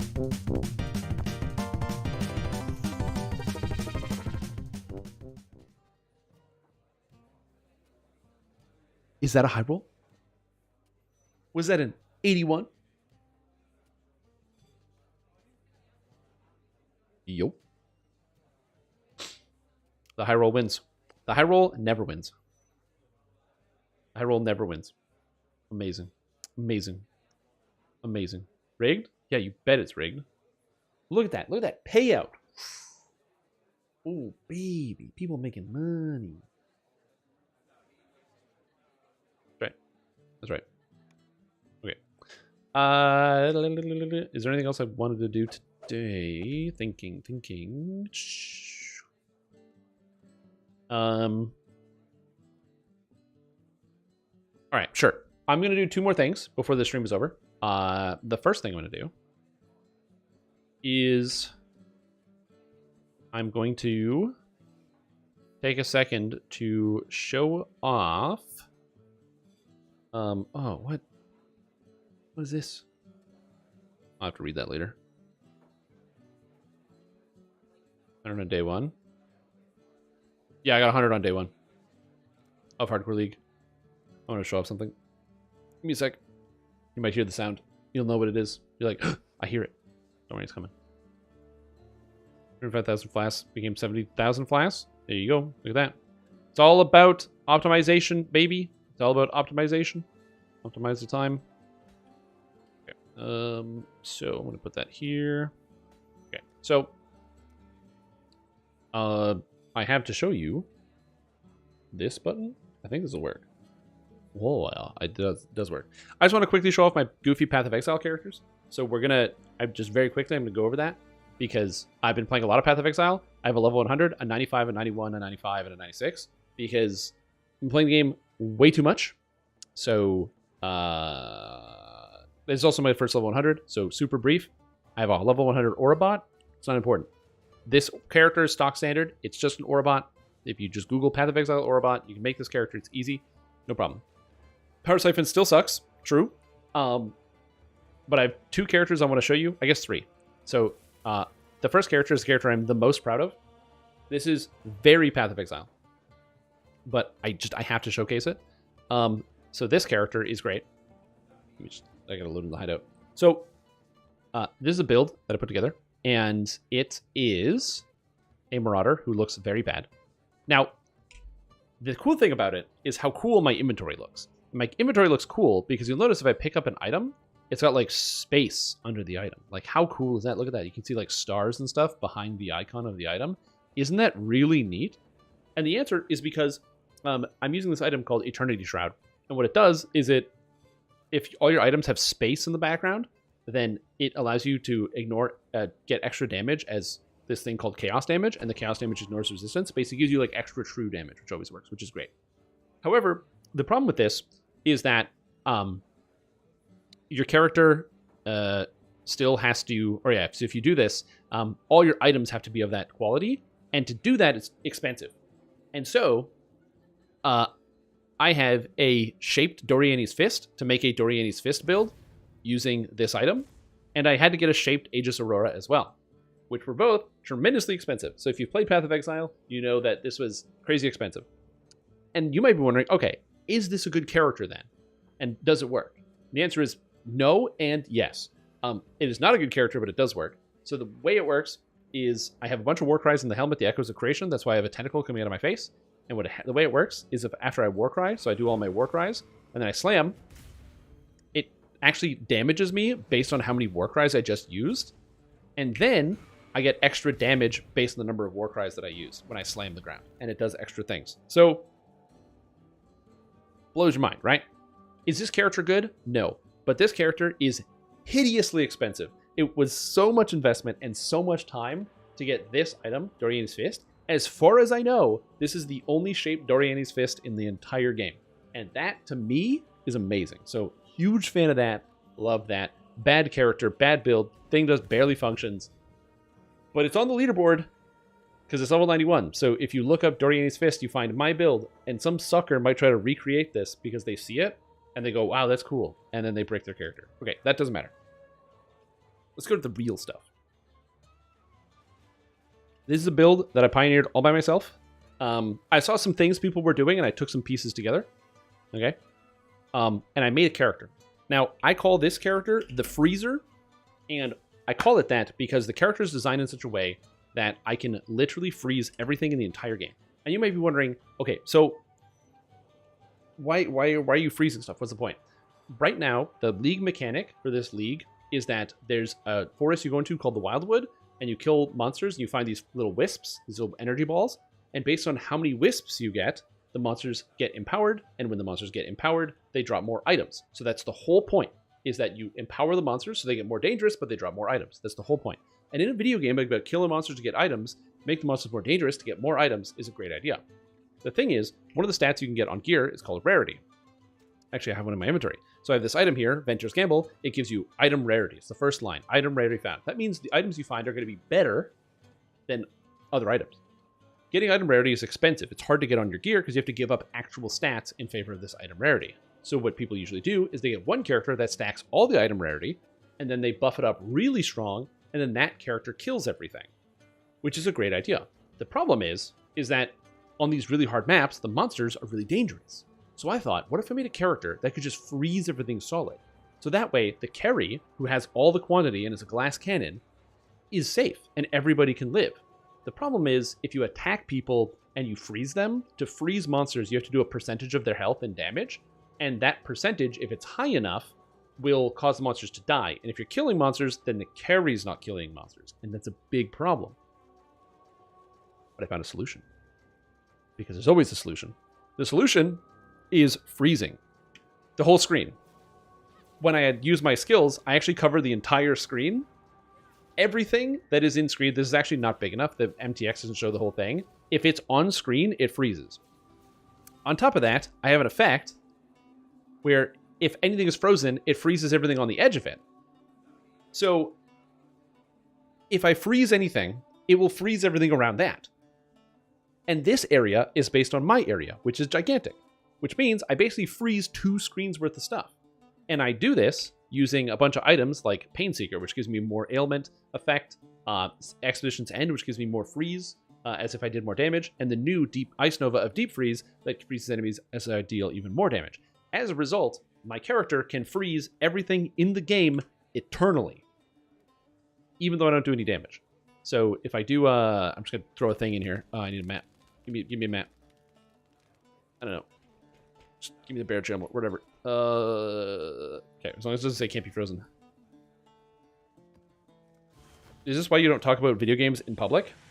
Why? Because I can't describe this? Because how am I supposed to describe this? Like, what do I describe? So what happens is I don't do any damage. I'm going to do a little bit of damage, but I press this button, everything dies in one hit because I do too much damage. Anyway, the idea is that everything freezes, and then when they get close, they also freeze, because they're close to the frozen guys, because it's called proliferation. So as long as one thing is frozen, everything is frozen. And then I'm dead. I'm out of mana somehow. Why am I out of mana? Wait, how did my mana go down? What? Anyway, so yeah, and that's the idea. That's the freeze. Oh, my Herald of Thunder is freezing. That's neato. No regen? I don't know. Anyway, that's the idea. I freeze everything, and everything is frozen, and that's it. That's how the character works. So I ideally don't do that much damage. Unfortunately, because of the way the character works, I have to do enough damage to freeze. So in a 6-person group, it's not a big deal because I don't kill anything because the monsters do too much health. But even still, I still have a good amount of damage on this build. But yeah, so this is the freezer. This is the character I put together all on my own. If you'd like to play it, it's not terribly expensive because I've replaced a lot of the expensive items. The most expensive parts is getting these charms. So area effect per power charge and evasion rating is expensive. Evasion rating per energy shield and equipped helmet. This Militant Faith was like super cheap. I actually think most of the items here are really inexpensive. This Cluster Jewel is pretty cheap because it only needs 2 passives. So again, also really inexpensive. Heraldry is cheap. Master of Fire is really cheap. And then of my gear, this item's useless, nobody uses it. This item's useless, nobody uses it. This item's not useless, but it's pretty inexpensive. The most expensive item is probably Relic Ashes and Patience or Badge of the Brotherhood. And even still, this is worth like 50 chaos. So you can build this on a shoestring budget and freeze everything. Is your always a max power charge character? No, that's the other one. But I actually have 2 power charge stackers. But yeah, this is the freezer, and it's super fun. I love playing it. I never get to play it because I have no one to play it with. But if I did, I would play it. And then the last character I want to show you is this character, which is also another character I put together myself. And I had to learn how to craft on this character to do this. I had to learn how to do a lot of crafting. And this is probably my favorite character that I played this league so far. And this is my Wild Strike of Extremes. So I called it Extreme Degenerate because it uses this effect, Wild Strike of Extremes. So regular Wild Strike, what it does is it's an attack. And when you hit somebody, so you punch, there's like these energy beams. It just chooses one of 3 elements, and then all your damage is that element. So it either does all fire, all cold, or all lightning. And it does a fire explosion, a cold wave, or a chain lightning attack based on which element you chose. And it's random every time, and it can't pick the same thing twice. So you're like doing all 3 elements. It's pretty cool. I really like it. It's a fun way to build a character. So that's kind of sick. However, the one problem is, just like in Dungeons & Dragons Online, if you have 3 different damage types, it's hard to scale all of them, right? Like Wizard isn't good as Sorcerer, for many reasons, but one of the main reasons is Sorcerer can just go all in on fire, right? Whereas Wizard needs fire and lightning and cold and acid and so you can't scale all these things at the same time. However, they made a new one called Wild Strike of Extremes. And what this does is it's the exact same skill if you put them side by side. However, this one has a line of text at the bottom. It says hits treat enemy monster elemental resistance values as inverted, which means if a monster has 70 resistance, it counts as minus 70 resistance. So to scale this, usually you would need to reduce enemies' resistances. You'd need to curse them to lower their resistance. You'd need to apply an effect to lower their resistance. But not with this garbage, because with this, it just treats it as reversed. So you can just straight ignore it. And in fact, if monsters have more resistance, it gets even more damage. So when I do some of the Uber bosses in the game with this, I can force them to have more resistance so they take even more damage. So you may be wondering, well, why would you ever use the regular one? And the answer is this costs 6 mana, the regular one. This one costs 28 mana, 28 life, and 28 energy shield. And that is way before I even factor in the multipliers, where when I put this in, it now costs 30 mana, 157 life, and 121 energy shield. So I very quickly kill myself by using this, and my health just gets chunked, which is a problem. But this character is the most fun I've had to play. It's unbelievably fast. It goes everywhere, and I've been using it to kill the Uber bosses in the game. So I have been doing wrong button in my Atlas. I am farming up Mavens right now, but I was doing Uber Eater of Worlds. I plan to do Uber Cirrus, and I still have to do Uber Searing Exarch, as well as Uber Shaper and Uber Elder. So I'm excited to do the Uber bosses. It's very cool. It's similar to Elemental Hit. Sort of. Elemental Hit gets flat damage from the skill, whereas this one doesn't get flat damage from the skill. It just inverts it. So it's kind of different. It's not exactly like Elemental Hit, but it is close. And yes, I am using Trinity support, because Trinity gives you Elemental Penetration, and Penetration happens after resistance changes. So the way it works is it inverts the resistance and makes it negative, and then when they're at minus 40, then it applies the penetration to go to minus 56, which is really neat how that works. So Trinity works very well with this. The one downside is that one of the people I know is playing a curse bot that reduces the elemental resistances, and this character does not play well with that, unless when I'm with that person, I just swap to regular Wild Strike, which is why I have it. So we did like a simulacrum, and then in there, I just use regular Wild Strike. If they're negative, they go positive. So that's why if you're with somebody else who debuffs monsters, so for example, if I play with somebody else and they are like all lightning and they're doing debuffs, I swap in the regular gem, and then that way I'm applying against their regular resistance if they're already lowering it.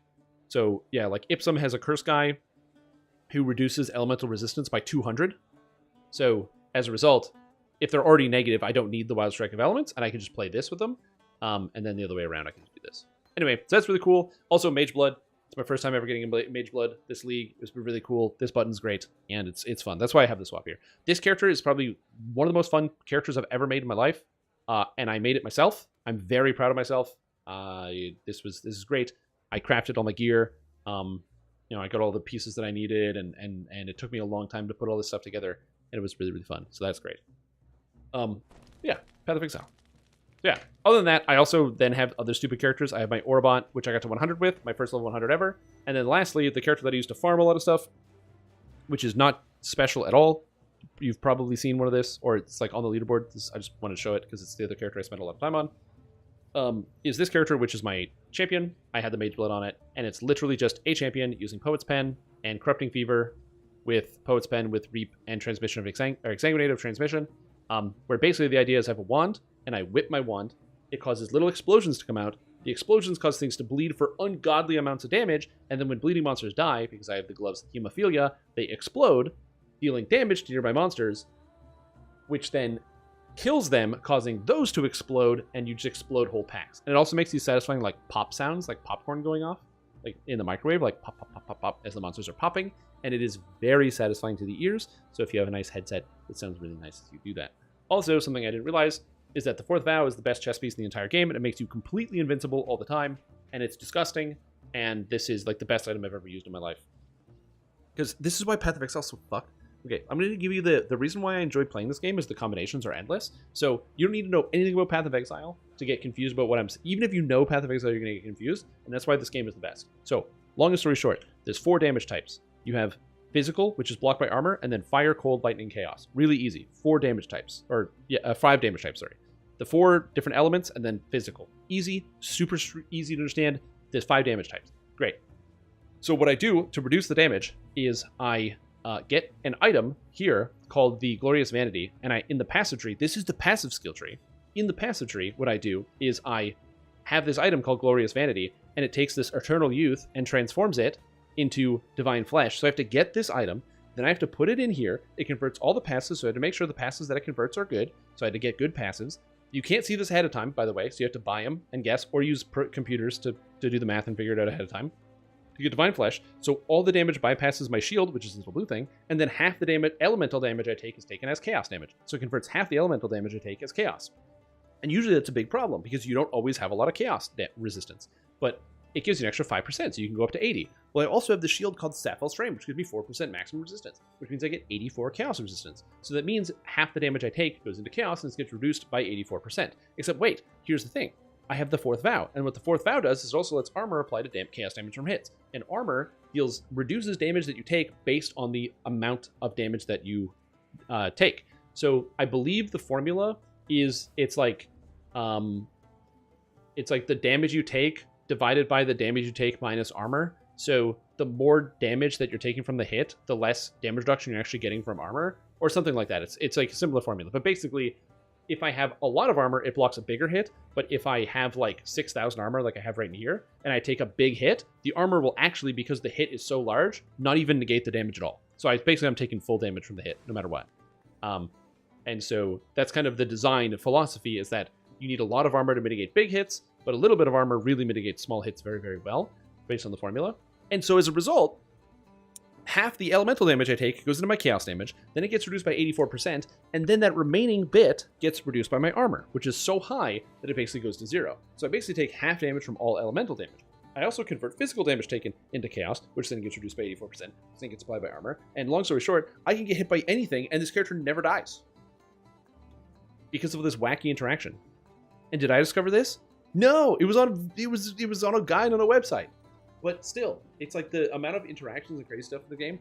This is why I've been jonesing on this, and I might stream some Path of Exile in the future during this week, because this shit is so entertaining to just come up with an idea and then run with it, and there's so many ways to customize and change and do and all this other stuff. It's fantastic, and I've been having so much fun with it.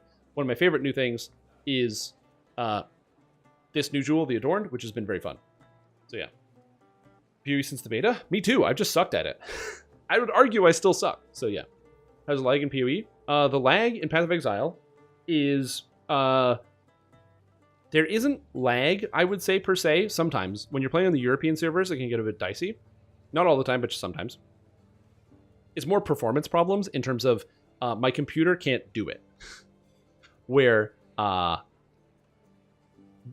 we were doing magic finding, where we had so many monsters spawning that we were crashing the servers. So that was a bit of a problem. It's way less lag than DDO. But yeah, we had so many monsters spawning and so many projectiles and things on screen. You really need a robust computer to do it, specifically with what you're doing. If you're like a regular player and you have like a regular computer, assuming you're not doing the crazy stuff that we were doing, where we were spawning like 4 times the monsters and all this other stuff, and like 50 million projectiles and all these other things, it'll be fine. But yeah, that's yeah. Anyway, I just wanted to show that off. Show off my Path of Exile. I'm proud of myself. I'll probably play it a bit, but yeah, dropped 60 div in one map, and our pings are up to 1,000. Amazing. All right, stream. Great stream back. Speaking of being back. Yep. Welcome back, Cruiser. Welcome back, Cruiser. It's been a while, so I wanted to take a moment and remind everyone that on October 29th, 2023, Horse almost died. Yep, and true. Get this. He died. He died right afterwards, true. Party, and then he deezed. And he became the death of the party. He deezed? Her Deezed will be nuts. missed. Hashtag never forget but Stallion the 29th of October 2023. Hashtag rip bozo rip. My skin is like coming off. What is happening? Rip bozo rip bozo. So yeah. What does a league mean in Path of Exile? Oh, it's like hardcore. So it's like a fresh start. So when they do a league, then they make a brand new like mode to play on where you have to make a new character and start from zero. So you start, it's just like hardcore, where you start from zero, there's nothing on it. And then there's special rules. And then once you, and there's special rewards and all sorts of stuff. And then once it's over, once the league is done for like the 3 months, everything that's on the league gets shoved into what they call standard. So that's like the regular game with no special mechanics on it. And then they start a new league. So yeah. So it's, and then it just dumps back. So standard is Wasteland, where I have an infinite amount of gear and characters that I never touch because I only play on the regular league. The league is essentially a free expansion season. Yes, and it adds tons of stuff. 3 each year. They do 3 each year. They were on 3-month league cycles. They've been on 4-month league cycles for the past little bit because they're working on Path of Exile 2. There was an interview that was conducted like 3 days ago or 4 days ago with Ziggy D. And they said that when Path of Exile 2 releases, they're going to be going back to a 3-month league cycle with both Path of Exile 1 and 2 having separate leagues that will then overlap. So Path of Exile 2's league is going to come out, and you'll have a month of that, and then the Path of Exile 1 league comes out, and you'll have... So they're going to overlap, but they're going to always be asynchronous, so they're never starting at the same time. Like that. See? And apparently they're just going to be 2 games. Also, what's up, Sith Fundum? How you doing? So yeah, so that's... I've been playing a ton of Path of Exile. It's been pretty good. So yeah. 25% less league starts? Yeah, they have. I'm excited for Path of Exile 2. Path of Exile 2 is just going to be a good game. It will be... Will it be the best game ever? Honestly, I don't know. Maybe. I'm very confident that Path of Exile 2 is going to knock it out of the park. So we'll see. We shall see.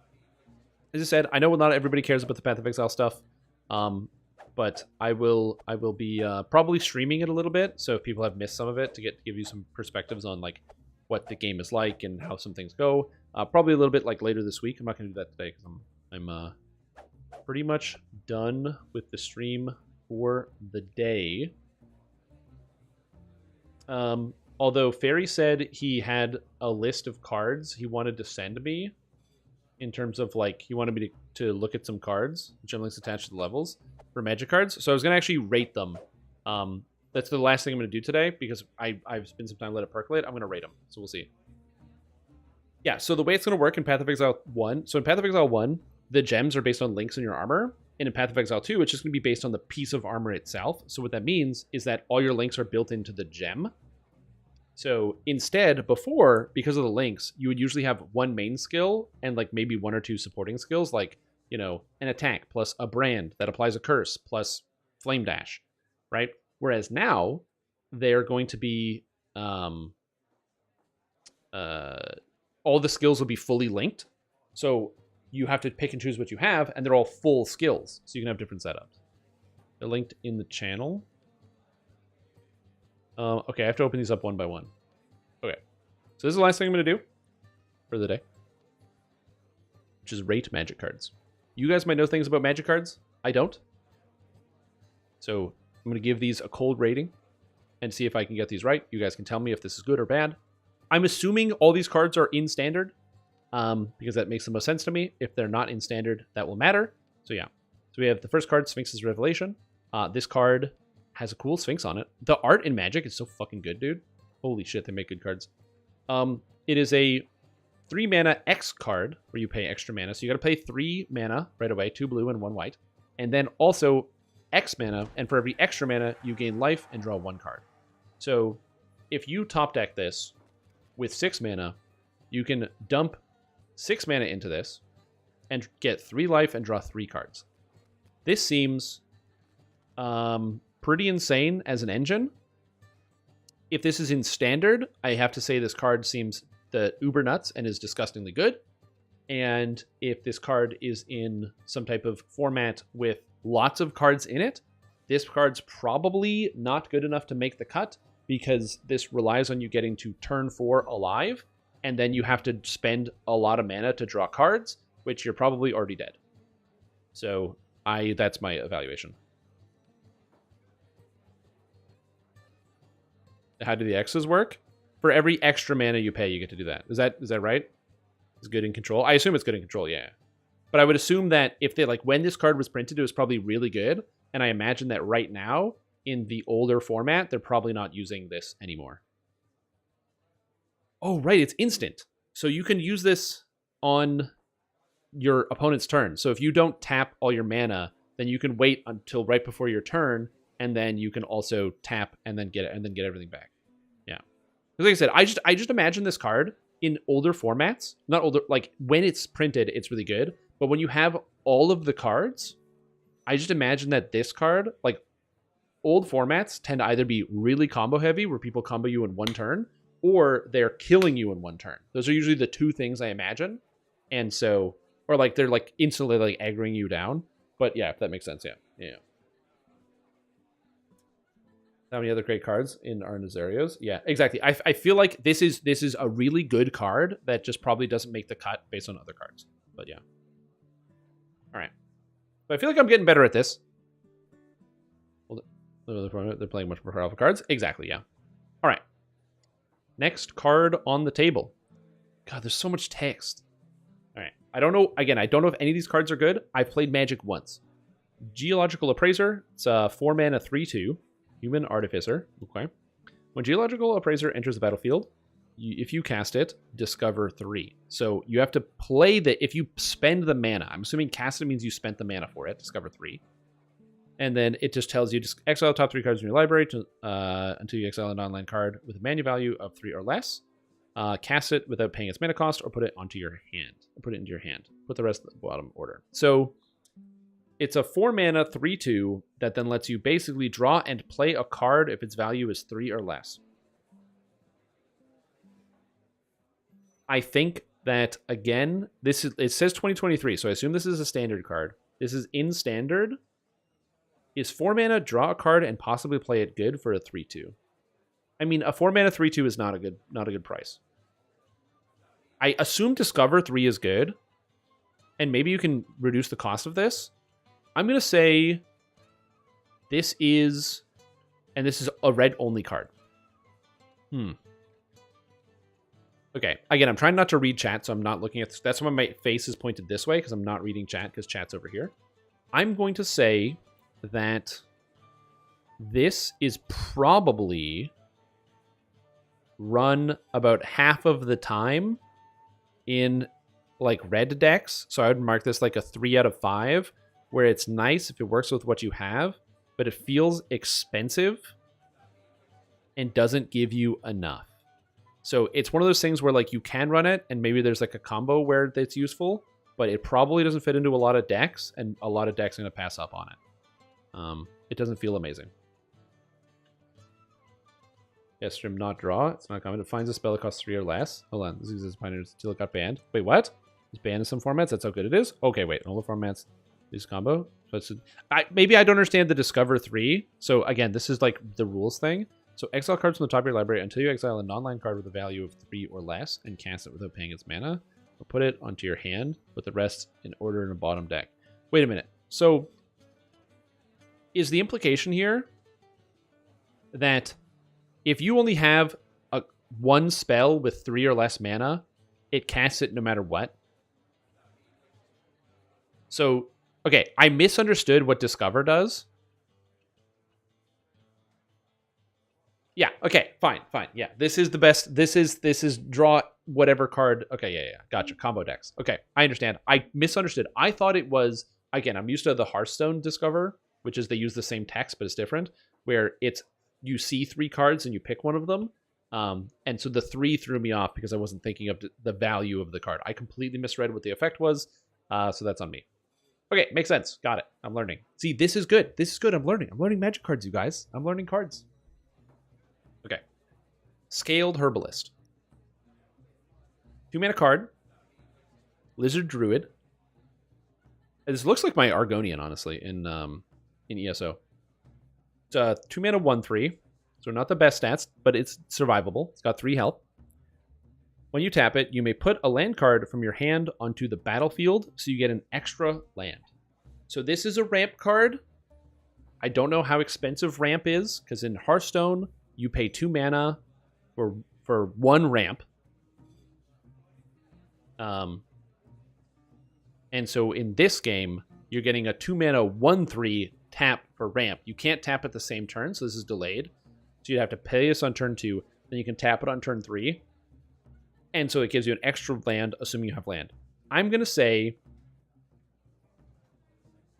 4 out of 5 if you're ramping. I'm going to say 4 out of 5 if you're ramping, because it also gives you a body, but you have to tap it, so you can't use it. Ooh, is this even good? Hold on, I don't know. This doesn't give you the mana right away. It lets you play a land, which gives you 2 lands per turn. So that's really strong. Yeah, 4 to 5. I'm going to say 4 to 5. It's probably played a lot. It's probably a very commonly played card. Yeah. Yeah, I feel like it's pretty good. Yeah, 4 to 5.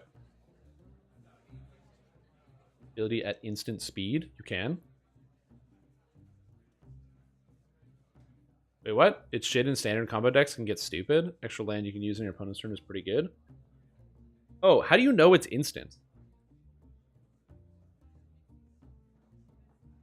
Yeah, how do you know this is instant then? Okay, so I'm very wrong in my evaluation. But... because it's an ability tap? Oh, are all ability taps instants? Okay, that's another thing I didn't know. Got it. But yeah, so you can tap this on your opponent's turn and then play an extra land. So this is 2 lands per turn. So you're getting 2 mana every turn. Assuming you have the lands for it. You'd have to draw, but yeah. Instant speed. Interesting. Okay. Yeah, you untap when your turn starts, right? Like your turn starts again and you untap? There's a response? Right, that makes sense. Like, let's say your opponent doesn't play a creature, so they can't attack you. And it's slow? Okay, it's gonna be with green creatures, so you tap to get the mana, a basic green mana, basically. Okay, yeah, so it's just because it's slow. Okay, I gotcha. Alright. I got it. Next. Oh god, it's a lot of cards. Okay, so this card is too slow, because even though you could tap it, you can't tap it the turn that it's played, and you then have to wait. Even though it's on your turn, you can't use the mana right. You can use the mana right away by tapping it if you have something, but if you don't have anything, you gotta wait till your opponent's turn to tap it, and then you might want to use it to block. So yeah, it makes sense. Got it. Alright. Collective Brutality. 2 mana card. It's a sorcery, which means you just play it out of your hand when you pay the price. Escalate. Discard a card. Pay this cost first for each mode chosen beyond the first. Okay, so you can choose 1, and you can do 2 if you discard 2 cards, and 3 if you discard 3 cards. Or sorry, 2 cards. So choose 1. Target opponent reveals his or her hand. You can choose an instant or sorcery card from it. That player discards that card. That's good, I think, because you can literally get them to discard 1 combo piece or something, or their best card in their deck. Target creature gets -2/-2 until end of turn, and target opponent loses 2 life, and you gain 2 life. So I feel like this bottom effect is probably the worst effect, unless there's some type of burn deck using black cards, but I can't imagine that would exist, because black was all about like removal when I was playing the game. And -2/-2 until end of turn is okay. If I recall correctly, if a monster goes to 0 health, they die, right? Or defense, they die. Like if they go into negative. So I think that you could also use this. So I'm going to say this card is good. I'm going to give it, again, a 4 out of 5. I don't think this is a 5 out of 5. I don't think you're playing this in every deck. This is not an auto-include in every deck. I feel like this is just a good card, a staple card for black decks, and you're using it in a lot of black decks. So that's my thought process here. It's a staple card, definitely a staple, but it's not used in every single deck, but it's pretty good. It's a 4 to 5? Okay, yeah. Because that's what this looks like. It's good. Excellent as a Reanimator enabler. I don't know what Reanimator it is, but yeah. Yeah, I know. You can do everything on the card if you keep discarding cards, but I don't know if you would... I feel like you are never discarding 2 cards to play this. You'll discard 1 because you can discard a card from your opponent's hand, so it's 1-1. And then you can also destroy a creature. So that's a neutral. So you're going card neutral with your opponent. But you're choosing the cards they're removing and your cards you're removing, which is really good. But I don't think this bottom effect matters that much. Yeah. Card is great because of the options, but discard is part bad because it's restricted only instants and sorceries. Yeah. Cards for free. Sign me up. Oh, right. Because you have some cards you want to use from the graveyard, like that thing the fairy played against me. Right. I forgot about the graveyard cards. Okay. But still, I'm okay. I gotcha. We're good. All right. Next card on the list. This is card number 5. Maze's End. It's a land. Okay. It enters your battlefield tapped. So you can either tap it to gain 1. Is that neutral mana? Cool. Or you can pay 3 mana to tap it and return Maze's End to its owner's hand. Search your library for a gate card, put it onto the battlefield, then shuffle your library. If you control 10 or more gates with different names, you win the game. Oh, okay. So, it's a gate card, and you have to control 10 gates. So, I don't know how many gates you can play per turn, but I cannot imagine you can play that many gates in a turn. Because I think a gate, I don't know what a gate is, but I assume a gate is like a land. So if a gate is like a land, then this is basically saying if you play this card and gates enough times, you get Exodia and you win. And one thing I do know is that Exodia is not good because you have to draw Exodia. And even though this lets you search your deck, you have to spend 3 mana. And in what world do I have 3 mana to spend on a 3 mana do nothing to then draw and play 1 card? And you need 10 different gates with different effects? This has to be 0 out of 10 meme garbage.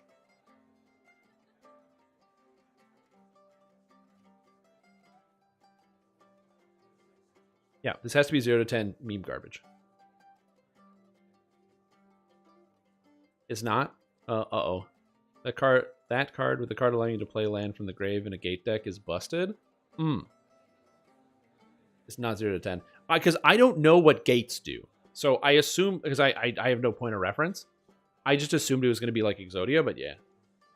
Yeah, because there's, like, unless you have a way to destroy your opponent's gates or you can rush them down, you don't really have a way to beat the strategy because you can't control them because, again, I assume that you could just keep playing the gate. So if you play against somebody who's control deck, then they're just going to be like, well, you're not playing any creatures and they're not doing anything to me. So then you just keep whipping gates at the field.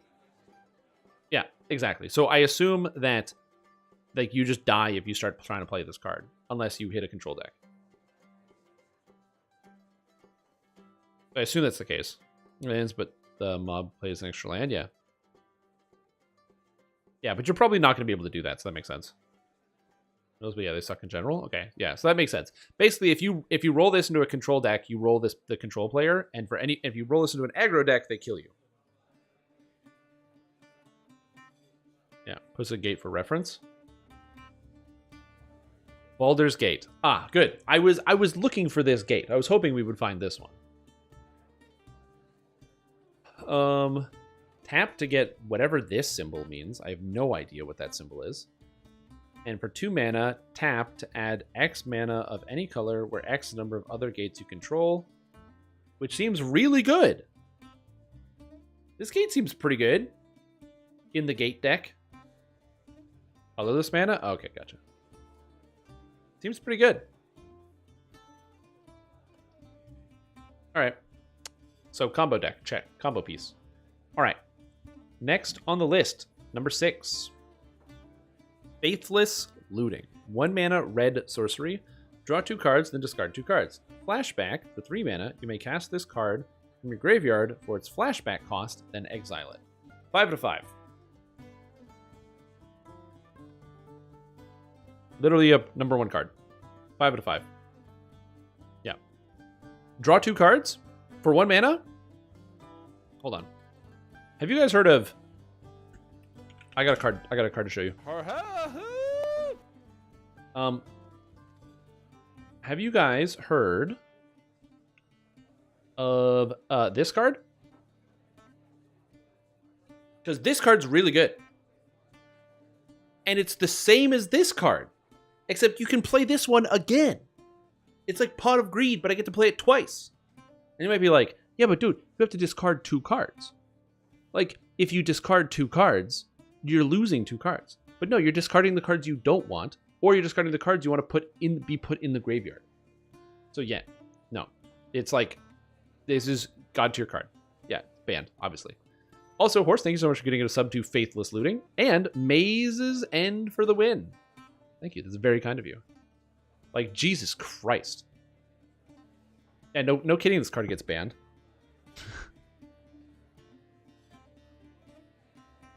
It was good, yeah. Yeah, of course this card's banned. Duh. It's draw 4 cards. I'm gonna go here, it's still good. Yeah. Up the Beanstalk. 2 mana card. Green. Enchantment. Okay, enchantments. There's enchantment and enchantment aura. And one of those goes on creatures, and the other one, I don't remember where it goes. So don't tell me what this card is, but enchantment and enchantment aura. Enchantments sit on the table and work forever. Okay, good. I got confused by that because the game doesn't. When I was playing in online, it doesn't tell you that. So yeah, okay. So you play this on the table, and it goes on the table. When Up the Beanstalk enters the battlefield, and whenever you cast a spell with a mana value of 5 or greater, draw a card.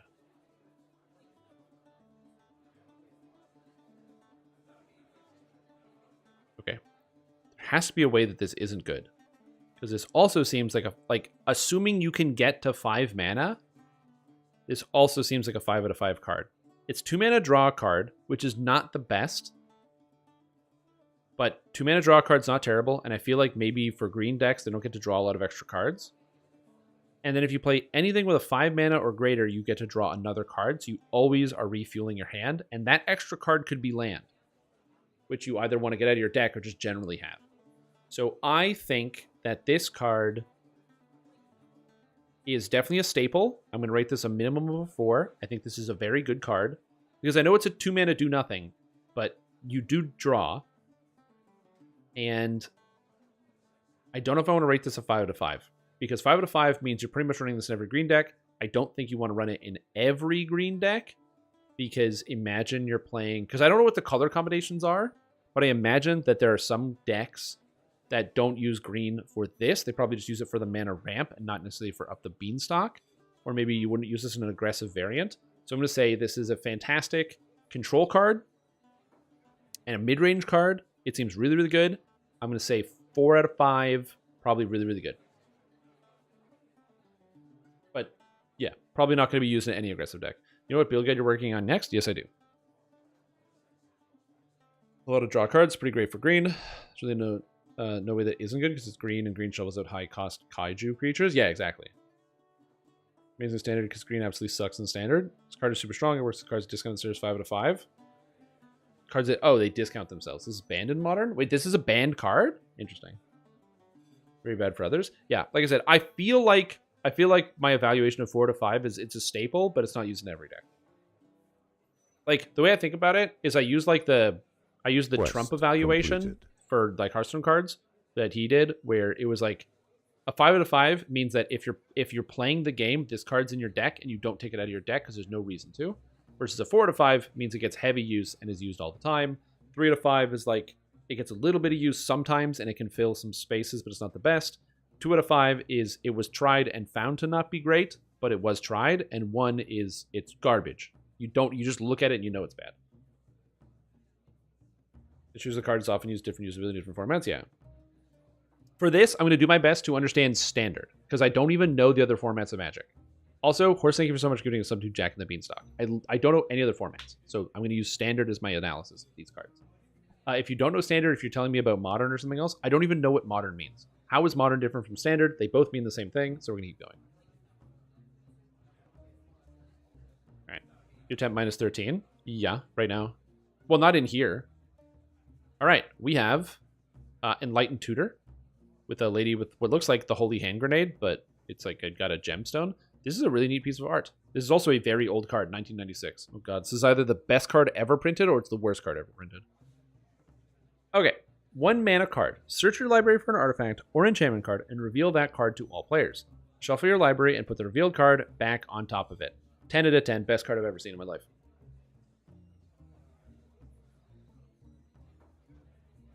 This is 1 mana. Draw whatever you want from your deck, and you get it. So, yeah.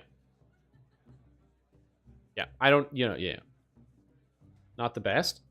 Well, yeah, because it doesn't put it into your hand. It puts it on top of your deck. But I'm assuming that you would have this in a deck that you can also draw a card with. Like, you would never play this and get this on a next turn unless it's like turn 1. But if this is played on turn 2, 3, 4, 5, or 6, I'm assuming you can very easily rip it off your deck. And then also, yeah, it's instant, so you can play it on your opponent's turn. So you can be like, oh, I would like to. They start playing, and then before they end their turn, you say, oh, I'm actually going to use this. I'm going to play it on their turn. You then get the answer to what they're doing. You draw it off the top, and then you put it on the table.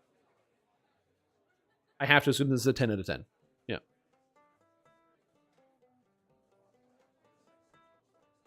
Ideally, play it on opponent's end step. It's played only in old format and Commander. Yeah, for sure, but this has to be an amazing card. Quest completed. Also, thank you for gifting a sub to someone's grandma. 8 out of 10? But it's so good. Your hand can be worse than in your deck.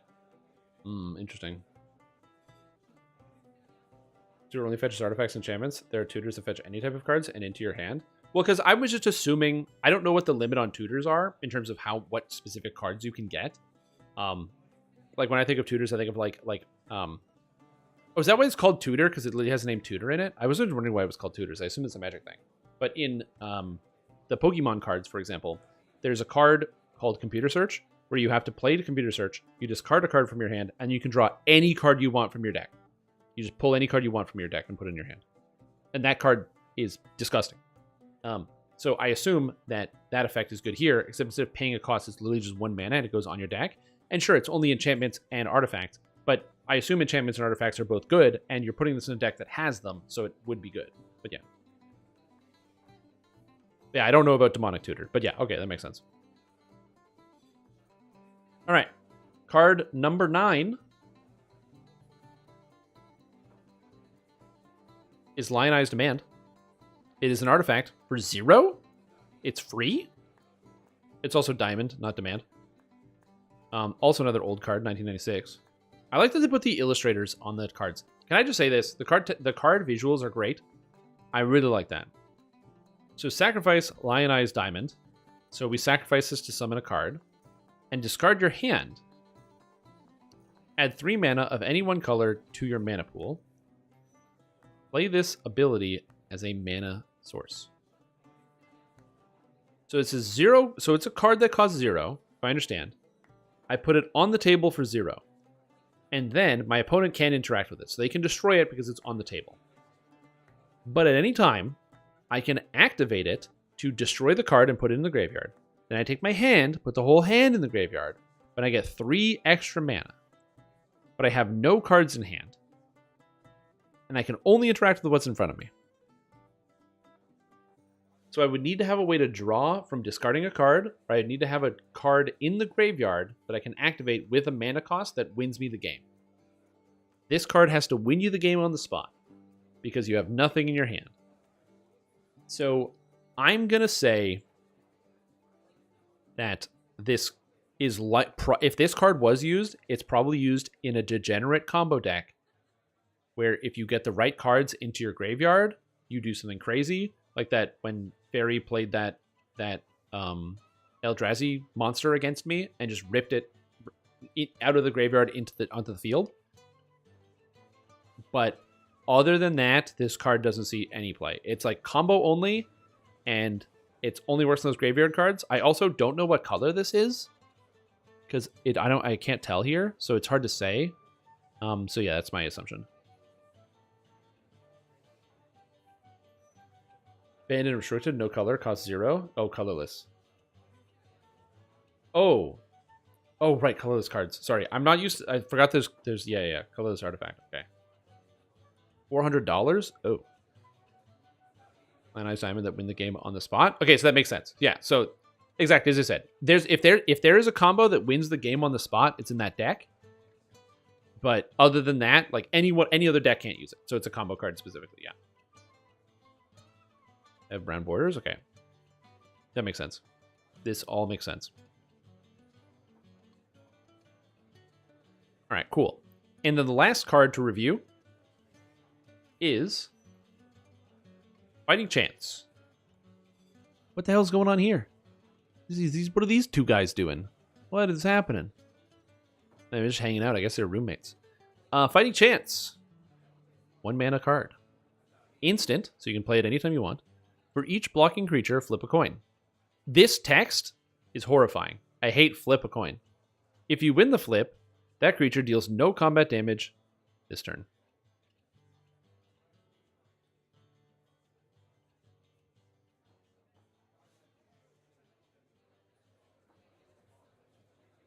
Oh, so if you're getting attacked, you play this, and then you flip a coin, so you call it, and if you win the call, your creature doesn't take any damage.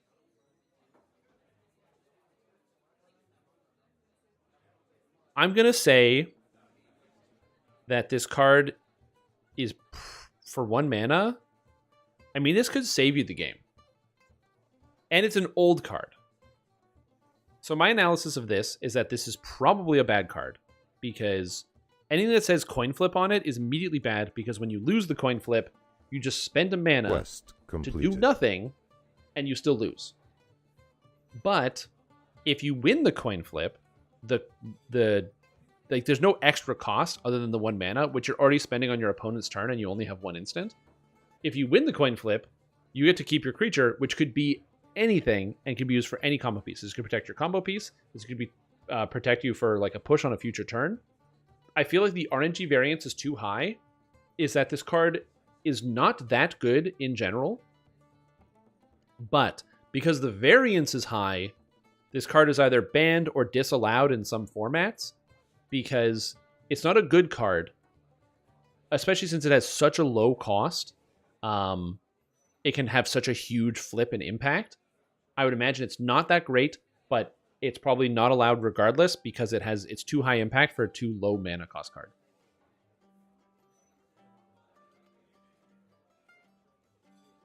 So yeah.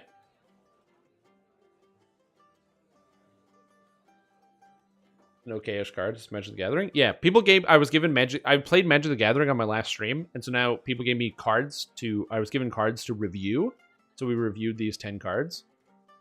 And I feel like I'm doing okay on some of these. But yeah, it's garbage. It's garbage, is it? Kark's Thumb. It's kind of there.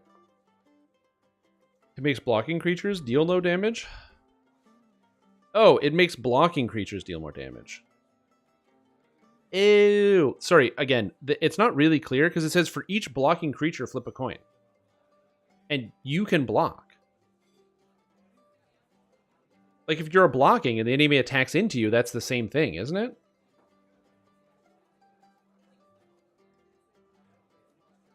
No, but I think even in a vacuum, like, you can use it as when you're blocking. Yeah, it says for each blocking creature. You have blocking creatures.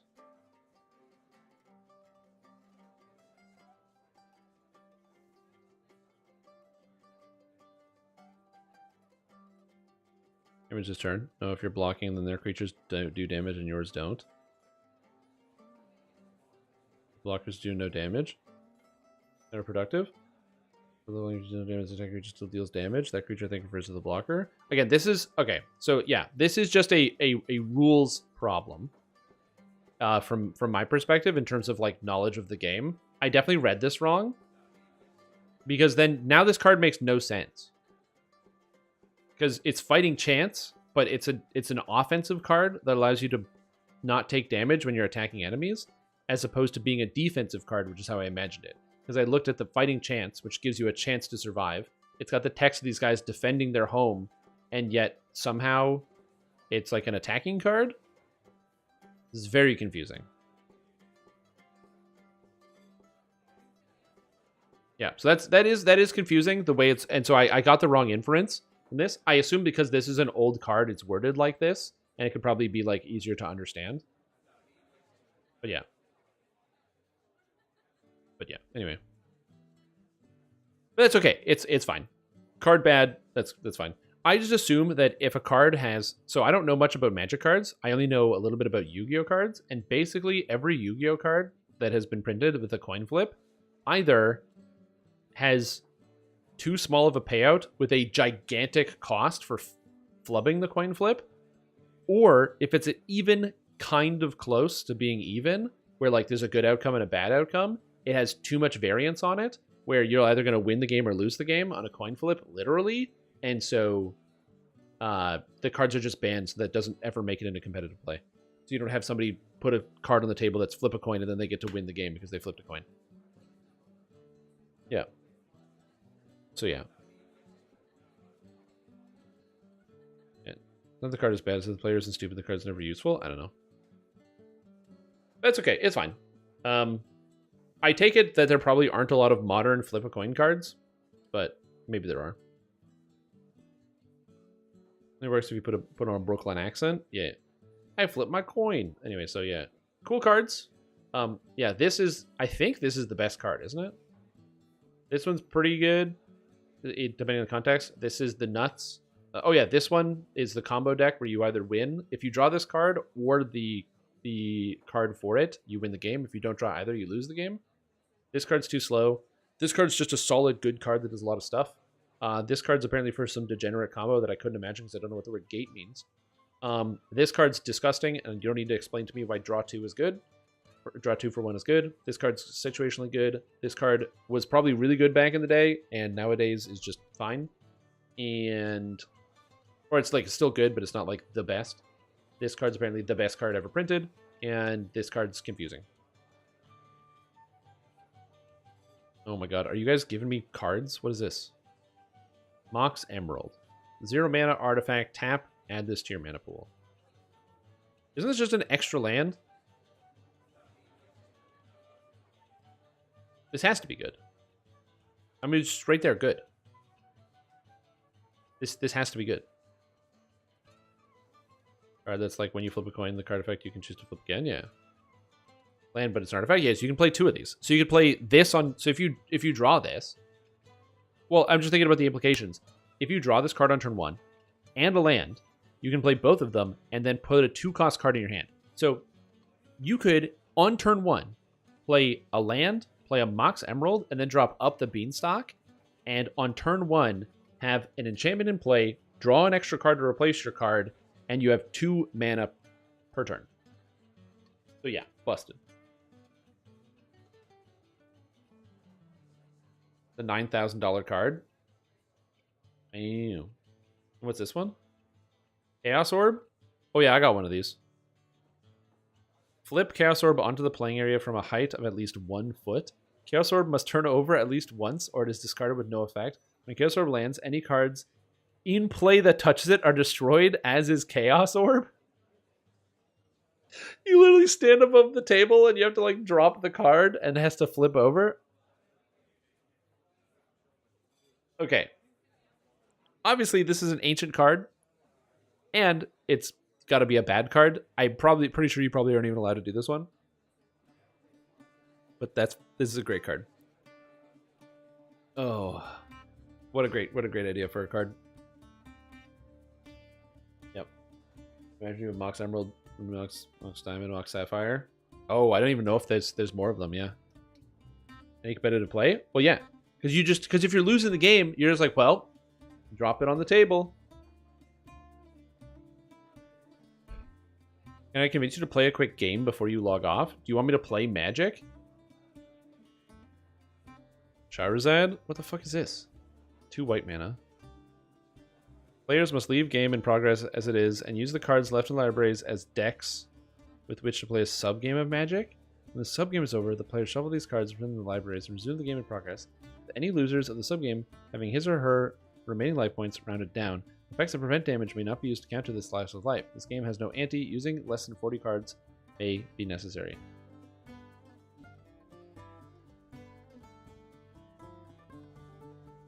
I assume this is a meme card, printed as like a joke. But now I'm imagining it's like the bus strategy, right? So for those of you that have ever played Hearthstone, it's a game on your mobile phone, so you can play it on the mobile phone. But I'm an adult, and I play it on my non-mobile computer. So I sit at the computer, and I go like... I click around, and I pick all my cards, and I do whatever. Now, here's the thing. If you're playing against somebody on the bus, well, that person they got to change bus. They got to get on the train. They got to walk to the next bus stop. So if they're on the bus playing the game, if the game takes too long, they're going to lose because they don't have time to play. So you just play control decks, and you rope them every turn to take max turn limit, and eventually they're going to run out of time. They got to get off of that bus so you can beat them. Or maybe they're on the toilet and they don't got to be on the toilet anymore, or their work break is over. So you beat them because they got to do that. I'm imagining this card, which is obviously not a legal card, and you're not allowed to play this in any tournament. You don't need to explain this to me. It might be a real card, but it's definitely not tournament legal. You just whip 3 of these bad boys into your deck. You play 1. You play the second. You roll your way down to the third. And all of a sudden, when you're in the third game deep, that means that there has to be 3 full games of Magic played back to back. So you just kind of hope that the other person that you're playing, and then you play the slowest control deck in the universe. And then you just assume that the other person has less of a tolerance, like maybe they're like diabetic and they have to like manage their blood sugar or something, or like they just have less of a tolerance for being able to go long periods, and you try to outlast them for like 10 hours or so, and you hope that they have to like go to the bathroom, they have to leave, and they get disqualified from the game to beat them with this. Yeah. So yeah, I can do that. I can beat that. Got banned everywhere. Of course it's banned because of what I just said. What's this one? Order of the Ebon Hand. This is the last card I'm looking at. Order of the Ebon Hand, 2 mana, summon clerics. Does that do that? I don't know what summon clerics mean. That's weird. Protection from white. I don't know what that means. For 2 minutes, it becomes a 3/1. For 1 mana, it has first strike. Well, 2 mana with first strike potential seems good. I don't know what protection from white means. I don't know what summon clerics mean. And this first effect seems kind of bad. Although it's infinite, so you can get more attack. So you could get like, if you have like 10 mana, you could turn this into like a giant card and then get first strike and blow up whatever you want. Can't be damaged by that color. So this card seems pretty good. I can't imagine this is bad. Something I've learned from playing Magic, if it has the text first strike on it or double strike, it's really good.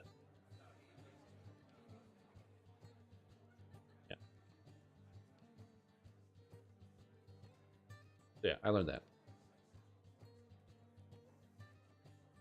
His color can't target damage on it? Yeah, like I said, this card's pretty good. It says first strike, that's good. Fine, I'll get one more. What's this one? Obsolescence. Each other global enchantment is a creature with power and toughness equal to its converted mana cost. It's still an enchantment. Get out of here with your dumbass cards. I'm out. All right. Thank you for watching. Appreciate it. Hope you're all having a good day. We'll be back tomorrow with some more content. Thank you for joining me for some Dungeons & Dragons Online. It was a good time. And also with letting me gush about my Path of Exile characters. I'll be streaming some Path of Exile later this week. So tune in for some of that. And some other games. This is the next, I will say the next couple of weeks will be a lot more variety than usual. I'm still playing DDO. I'm not stopping being a DDO streamer. Getting new DDO videos soon. But yeah, I'm taking a break from directly playing the game because we did a bunch of Reaper Force today and it was laggy as fuck. And we had one person die to lag. We had another person go unconscious due to lag. And it was only saved by divine intervention due to lag. So yeah, it's brutal. I don't really want to play the game that much. So we're going to be working our way around that and playing some other stuff. But thank you for watching. We had a fantastic time. We'll be back again soon. And I actually probably should just update the Discord schedule so you'll be able to see that ahead of time. If Lemania, so I'm going to put this posted schedule as if Lemania isn't out. If Lemania does come out, I will re-update it and change everything. But yeah, Lemania might be tomorrow. And then we can talk about the new archetype. You guys already know all about it. It was posted today in the Q&A that we watched. I'm very excited to get my hands